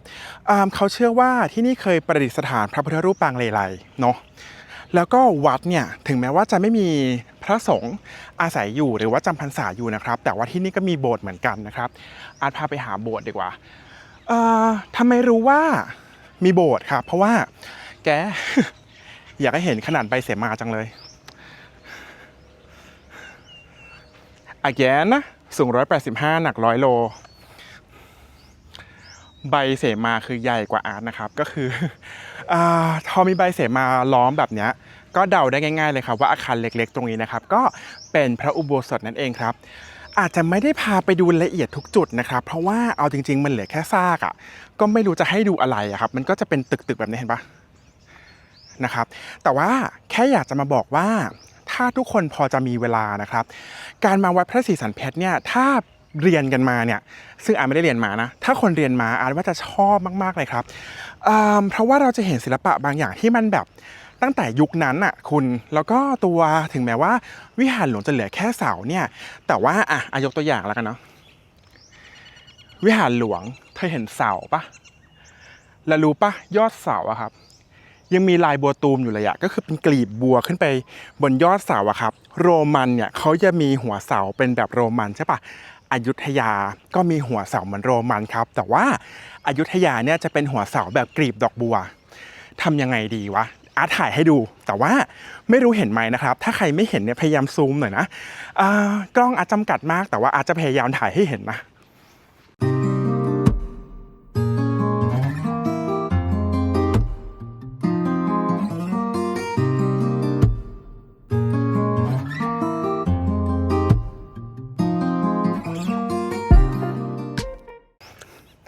นี่นะครับทุกคนเสาต้นนี้นะครับในกล้องไม่รู้จะเห็นไหมเนี่ยนะครับก็จะเป็นกลีบบัวแบบเป็นกลีบอย่างนี้เลยนะสวยมากๆครับและทั้งหมดนี้นะครับอาร์ตคิดว่าอาร์ตพาเดินดูไม่ครบทุกจุดอาร์ตดูแค่เมื่อกี้เราไปดูอะไรกันมาบ้างครับเราดูแค่เจดีย์3 องค์แล้วก็ดูพระวิหารหลวงแค่นี้เองนะครับมีแถมป้อมปืนใหญ่อีกนิดนึงแต่เห็นไหมครับว่าเราดูแค่นี้อาร์ตว่าคลิปตัดออกมาก็เป็น10 นาทีแล้วครับทำให้เราได้รู้ว่าตัววัดพระศรีสันเพชรเนี่ยเป็นวัดขนาดใหญ่มากๆครับคุ้มค่าที่จะมากัน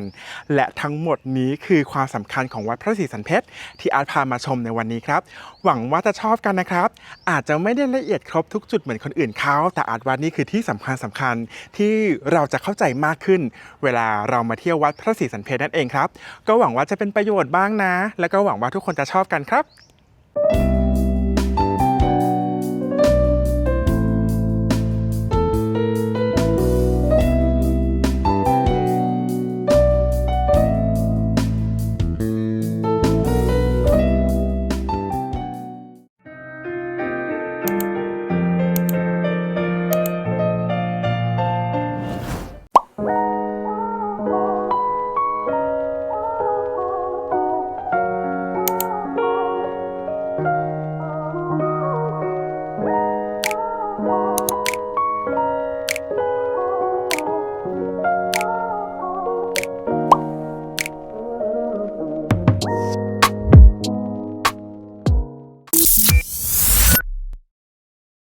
เอาละครับทุกคนตอนนี้นะครับอาร์ตมาอยู่ที่วัดมเหยงนะครับ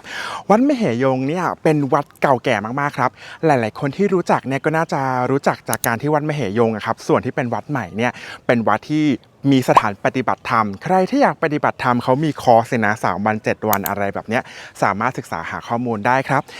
ในตัววัดมเหยงเองนะครับก็มีเขตโบราณสถานซึ่งเป็นวัดมเหยงเดิมนะครับก็คือจุดที่อาร์ตยืนอยู่ตรงนี้ครับ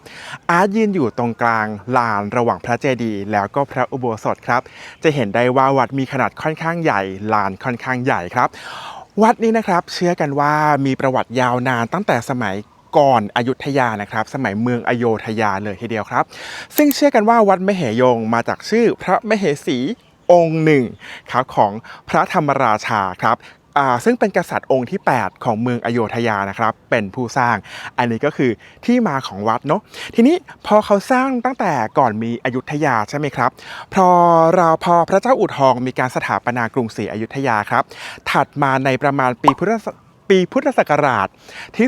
2,500 นะครับพระเจ้าสามพระยาก็จะมีพระราชดำริให้บูรณะวัดเก่าๆหลายวัดเลยครับวัดมเหยงก็เป็นอีกวัดหนึ่งครับที่ได้รับการบูรณะในรอบของพระเจ้าสามพระยาในต้นกรุงครับอย่างไรก็แล้วแต่ครับความจริงแล้วเนี่ยวัดนี้ได้รับการบูรณะใหญ่อีกครั้งหนึ่งในช่วงอยุธยาตอนปลายอ่านเจอมาว่าเป็นสมัยของพระเจ้าอยู่หัวบรมโกศครับวัดนี้นะครับเล่าไปขนลุกไปครับใครอยากรู้ว่าขนลุกแค่ไหนมากันได้ครับทำไมอาร์ตถึงขนลุกครับอาร์ตไปอ่านเจอมาเขาบอกว่าในช่วงปี 2310ครับช่วงที่พม่าเข้ามาตีกรุงศรีอยุธยาเนี่ยวัดมเหยงครับก็เป็นอีกวัดหนึ่งนะครับคนขนลุก เป็นอีกวัดหนึ่งนะครับอย่าให้หนูกลัวนะหนูขอถ่ายทำแล้วก็เล่าประวัติที่นี่ให้ทุกคนทราบนะครับขออนุญาตนะครับโอเคมูนิดนึงนะครับเพื่อเป็นสิริมงคลเพราะว่าตอนนี้กลัวมากนะครับโอเคในปี 2310 ตอนที่พม่าครับเขายกทัพเข้ามาครับวัดมเหยงเนี่ยอยู่นอกเมืองกรุงศรีอยุธยาใช่ป่ะแต่ว่าเป็นวัดใหญ่ครับแล้วก็เป็นวัดที่สมัยก่อนเนี่ยพระบรมวงศานุวงศ์อาจจะมาบวชที่วัดนี้ครับเช่นการอุปสมบทให้กับพระโอรสต่างๆครับทำให้คนรู้จักเยอะชาวบ้านเขาก็เลยหนีมาที่นี่กันประกอบกันกับตัวพระอุโบสถเนี่ยมีขนาดใหญ่ครับก็มีทหารและชาวบ้านเขาหลบมาที่นี่แต่ว่าน่าจะหนีไปไม่ได้ครับก็เลยน่าจะเสียชีวิตที่นี่กันเยอะมากๆครับหนังสืออีกบางเล่มครับอาร์ตไปอ่านเจอมาเล่มแรกที่อาร์ตอ่านเนี่ยเว็บไซต์แรกที่อาร์ตอ่านเนี่ยเขาบอกว่าไม่เสียชีวิตในพระอุโบสถใช่ไหมครับอีกตำราหนึ่งหรือว่าอีกเว็บไซต์หนึ่งเนี่ยเขาบอกว่าความจริงแล้วเนี่ยอาจจะเสียชีวิตที่อื่นครับแล้วก็ทหารพม่าครับก็ขนศพมาไว้ที่วัดมเหยงนี้ครับทำให้วัดมเหยงครับเป็นอีกวัดหนึ่งนะครับที่ขึ้นชื่อมากๆเรื่องวิญญาณบรรพบุรุษของพวกเราครับแต่ว่าอาจว่าทุกคนมาไหว้กันได้ไม่ต้องกลัวนะครับเพราะว่าวิญญาณบรรพบุรุษก็เป็นวิญญาณปู่ย่าของเรานะครับเราจะกลัวทำไมถูกไหมครับอีกอย่างหนึ่งวัดมเหยงเนี่ยเป็นอีกวัดหนึ่งที่สวยมากๆเมื่อเราทราบประวัติกันแล้วใช่ไหมประวัติมีอีกอย่างหนึ่งที่นี่นะครับตอนเสียกรุงปีอะไร2310ใช่ไหมฮะแต่กว่าที่กรมศิลปากรจะมาขึ้นทะเบียนเป็นโบราณสถานเนี่ยคือปี2484ประมาณนั้นนะครับทำให้มีโจรนะครับเข้ามาขุดลอกเอาวัตถุโบราณทองใต้กรุไปหมดแล้วนะครับกรุอยู่ที่ไหนครับกรุอยู่ที่พระเจดีย์ตรงนี้เห็นไหมพระเจดีย์องค์นี้นะครับเป็นจุดที่คนสมัยต้นรัตนโกสินทร์กลับมาขุดเอาสมบัติไปขายเยอะมากๆครับดังนั้นช่วงเวลา200 ปีเนาะช่วงที่วัดนี้เป็นวัดร้างครับทำให้ที่นี่ครับเสียหายแล้วก็ทำให้สมบัติต่างๆเนี่ยน่าจะถูกลักลอบออกไปขายเยอะมากๆแล้วครับพอเราทราบประวัติกันเบื้องต้นอาจพูดเทคเดียวพูดผิดขออภัยนะครับเพราะว่าเกรงใจสิ่งศักดิ์สิทธิ์ที่อยู่ที่นี่ไม่อยากถ่ายหลายเทคนะฮะโอเคเมื่อเราทราบประวัติกันแล้วนะครับเดี๋ยวเรามาดูกันว่าในพื้นที่ของวัดมเหยงณปัจจุบันนะครับผังวัดเนี่ยมีอะไรให้เราไหว้กันบ้างครับเราไปดูผังวัดกันเลยฮะ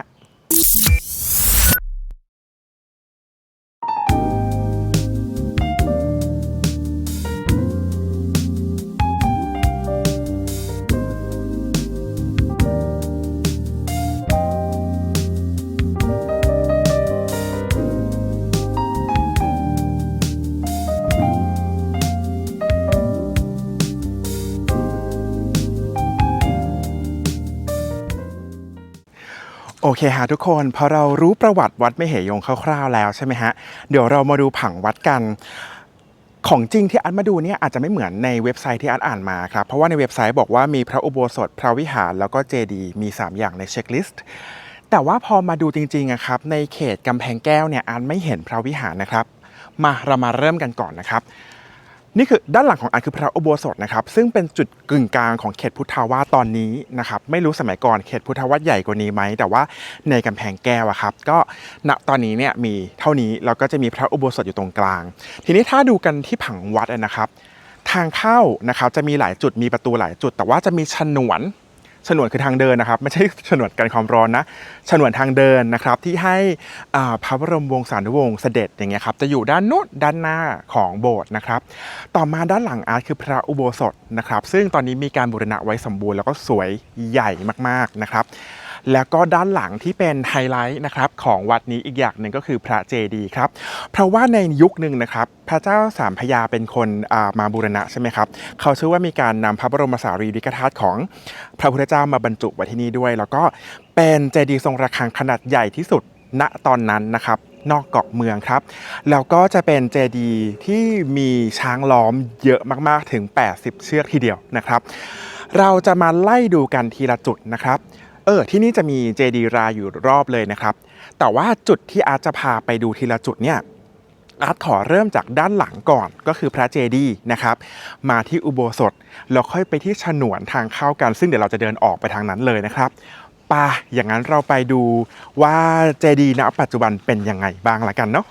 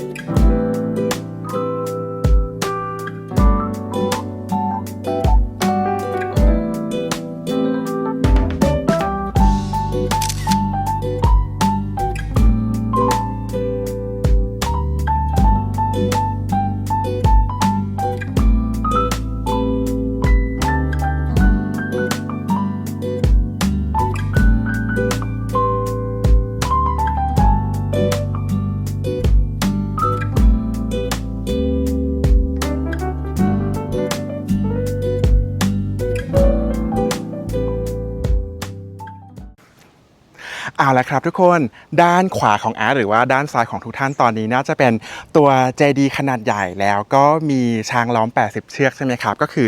ด้านละ20เชือกเดี๋ยวอาจจะพาไปดูใกล้ๆนะครับแต่ว่าก่อนที่จะเดินไปเนี่ยครับการตอกย้ำว่าวัดนี้เป็นวัดใหญ่มากๆก็คือลานหญ้าสีเขียวของอาร์ตตรงนี้ครับทุกคนจะเห็นว่าอาร์ตพูดไปยังนะเหมือนพูดไปแล้วแต่พูดซ้ำแล้วกันนะครับอย่าเพิ่งเบื่อกันนะกดเจดีย์ครับแล้วก็ลานขนาดใหญ่มันแปลว่าวัดนี้นะครับน่าจะมีขนาดใหญ่แล้วก็มีความสำคัญมากๆนะครับน่าจะเป็นวัดหลวงมาตั้งแต่สมัยอโยธยาเลยทีเดียวครับขั้นตอนต่อไปเดี๋ยวเราไปดูใกล้ๆของตัวองค์เจดีย์กันฮะ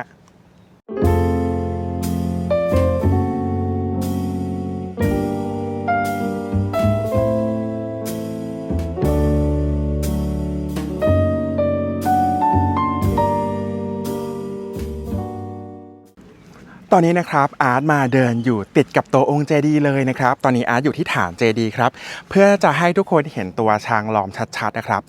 น่าเสียดายเนาะที่ช้างล้อมปัจจุบันนะครับก็จะไม่เห็นตัวเสียนหรือว่าหัวของช้างแล้วนะครับองค์ที่ชัดที่สุดเนี่ยน่าจะเป็นประมาณนี้นะครับเชือกนี้นะน่าจะได้รับการบูรณะมาแล้วด้วยนะครับทีนี้ตัวช้างล้อมนะครับก็จะมีข้างละ20เชือกหรือว่า20ตัวนั่นเองนะครับทีนี้ตัวเจดีย์เนี่ยความจริงนะครับมีบันไดเห็นปะ ขึ้นไปได้นะครับอาร์ตขออนุญาตไม่ขึ้นเพราะว่าอาร์ตกลัวนะครับโอเคทีนี้ทุกคนจะเห็นว่าตัวองค์เจดีย์ครับ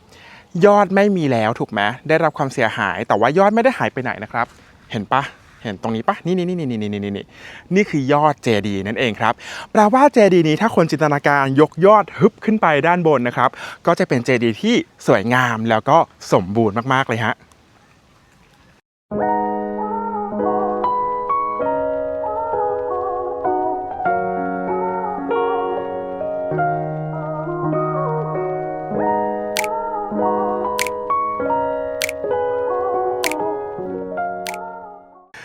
เมื่อกี้ปากบอกว่าจะไม่ขึ้นแต่ว่า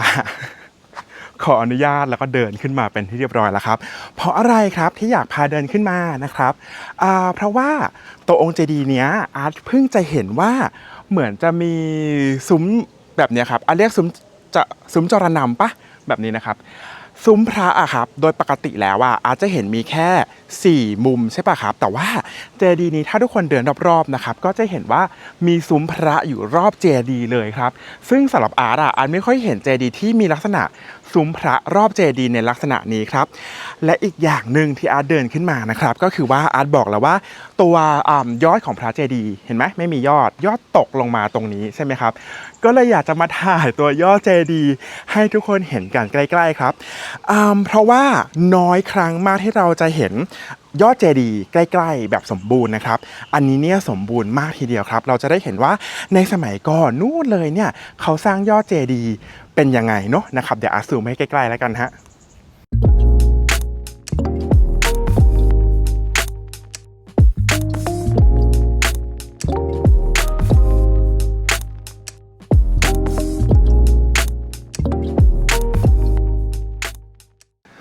เป็นไงครับตัวยอดเจดีย์แล้วก็องค์เจดีย์สวยไหมครับตอนนี้อาร์ตยังอยู่บนชั้น2นะครับของ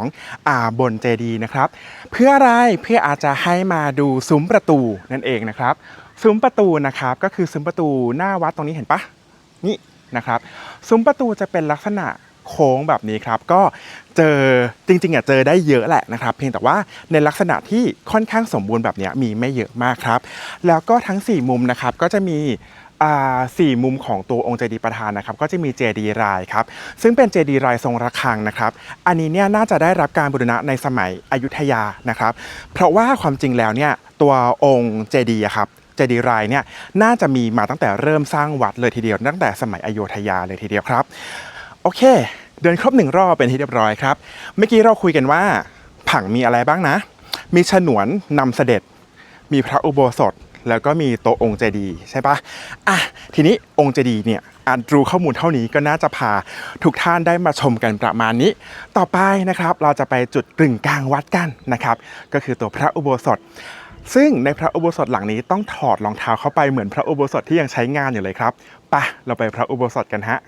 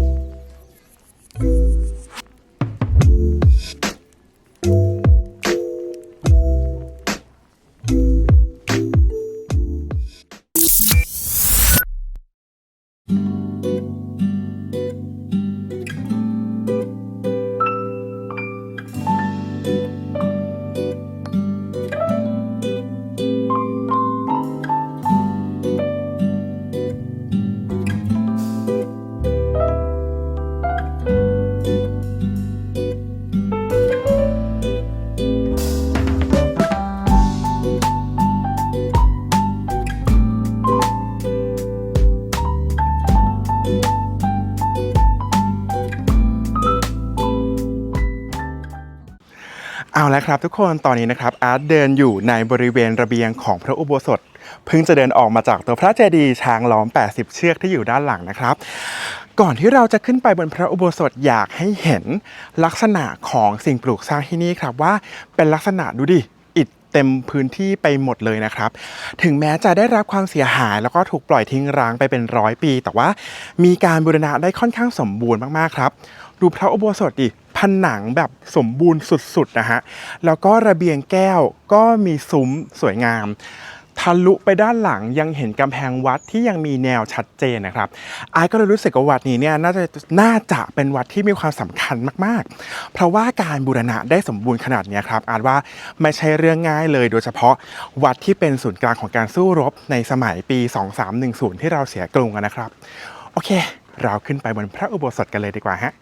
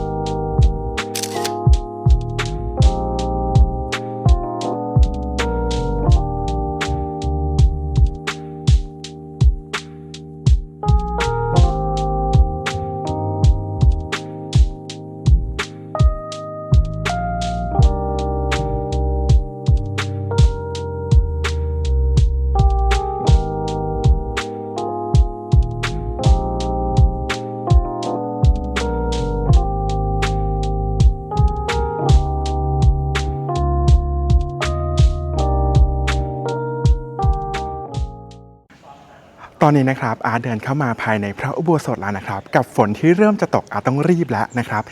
ก็คือในพระอุโบสถเนี่ยก็จะเป็นพระอุโบสถขนาดใหญ่ครับไว้รองรับผู้คนที่มาปฏิบัติธรรมกันหรือว่ามาไหว้พระกันนั่นเองครับขนาดใหญ่มากจริงๆดูดิแต่ว่าตัวองค์พระประธานนะครับตอนนี้ยังเหลือเศษพระหลวงพ่อที่เป็นหินทรายอยู่นะครับแต่ว่าจะมีฐานชุกชีหรือว่าฐานวางพระขนาดใหญ่มากๆครับคาดว่าสมัยก่อนน่าจะมีพระประธานขนาดใหญ่มากๆประดิษฐานอยู่ที่นี่ครับเดี๋ยวอาร์ตถ่ายตัวฐานพระประธานให้ดูนะฮะนอกเหนือว่าจะเป็นโบสถ์ขนาดใหญ่อันนับเสาและเสากลางสถานที่นะครับมี16ต้นครับแล้วก็ตรงนี้นะครับก็คือตัวฐานพระประธานครับที่น่าจะเป็นชุกชีสมัยก่อนนะครับใหญ่มากนะฮะแล้วก็ด้านหลังครับด้านหลังพระอุโบสถเนี่ยก็จะมีมุกนะครับซึ่งเราก็จะสามารถออกไปเห็นตัวพระเจดีย์ช้างล้อม80เชือกที่เราเพิ่งจะไปไหว้กันมาเมื่อสักครู่นี้ได้ด้วยครับโอเคบนพระอุโบสถมีเท่านี้ครับมีคนขึ้นมาไหว้พระแล้วไม่อยากพูดแล้วเขินนะครับแล้วก็ฝนตกด้วยเดี๋ยวจากผังวัดเนี่ยเราจะมีอีกที่หนึ่งใช่ไหมตรงทางเข้าทางออกอะครับก็จะมีฉนวนที่ไว้ให้พระบรมวงศานุวงศ์สมัยก่อนนะครับเสด็จเข้ามาจากทางนั้นนะครับยังไงเดี๋ยวเราเดินลงจากอุโบสถแล้วก็ไปดูฉนวนนำเสด็จกันฮะ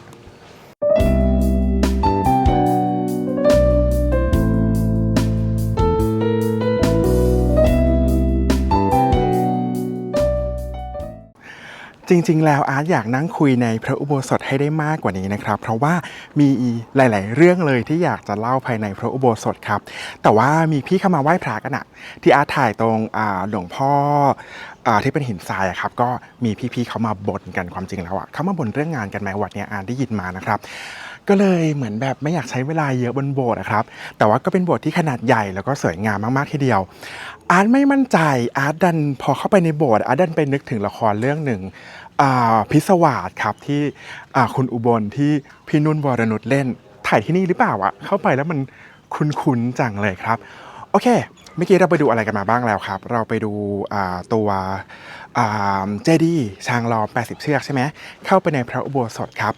แล้วก็ตรงนี้ที่อาเดินอยู่ที่เป็นทางออกนะครับเขาเรียกกันว่าฉนวนครับซึ่งสมัยก่อนเขาให้เฉพาะเจ้านายนะครับเดินทางหรือว่าเสด็จกันตรงฉนวนแห่งนี้เดี๋ยวอาถ่ายให้ดูว่าฉนวนเป็นยังไงฮะ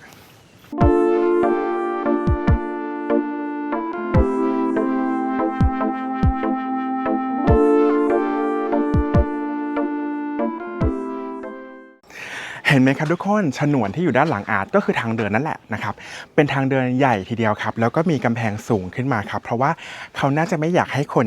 รอบๆวัดเห็นว่าใครเสด็จมาใช่ปะก็เลยสร้างเป็นทางเดินที่มีกำแพงแบบนี้ครับเขาก็เลยเรียกว่าฉนวนฮะพอเดินเข้ามาใช่ปะครับก็จะไปทะลุกับตัวของโบสถ์พอดีนะครับจบแล้วความจริงวัดนี้แต่ว่ามีอย่างหนึ่งนะครับระหว่างฉนวนกับโบสถ์จะมีช่องว่างครับมีประตูให้อาเดินออกมาได้อาเดินออกมาแล้วกันนะครับตอนนี้นะครับอาอยู่ในลานนะครับนอกฉนวนทางเดินใช่ปะทีนี้เราก็จะเห็นมีตัวเจดีย์มุมครับแบบนี้นะครับแล้วก็จะมีอาคารเล็กๆแบบนี้ครับไม่รู้ว่าคืออะไรเลยครับก็เลยมาบอกว่าใครมีข้อมูลบอกหน่อยดิอาร์ไปอ่านเจอมาเขาบอกว่าวัดนี้เนี่ยมีพระวิหารด้วยอาร์เดินวน1 รอบแล้วนะครับทั่ววัดหาพระวิหารไม่เจอแต่ว่ามีฐานเล็กๆแบบเนี้ยครับก็คือเป็นที่บรรจุพระอะไรอย่างงี้ป่ะก็เลยไม่มั่นใจว่าไม่มีพระวิหารแล้วใช้โบสถ์ในการประกอบพิธีกรรมต่างๆแทนพระวิหารไปเลยนะครับแล้วก็ถ้าจะมาทำอะไรเล็กๆน้อยๆก็มาที่อาคารด้านข้างทั้ง2ข้างลักษณะแบบนี้หรือเปล่านะครับใครมีข้อมูลหรือว่าชำนาญการเรื่องอยุธยาก็ช่วยบอกอาทีนะฮะและทั้งหมดนี้นะครับก็คือการพาเดินรอบๆของวัดมเหยงในส่วนของโบราณสถานนะครับหวังว่าจะชอบวัดมเหยงกันนะครับถ้าใครมาอยุธยาปักหมุดวัดมเหยงไว้ได้เลยนะครับรับรองว่าวัดนี้เนี่ยไม่ผิดหวังฮะ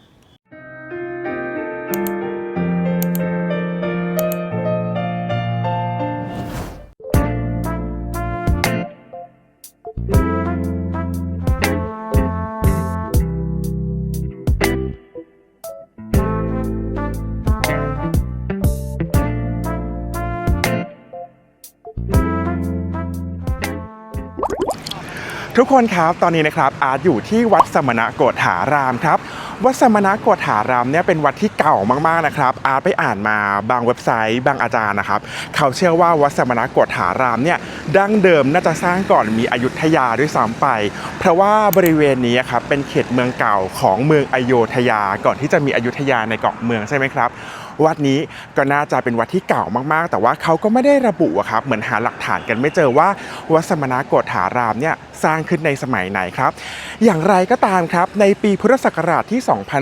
2233 ครับมีนักเดินทางครับชาวยุโรปครับหลายตำราพูดไม่เหมือนกันบางคนบอกว่าเป็นคนเยอรมันบ้างบางอันบอกว่าเป็นหมอบ้างแต่เอาเป็นว่าเขาเป็นคนยุโรปครับเขามีการจดบันทึกแล้วบอกว่า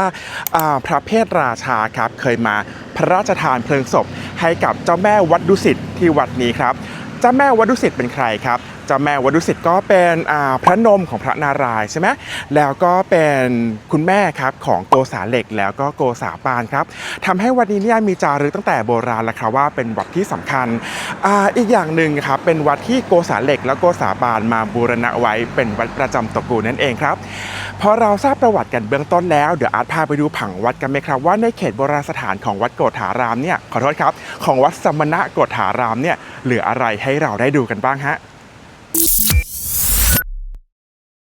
โอเคฮะพอเรารู้ประวัติกันเล็กๆน้อยๆแล้วนะฮะอาร์ตมาชี้เป้าให้ดูดีกว่าครับว่าผังของวัดนี้เป็นอย่างไรเนาะเวลามาไหว้กันหรือว่ามาเที่ยวกันเนี่ยจะได้เห็นเหมือนกันนะครับด้านหน้าก็คือถนนใช่ปะถัดจากถนนเข้ามาจะเจอหน้าวัดครับซึ่งหน้าวัดสมัยก่อนเนี่ยก็จะเป็นพระวิหารแบบนี้นะครับพระวิหารตอนนี้จะไม่เหลืออะไรแล้วนะครับเหลือแค่ฐานเนาะแต่ว่าพระด้านหลังที่เป็นหลวงพ่อขาวอะครับเป็นพระโบราณนะครับแต่ว่าตอนที่มีการบูรณะวัดเนี่ยทางวัดทาสีขาวครับก็เลยดูเหมือนใหม่ครับถัดจากพระวิหารตามคติของจักรวาลเลยครับก็จะเจอกับพระปรางครับพระปรางองค์นี้เดี๋ยวอาจจะพาไปดูใกล้ๆนะครับมีความสำคัญสุดๆไปเลยครับเขาถือว่าเป็นพระปรางที่สำคัญ1 ใน 5ของจังหวัดพระนครศรีอยุธยาเลยนะฮะ ถัดจากพระปรางไปก็จะมีพระอุโบสถครับหลังพระอุโบสถนะครับก็จะมีเจดีย์ที่ยังเหลืออยู่องค์เดียวของวัดนี้ครับพอเราทราบผังกันแล้วนะครับเดี๋ยวเราเดินจากหน้าไปหลังกันครับ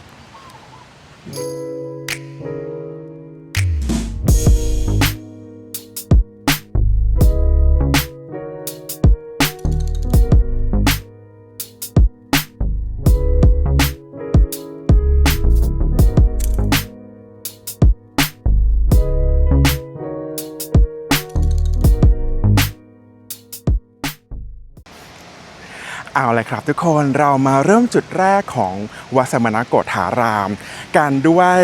พระวิหารเก่าดีกว่าครับพระวิหารหลังเดิมนะครับณปัจจุบันก็เป็นอย่างที่เห็นครับเขาบอกว่าพระวิหารหลังเดิมเนี่ยน่าจะสร้างขึ้นพร้อมกับสร้างพระปรางด้านหลังที่เรากำลังจะพาไปดูกันนะครับแปลว่าก็น่าจะมีตั้งแต่สมัยไม่อโยธยาก็สมัยอยุธยาตอนต้นนั่นเองครับปัจจุบันก็ยังเหลือเห็นฐานเสาที่อยู่ตรงกลางอาคารนะครับมีลักษณะแบบโบราณนั่นเองนะครับทีนี้พอเราเดินเข้าไปหน่อยครับพระประธานนะครับชื่อว่าพระพิชิตมารโมลีนะครับพระพิชิตมารโมลีองค์นี้นะครับเขาเชื่อกันว่าก็เป็นพระที่ตั้งอยู่ตรงนี้แหละนะครับตั้งแต่สมัยอยุธยาเลยนะครับเพียงแต่ว่าได้รับการบูรณะหลายครั้งนะครับจนทำให้พระองค์เนี้ยมีสีขาวเพราะว่าวัดทาสีขาวทับใช่ป่ะเขาก็เลยเรียกกันสั้นๆว่าหลวงพ่อขาวครับแทนที่จะเรียกชื่อเต็มเป็นพระพิชิตมารโมลีนั่นเองฮะเอาจริงๆเลยก็คือว่าตัวพระวิหารนะครับอันหาข้อมูลพยายามหาข้อมูลแล้วแต่ว่าหาข้อมูลได้ยากมากๆครับเพราะว่าวัดสมณโกฏารามเนี่ยเป็นวัดที่อยู่นอกเมืองอยุธยานะครับดังนั้นการบันทึกก็น้อยมากๆอย่างที่อันเล่าให้ฟังว่าแค่มีการบันทึกของชาวยุโรปเท่านั้นเองครับว่าเคยเป็นวัดที่พระเพทราชามาพระราชทานเพลิงศพให้กับใครเจ้าแม่วัดดุสิตนะครับทีนี้ก่อนที่เราจะไปดูเจดีย์ประธานที่อยู่ด้านหลังของพระวิหารนะครับจะเล่านิดนึงครับว่าตอนนั้นเนี่ยที่มีการพระราชทานเพลิงศพนะครับของพระเพทราชาให้แก่เจ้าแม่วัดดุสิตซึ่งเป็นแม่นะครับของโกษาเหล็กแล้วก็โกษาปานใช่ป่ะ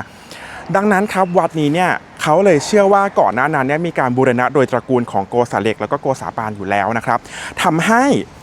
วัดสมณโกฏารามเนี่ยก่อนหน้านี้นะครับเขาก็เลยเรียกว่าวัดพระยาพระคลังเพราะว่าเป็นชื่อตำแหน่งของโกษาปานนั่นเองครับดังนั้นวัดนี้เนี่ยไม่ว่าจะสร้างมาสมัยไหนเนี่ยน่าจะสร้างมานานมากแล้วเนี่ยแต่ว่าเขาคาดการณ์ว่าน่าจะได้รับการบูรณะของโกษาเหล็กแล้วก็โกษาปานในสมัยสมเด็จพระนารายณ์ครับโอเคอันนี้ก็คือคร่าวๆเนาะเดี๋ยวเราไปดูพระปรางด้านหลังอาร์ตกันฮะ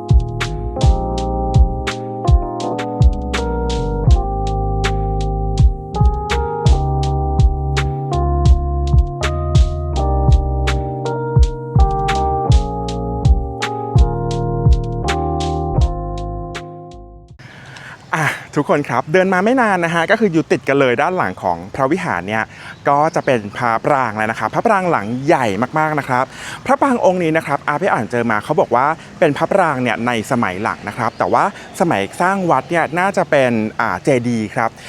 มีความสำคัญมากๆนะครับเพราะว่าเจดีย์นี้เนี่ยในสมัยก่อนนะครับเขาคิดกันว่าก่อนที่จะเป็นพระปรางครอบทับเจดีย์องค์แรกเลยเนี่ยนะครับน่าจะสร้างขึ้นในสมัยไม่อยุธยาตอนต้นก็ก่อนหน้านั้นสมัยที่เป็นเมืองอยุธยาด้วยซ้ำไปนะครับเป็น1 ใน 5เจดีย์ที่สำคัญของอยุธยาครับไล่ชื่อดีกว่าวัดมหาธาตุวัดพระรามวัดราชบูรณะวัดพุทธไทยสวรรค์และก็วัดสมณโกฏารามมีเฉพาะ5เจดีย์นี้เท่านั้นครับที่มีการบันทึกไว้ว่าน่าจะมีการบรรจุพระบรมสารีริกธาตุของพระพุทธเจ้าจริงๆเห็นไหมครับว่า ทั้ง5วัดเนี่ย4วัดแรกที่อาจพูดชื่อไปมีอะไรบ้างนะวัดมหาธาตุวัดราชบูรณะวัดพระรามวัดพุทธไทยสวรรค์4วัดนี้เป็นวัดใหญ่หมดเลยเห็นปะถ้าวัดสมณโกฏฐารามติด1ใน5ที่เอาไปเทียบกับ4วัดใหญ่ที่อาจพูดมาครับในสมัยโบราณวัดนี้ก็น่าจะมีขนาดใหญ่มากๆแล้วก็มีความสำคัญอาจจะเป็นวัดหัวเมืองหรือว่าวัดหลวงที่อยู่นอกเขตเกาะเมืองนั่นเองฮะ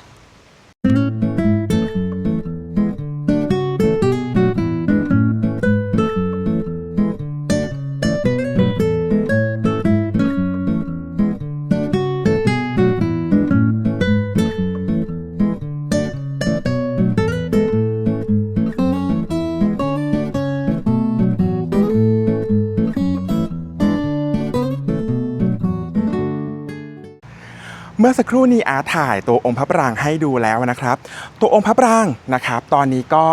ไม่เหลือยอดแล้วนะครับยอดพังทลายลงมาแต่ว่าไม่น่าจะพังตั้งแต่สมัยเสียกรุงนะครับเพราะว่าอาจไปดูมารูปถ่ายที่เกิดขึ้นในสมัยรัชกาลที่5ครับก่อนมีการบูรณะวัดนี้อีกทีหนึ่งโดยกรมศิลปากรเนี่ยยังมียอดเจดีย์อยู่เลยแปลว่าเจดีย์นี้เนี่ย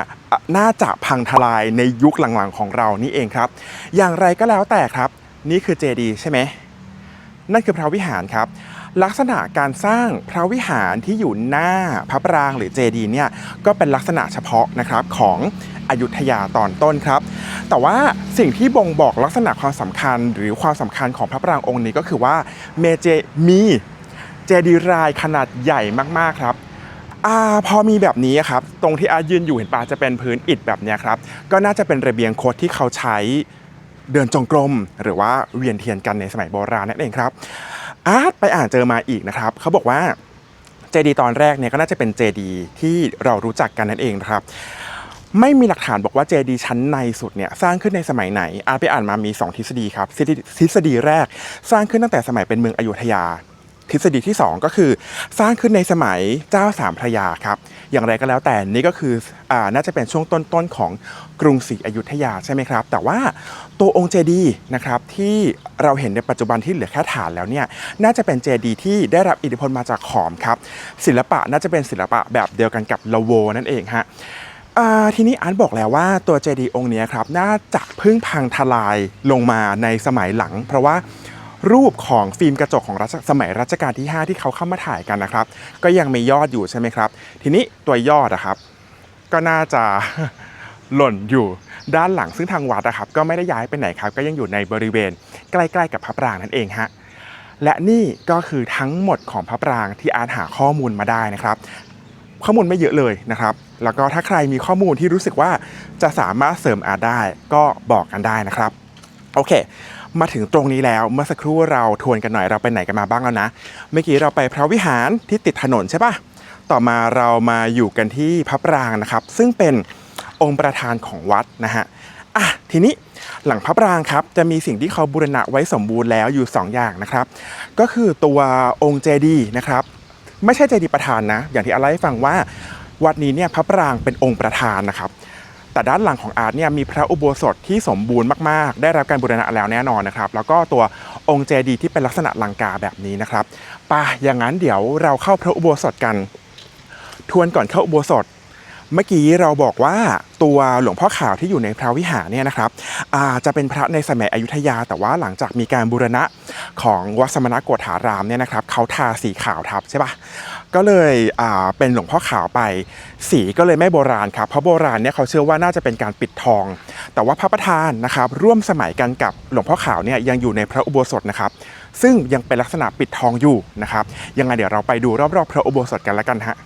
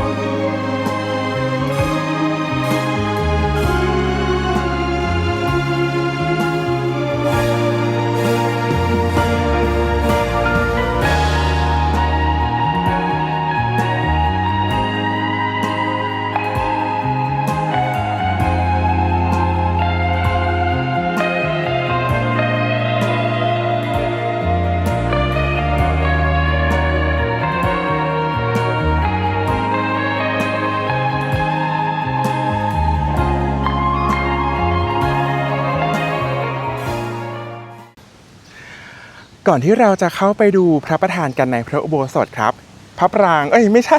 เจดีย์องค์นี้เห็นปะที่อาร์ตถ่ายให้ดูเมื่อสักครู่อะครับก็จะเป็นเจดีย์ในลักษณะที่คุ้นๆไหมครับก็จะเหมือนศิลปะแบบไหนครับศิลปะสุโขทัยนะฮะดังนั้นการที่เรามีศิลปะสุโขทัยแบบนี้เจดีย์องค์นี้เนี่ยก็เลยคิดว่าน่าจะสร้างขึ้นพร้อมๆกับการสร้างวัดในยุคต้นครับเป็นเจดีย์แบบสุโขทัยที่นิยมสร้างขึ้นในสมัยต้นกรุงศรีอยุธยาครับทีนี้เราดูเจดีย์แล้วนะครับลืมบอกเจดีย์นี้เนี่ยกรมศิลปากรนะครับมีการขุดใช่ไหมมีการสำรวจนะครับแล้วก็บอกว่าน่าจะมีการสร้างทับด้วยนะแต่ว่าสร้างขึ้นในสมัยอยุธยาตอนต้นใช่ไหมฮะแล้วก็น่าจะมีการบูรณะเกิดขึ้นในสมัยอยุธยาตอนปลายด้วยนะฮะอันนี้ก็ให้เกรดไว้เผื่อใครไปเที่ยวจะได้เข้าใจว่าเจดีย์นี้คืออะไรเนาะถัดจากเจดีย์ด้านหลังนะครับก็จะเป็นพระอุโบสถนะครับที่อาร์ตเล่าให้ฟังไปแล้วแหละเบื้องต้นว่าเดี๋ยวเราจะเข้าไปดูด้านในกันแต่เล่าให้ฟังก่อนว่าพระอุโบสถเนี่ยครับจะเป็นพระอุโบสถที่จะมีประตู4ประตูด้านละ2ประตูนะครับความพิเศษก็คือด้านหลังของพระอุโบสถนะครับจะมีหน้าต่างครับซึ่งหน้าต่างเนี่ยจะมีร่องรอยของการตกแต่งหน้าบันหน้าต่างครับด้วยกระจกครับซึ่งไม่มั่นใจว่าสมัยก่อนสมัยไหนที่เขาเริ่มใช้กระจกในการบูรณะวัดก็น่าจะเป็นอยุธยาตอนปลายปะสมัยพระเจ้าอยู่หัวบรมโกศแบบนี้เพราะอ่านเคยเจอว่าเขาใช้กระเบื้องเคลือบครับแต่ก็ไม่แน่หรอกอาจจะเป็นรัตนโกสินทร์เราก็ได้ครับเพราะว่าสมัยรัตนโกสินทร์ของเราเนี่ยก็ชอบใช้กระจกหรือว่ากระเบื้องในการบูรณะวัดเหมือนกันเนาะโอเคพร้อมแล้วเดี๋ยวเราไปเดินรอบๆพระอุโบสถ1รอบเพื่อจะดูว่าเขาบูรณะดีไหมและเราเข้าไปในพระอุโบสถกันฮะมีทั้งข่าวดีแล้วก็ข่าวร้ายเมื่ออาเดินมาถึงฝั่งของอุโบสถวัดสมณโกฐารามครับก่อนที่จะไปฟังข่าวร้ายกันนะฮะเราดูบรรยากาศก่อนละกันเนาะก็จะเห็นว่าตัวพระอุโบสถของวัดสมณโกฐารามครับได้รับการบูรณะอย่างดีมากๆครับก็คือเต็มองค์เลยนะครับจะสังเกตได้ว่านะครับจะคงลักษณะเดิมไว้ก็คือมีหลังคาจั่วอยู่2ชั้นนะครับลักษณะทั่วไปนอกจากใบเสียไม้หินโบราณที่เรายังเห็นได้อยู่แล้วเนี่ยนะครับก็จะมีประตูเห็นปะมีประตูแบบนี้ครับมีประตู4บานนะครับข้างละ2บานซึ่งเป็นประตูไม้นะครับไม่แน่ใจว่านี่เป็นประตูโบราณเลยหรือเปล่านะครับแต่ว่าตัวล็อกน่ารักมากตัวล็อกเห็นปะตัวล็อกเหมือนแบบเป็นตัวล็อกประตู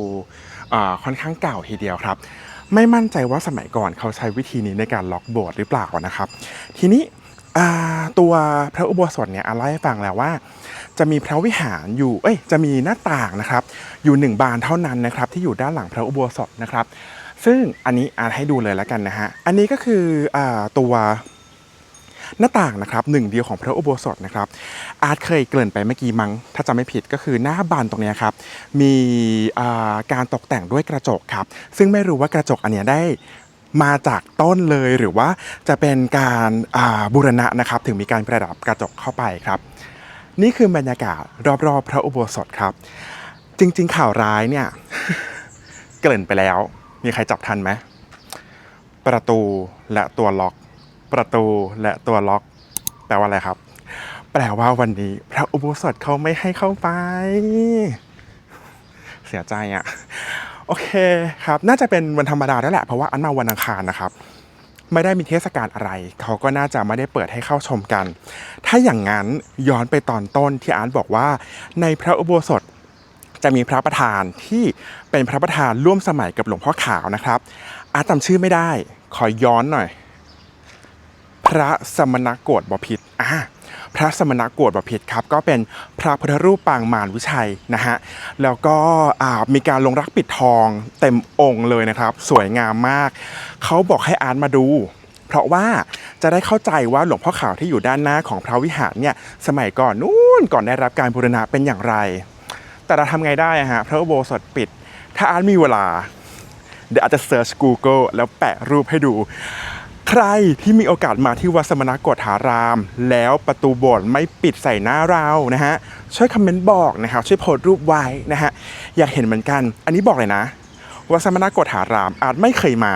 ดังนั้นเสียใจมากที่ไม่ได้เดินเข้าไปดูพระประธานในพระอุโบสถเสียใจ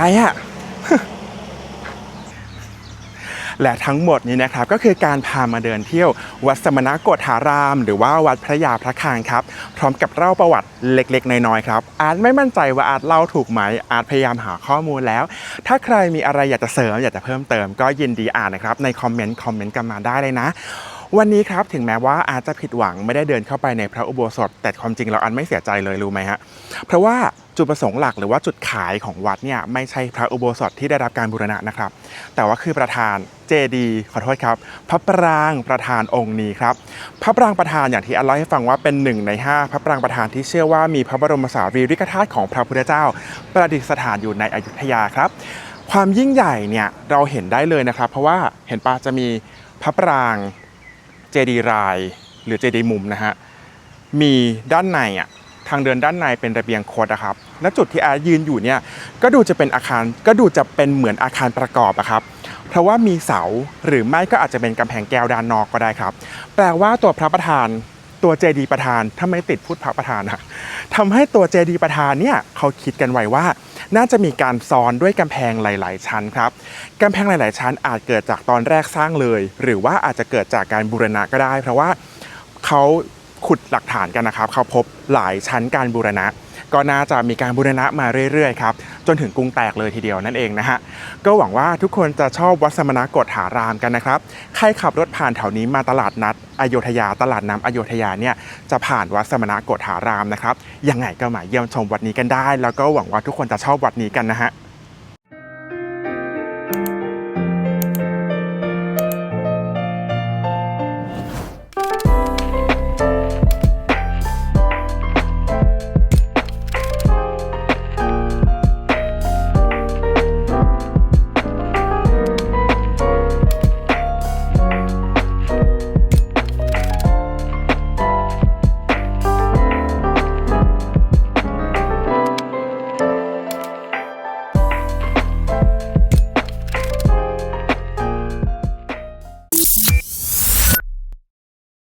ทุกคนครับตอนนี้นะครับอาร์ตอยู่ภายในเขตพุทธาวาสของวัดกุดีดาวเป็นที่เรียบร้อยแล้วนะครับ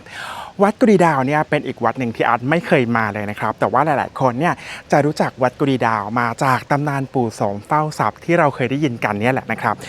วัดกุดีดาวเนี่ยเป็นการสร้างในช่วงปลายของอยุธยาแล้วนะครับในสมัยของพระเจ้าอยู่หัวบรมโกศครับพระเจ้าอยู่หัวบรมโกศเนี่ยมีพระดำริครับในการสร้างวัดเยอะมากๆเลยในรัชสมัยของพระองค์ครับวัดนี้ก็เป็นอีกวัดหนึ่งที่อยู่ในดำริการสร้างวัดในรัชสมัยของพระเจ้าอยู่หัวบรมโกศเช่นเดียวกันครับต่อมานะครับในสมัย 2310 สมัยที่เราเสียกรุงนะครับวัดนี้ก็ได้รับความเสียหายอย่างหนักเลยนะครับแล้วก็มีการบูรณะในช่วงรัตนโกสินทร์ตอนต้นครับสมัยรัชกาลที่ 4 ถึงรัชกาลที่ 5 ครับเดี๋ยวอาร์ตพาไปเดินรอบๆนะครับว่ามีอะไรบ้างแล้วก็ตำนานปู่โสมเฝ้าทรัพย์เนี่ยอยู่ตรงไหนมีศาลหลวงปู่โสมจริงๆด้วยนะครับแล้วก็ที่อาร์ตบอกว่าเป็นวัดที่ตัวองค์พระเจ้าอยู่หัวบรมโกศมีดำริให้สร้างหรือบูรณะนะครับด้านข้างๆของวัดก็จะมีพระตำหนักที่พระเจ้าอยู่หัวบรมโกศไว้เป็นที่ประทับในการดูงานการปฏิสังขรณ์วัดเช่นเดียวกันถ้าอย่างนั้นแล้วนะครับเดี๋ยวเราไปดูทีละส่วนว่าวัดนี้มีผังวัดยังไงให้เราเดินเป็นตรงไหนได้บ้างเดี๋ยวเราไปดูทีละจุดกันนะฮะ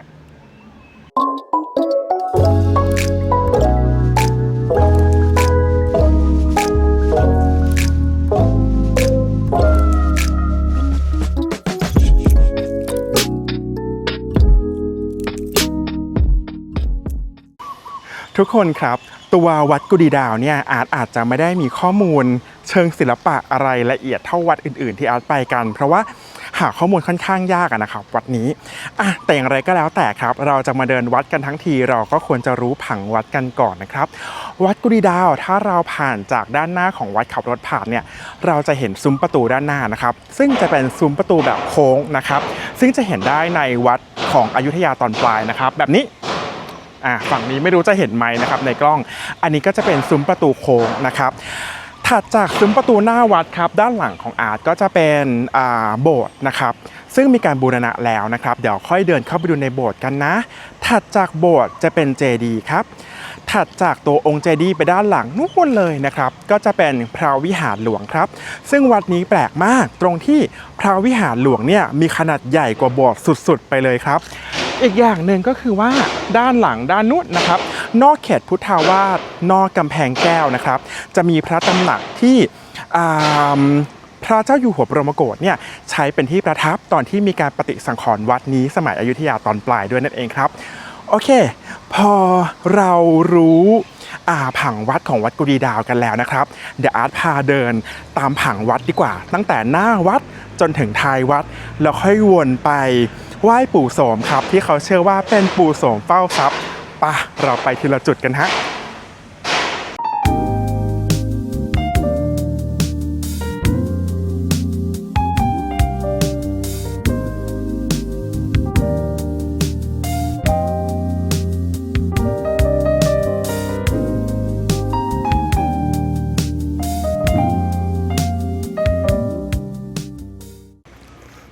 เอาละครับตอนนี้นะครับอาร์ตมาเริ่มเดินตั้งแต่หน้าวัดแล้วนะครับหน้าวัดเนี่ยเราก็จะเห็นตัวซุ้มโค้งเหมือนที่อาร์ตเล่าให้ฟังนะครับว่าจะมีซุ้มโค้ง2ประตูเลยนะครับอยู่ด้านหน้าของวัดเห็นปะจะมีซุ้มโค้งนะครับถัดจากนั้นครับก็จะเป็นตัวพระอุโบสถแล้วนะครับทีนี้ก่อนที่เราจะเดินเข้าไปในตัวพระอุโบสถเนี่ยอยากจะมาเมาส์มอยกันนิดนึงนะครับพระอุโบสถเนี่ยนะครับตอนที่เสียกรุงไปนะครับได้รับความเสียหายอย่างมากเลยนะครับแต่ว่าในสมัยรัชกาลที่ 4หรือว่ารัชกาลที่5เนี่ยนะครับเราก็แป๊บนึงนะครับอาร์ตขอวางกล้องก่อนโอเคในสมัยรัชกาลที่ 4หรือว่ารัชกาลที่5เนี่ยเราก็มีการบูรณะแต่ว่าตอนนั้นเนี่ยยังไม่มีกรมศิลปากรนะครับก่อนหน้ารัชกาลที่ 4หรือรัชกาลที่5เนี่ยถ้าเป็นการบูรณะครับเขาจะเป็นการสร้างวัดใหม่บนฐานเก่าแปลว่าเราจะไม่เห็นโครงสร้างฐานเก่าเท่าไหร่เลยครับแต่ว่าวัดกุดีดาวเนี่ยเป็นวัดแรกๆครับที่มีการบูรณะแบบรักษาของเดิมไว้ค่อนข้างจะ 100% หมายความว่าอันนี้ครับเป็นต้นแบบในการปฏิสังขรณ์วัดของกรมศิลปากร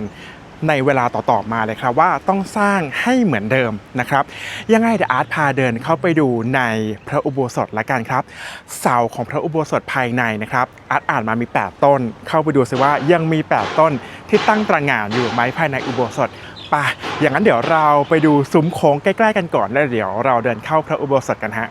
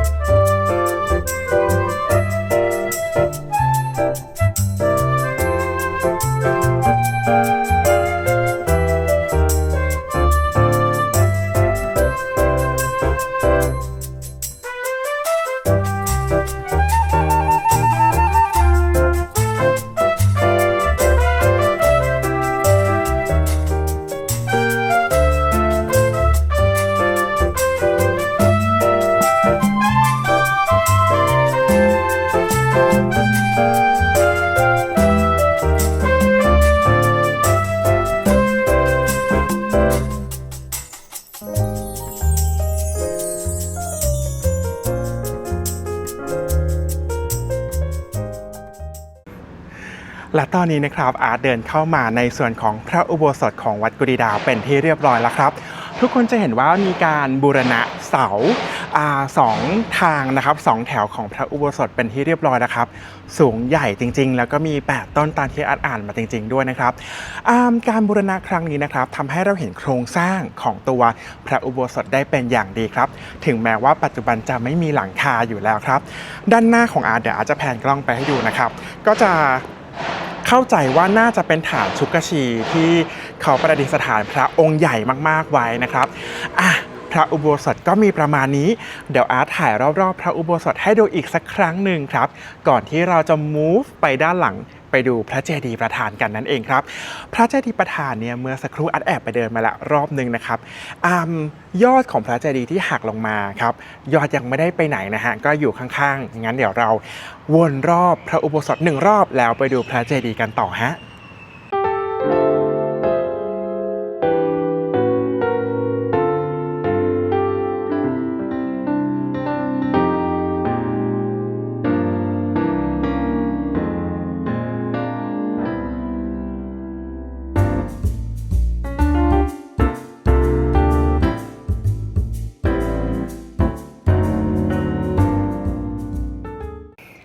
ก่อนที่จะเดินออกไปจากพระอุโบสถครับอยากให้ทุกคนสังเกตหรือ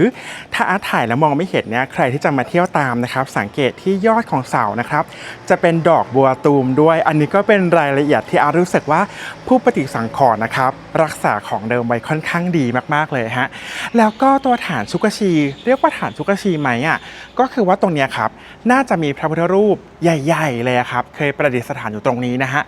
ปัจจุบันก็อาจจะมีเศษพระพุทธรูปที่หลงเหลืออยู่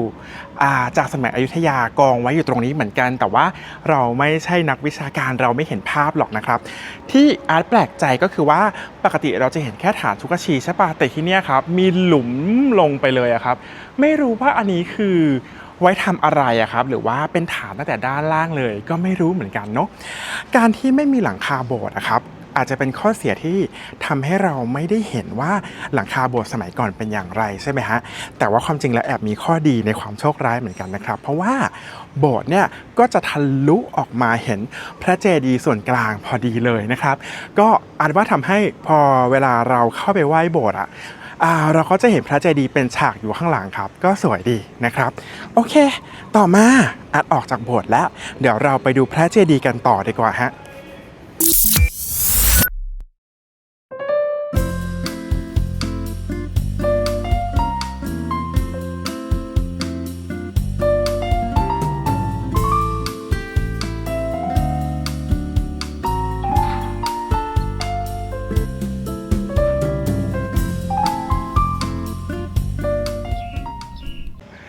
และด้านหลังของอาร์ตตรงนี้นะครับก็คือเจดีย์ประธานของวัดกุดีดาวนั่นเองครับเจดีย์ประธานนะครับก็จะมีลักษณะเป็นไม้เป็นเจดีย์อิฐนะครับเป็นลักษณะแบบไม้ย่อมุม20นะครับวัดอื่นๆเราอาจจะเคยพูดกันว่าโอเคเป็นเจดีย์แบบย่อมุมไม้12อะไรแบบนี้ใช่ป่ะแต่ว่าที่นี่ครับเป็นย่อมุมไม้20ครับเป็นลักษณะแบบมอญนะครับแล้วก็ตามประวัติเนี่ยเขาเขียนว่าจะมีเจดีย์รายด้วยนะครับทั้งหมด8องค์แต่ว่าตัวเจดีย์รายเนี่ยปัจจุบันนะครับก็เราอาจจะเห็นแค่ฐานแล้วนะครับอย่างเช่นอันนี้เห็นป่ะเราก็จะเห็นแค่ฐานแล้วครับทุกคนเจดีย์ประธานวัดเนี้ยไม่เห็นยอดแล้วทุกคนเห็นปะว่ายอดเนี่ยไม่มีแล้วครับแต่ว่ายอดไม่ได้หายไปไหนนะครับเพราะว่าตัวยอดเจดีย์เนี่ยหล่นอยู่ข้างๆตรงนี้นั่นเองครับอาจจะมองในกล้องไม่เห็นเดี๋ยวอาร์ตถ่ายให้ดูแล้วกันนะครับไปเดี๋ยวอาร์ตซูมให้ดูกันนี่นะครับทุกคนจากผังวัดที่อาร์ตแจ้งไปตั้งแต่แรกนะครับด้านหน้าของอาร์ตก็คืออะไรคือพระอุโบสถที่เราเพิ่งเดินออกมาใช่ปะหลังจากนั้นครับเราจะเห็นตัวเจดีย์ประธานอยู่ตรงนี้นะครับหลังจากเจดีย์ประธานไปก็จะเป็นส่วนของพระวิหารหลักของวัดหลังนี้ครับและที่ทุกท่านเห็นอยู่ด้านล่างคือส่วนยอดของพระเจดีย์ที่ถล่มลงมาเดี๋ยวอาร์ตเดินเข้าไปใกล้ๆครับ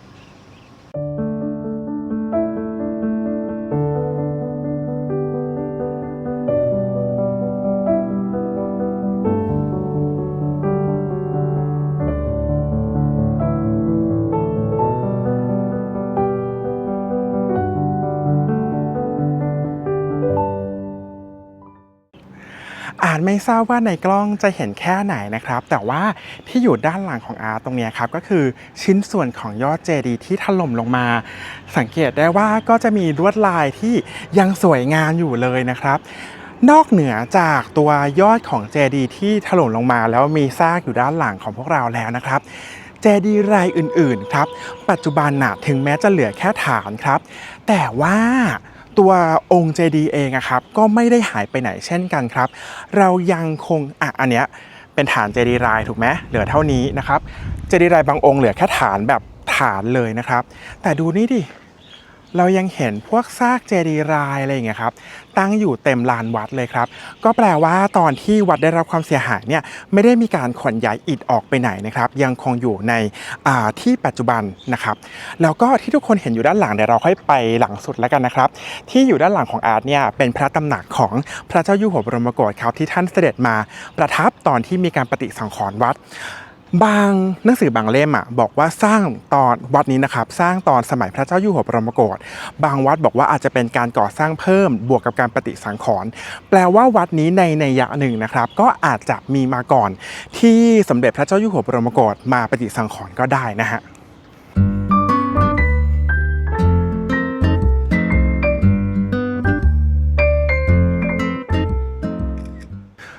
โ โอเคครับพอเราถัดจากตัวเจดีย์องค์ประธานใช่ไหมครับตามผังวัดที่เราคุยกันตอนแรกเนี่ยเราก็จะเห็นตัวพระวิหารหลักอยู่ด้านหลังแต่ก่อนที่จะเดินเข้าวิหารครับอาร์ตอยากให้ทุกคนโฟกัสว่าที่เนี่ยมีความยูนิคนิดหนึ่งก็คือว่าจะมีลานตรงกลางระหว่างตัวพระเจดีย์ครับแล้วก็ตัวพระวิหารก็คือลานตรงนี้ครับเขาเชื่อว่าลานตรงนี้น่าจะเป็นที่ประกอบพิธีกรรมหรือทำอะไรสักอย่างหนึ่งเพื่อรองรับคนจำนวนมากแปลว่าฐานะของวัดกุดีดาวครับไม่น่าจะใช่วัดบ้านธรรมดาแล้วแหละขนาดมีที่ประทับของพระมหากษัตริย์มีวิหารขนาดใหญ่มากๆแล้วก็มีลานเดินอยู่บนลานอย่างเงี้ยครับมีลานเพื่อรองรับคนค่อนข้างเยอะนะครับดังนั้นวัดกุดีดาวเนี่ยน่าจะมีสภาพเป็นวัดหลวงนะครับในสมัยพระเจ้าอยู่หัวบรมโกศครับที่เราพูดกันว่าวัดหลวงเนี่ยแต่ว่าไม่ได้อยู่ในเขตเกาะเมืองอยุธยาครับก็มีความเป็นไปได้นะครับเพราะว่าตัววัดกุดีดาวเนี่ยตั้งอยู่บนเมืองเดิมนะครับเมืองเดิมก็คือเมืองอโยธยานะครับสำหรับใครที่ยังไม่รู้ก่อนที่เราจะมีอยุธยาเนี่ยเรามีอโยธยามาก่อนนะครับตัววัดกุดีดาวเนี่ยตั้งอยู่ที่เมืองเดิมนะครับก็อาจจะเป็นวัดหลวงก็ได้นะครับเพราะว่าอาร์ตไปอ่านเจอมาเขาบอกว่าตัวพระบรมวงศานุวงศ์ครับนอกเหนือจากอยู่ในตัวพระบรมมหาราชวังของอยุธยาแล้วนะครับในย่านเนี้ยย่านที่มีวัดกุดีดาวครับย่านเมืองเดิมย่านอยุธยานะครับจะเป็นย่านของวังเล็กๆนะครับของพระบรมวงศานุวงศ์ครับดังนั้นวัดนี้ก็อาจจะมีความสำคัญในด้านเป็นวัดที่ประกอบพิธีกรรมของพระบรมวงศานุวงศ์ก็ได้ครับอาร์ตไปอ่านเจอมาเขาบอกว่าอีเวนต์ตัวพระเจ้าอยู่หัวบรมโกศนะครับก็เคยมาทำพิธีกรรมที่เรียกว่าธรรมราชาที่นี่เหมือนกันนะครับอ่านไม่ทราบนะว่าธรรมราชาเป็นพิธีกรรมอะไรแต่ว่าไปอ่านเจอมาก็น่าจะแปลว่าวัดนี้เนี่ยมีความสำคัญในด้านของการทำพิธีกรรมของฝั่งพระมหากษัตริย์นะครับโอเคอย่างนั้นเดี๋ยวเราไปดูรายละเอียดของตัววิหารหลักกันนะครับ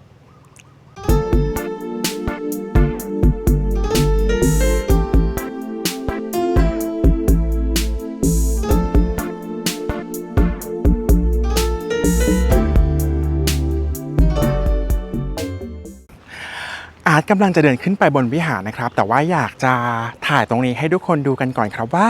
ในสมัยอยุธยาตอนปลายเนี่ยเริ่มมีการสร้างพระวิหารแบบท้องเรือสำเภาก็คือเป็นพระวิหารท้องแอ่นวันนี้ก็จะเห็นได้ชัดเจนครับว่ามีศิลปะแบบอยุธยาตอนปลายก็คือมีการแอ่นท้องเรือสำเภานั่นเองครับโอเคเรามาถึงหน้าพระวิหารและเดี๋ยวอาร์ตถ่ายหน้าพระวิหารให้ดูแล้วก็เดี๋ยวเราเข้าไปในตัวพระวิหารกันนะครับ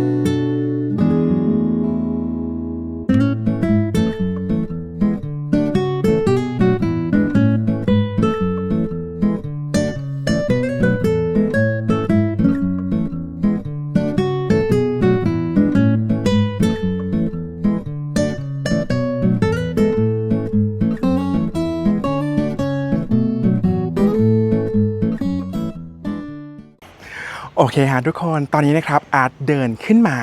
บนพระวิหารแล้วนะครับแต่ว่าก่อนที่เราจะเดินเข้าพระวิหารกันอาร์ตอยากให้เห็นว่า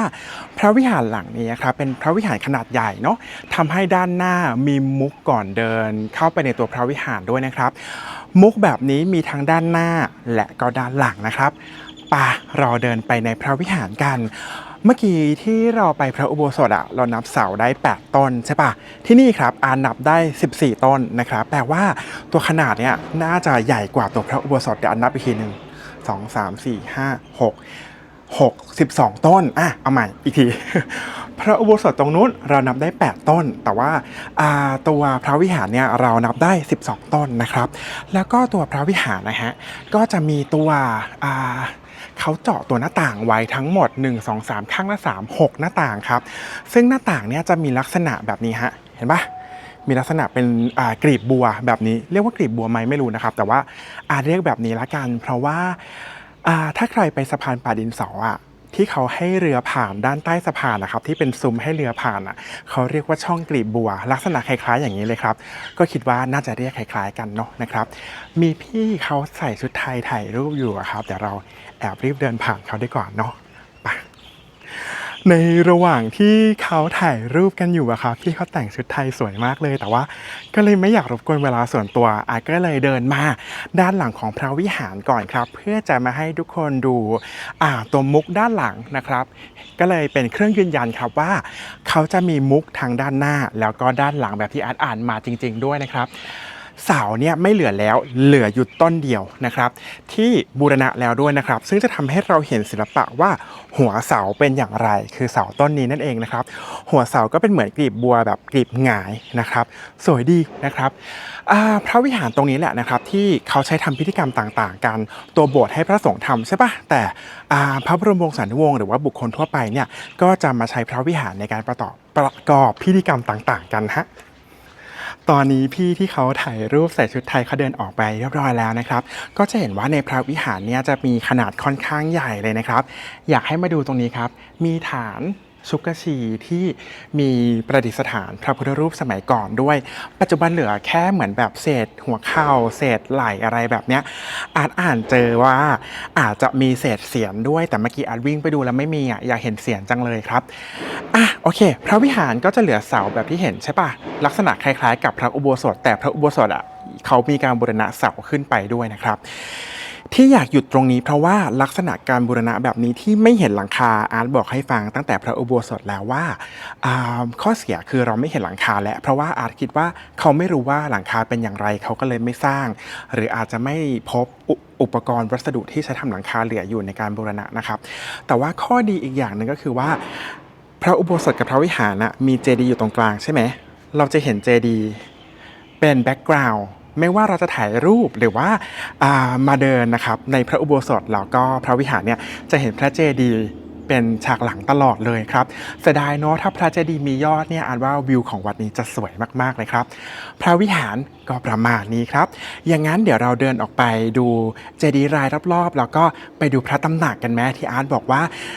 วัดนี้เป็นวัดที่พระเจ้าอยู่หัวบรมโกศเป็นผู้ปฏิสังขรณ์ใช่ป่ะ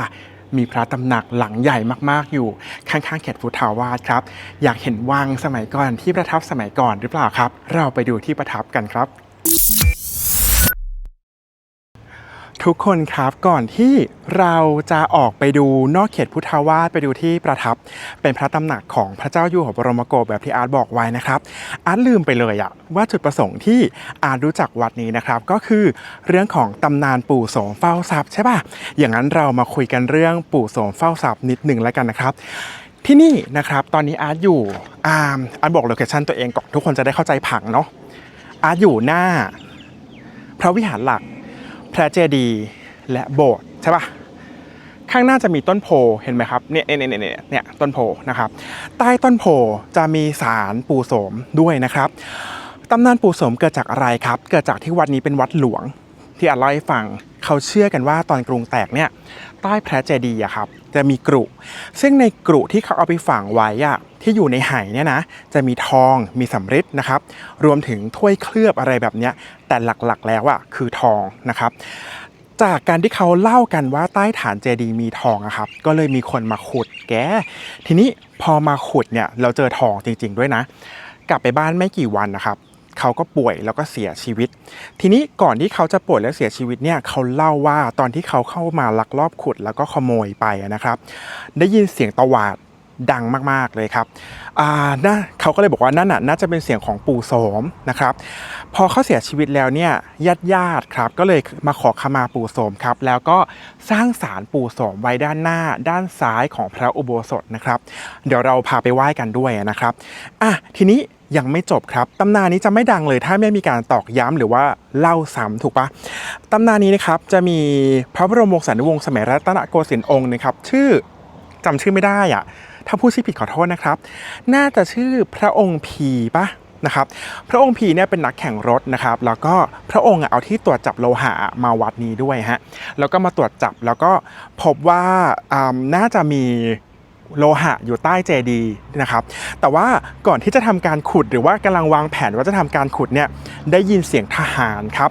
เดินรอบเจดีย์เลยนะครับพระองค์ก็เลยไม่ขุดที่นี่ครับเขาก็เลยบอกว่าอันนั้นอาจจะเป็นปู่โสมครับแต่ว่าพระองค์พีบอกว่าเป็นเสียงทหารใช่ไหมเขาก็เลยรวบกันครับเขาก็เลยเข้าใจกันว่าปู่โสมเนี่ยอาจจะเป็นทหารมาก่อนครับยังไงเดี๋ยวอาร์ตพาไปไหว้ศาลปู่โสมไกลๆแล้วกันนะครับไม่กล้าไปเล่าเรื่องนี้ใกล้ๆครับเพราะว่า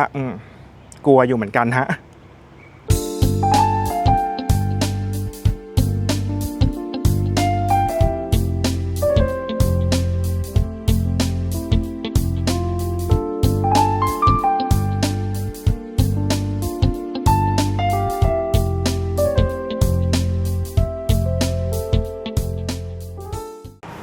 ตอนนี้นะครับอาร์ตเดินย้อนกลับมาหน้าพระอุโบสถจำได้ไหมพระอุโบสถตอนแรกเลยครับที่เราขึ้นไปดูเจดีย์ไปดูเสาทั้ง8ของพระอุโบสถกันครับด้านนี้ครับด้านข้างนะครับก็จะมีศาลของปู่โสมอยู่นะครับซึ่งศาลของปู่โสมเนี่ยจะอยู่ใต้ต้นโพนะครับอาจเข้าไปถ่ายให้ทุกคนดูแล้วใกล้ๆใช่ปะที่นี้นะครับอาจอยากจะบอกว่าตัวตำนานของปู่โสมนะครับก็เลือนหายไปหลังจากองค์เจ้าพีหรือองค์เจ้าพีระจำชื่อไม่ได้จริงๆอะครับเรียกว่าพระองค์เจ้าพีละกันเนาะที่กลับมามีเรื่องปู่โสมกลับมามีชื่อเสียงอีกครั้งหนึ่งครับเพราะว่าตอนที่ประมาณปีพุทธศักราชที่ 2,500 ครับก็จะมีการบูรณะจากกรมศิลปากรอีกครั้งเป็นการบูรณะใหญ่นะครับเรื่องปู่โสมครับก็เลยกลับมาดังอีกครั้งเพราะว่ากรมศิลปากรก่อนที่จะบูรณะปฏิสังขรณ์วัดกุดีดาวมีการทำพิธีบวงสรวงปู่โสมตรงต้นโพตรงนี้ตรงต้นโพต้นนี้นั่นเองฮะกราบลาปู่โสมไปที่เรียบร้อยแล้วนะครับมีการอธิษฐานนิดนึงเพราะว่าแอบเชื่ออยู่เหมือนกันนะครับเวลาเรามาวัดนอกเมืองเขตเมืองนะครับวัดในเมืองจะปิด 6 โมงถูกไหมแต่ถ้าเป็นวัดในเขตนอกเมืองนะครับอย่างเช่นวัดกุดีดาวเริ่มพูดผิดอันว่าคนพักแล้วปะ เช่นวัดกุดีดาวแบบนี้นะครับก็จะปิด 4 โมงครึ่งนะครับยังไงถ้าใครวางแผนจะมาเนี่ยก็รีบมากันหน่อยนะครับเดินออกจากเขตพุทธาวาสเป็นที่เรียบร้อยแล้วนะครับเมื่อกี้นะครับอาร์ตบอกแล้วว่าขอโทษครับเมื่อกี้มีโทรศัพท์มาโอเคอาร์ตเดินออกจากเขตพุทธาวาสเพราะว่าพี่เขาบอกจะปิดประตูแล้วนะครับแต่ว่าเราติดกันอยู่อย่างหนึ่งจำได้ปะเราติดเรื่องพระตำหนักครับพระตำหนักโชคดีมากครับอยู่ด้านนอกนะครับเดี๋ยวอาร์ตพาขึ้นไปดูกันขออ่านหน่อยละกันเขาเรียกว่าพระตำหนักกำมันเรียนครับซึ่งเป็นตำหนักที่พระเจ้าอยู่หัวบรมโกศนะครับเสด็จมาดูการบูรณะวัดนี่แหละนะครับเดี๋ยวอาร์ตถ่ายให้ดูแล้วกันเนาะต้องเรียบหน่อยมีเวลา5 นาทีไป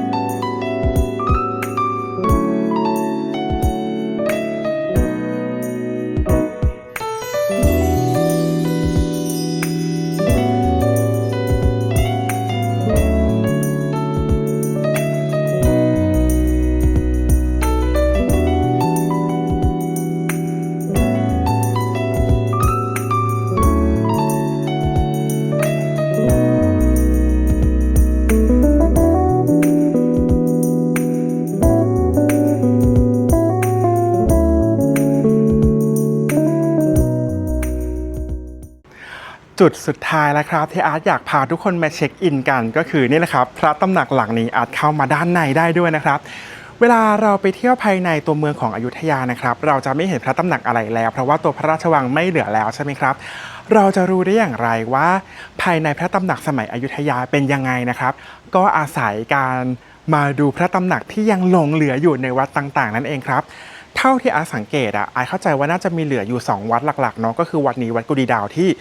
สมบูรณ์สุดๆไปเลยครับอีกวัดหนึ่งคือวัดเจ้าย่าครับยังไงถ้าใครสนใจสามารถมาเยี่ยมชมกันได้ที่วัดกุดีดาวหวังว่าทุกคนจะชอบคลิปนี้ของอาร์ตกันนะฮะ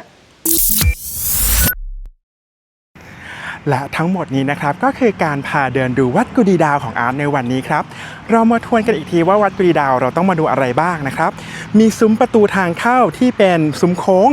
พระอุโบสถครับ พระเจดีย์แล้วก็วิหารนะครับพระเจดีย์เนี่ยอย่าลืมดูยอดเจดีย์ที่หักลงมาด้วยนะครับสุดท้ายก่อนออกจากเขตพุทธวาสอย่าลืมไปไหว้ปู่โสมเฝ้าทรัพย์ที่อยู่ด้านหน้าของพระอุโบสถกันด้วยครับใต้ต้นโพนะ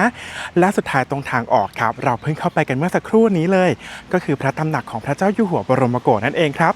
หวังว่าทุกคนจะเต็มที่แล้วก็ชื่นชอบกับวัดกุดีดาวกันนะฮะ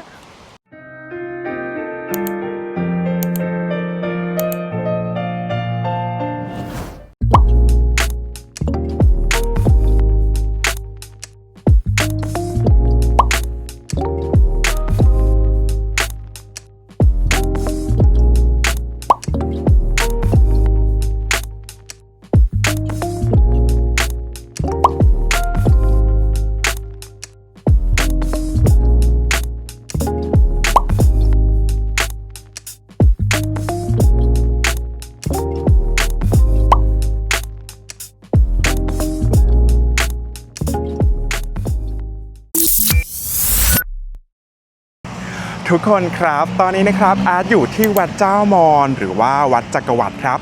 สารภาพกันก่อนเลยครับว่าวัดเจ้ามอญหรือว่าวัดจักรวรรดิเนี่ยไม่ได้อยู่ในแผนการเดินทางของอาร์ตในทริปอยุธยาในครั้งนี้เลยนะฮะแต่ว่าขับรถผ่านครับเพราะว่าอาร์ตไปไหว้วัดกุดีดาวมาใช่ป่ะแล้วก็เห็นว่าเฮ้ยวัดข้างๆคือวัดอะไรอ่ะเจดีย์สวยมากเลยครับก็เลยไปหาข้อมูลแล้วก็เดินเข้ามาไหว้ครับไปหาข้อมูลมาแล้วนะครับเขาบอกว่าวัดเจ้ามอญหรือว่าวัดจักรวรรดินะครับน่าจะสร้างตั้งแต่สมัยอยุธยาตอนต้นๆเลยครับแต่ว่าไม่รู้ว่าสร้างเมื่อไหร่นะครับหาไม่เจอใครเจอพศการสร้างก็แจ้งได้นะครับแต่ทีนี้ที่อาสนใจเพราะว่าเขาบอกว่าเจดีย์ประธานนะครับแบบนี้เพิ่งจะได้รับการบูรณะสมัยพระเจ้าอยู่หัวบรมโกศครับพร้อมๆกันกับการบูรณะวัดกุดีดาวนั่นแหละนะครับแต่ว่าเจดีย์รายนะครับที่ล้อมอยู่เนี่ยยังเป็นเจดีย์รายที่เป็นลักษณะฐานแปดเหลี่ยมแบบอยุธยาตอนต้นอยู่นะครับเขาก็เลยสันนิษฐานกันว่าความจริงแล้วเจดีย์ประธานของวัดนี้เนี่ยนะครับน่าจะเป็นเจดีย์ที่สร้างขึ้นตั้งแต่สมัยอยุธยาตอนต้นครับที่เห็นองค์ใหญ่องค์โตแบบนี้ก็คือว่าพระเจ้าอยู่หัวบรมโกศเนี่ยมีพระราชดำริให้สร้างทับของเดิมนั่นเองครับโอเคเรารู้ประวัติกันคร่าวๆเพราะอาจก็รู้เท่านี้เหมือนกันนะฮะเดี๋ยวเราไปดูกันสิว่าวัดจักรวรรดินะครับณปัจจุบันมีผังวัดยังไงแล้วก็มีอะไรให้เราเดินดูบ้างฮะ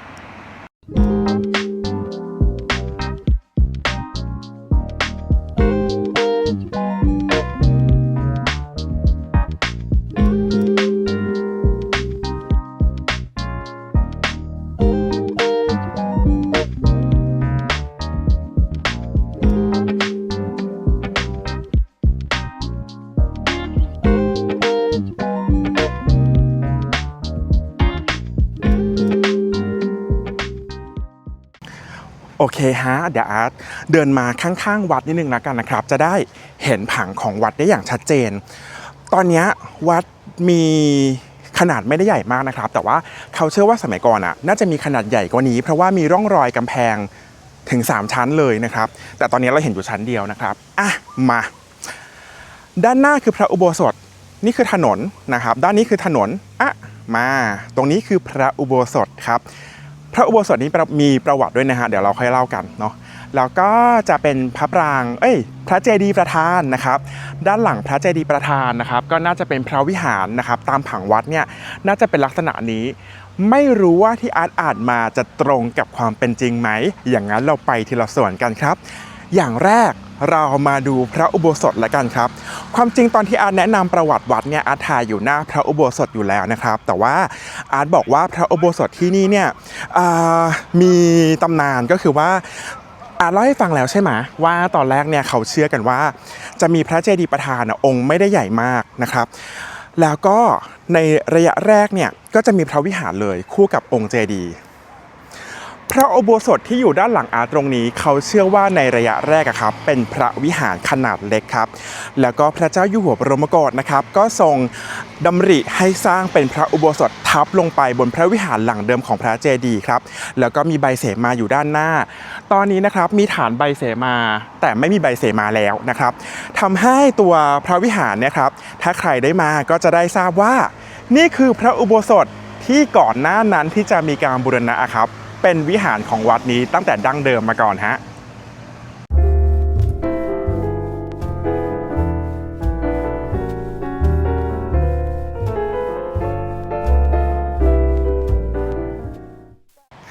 ไปครับพระอุโบสถนะครับเดินขึ้นมาได้ด้วยนะจ๊ะทีนี้พระอุโบสถเนี่ยจะเป็นลักษณะแบบอยุธยาเลยก็คืออาสังเกตว่าในอยุธยาเนี่ยจะไม่ค่อยเป็นพระอุโบสถที่เสาอยู่ติดผนังอะครับจะเป็นเสาที่อยู่ตรงกลางวัดอยู่ตรงกลางสิ่งปลูกสร้างนะครับก็คือแบบนี้เห็นปะยังมีฐานเสาอยู่แต่ว่าที่นี่เนี่ยอาร์ตแปลกใจละกันนะครับคนอื่นอาจจะไม่แปลกใจอย่างอาร์ตนะครับก็คือเป็นฐานเสาอาร์ตจะเห็นวัดอื่นเป็นวงกลมที่นี่เป็นสี่เหลี่ยมก็แปลกดีครับไม่เคยเห็นหรือว่านี่บูรณะแล้วมันเลยเป็นสี่เหลี่ยมก็ไม่รู้นะฮะแล้วก็จะมีจุดที่เคยมีพระประธานนะครับน่าจะมีพระประธานอยู่ตรงนี้นะครับยังมีฐานอยู่และมีเศษพระอยู่ด้วยนะครับน่าจะเคยเป็นพระประธานมาก่อนนะครับยังมีคนแอบเอาพวงมาลัยมาไหว้อยู่เลยนะความจริงแล้วตัวพระอุโบสถนะครับพอตรงขึ้นไปครับก็จะเป็นพระเจดีย์ประธานพอดีครับในเมื่ออ่านมาประวัติของพระอุโบสถมีเท่านี้หลักๆเพื่อจะให้รู้ว่าพระอุโบสถสร้างทับบนวิหารเก่านะครับรู้แค่นี้เลยฮะเราไปดูต่อดีกว่าเราไปดูกันที่เจดีย์ประธานครับเจดีย์ประธานนะครับอย่างที่อาร์ตเล่าไปแล้วตอนต้นๆใช่ไหมว่าตอนแรกเขาเชื่อว่าจะเป็นเจดีย์องค์เล็กๆนะครับแล้วก็พระเจ้าอยู่หัวบรมโกศมีการสร้างเจดีย์องค์บึ้มทับขึ้นมาครับโดยเจดีย์นี้นะครับจะถอดแบบมาจากเจดีย์วัดกุดีดาวที่มีการบูรณะแต่โชคร้ายที่เราไม่ได้เห็นเจดีย์วัดกุดีดาวในปัจจุบันเพราะว่ายอดพังลงมาแล้วใช่ไหมครับแต่ว่าเขาเชื่อว่าสมัยก่อนตอนสมัยที่สร้างวัดใหม่ๆครับก็จะเป็นกลุ่มเจดีย์นะฮะอาจไปอ่านเจอมาเขาบอกว่านี่คือเจดีย์ประธานใช่ป่ะรอบๆเจดีย์ประธานเนี่ยครับจะมีเจดีย์รายด้วยนะในวัดเนี่ยจะมีเจดีย์รายถึง23องค์เยอะมากเพราะว่าเป็นวัดที่ขนาดไม่ได้ใหญ่มากครับแต่ว่ามีเจดีย์ราย23องค์คือใหญ่มากและรอบๆของพระเจดีย์นะครับก็จะมีเจดีย์รายที่เป็นเจดีย์ประกอบขององค์เจดีย์ใหญ่ครับอยู่16องค์แปลว่าในระเบียงแก้วของพระเจดีย์ครับหรือว่าระเบียงคดของพระเจดีย์เนี่ยมีเจดีย์รายอัดกันอยู่ถึง16องค์ซึ่งถือว่าเยอะมากในขนาดเล็กเท่านี้นะฮะเราไปเดินดูรอบๆพระเจดีย์ให้ชัดๆกันดีกว่าฮะ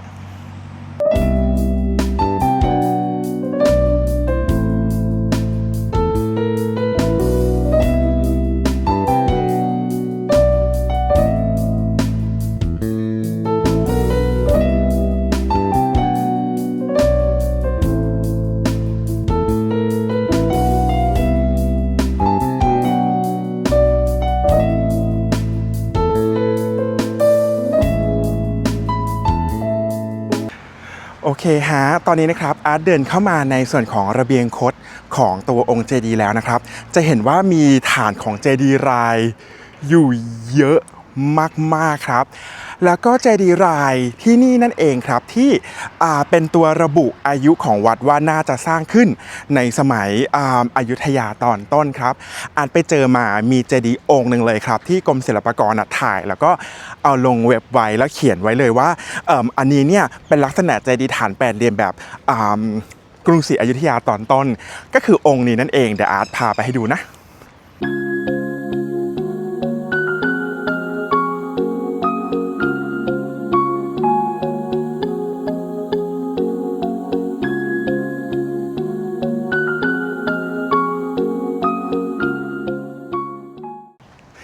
นี่ครับทุกคนเจอแล้วเจดีย์องค์เล็กๆที่เป็นเจดีย์รายตรงนี้ครับเป็นเจดีย์มุมเจดีย์ประกอบตรงนี้เนาะนะครับองค์นี้เลยนะครับที่อาร์ตไปดูใน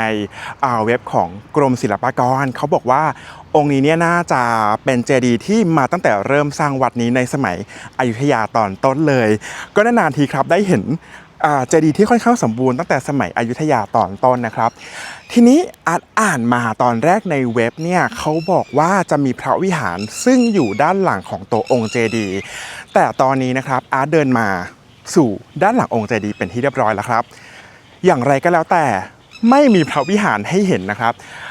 จริงๆมันมีลานโล่งๆตรงนี้ทุกคนจะเห็นไหมนี่คือเจดีย์ใช่ไหมนี่คือเจดีย์นี่คือลานโล่งๆตรงนี้ครับอาร์ตว่าตรงนี้แหละที่ทำให้เว็บไซต์บางเว็บไซต์บอกว่าด้านหลังคือพระวิหารแต่เท่าที่อาร์ตดูแล้วเนี่ยไม่น่าจะเป็นบริเวณวิหารนะครับน่าจะเป็นลานที่ทำกิจกรรมกันด้านหลังมากกว่าครับประกอบพิธีกรรมต่างๆครับไม่น่าจะเป็นพระวิหารเพราะว่าอาร์ตไม่ได้เห็นร่องรอยเสาเลยนะครับมีแต่ร่องรอยกำแพงนะครับถ้าใครมีข้อมูลก็บอกอาร์ตหน่อย อยละกันว่าพื้นที่ด้านหลังของเจดีย์เนี่ยเป็นพระวิหารหรือเปล่าแต่ว่าไม่น่าใช่แหละเพราะว่าเธอมันเล็กมากเห็นปะนี่คือกำแพงเจดีย์ใช่ไหมครับนี่คือกำแพงวัดแล้วอะคือมันเล็กมากเกินไปที่จะเป็นวิหารนะครับหรือว่าความจริงแล้วเนี่ยเขาควบวิหารไปเลยกับพระอุโบสถเพราะว่ายังไงก็เป็นการสร้างพระอุโบสถทับพระวิหารอยู่แล้วหรือเปล่านะครับใครมีข้อมูลก็ช่วยคอมเมนต์บอกอาทีนะฮะ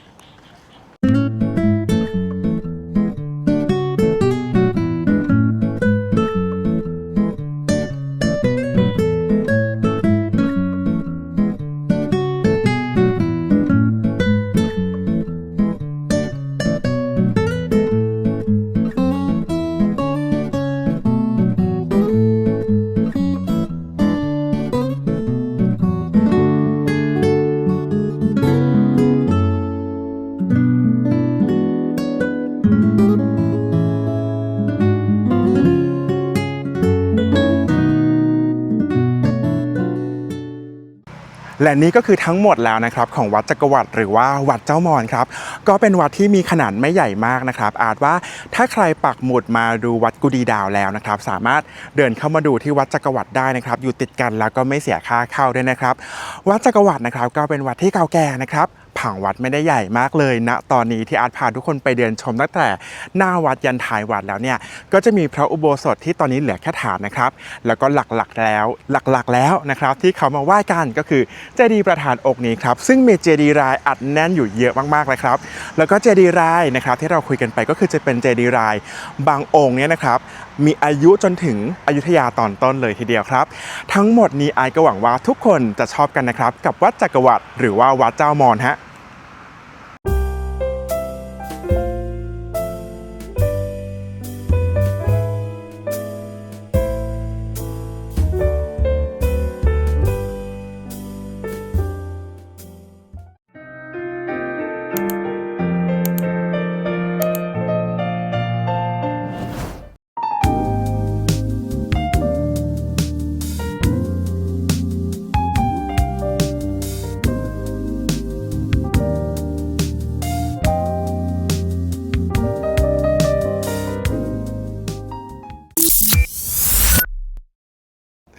เอาละครับทุกคนตอนนี้นะครับอาร์ตอยู่ที่ปราสาทนครหลวงนะครับปราสาทนครหลวงในปัจจุบันจะอยู่ในพื้นที่ของวัดนครหลวงนะครับแต่ว่าสมัยเริ่มสร้างเนี่ยปราสาทนครหลวงเป็นพระตำหนักของ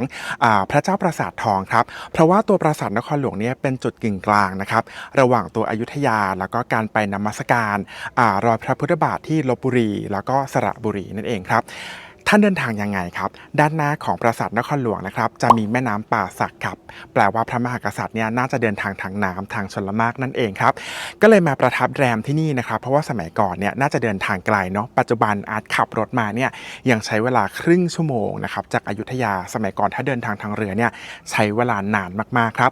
ดังนั้นพอตรงนี้เป็นพระตำหนักหรือว่าเป็นการจำลองพระราชวังครับก็ต้องมีไอเดียว่าจะสร้างจากไหนดีครับอาจไปอ่านเจอมาครับว่าตัวพระเจ้าปราสาททองเนี่ยได้ไอเดียการสร้างพระตำหนักนี้นะครับซึ่งใหญ่มากๆนะครับมาจากปราสาทแบบขอมครับ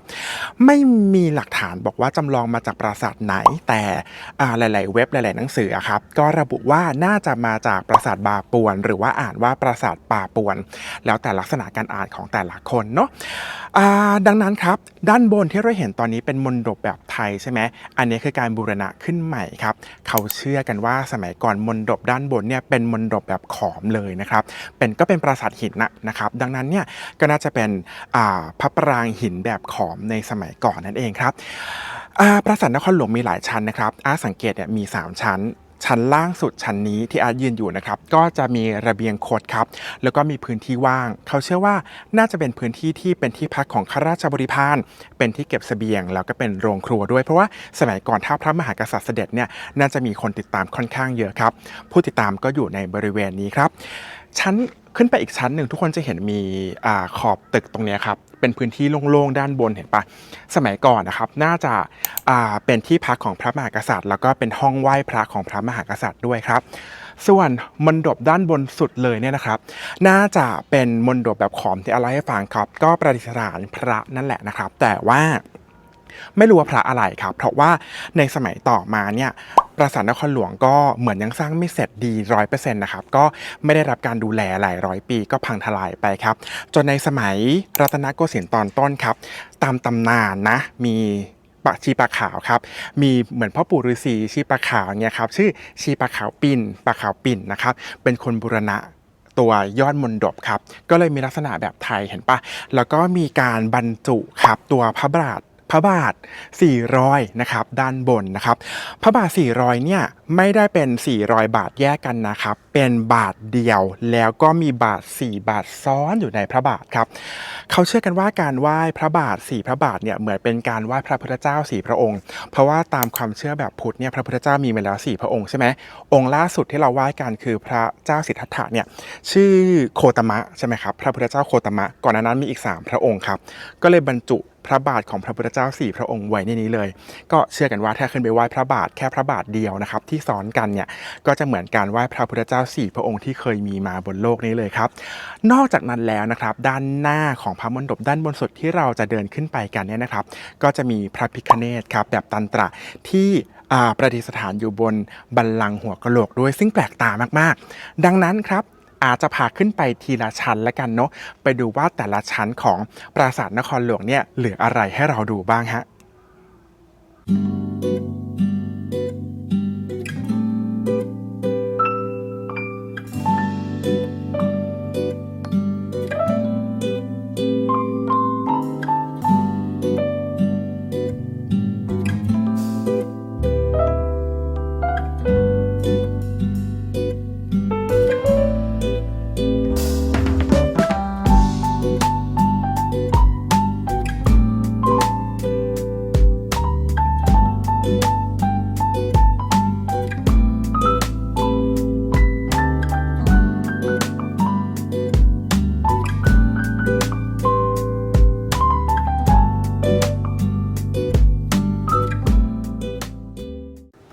เช่นเคยครับการมาเที่ยววัดที่อยุธยานะครับอาจจะใส่หมวกแล้วก็ปลอกแขนเสมอเพราะว่าร้อนมากจริงๆนะครับสมัยเด็กๆที่อาร์ตมาเนี่ยไม่ได้ร้อนขนาดนี้นะแต่อาร์ตว่าโลกร้อนจริงๆแหละนะครับสมัยนี้ก็คือร้อนมากๆครับชั้นแรกนะครับที่อาร์ตเดินอยู่นะครับเป็นชั้นตื้นที่สุดก็คือขึ้นมาชั้นเดียวนะครับชั้นนี้จะเป็นชั้นที่พวกช่างกล้องช่างถ่ายรูปชอบมาถ่ายที่สุดเพราะว่าเห็นตัวมณฑปชัดเจนมากๆครับแล้วก็จะมีซุ้มประตูนะครับอยู่ซึ่งซุ้มประตูนี้ก็จะมีพระพุทธรูปนะครับประดิษฐานอยู่นะครับมีการบูรณะแล้วนะครับแต่ว่ายังคงศิลปะแบบโบราณไว้ด้านหลังของอาร์ตนี่เองครับก็เลยทำให้เป็นจุดที่ช่างถ่ายภาพเนี่ยชอบมาถ่ายกันเท่าที่อาร์ตเดินดูเนี่ยตอนนี้ไม่เห็นอะไรแล้วนะครับก็จะเห็นโบราณสถานนะครับที่มีการบูรณะขึ้นใหม่นะครับยังไงเดี๋ยวอาร์ตหาบันไดเดินขึ้นไปอีกชั้นหนึ่งไปดูชั้นต่อไปกันดีกว่าครับว่ามีอะไรให้เราดูบ้างฮะ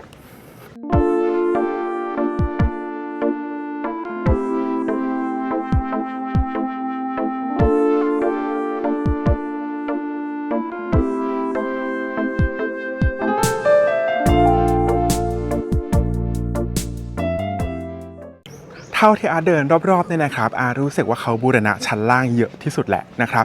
ก็จะเห็นว่าตัวกำแพงอะไรอย่างเงี้ยค่อนข้างสมบูรณ์ทีเดียว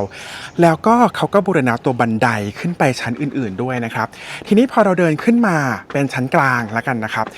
ทำไมเรียกชั้นกลางเพราะว่าเดี๋ยวชั้นสูงสุดจะเป็นมณฑปใช่ไหมชั้นกลางเนี่ยหรือว่าบางคนหนังสือบางเล่มเรียกชั้น2เนี่ยนะครับก็น่าจะเป็นที่อยู่ของพระมหากษัตริย์หรือว่าจะมีห้องประกอบพิธีกรรมเช่นห้องส่งน้ำพระอะไรอย่างเงี้ยครับอยู่ด้านหลังของตัวมณฑปนะครับซึ่งเดี๋ยวอาร์ตพาเดินไปดูแล้วกันว่าตอนนี้เนี่ยยังเหลือเป็นห้องนะแต่ว่าไม่มีกำแพงแล้วเหมือนเหลือเป็นแนวอิฐอะไรอย่างเงี้ยฮะ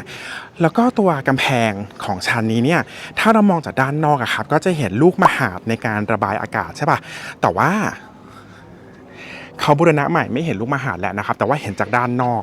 ก็เลยน่าจะเดาว่าสมัยก่อนน่าจะมีลูกมหาดในการระบายอากาศเป็นช่องลมนั่นเองฮะโอเคเรามาถึงด้านหลังแล้วที่อาร์ตบอกว่าเป็นห้องเดี๋ยวรอพี่เขาถ่ายรูปเสร็จก่อนเดี๋ยวเราเดินเข้าไปดูกันว่าตอนนี้ห้องที่เขาเชื่อว่าทำพิธีกรรมของพระมหากษัตริย์หรืออาจจะเป็นที่ประทับเนี่ยเหลืออะไรบ้างเดี๋ยวรอพี่เขาถ่ายรูปแป๊บหนึ่ง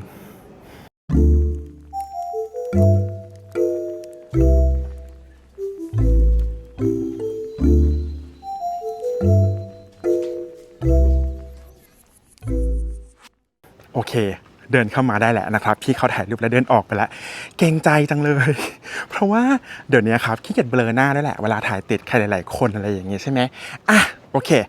อยู่จุดที่เป็นห้องหลายๆห้องเรียงติดกันทุกคนจะเห็นว่านี่คือมณฑปใช่ไหมครับชั้นบนสุดเดี๋ยวเราจะเดินขึ้นไปนะเห็นตรงนี้ปะจะเป็นซากอะครับแต่ว่าจะเห็นเป็นห้องตรงนี้แหละอาจจะเป็นที่ประทับของพระมหากษัตริย์แล้วก็เป็นห้องทำพิธีกรรมเมื่อกี้อาร์ตบอกว่าลูกมหาดเป็นช่องระบายอากาศใช่ปะอีกด้านหนึ่งมองไม่เห็นนะครับแต่ว่าอาร์ตให้ดูจะเห็นไหมวะนี่อีช่องแบบเนี้ยเนี่ยช่องระบายอากาศแบบนี้ครับเข้าใจไปเองว่าเรียกว่าลูกมหาดเพราะว่าเคยไปอ่านเจอมานะครับก็เป็นศิลปะแบบอยุธยานะครับโอเคพอเราเดินขึ้นมาชั้นที่2หรือว่าชั้นตรงกลางเนี่ยก็จะเห็นชั้นล่างที่เราเดินผ่านกันมาเมื่อสักครู่อย่างชัดเจนครับเห็นไหมว่ามีการบูรณะ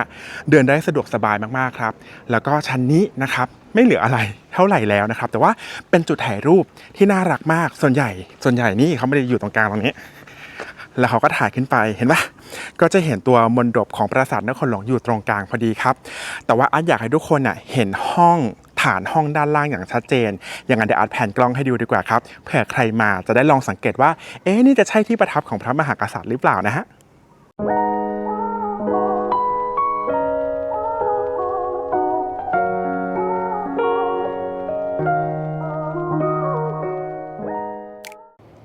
นี่ครับทุกคนเห็นป่ะจะเห็นการแบ่งห้องชัดเจนเลยครับนี่เหมือนเป็นทางเข้าแล้วก็เดินเข้าไปจะมีห้องด้านซ้ายและห้องด้านขวานะครับเหมือนกันเลยครับอีกฝั่งหนึ่งของมณฑปนะครับอันนี้อยู่ชั้น2นะยังไม่ได้เดินขึ้นไปนะก็จะเห็นว่ามีลักษณะการแบ่งห้องอีกเหมือนกันครับยังมีกำแพงเห็นป่ะแล้วก็ฐานเสานะครับแล้วก็น่าจะเดินเข้าทางนี้นะครับเนาะแล้วก็ห้อง1ห้อง2นะครับอันนี้แหละนะครับเขาถึงสันนิษฐานกันว่าน่าจะเป็นห้องอะไรสักอย่างหนึ่งแต่ว่าเนื่องจากมันอยู่ชั้นบนเขาก็เลยคาดเดากันว่าเป็นที่ประทับของพระมหากษัตริย์นั่นเองครับชั้นนี้ไฮไลท์น่าจะมีเท่านี้ครับเราเดินขึ้นไปชั้นบนสุดกันดีกว่าครับเมื่อกี้เล่าไปแล้วใช่ปะว่าชั้นบนสุดเนี่ยเขาไปไหว้กันอยู่2อย่างแรกคือรอยพระพุทธบาท400อีกอย่างนึงก็คือขึ้นไปไหว้พระพิฆเนศครับด้านบนนะครับตอนนี้เป็นก่ออิฐถือปูนแบบสมัยใหม่เลยนะครับเมื่อกี้ที่อาร์ตเล่าเรื่องปลาขาวปิ่นนะครับเป็นตำนานนะครับเป็นเรื่องเล่าแหละไม่ได้มีหลักฐานชัดเจนครับแต่ว่าหลักฐานชัดเจนจริงๆเนี่ยเกิดขึ้นจากการบูรณะปราสาทนครหลวงในสมัยรัชกาลที่4แล้วก็รัชกาลที่5ครับโดยเฉพาะสมัยรัชกาลที่5ครับมีการบูรณะมณฑปด้านบนนี้ขึ้นมาใหม่ครับทำให้มีสภาพปัจจุบันเดี๋ยวเราลองเดินขึ้นไปก่อนที่เราจะไปไหว้ในมณฑปเนี่ยเดี๋ยวอาร์ตขอเดินดูรอบๆมณฑปก่อนว่ายังมีซากมณฑปแบบขอมเหลืออยู่ไหมแล้วกันนะครับไปเราเดินขึ้นไปกันฮะเมื่อเราเดินทางมาถึงชั้นบนสุดนะครับเหลืองๆด้านหลังที่เป็นอาคารเนี่ยคือมณฑปชั้นบนสุดที่อาร์ตบอกว่ามีการบูรณะในสมัยรัชกาลที่5ใช่ไหมครับก่อนที่จะเดินเข้าไปเพราะว่าคนเยอะมากๆเนี่ยอาร์ตอยากเดินดูรอบๆครับว่าจะมีร่องรอยการบูรณะไหมยังเหลือเศษของพระปรางองค์เดิมที่เป็นปรางของไหมนะครับปรากฏว่าไงจ๊ะไม่มีเลยจ้ะเป็นการบูรณะแบบเนียนกริบนะครับแต่คนทั่วไปเข้าไปมณฑปเลยจริงๆแล้วชั้นบนสุดสามารถเดินได้รอบนะครับมีระเบียงคดที่เป็นห้องพระอยู่รอบเลยนะครับเดี๋ยวอาร์ตลองถ่ายคร่าวๆให้ดูถ้าใครมานะครับก่อนที่จะเข้าไปในมณฑปไปไหว้รอยพระพุทธบาทหรืออีเวนต์พระพิฆเนศเนี่ยเดินรอบๆก่อนสักรอบหนึ่งจะเห็นพระพุทธรูปเยอะมากเลยนะฮะเดี๋ยวอาร์ตเวียนให้ดูแล้วกันฮะ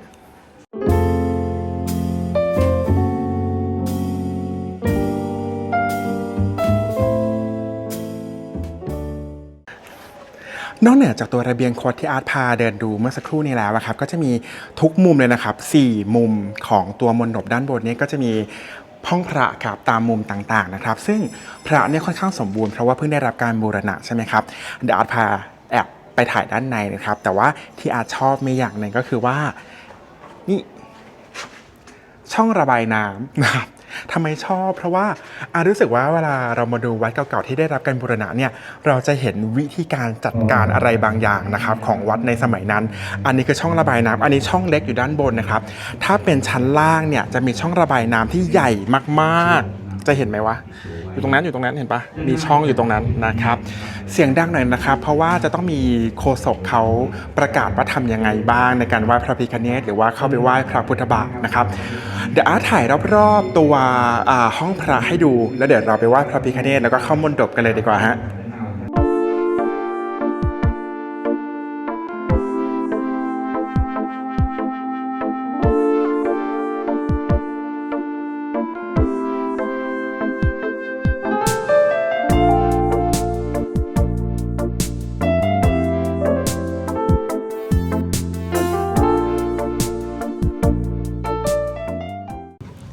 พอเราถึงชั้นบนใช่ไหมครับแอบมาถ่ายจากมุมสูงเนี่ยเราก็จะเห็นว่าจะมีชั้นที่เราไปถ่ายกันเป็นห้องๆก็จะเห็นชัดเจนแล้วว่าเห็นปะชั้นตรงกลางเนี่ยจะมีห้อง2ห้องใหญ่ๆนะครับ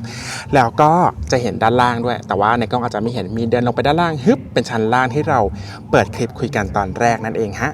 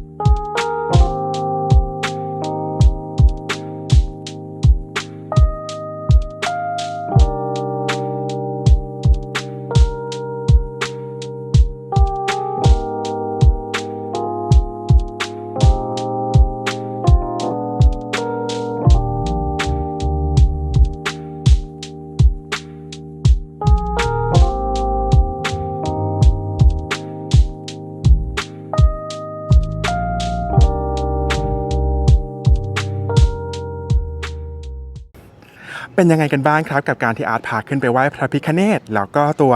รอยพระพุทธบาท4 รอยครับตอนที่อาร์ตขึ้นไปน่ะอาร์ตไม่กล้าพูดอะไรเลยครับเพราะว่าวันนี้วันอาทิตย์ครับคนเยอะมากๆครับก็เลยรู้สึกว่าอย่างนั้นเราถ่ายบรรยากาศมาให้ชมกันดีกว่าเนาะแล้วค่อยมาพูดกันนอกรอบครับรอยพระพุทธบาทในมณฑปอาร์ตเล่าไปแล้วนะครับว่าถ้าเอาเป็นหลักฐานที่น่าจะเชื่อถือได้เนี่ยน่าจะมีการนำมาประดิษฐานในสมัยรัชกาลที่5ครับรวมถึงการสร้างมณฑปครอบด้วยนะครับเกริ่นไปแล้วก่อนหน้าที่จะเข้าไปก็คือเรื่องของปลาขาวปิ่นเนี่ยก็เป็นตำนานเนาะแล้วแต่ความเชื่อละกันบางคนเชื่อว่าตาปลาขาวปิ่นหรือว่าบางคนเชื่อว่าเป็นสมัยรัชกาลที่5ก็ได้เหมือนกันครับทีนี้ไฮไลท์ของวัดนี้จริงๆแล้วเนี่ยคือพระพิฆเนศตันตระด้านหน้าครับถ้าใครย้อนกลับไปดูในคลิปของอาร์นะครับพระพิฆเนศที่เป็นตันตระด้านหน้าเนี่ยนะครับก็คือเขาเชื่อว่านะครับเป็นคติแบบเทวปานนะครับก็คือพระพิฆเนศเนี่ยเขาเชื่อว่าเป็นปฐมพรหมใช่ป่ะถ้าคนฮินดูนะฮะก็คือต้องไหว้ก่อนไหว้อย่างอื่นถึงจะประสบความสำเร็จนะครับแต่แบบพุทธตันตระพุทธฮินดูเนี่ยนะครับเขาเชื่อว่าพระพิฆเนศเนี่ยจะขจัดอุปสรรคทั้งปวงครับทำให้เราไม่มีอุปสรรคเลยในการเข้าไปไหว้รอยพระพุทธบาทนั่นเองครับแต่ว่าที่นี่เนี่ยเขามาขอเรื่องสุขภาพแล้วก็การงานกันครับทีนี้ถ้าใครไปเซิร์ช Google เพื่อจะดูพุทธลักษณะขององค์พระพิฆเนศนะครับก็จะเห็นว่าตัวพระพิฆเนศเนี่ยเป็นลักษณะแบบชวานะครับบางคนนะครับบอกว่าสร้างมา300 ปีนะครับก็คือถ้า300 ปีจริงๆก็คืออยุธยาตอนปลายใช่ปะแต่อ่านจากหลายเว็บและไม่น่าใช่ครับศิลปะเนี่ยเป็นศิลปะแบบชวาครับน่าจะเกิดขึ้นแบบต้นรัตนโกสินทร์แบบนี้นะครับเป็นลักษณะแบบชวาใช่ปะมีฐานบัลลังก์เป็นกะโหลกนะครับแล้วก็มีงูอยู่ตรงบ่าตรงนี้นะครับที่สำคัญที่แปลกก็คือมีมงกุฎค่อนข้างสูงครับซึ่งเป็นศิลปะแบบชวาบวกลพบุรีแปลกไหมนะครับดังนั้นครับก็เลยกลายเป็นสิ่งศักดิ์สิทธิ์ของวัดนี้ที่ใครๆก็ต้องมาไหว้กันนะครับยังไงถ้าใครมาปราสาทนครหลวงนะครับอย่าลืมขึ้นมาบนมณฑปนอกเหนือจากมาดูสิ่งปลูกสร้างแล้วเนี่ยอยากให้ไหว้พระพิฆเนศแล้วก็เข้าไปไหว้รอยพระพุทธบาทด้วยครับโดยเฉพาะพระพิฆเนศนะครับเขาเชื่อกันว่าขลังมากๆครับแต่ว่าห้ามบนเป็นอันขาดนะครับพระพิฆเนศองค์นี้ฮะ และทั้งหมดนี้นะครับก็คือการพาเดินดูปราสาทนครหลวงตั้งแต่ชั้นแรกถึงชั้นบนสุดนะครับถ้าใครมานะครับอย่างที่อันเล่าให้ฟังว่าปราสาทนครหลวงปัจจุบันเนี่ยตั้งอยู่ในเขตของวัดนครหลวงนะครับได้ยินเสียงไหมล่ะ ก็จะมีพื้นที่ต่างๆครับมีที่ให้ถวายสังฆทานมีท่าเช่าวัตถุมงคลต่างๆนะครับแล้วก็จะมีโบสถ์อยู่ด้านนู้นนะครับใครที่อยากไหว้พระก็สามารถมาไหว้พระได้นะครับนอกเหนือจากการมาเที่ยวปราสาทมันอาร์ตทีนี้ถ้าใครอินกับปราสาทแล้วก็อินเรื่องสถาปัตยกรรมที่เกี่ยวข้องกับพระมหากษัตริย์นะครับอาร์ตพูดไปตอนต้นคลิปแล้วใช่ปะว่าปราสาทนครหลวงเนี่ยอยู่ติดกับแม่น้ำป่าสักครับติดกับแม่น้ำป่าสักเลยเนี่ยนะครับก่อนที่เราจะเดินเข้ามาที่ปราสาทนครหลวงเนี่ยจะมีศาลาพักเล็กๆศาลาหนึ่งครับเรียกว่าศาลาจันลอยศาลาจันลอยเนี่ยเขาเชื่อว่าสมัยก่อนตอนพระมหากษัตริย์ขึ้นมาก็จะมีทีมงานมาด้วยเป็นองครักขาหรืออะไรแบบเนี้ยฮะก็จะมาพักที่ศาลาจันลอยก่อนที่จะเดินเข้ามาที่ตัวปราสาทนครหลวงครับอีกในยะหนึ่งอีกตำราหนึ่งบอกว่าไม่ใช่อาคารพักหรอกแต่ว่าชื่อศาลาจันลอยเพราะว่าเป็นที่ชมพระจันทร์ของพระมหากษัตริย์แล้วก็พระสนมฮะก็แล้วแต่คนจะไปอ่านตำราไหนเนาะด้านในศาลาจันลอยนะครับก็จะมีศิลาจันลอยครับเป็นศิลากลมๆเป็นหินกลมๆกว้าง2 เมตรหนา6 นิ้วนะครับก็เชื่อว่าน่าจะเป็นอิฐที่ลอยน้ำมาตำนานบอกว่าลอยน้ำมาแล้วก็บางคนก็จะบอกว่าจริงๆเป็นอิฐที่เหลือจากการสร้างวัดนั่นแหละนะครับอาจจะเป็นอิฐที่จะเอามาสลักใบเสมาหินนะครับแต่ว่ายังไม่ได้สลักก็เหลือเป็นศิลาไว้นั่นเองครับไม่มั่นใจว่าวันนี้อาจจะเดินเข้าไปได้ไหมเพราะว่าคนเยอะมากยังไงถ้าเข้าไปไม่ได้เดี๋ยวอาถ่ายภายนอกของศาลาจันลอยให้ดูแล้วกันเนาะ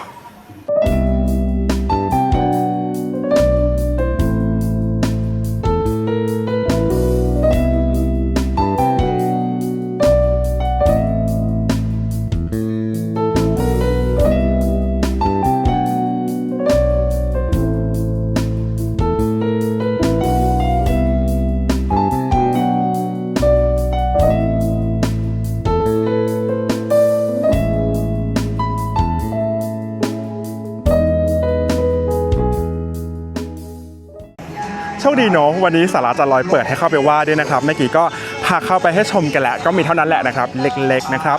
อาร์ตว่านี่ก็คือปราสาทนครหลวงแบบสมบูรณ์มากๆเท่าที่อาร์ตจะหาข้อมูลแล้วก็พามาชมได้แล้วนะครับหวังว่าทุกคนจะชอบกันนะฮะ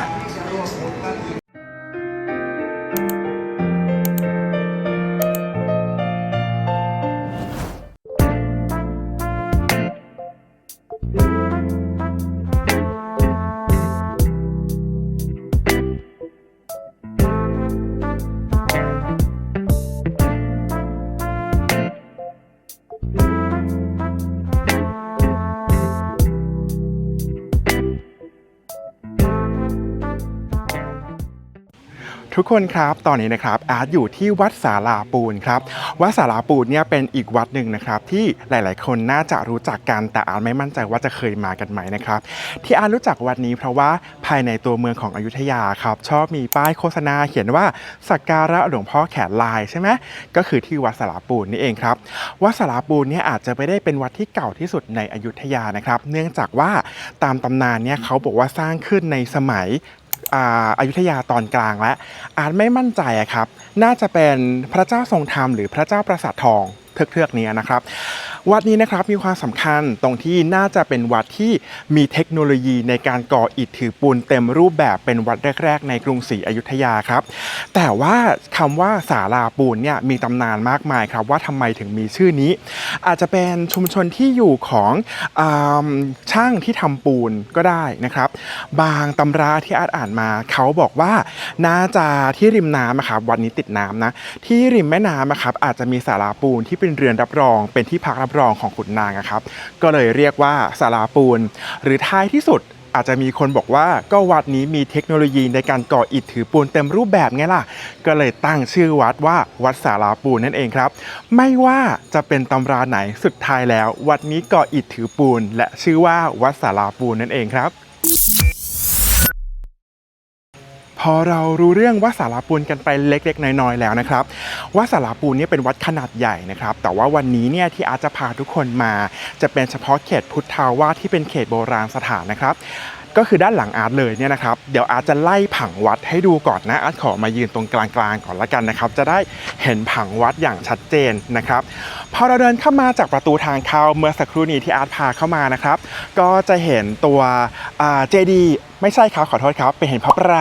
างแบบนี้นะพระปรางแบบนี้เป็นพระปรางย่อมุม12นะครับจะอยู่ด้านหน้าของพระอุโบสถทั้ง2ด้านเลยนะครับแล้วก็ต่อมาก็จะเป็นพระอุโบสถรู้ได้อย่างไรว่าเป็นพระอุโบสถเพราะว่าเรายังเห็นใบเสมาอยู่รอบเลยครับภายในพระอุโบสถจะมีประดิษฐานหลวงพ่อแขนลายที่เขามาไหว้กันนะครับแต่ว่าวันนี้เนี่ยทางวัดจัดงานครับหลวงพ่อแขนลายได้มีการนำไปประดิษฐานด้านนอกนะครับเพื่อให้ประชาชนได้มากราบไหว้กันง่ายขึ้นนะครับ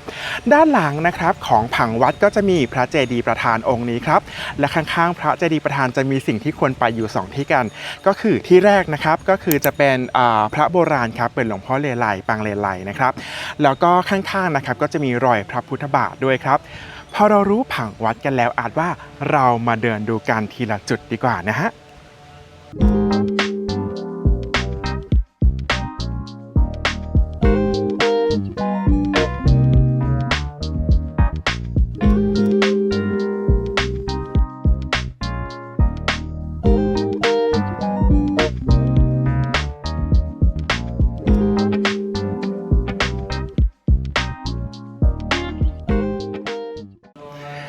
นะครับทุกคนตอนนี้ก็อยู่หน้าตัวพระปรางแล้วนะครับพระปรางเนี่ยเขาก็เชื่อกันว่าสร้างตั้งแต่สมัยตอนสร้างวัดนั่นแหละนะครับเพราะว่าเป็นความเชื่อแบบจักรวาลนิยมยังไงก็ต้องมีพระปรางมุมนะครับพระปรางรายนะครับ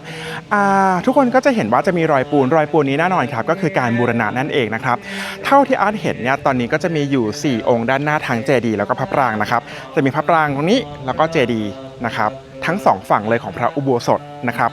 ทีนี้ตอนที่เราเสียกรุงครั้งที่2ในปี2310นะครับวัดนี้พังหมดเลยนะครับแล้วก็ได้รับการบูรณะใหม่ในสมัยรัชกาลที่2รัชกาลที่3นะครับแล้วก็รัชกาลที่5เนี่ยมีการ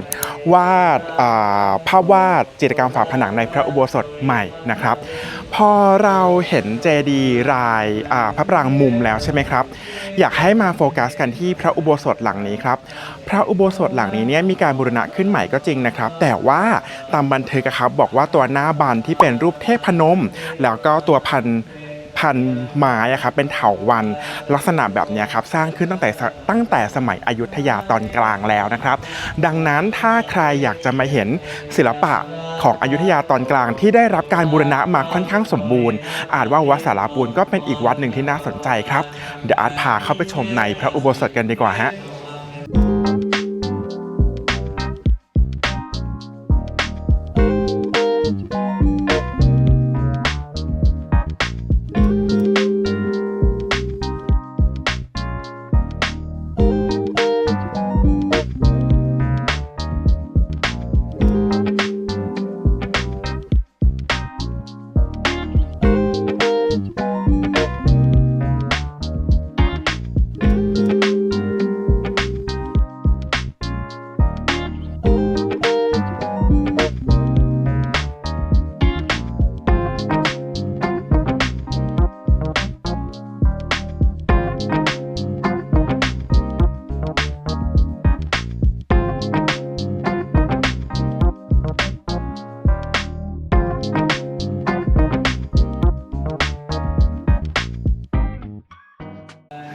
และตอนนี้นะครับอาร์ตเดินอยู่ในพระอุโบสถแล้วนะครับอย่างที่อาร์ตแจ้งไปครับว่าวัดนี้เนี่ยมีสภาพสมบูรณ์มากๆเพราะว่าได้รับการบูรณะครั้งใหญ่ในสมัยต้นของรัตนโกสินทร์นะครับดังนั้นแล้วเนี่ยอาร์ตเชื่อว่าลักษณะภายในบางอย่างครับที่เขาไม่ทราบว่าสมัยก่อนเป็นอย่างไรเนี่ยก็น่าจะได้รับอิทธิพลมาจากช่วงรัตนโกสินทร์ตอนต้นนั่นแหละนะครับแต่ว่าโครงสร้างยังเป็นโครงสร้างเดิมนะครับก็คือมีเสา2แถวที่1แถวที่2ภายในพระอุโบสถก็ตามแบบอยุธยาเลยครับและอาจแจ้งไปแล้วว่าตัวจิตรกรรมฝาผนังทั้งหมดที่เราเห็นนะครับถึงแม้จะดูเลือนลางมากๆแล้วเนี่ยได้รับการบูรณะในสมัยรัชกาลที่5ครับก็คือมีการวาดจิตรกรรมฝาผนังขึ้นใหม่นั่นเองครับเดี๋ยวอาร์ตหาที่นั่งเล่าเรื่องหลวงพ่อแขนลายกันไหมบางคนที่เข้ามาวัดนี้เนี่ยจุดประสงค์หลักๆอาจจะมีแค่การมาไหว้หลวงพ่อแขนลายครับเดี๋ยวอาร์ตหาที่นั่งแป๊บนึงนะ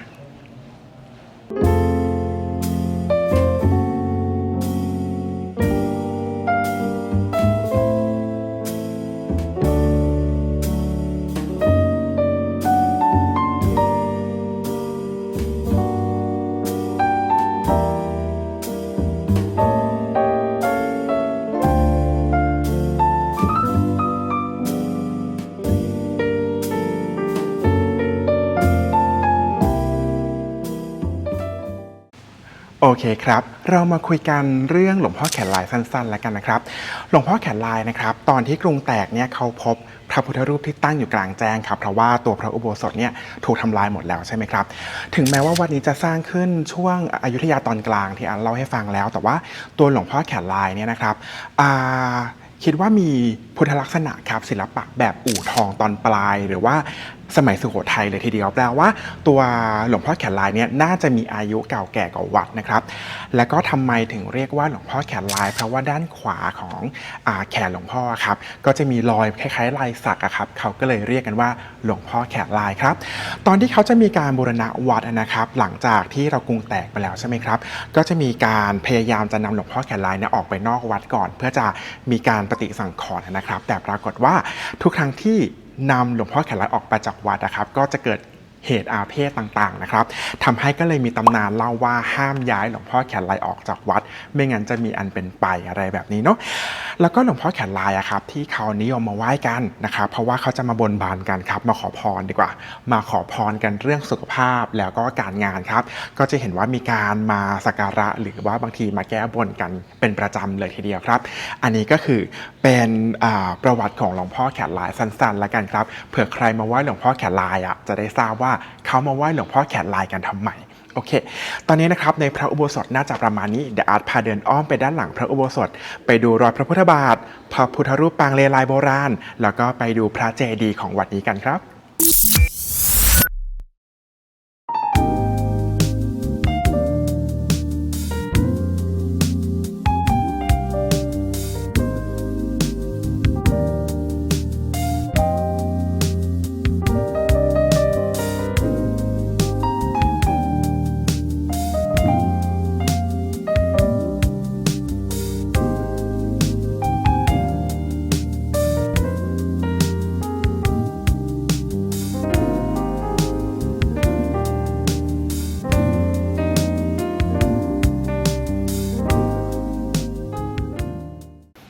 พอเราออกมาจากพระอุโบสถนะครับอาร์ตก็เดินอ้อมมาด้านหลังของพระอุโบสถนะครับตอนนี้นะครับอาร์ตคิดว่าเดี๋ยวเราอาร์ตพาเข้าไปดูรอยพระพุทธบาทดีกว่านะครับบอกผังก่อนดีกว่าพอเราเดินเข้ามาหลังพระอุโบสถเมื่อกี้พระอุโบสถใช่ปะตัวหลังพระอุโบสถเลยครับจะมีพระพุทธรูปปางเลไลอยู่ด้านหลังของพระอุโบสถเดี๋ยวเราเดินไปกันตรงนี้คือเจดีย์นะครับแล้วก็นี่ครับรอยพระพุทธบาทอยู่ในอาคารหลังน้อยอ่านว่าเดี๋ยวเราไปทีละจุดเนาะเอาเข้าไปในไหว้รอยพระพุทธบาทกันก่อนดีกว่าฮะไป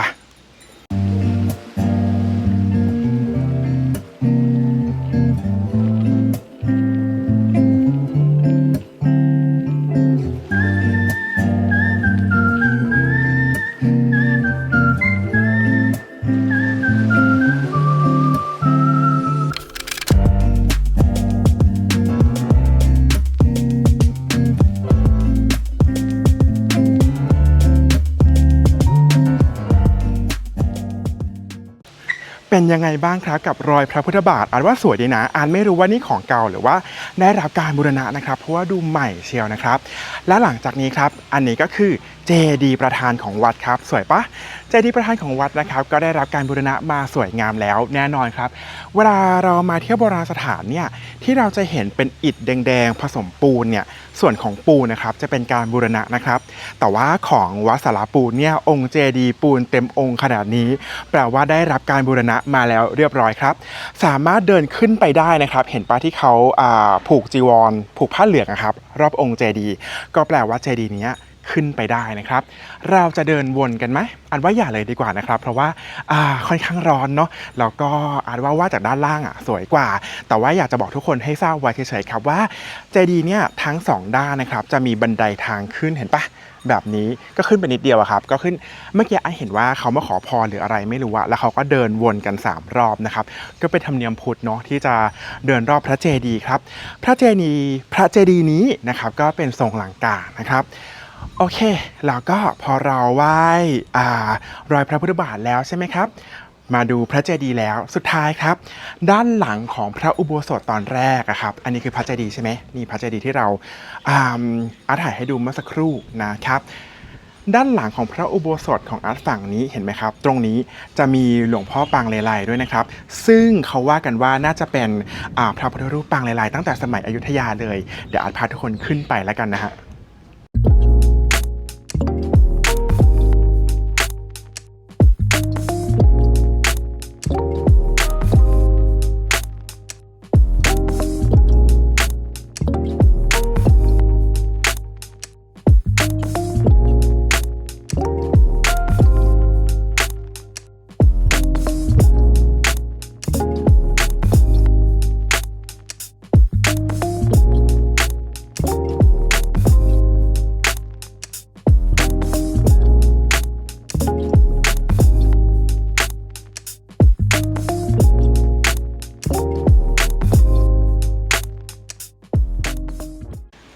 และทั้งหมดนี้นะครับก็คือการที่อาร์ตพามาเดินเที่ยวกันในเขตพุทธาวาสของวัดสาราปูนครับอาร์ตหวังว่าทุกคนจะชอบกันนะครับ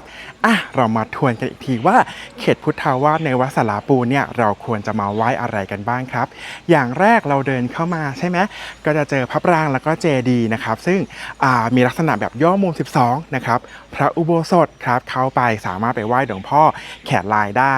ด้านหลังนะครับจะมีรอยพระพุทธบาทพระพุทธรูปเรียนลายแล้วก็ตัวเจดีย์ประธานนั่นเองครับหวังว่าทุกคนจะชอบกันแล้วก็หวังว่าจะเป็นประโยชน์บ้างนะครับอาร์ตเล่าไปแล้วใช่ป่ะว่าหลวงพ่อแขนลายตอนนี้เนี่ยเขานำออกไปข้างๆครับเพื่อให้ประชาชนสักการะเดี๋ยวเราไปแอบดูกันว่าอาร์ตจะสามารถถ่ายรูปหลวงพ่อแขนลายมาได้ไหมฮะ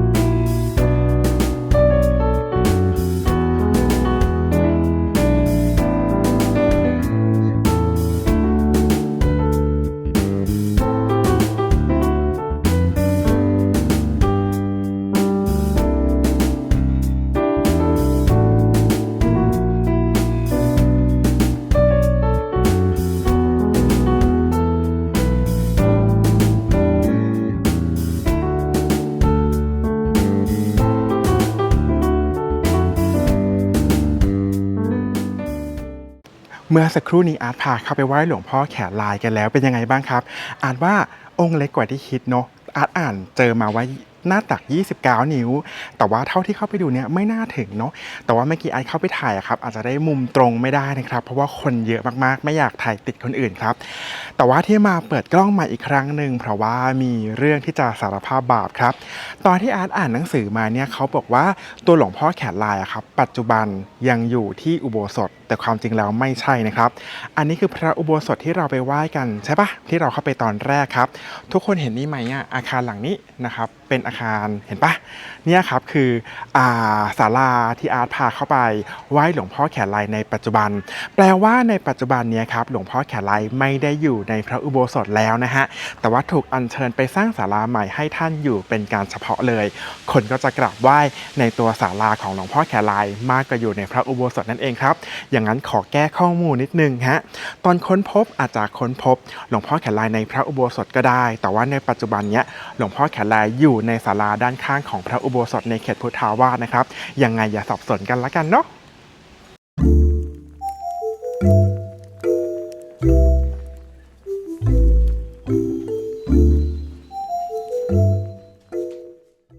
ทุกคนครับตอนนี้นะครับอาร์ตเดินอยู่ริมแม่น้ำนะครับเมื่อกี้อาร์ตแอบ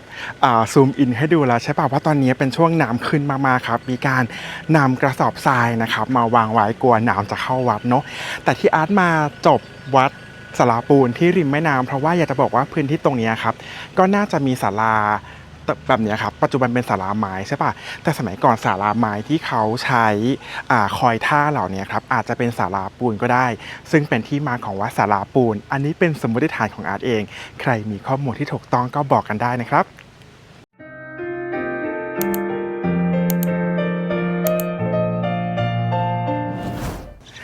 เอาล่ะตอนนี้นะครับอาร์ตอยู่ที่วัดกระชายครับวัดกระชายเนี่ยนะครับเป็นวัดที่มีขนาดไม่ใหญ่มากครับอาร์ตไปอ่านประวัติมานะครับเขาบอกว่าวัดกระชายนะครับสร้างขึ้นตั้งแต่สมัยอยุธยาตอนต้นครับตอนแรกเนี่ยน่าจะไม่ได้มีเจดีย์ที่ใหญ่ขนาดนี้นะครับเจดีย์ที่เห็นเนี่ยขนาดใหญ่มากนะครับวัดกระชายเนี่ยตั้งอยู่แต่กลางท้องนาเนาะนะครับทำให้ตอนที่เราขับรถมาที่วัดกระชายเนี่ยเราเห็นเจดีย์องค์นี้ได้แต่ไกลนะครับเขาสร้างวัดกระชายไว้บนโคกเนินนะครับนอกเมืองพอหน้าแล้งถึงจะเข้ามาไหว้ตัววัดกระชายได้สะดวกในสมัยอยุธยาตอนต้นนะเนาะไม่ได้ระบุว่าสร้างพศอะไรครับอันหาข้อมูลไม่เจอแต่เขาคิดว่าน่าจะได้รับการบูรณะอีกครั้งในช่วงอยุธยาตอนกลางครับเพราะว่าเจดีย์เนี่ยมีขนาดใหญ่ขึ้นอาจจะเป็นการสร้างเจดีย์ที่ใหญ่กว่าเดิมครอบลงไปแล้วก็ด้านหลังของอาร์ตนะคะจะมีพระอุโบสถที่ยกฐานสูงขึ้นมาเขาบอกว่าตอนแรกครับน่าจะเป็นแค่วิหารก่อนนะครับก่อนที่ภายหลังในการบูรณะสมัยอยุธยาตอนกลางเนี่ยถึงจะสร้างพระอุโบสถครับทับลงบนพระ พระวิหารเดิมคล้ายๆกับวัดจักรวรรดิหรือว่าวัดเจ้ามอนที่ในคลิปนี้หรือว่าในคลิปก่อนๆนะครับอาจน่าจะพาไปแล้วเหมือนกันนะครับโอเคทีนี้ทำไมเราถึงรู้ว่าเป็นพระอุโบสถเพราะว่าเขาบอกว่าเคยมีการพบใบเสมานั่นเองนะครับวัดกระชายเนี่ยนะครับมีชื่อเสียงมากๆในยุคสมัยใหม่ครับเพราะว่า ขอโทษครับมีชื่อเสียงมากๆครับในยุคสมัยใหม่เพราะว่าข่าวครับก็จะออกว่าที่วัดกระชายเนี่ยมีผู้ที่มาจบชีวิตตัวเองครับอย่างน้อยๆเนี่ย12 ท่านแล้วนะครับที่วัดแห่งนี้เพราะว่าสมัยก่อนที่จะดังเนี่ยวัดนี้ก็อยู่กลางทุ่งกลางป่าใช่ไหมครับมันก็สงบมากๆนะครับอาจรู้สึกว่าเขาก็คงจะหาที่ห่างไกลผู้คนอันนี้ก็คือเป็นประวัติคร่าวๆที่อาร์ตหามาได้ครับปัจจุบันยังเหลืออะไรให้เราดูอยู่บ้างเราไปดูผังวัดที่ยังมีอยู่ตอนนี้กันฮะ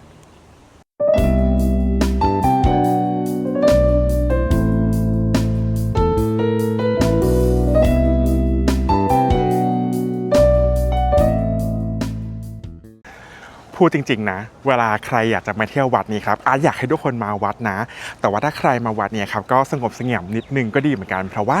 อย่างที่อาร์ตเล่าให้ฟังว่าอาจจะมีการจบชีวิตคนโดยการผูกคอตัวเองครับอยู่ถึง12 ศพด้วยกันนะครับแล้วเราก็ไม่รู้ว่าต้นไม้ต้นไหนบ้างรอบวัดที่เป็นที่เกิดเหตุนะครับดังนั้นอาร์ตก็จะสงบเสงี่ยมนิดนึงตอนอยู่ในวัดนี้แล้วกันนะครับโอเคด้านหลังของอาร์ตครับคือพระอุโบสถที่ตอนแรกเนี่ยอาร์ตเล่าให้ฟังแล้วว่าน่าจะเป็นในส่วนของวิหารเดิมนะครับแล้วก็ตอนมีการบูรณะวัดเนี่ยเขาก็ทำขึ้นมาเป็นพระอุโบสถ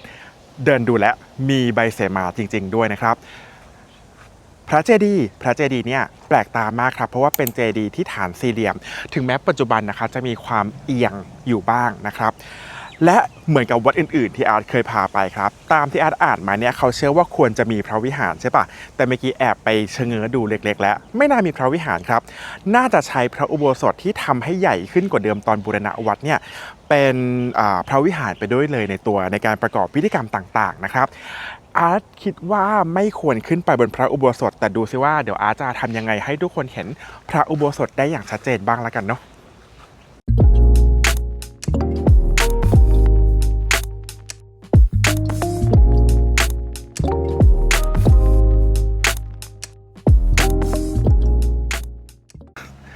นี่ทุกคนที่วัดกระชายเนี่ยครับนอกเหนือจากความโด่งดังจาก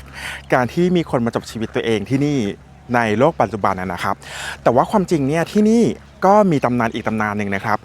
จริงๆเป็นตำนานที่มีการบันทึกนะครับเพราะว่าจากคำให้การของคุณหลวงหาวัดนะครับก็คือพระเจ้าอุทุมพรใช่ไหมพระองค์นะครับเคยให้การไว้ว่าที่วัดเนี่ยครับเคยเป็นที่ฝังพระศพของพระศรีสินพระศรีสินคือใครครับพระศรีสินเนี่ยเป็นพระราชนัดดาของสมเด็จพระนารายณ์นะครับแต่ว่าตอนนั้นเนี่ยพระศรีสินก่อกบฏครับคือมีความคิดที่จะก่อกบฏในการที่จะประหารชีวิตเจ้านะครับเขาห้ามเลือดตกสู่แผ่นดินใช่ไหมเขาก็เลยเลือกวิธีการฝังทั้งเป็นครับซึ่งคุณหลวงหาวัดเคยให้การไว้ว่าพระศรีสินที่คิดจะก่อกบฏในราชการของพระนารายณ์เนี่ยมีการนำตัวพระศรีสินมาฝังทั้งเป็นที่วัดกระชายครับแต่เราไม่รู้ว่าตรงไหนนะครับแต่ว่ารู้สิว่า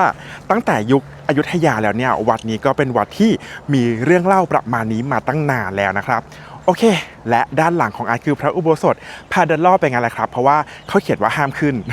ก็เลยพาเดินรอบสักรอบหนึ่งครับพระอุโบสถจริงๆนะเพราะว่า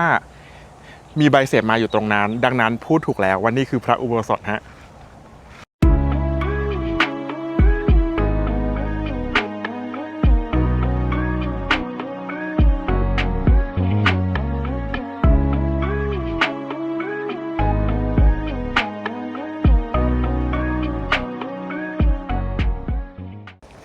และตอนนี้นะครับอาจก็มาเดินอยู่รอบๆตัวพระเจดีย์ที่เป็นเจดีย์ประธานแล้วครับเจดีย์ประธานเนี่ยเป็นเจดีย์ทรงแปดเหลี่ยมปัจจุบันเอียงอย่างเห็นได้ชัดนะครับแล้วก็รอบๆตัวพระประธานขอโทษครับรอบๆตัวเจดีย์ประธานเนี่ยนะฮะก็จะมีในส่วนของเจดีย์รายนะครับแล้วก็จะมีกำแพงแก้วนะครับอยู่รอบพระเจดีย์เลยเจดีย์มีขนาดใหญ่มาก นะครับยิ่งเดินใกล้ๆยิ่งรู้เลยว่าเป็นเจดีย์ที่มีขนาดใหญ่มากๆเลยครับมีคนเคยพูดว่าเคยไปอ่านเจอมาเขาบอกว่าถ้าเดินดูรอบๆเนี่ยอาจจะเห็นรอยเจาะเจดีย์ครับเพราะว่าที่เขามาขโมยของออกไปเขาน่าจะมีการเจาะพระเจดีย์นะครับทำให้เราน่าจะเห็นช่องอยู่แต่ที่เดินอยู่รอบๆเนี่ยยังไม่เห็นตัวร่องรอยการขุดเจาะออกไปนะครับแต่ว่าเจดีย์เอียงเนี่ยเห็นได้ชัดเลยฮะทีนี้บอกตอนต้นตอนเข้าวัดใช่ไหมว่าด้านหลังเนี่ยครับอ่านมาว่าอาจจะเคยมีพระวิหารครับไม่รู้เลยครับเพราะว่าตอนนี้เป็นทุ่งหญ้าโล่งๆและไม่มีเสาอะไรเลยครับแต่ว่าก็เป็นไปได้นะเพราะว่านี่คือเจดีย์ใช่ปะพื้นที่สี่เหลี่ยมผืนผ้า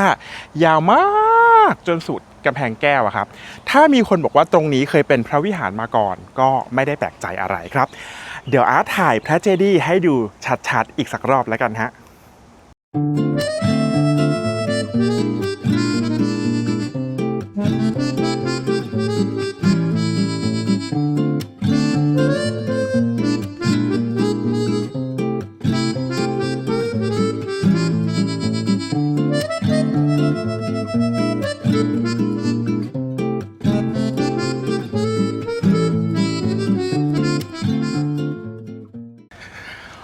วัดนี้อาจจะไปเร็วมากนะจ๊ะเพราะว่านี่ขนาดมาตอนกลางวันยังขนลุกเลยนะครับเนี่ยโอเค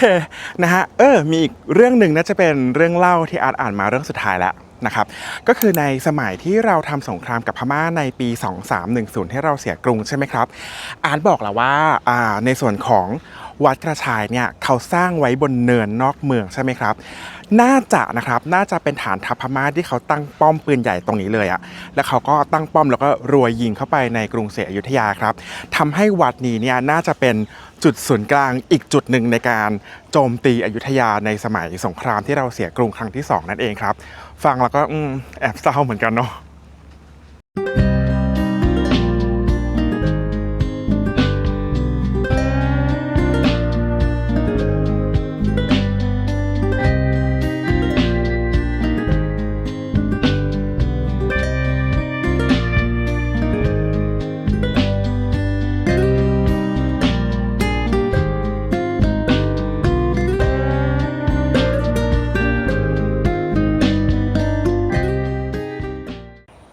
ทุกคนครับพอเราเดินมาด้านหลังมาดูเจดีย์จากมุมนี้เราจะเห็นได้ว่าเจดีย์เอียงฐานเอียงอย่างชัดเจนเลยนะครับก็หวังว่าทางกรมศิลปากรนะครับจะมีการดูแลไม่ให้เจดีย์นี้ล้มออกมานะครับเพราะว่าเป็นเจดีย์แปดเหลี่ยมที่สวยมากๆครับไม่ค่อยเห็นเจดีย์ฐานแปดเหลี่ยมเท่าไหร่นะครับวันนี้ก็ใหญ่โตแล้วก็น่าประทับใจมากๆครับว่าหลายๆคนจะรู้จักวัดกระชายจากการผลิตซ้ำเรื่องของอาถรรพ์เรื่องถึงคนที่มาจบชีวิตตัวเองนะครับแต่พอมาจริงๆนี่ขนาดมาตอนเย็นนะครับวัดไม่ได้น่ากลัวเลยครับแล้วก็มีพี่ที่เขามาขายพวงมาลัยขายน้ำอยู่แถวนี้มีคนเอาวัวควายมาเดินกินข้าวอยู่แถวนี้ดังนั้นวัดไม่ได้น่ากลัวนะครับสามารถมาชมเจดีย์แปดเหลี่ยมใหญ่มากๆองค์นี้กันได้ครับยังไงปักหมุดมาได้นะครับวัดกระชายทีนี้สุดท้ายแล้วเนี่ยนะครับวัดกระชายเนี่ยตอนนี้จะมีเหมือนเนื่องจากมีเรื่องอาถรรพ์ที่เขาเล่ากันนะครับเขาก็เลยมีการตั้งศาลนะครับไม่เคยเห็นเดี๋ยวไปดูใกล้ๆให้ดูครับว่าข้างๆตัวองค์เจดีย์ครับเขามีการตั้งจุดสักการะเขาสักการะอะไรกันเดี๋ยวเราไปดูกันฮะ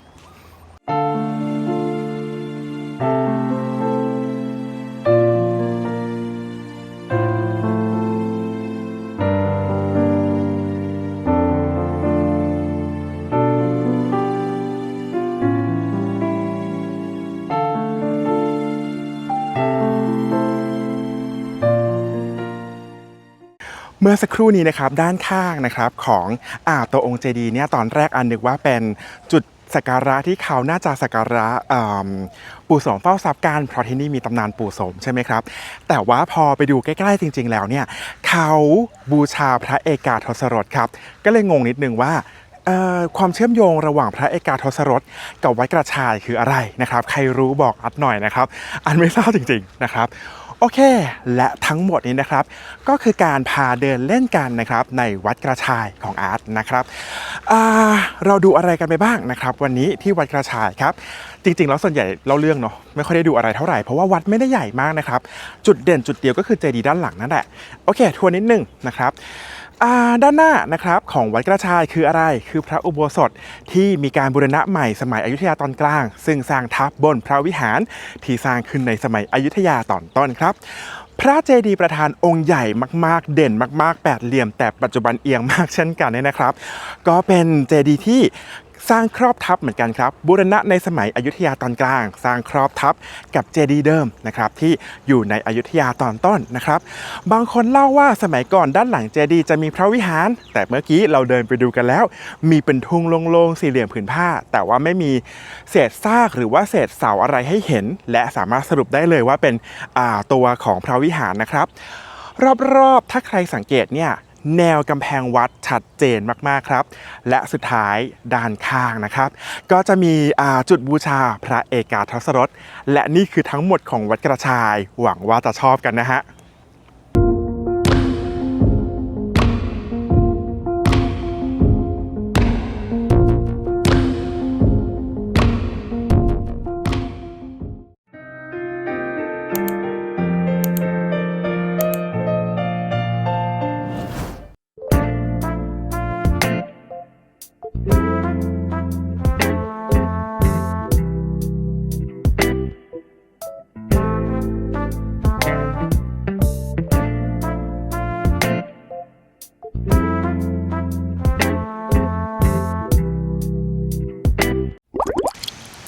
เอาละครับทุกคนตอนนี้นะครับอาร์ตมาอยู่ที่วัดแม่นางปลื้มครับซึ่งวัดแม่นางปลื้มเนี่ยเป็นวัดที่เก่าแก่มากๆนะครับสร้างขึ้นตั้งแต่สมัยต้นอยุธยาประมาณปีพุทธศักราชที่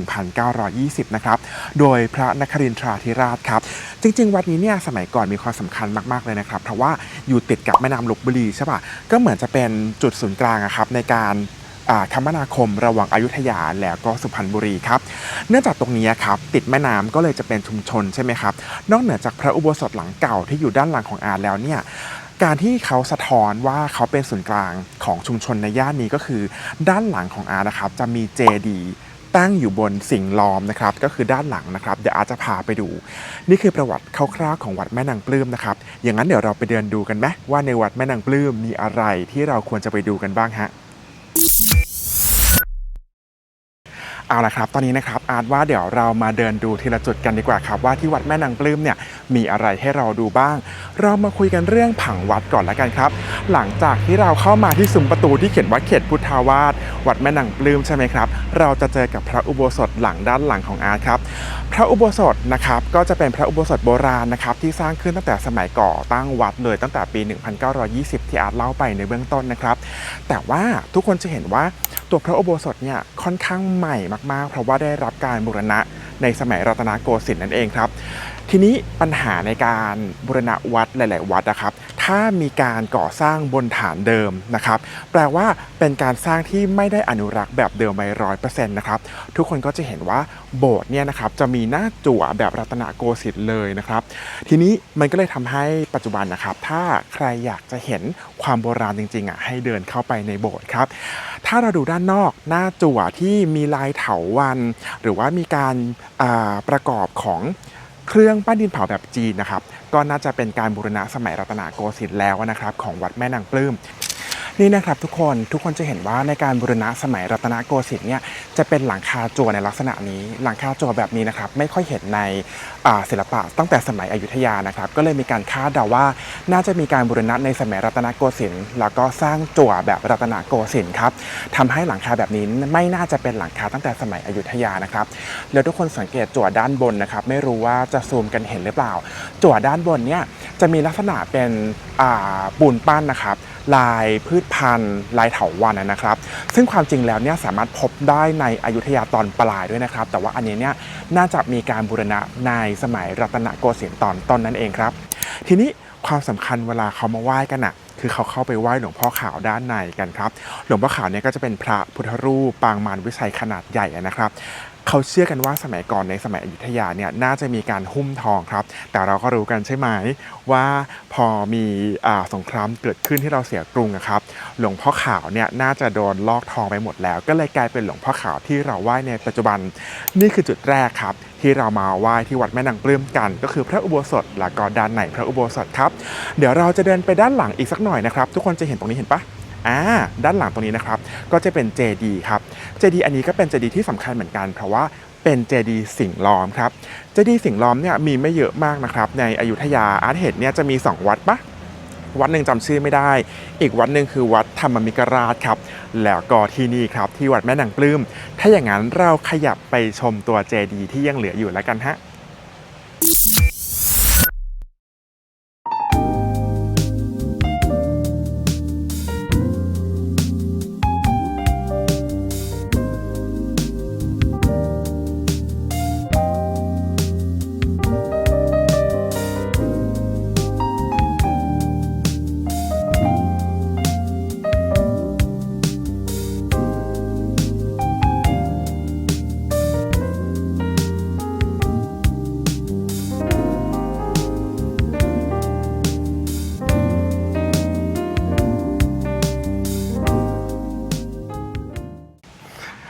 ทุกคนครับตอนนี้นะครับอาร์ตก็เดินมาอยู่ด้านหลังของพระอุโบสถหลังเดิมที่เราเข้าไปไหว้หลวงพ่อขาวเมื่อสักครู่ใช่ไหมครับอาร์ตเดินออกมาไกลหน่อยครับเพื่อจะได้เห็นเจดีย์นะครับของวัดแม่นางปลื้มที่ใหญ่มากๆอยู่ด้านหลังของอาร์ตครับเดี๋ยวอาร์ตหาจุดตั้งกล้องแล้วเดี๋ยวเราคุยกันเรื่องเจดีย์นิดนึงแล้วกันฮะ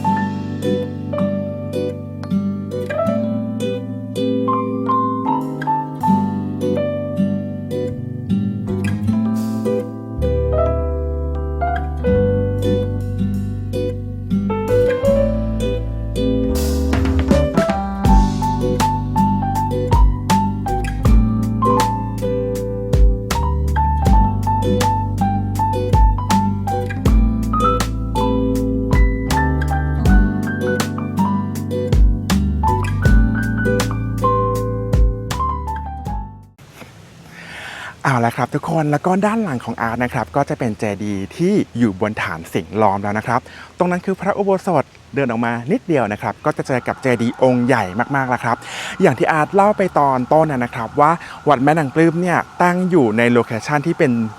เส้นทางการคมนาคมระหว่างอยุธยากับสุพรรณบุรีใช่ไหมครับ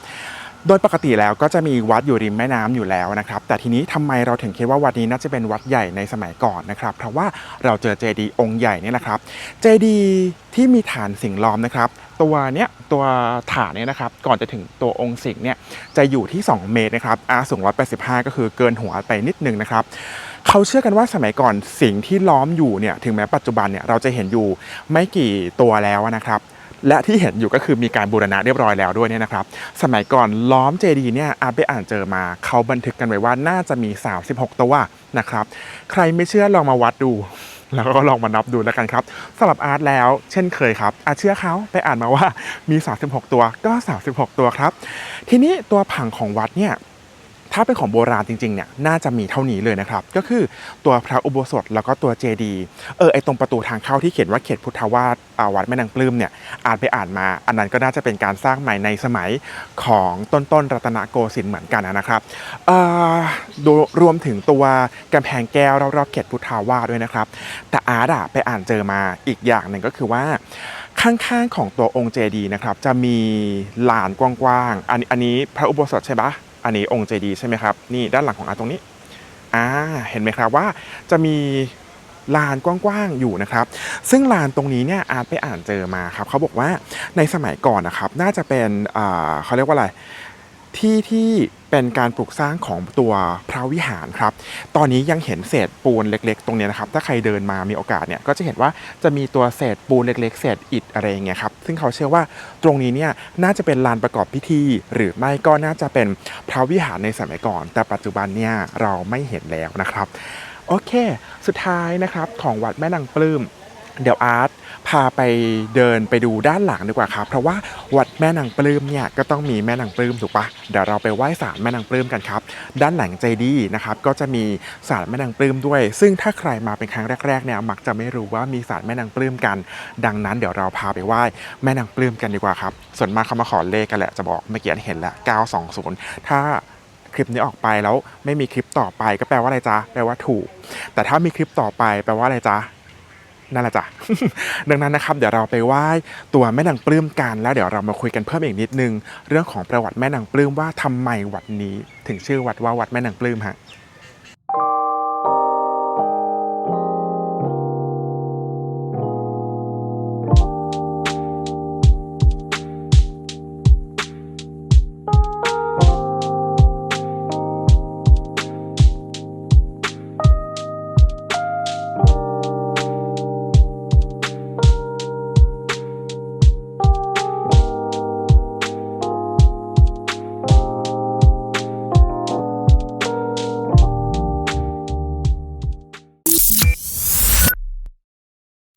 ไปไหว้แม่นางปลื้มกันมาแล้วเป็นยังไงกันบ้างครับสำหรับอาร์ตก็เหมือนเป็นศาลใหม่นั่นแหละนะครับแต่ว่าเขาก็มาไหว้กันเพราะว่าเขาเคารพแม่นางปลื้มก็ขนาดเป็นชื่อวัดอะก็ควรจะทำความเคารพแม่นางปลื้มหน่อยปะนะครับทีนี้อาร์ตก็เดินย้อนกลับมาครับในลานกว้างๆที่อาร์ตบอกว่าน่าจะเคยเป็นพระวิหารขนาดใหญ่ตอนนี้อาร์ตมาเดินนะครับก็จะเห็นว่าเป็นลานโล่งๆใช่ไหมสมัยก่อนอะอาร์ตเคยอ่านเขาบอกว่าน่าจะเป็นลานประกอบพิธีกรรมแต่ว่าพอขุดไปเรื่อยๆครับตอนนี้ที่อาร์ตเดินอยู่เนี่ยนะครับก็จะเห็นซากอิฐซากปูนนะครับแล้วก็ซากกระเบื้องเคลือบนะครับอาร์ตก็เลยคิดว่าตรงนี้เนี่ยน่าจะเป็นพระวิหาร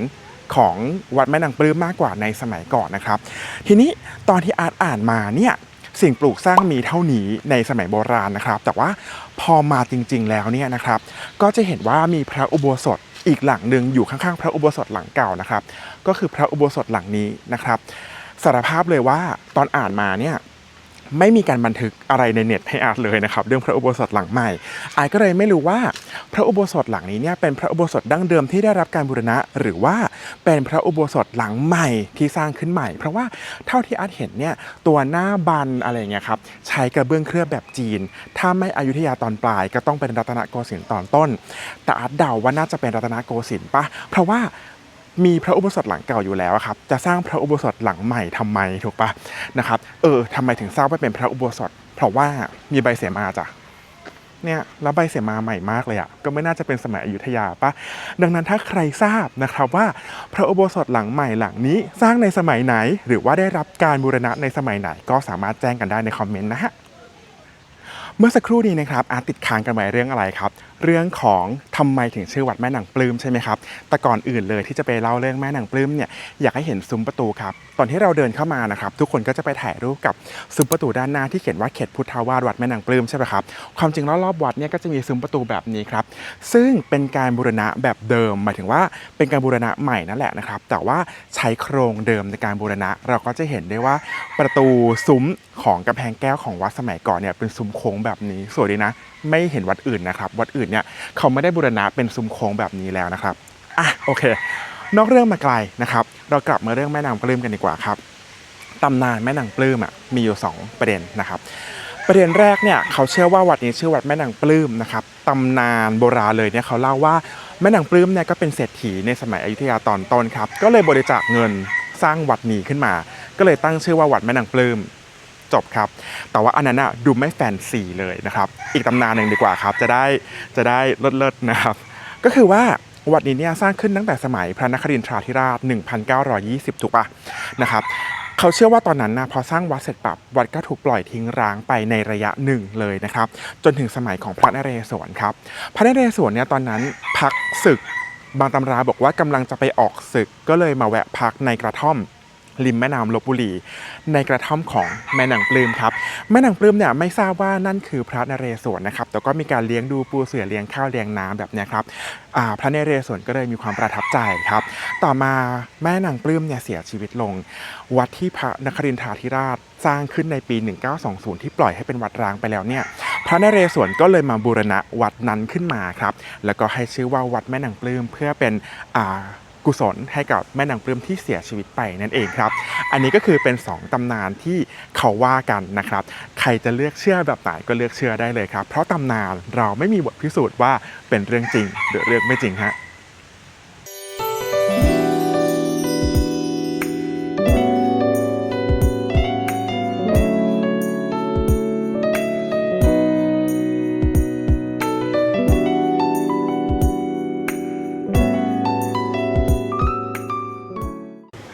ทุกคนครับเมื่อกี้อาร์ตบอกว่าพระอุโบสถหลังใหม่เนี่ยอาร์ตไม่รู้ว่าสร้างในสมัยไหนใช่ไหมครับตอนนี้ก็เลยเดินรอบๆเพื่อสำรวจครับแต่ว่าประทับใจอย่างหนึ่งก็คือว่าตัวหน้าบานของหน้าต่างอะไรแบบนี้ครับเป็นกระเบื้องเคลือบแบบจีนเห็นปะแบบนี้ครับแต่ว่ากระเบื้องเคลือบใหม่มากเลยฟันธงเองเลยได้ไหมว่าน่าจะเป็นการสร้างใหม่นะครับแต่ว่าหน้าจั่ว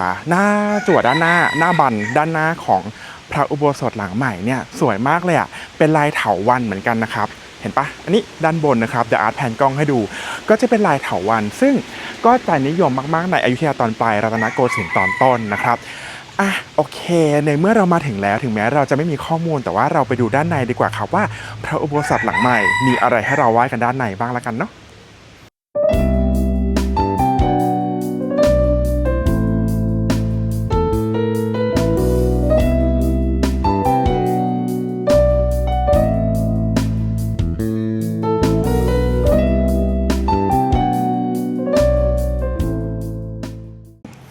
เป็นไงกันบ้างครับกับพระอุโบสถหลังใหม่สวยปะอาร์ตว่าสวยนะอาร์ตบ้านตอนนี้นะครับอยู่นนทบุรีใช่ไหมครับก็จะเห็นลักษณะโบสถ์แบบเนี้ยที่วัดชมพูเวกครับที่มีลักษณะโจทย์ลงมาด้านหน้าแบบนี้ครับ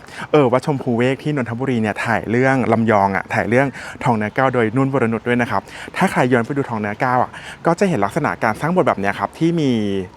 หลังคาลาดมาด้านหน้าแบบนี้แล้วก็มีโจทย์แบบนี้เหมือนกันแต่ว่าที่วัดแม่นางปลื้มเนี่ยโบสถ์ใหม่ครับอาร์ตประทับใจกระเบื้องเคลือบมากเลยครับน่าจะเป็นชามอะไรอย่างงี้ป่ะตอนแรกอันนึกว่าเอาเพื่อสีสันสวยงามแต่ว่าพอเราไปดูใกล้ๆครับเมื่อกี้อาถ่ายให้ดูไม่รู้ว่าในกล้องจะเห็นไหมก็คือว่ากระเบื้องเคลือบเนี่ยยังมีลายที่สวยมากๆอยู่เลยนะครับอันว่าอุโบสถใหม่ก็ดีเหมือนกันแล้วก็มีอาสนะพระด้วยแปลว่าในพระอุโบสถหลังเก่าเนี่ยน่าจะให้ประชาชนเข้าไปดูโบราณสถานเนาะแล้วก็พระอุโบสถหลังใหม่ครับก็น่าจะใช้เพื่อการทำพิธีกรรมต่างๆของพระสงฆ์มากกว่านะครับอาจว่านะและทั้งหมดนี้นะครับคือการพาชมวัดแม่นางปลื้มของอาร์ตภายในวันนี้ครับอาร์ตหวังว่าทุกท่านจะชอบกันนะครับตอนเปิดคลิปเนี่ยอาร์ตพูดช้าๆหน่อยเพราะว่าคนยังไม่เยอะครับก็พูดได้อย่างอิสระแต่ว่าอยากจะขอโทษจริงๆที่ช่วงกลางๆคลิปเนี่ยอาจจะค่อนข้างแรปนิดนึงพูดรัวนิดนึงเพราะว่าคนเยอะมากครับอาร์ตต้องคอยหลบไม่ให้ติดคนอื่นแล้วก็ไม่รู้ว่าคนทำคลิปหลายๆคนเป็นไหมครับเวลาเรามาเที่ยววัดเนี่ยแล้วเราถือกล้องตัวเล็กๆถ่ายแล้วก็พูดคนเดียวคนมองเต็มเลยครับก็เลยแอบเขินนิดนึงก็เลยพูดเร็วยังไงขออภัยไว้ด้วยแล้วกันนะครับแต่อาร์ตก็หวังว่าการมาเที่ยววัดแม่นางปลื้มแล้วก็พาทุกคนมาด้วยของอาร์ตในวันนี้จะเป็นประโยชน์บ้างนะครับแล้วก็หวังว่าทุกคนจะชอบกันนะ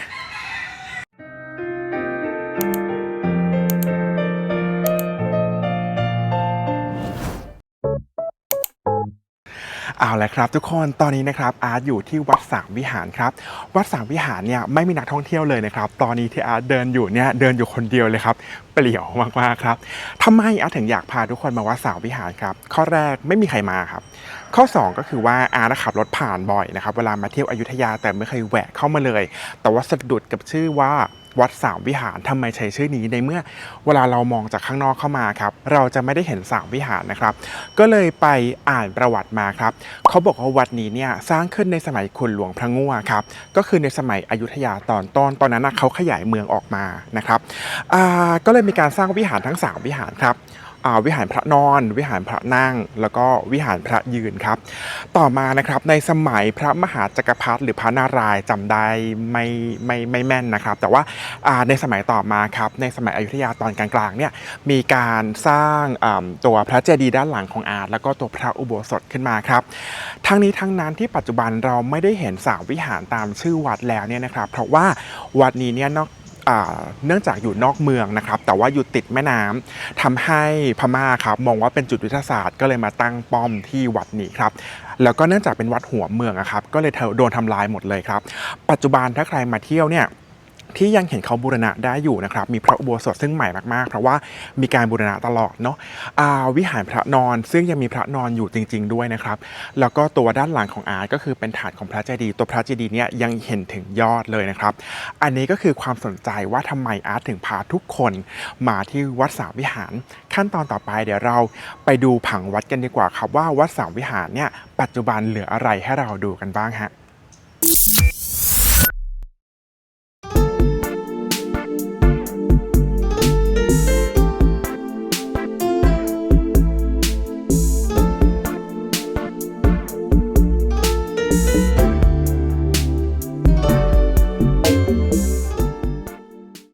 ถึงแม้ว่าเมื่อสักครู่นี้ครับอาจจะบอกว่าในสมัยอยุธยาตอนต้นเนี่ยเขาขยายวัดเป็นวัดนี้เพื่อจะเป็นวัดหัวเมืองนอกเกาะเมืองใช่ปะแต่ทั้งนี้ทั้งนั้นครับตอนนี้เนี่ยขนาดวัดที่เหลือเนี่ยไม่ได้ใหญ่มากแล้วนะครับเวลาเราเข้ามาจอดรถภายในวัดแล้วนะครับสิ่งที่เราจะเห็นก็คือเจดีย์องค์ใหญ่องค์นี้ครับนะครับถัดต่อมาด้านหลังของพระเจดีย์นะครับที่เห็นใหม่ๆอยู่นี่นะครับเป็นพระอุโบสถครับที่ได้รับการบูรณะมาตลอดเลยนะครับแล้วก็ตรงกลางระหว่างเจดีย์กับตัวพระอุโบสถนะครับจะมีลานกว้างๆตรงนี้ครับซึ่งปัจจุบันนะครับจะมีพระนั่งองค์ใหญ่ๆซึ่งน่าจะเป็นวิหารพระนั่งเดิมนะครับถัดออกไปเดี๋ยวอาจจะพาไปนะครับอันนั้นเป็นวิหารพระนอนนะครับซึ่งวิหารพระนอนเนี่ยได้รับการบูรณะแล้วนะครับแต่ว่ายังบูรณะในแบบเดิมด้านในมีการบูรณะพระนอนที่ยังให้เราเห็นได้อยู่ด้วยเดี๋ยวอาจจะพาเดินเข้าไปนะครับแต่มีอย่างหนึ่งที่อาจหาไม่เจอจากการเดินสำรวจเมื่อสักครู่นี้ก็คือวิหารพระยืนครับแปลว่าปัจจุบันนะวิหารทั้งสามวิหารวิหารพระนอนวิหารพระนั่งวิหารพระยืนเนี่ยถ้าเราอยากจะมาดูสิ่งที่โบราณจริงๆนะครับที่ย้อนเวลาไปสมัยอยุธยาเนี่ยน่าจะเหลือแค่วิหารพระนอนอย่างเดียวแล้วนะครับยังไงเราเริ่มกันที่ตรงไหนดีเราเริ่มกันที่เจดีย์ดีกว่าครับเพราะว่าอยู่ใกล้อันมากที่สุดอยู่ตรงหน้าอันเลยฮะ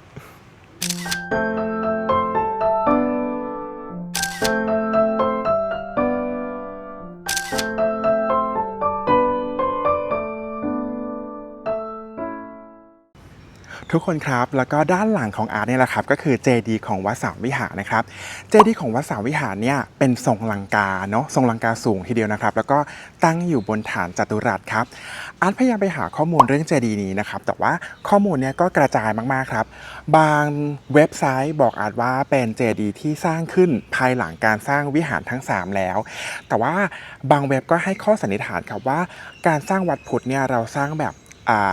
จักรวาลคติหมายความว่าเราต้องสร้างเขาพระสุเมนก่อนแล้วถึงมีสิ่งปลูกสร้างบริวารครับซึ่งพระเจดีย์เนี่ยส่วนใหญ่เขาจะเปรียบเทียบกับเขาพระสุเมนครับดังนั้นเว็บไซต์ที่มาขัดแย้งกันนะเขาก็จะบอกว่าน่าจะสร้างพระเจดีย์ก่อนที่จะสร้างวิหารทั้ง3ครับอย่างไรก็แล้วแต่นะครับอาจบอกไปแล้วว่าวัดนี้ได้รับความเสียหายอย่างหนักหลังจากที่พม่าเราเสียกรุงให้พม่าในปี2310ใช่ปะแต่ว่าพระเจดีย์ครับมีความเสียหายเพียงเล็กน้อยเท่านั้นครับทำให้การบูรณะเนี่ยเป็นไปอย่างง่ายและทำให้เรานะครับยังเห็นพระเจดีย์ที่ค่อนข้างสมบูรณ์มากๆในปัจจุบันนั่นเองฮะ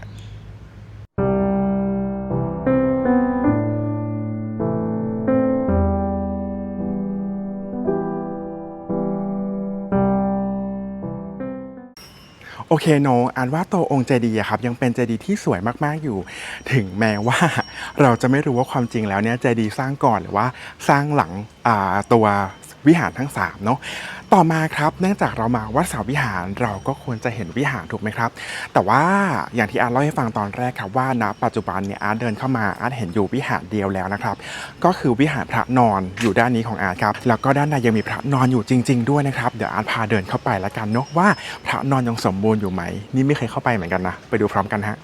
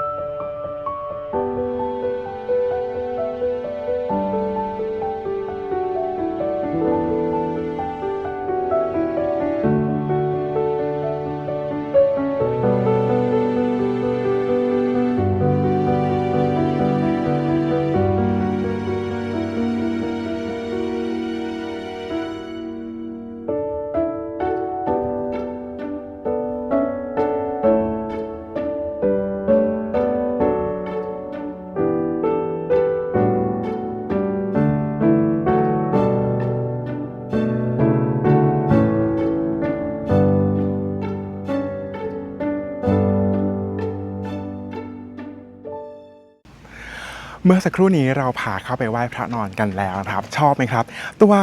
วิหารพระนอนนี้มีการบูรณะนะครับอ่านเจอมาข้อมูลผิดขอโทษนะครับน่าจะมีการบูรณะประมาณปีพุทธศักราชที่ 2500 มานี่เองนะครับ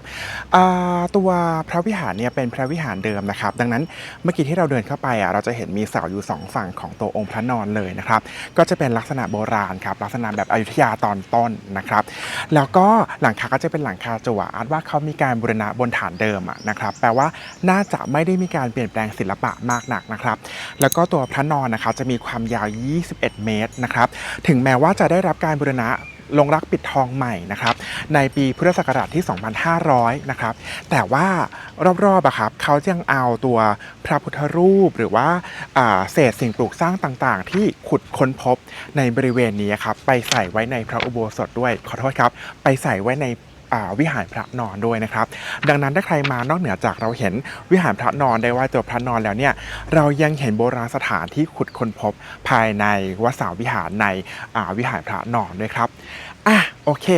เราไปไหว้พระนอนแล้วนะครับส่วนพระนั่งกับพระยืนเนี่ยไม่เหลือวิหารให้เห็นแล้วนะครับพยายามเดินดูแล้วแต่ไม่เห็นนะครับปัจจุบันนะครับก็ยังหลงเหลือพระอุโบสถนะครับซึ่งเป็นการสร้างใหม่นะครับแต่คาดเดาว่าน่าจะสร้างใหม่บนฐานเดิมนะครับเราไปเดินรอบๆพระอุโบสถกันไหมครับเพราะไม่อย่างนั้นวัดนี้จะมีแค่เจดีย์กับวิหารพระนอนจะน้อยเกินไปหน่อยอย่างนั้นเราไปเดินรอบพระอุโบสถกันดูแล้วกันครับว่ารอบพระอุโบสถเนี่ยมีอะไรให้เราดูบ้างฮะ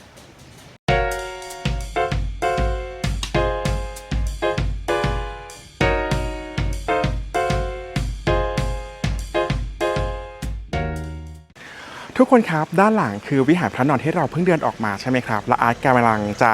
เดินไปที่พระอุโบสถครับแต่ว่ามาสะดุดตากับพระนั่งครับตอนแรกเนี่ยพระองค์นี้อาร์ตไม่ได้เดินมาดูครับเพราะอาร์ตรู้สึกว่าเหมือนเป็นพระใหม่ครับแต่ว่าพอเดินมาดูใกล้ๆเนี่ยเขียนว่ามีการบูรณะปี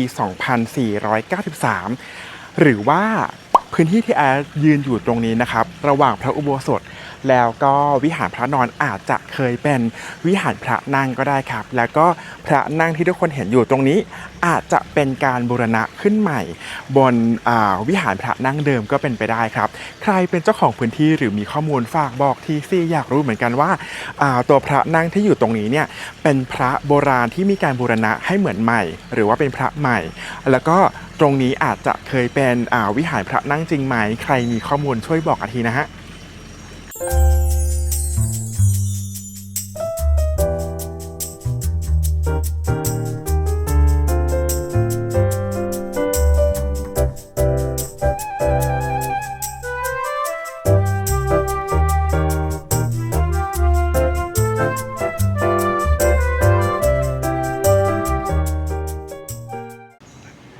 ทุกคนครับตอนนี้อาร์ตเดินเข้ามาภายในพระอุโบสถแล้วนะครับเมื่อสักครู่ก่อนเดินเข้ามาภายในพระอุโบสถเนี่ยเขาจะมีรูปว่าก่อนที่พระอุโบสถจะได้รับการบูรณะเนี่ยเป็นอย่างไรใช่ปะก็จะเห็นว่าผุพังหมดเลยครับแต่ว่าสิ่งที่น่าประทับใจก็คือว่าในรูปเก่าๆที่อาร์ตใส่ไปให้ครับเขาจะมีใบเสมาที่ค่อนข้างสมบูรณ์ก็เลยเดาเอาเองครับว่าใบเสมารอบอุโบสถเนี่ยน่าจะเป็นใบเสมาเดิมหรือได้รับการบูรณะเล็กน้อยครับแต่ว่าน่าจะมีมาตั้งแต่สมัยอยุธยาเลยรวมถึงพระประธานปางมารวิชัยด้านหลังของอาร์ตครับก็ในรูปที่เป็นพระอุโบสถที่ผุพังแล้วนะครับก่อนได้รับการบูรณะเนี่ยก็มีพระพุทธรูปเป็นพระประธานอยู่แล้วก็ได้เดาเอาเองครับว่าพระประธานที่เราเห็นเนี่ยน่าจะเป็นพระประธานดั้งเดิมของวัดเลยทีเดียวครับเฮ้ยน่าประทับใจเหมือนกันนะเพราะว่าตัวโบสถ์ใหม่มากตอนแรกอาร์ตกะว่าจะไม่ขึ้นมาด้วยซ้ำไปครับแต่ว่าพอไปเห็นรูปโบสถ์เก่าก่อนได้รับการบูรณะก็เลยคิดว่าขึ้นมาดูดีกว่าก็ดีครับก็จะได้เห็นพระเก่าแบบนี้ซึ่งได้รับการบูรณะสวยงามมากทีเดียวฮะ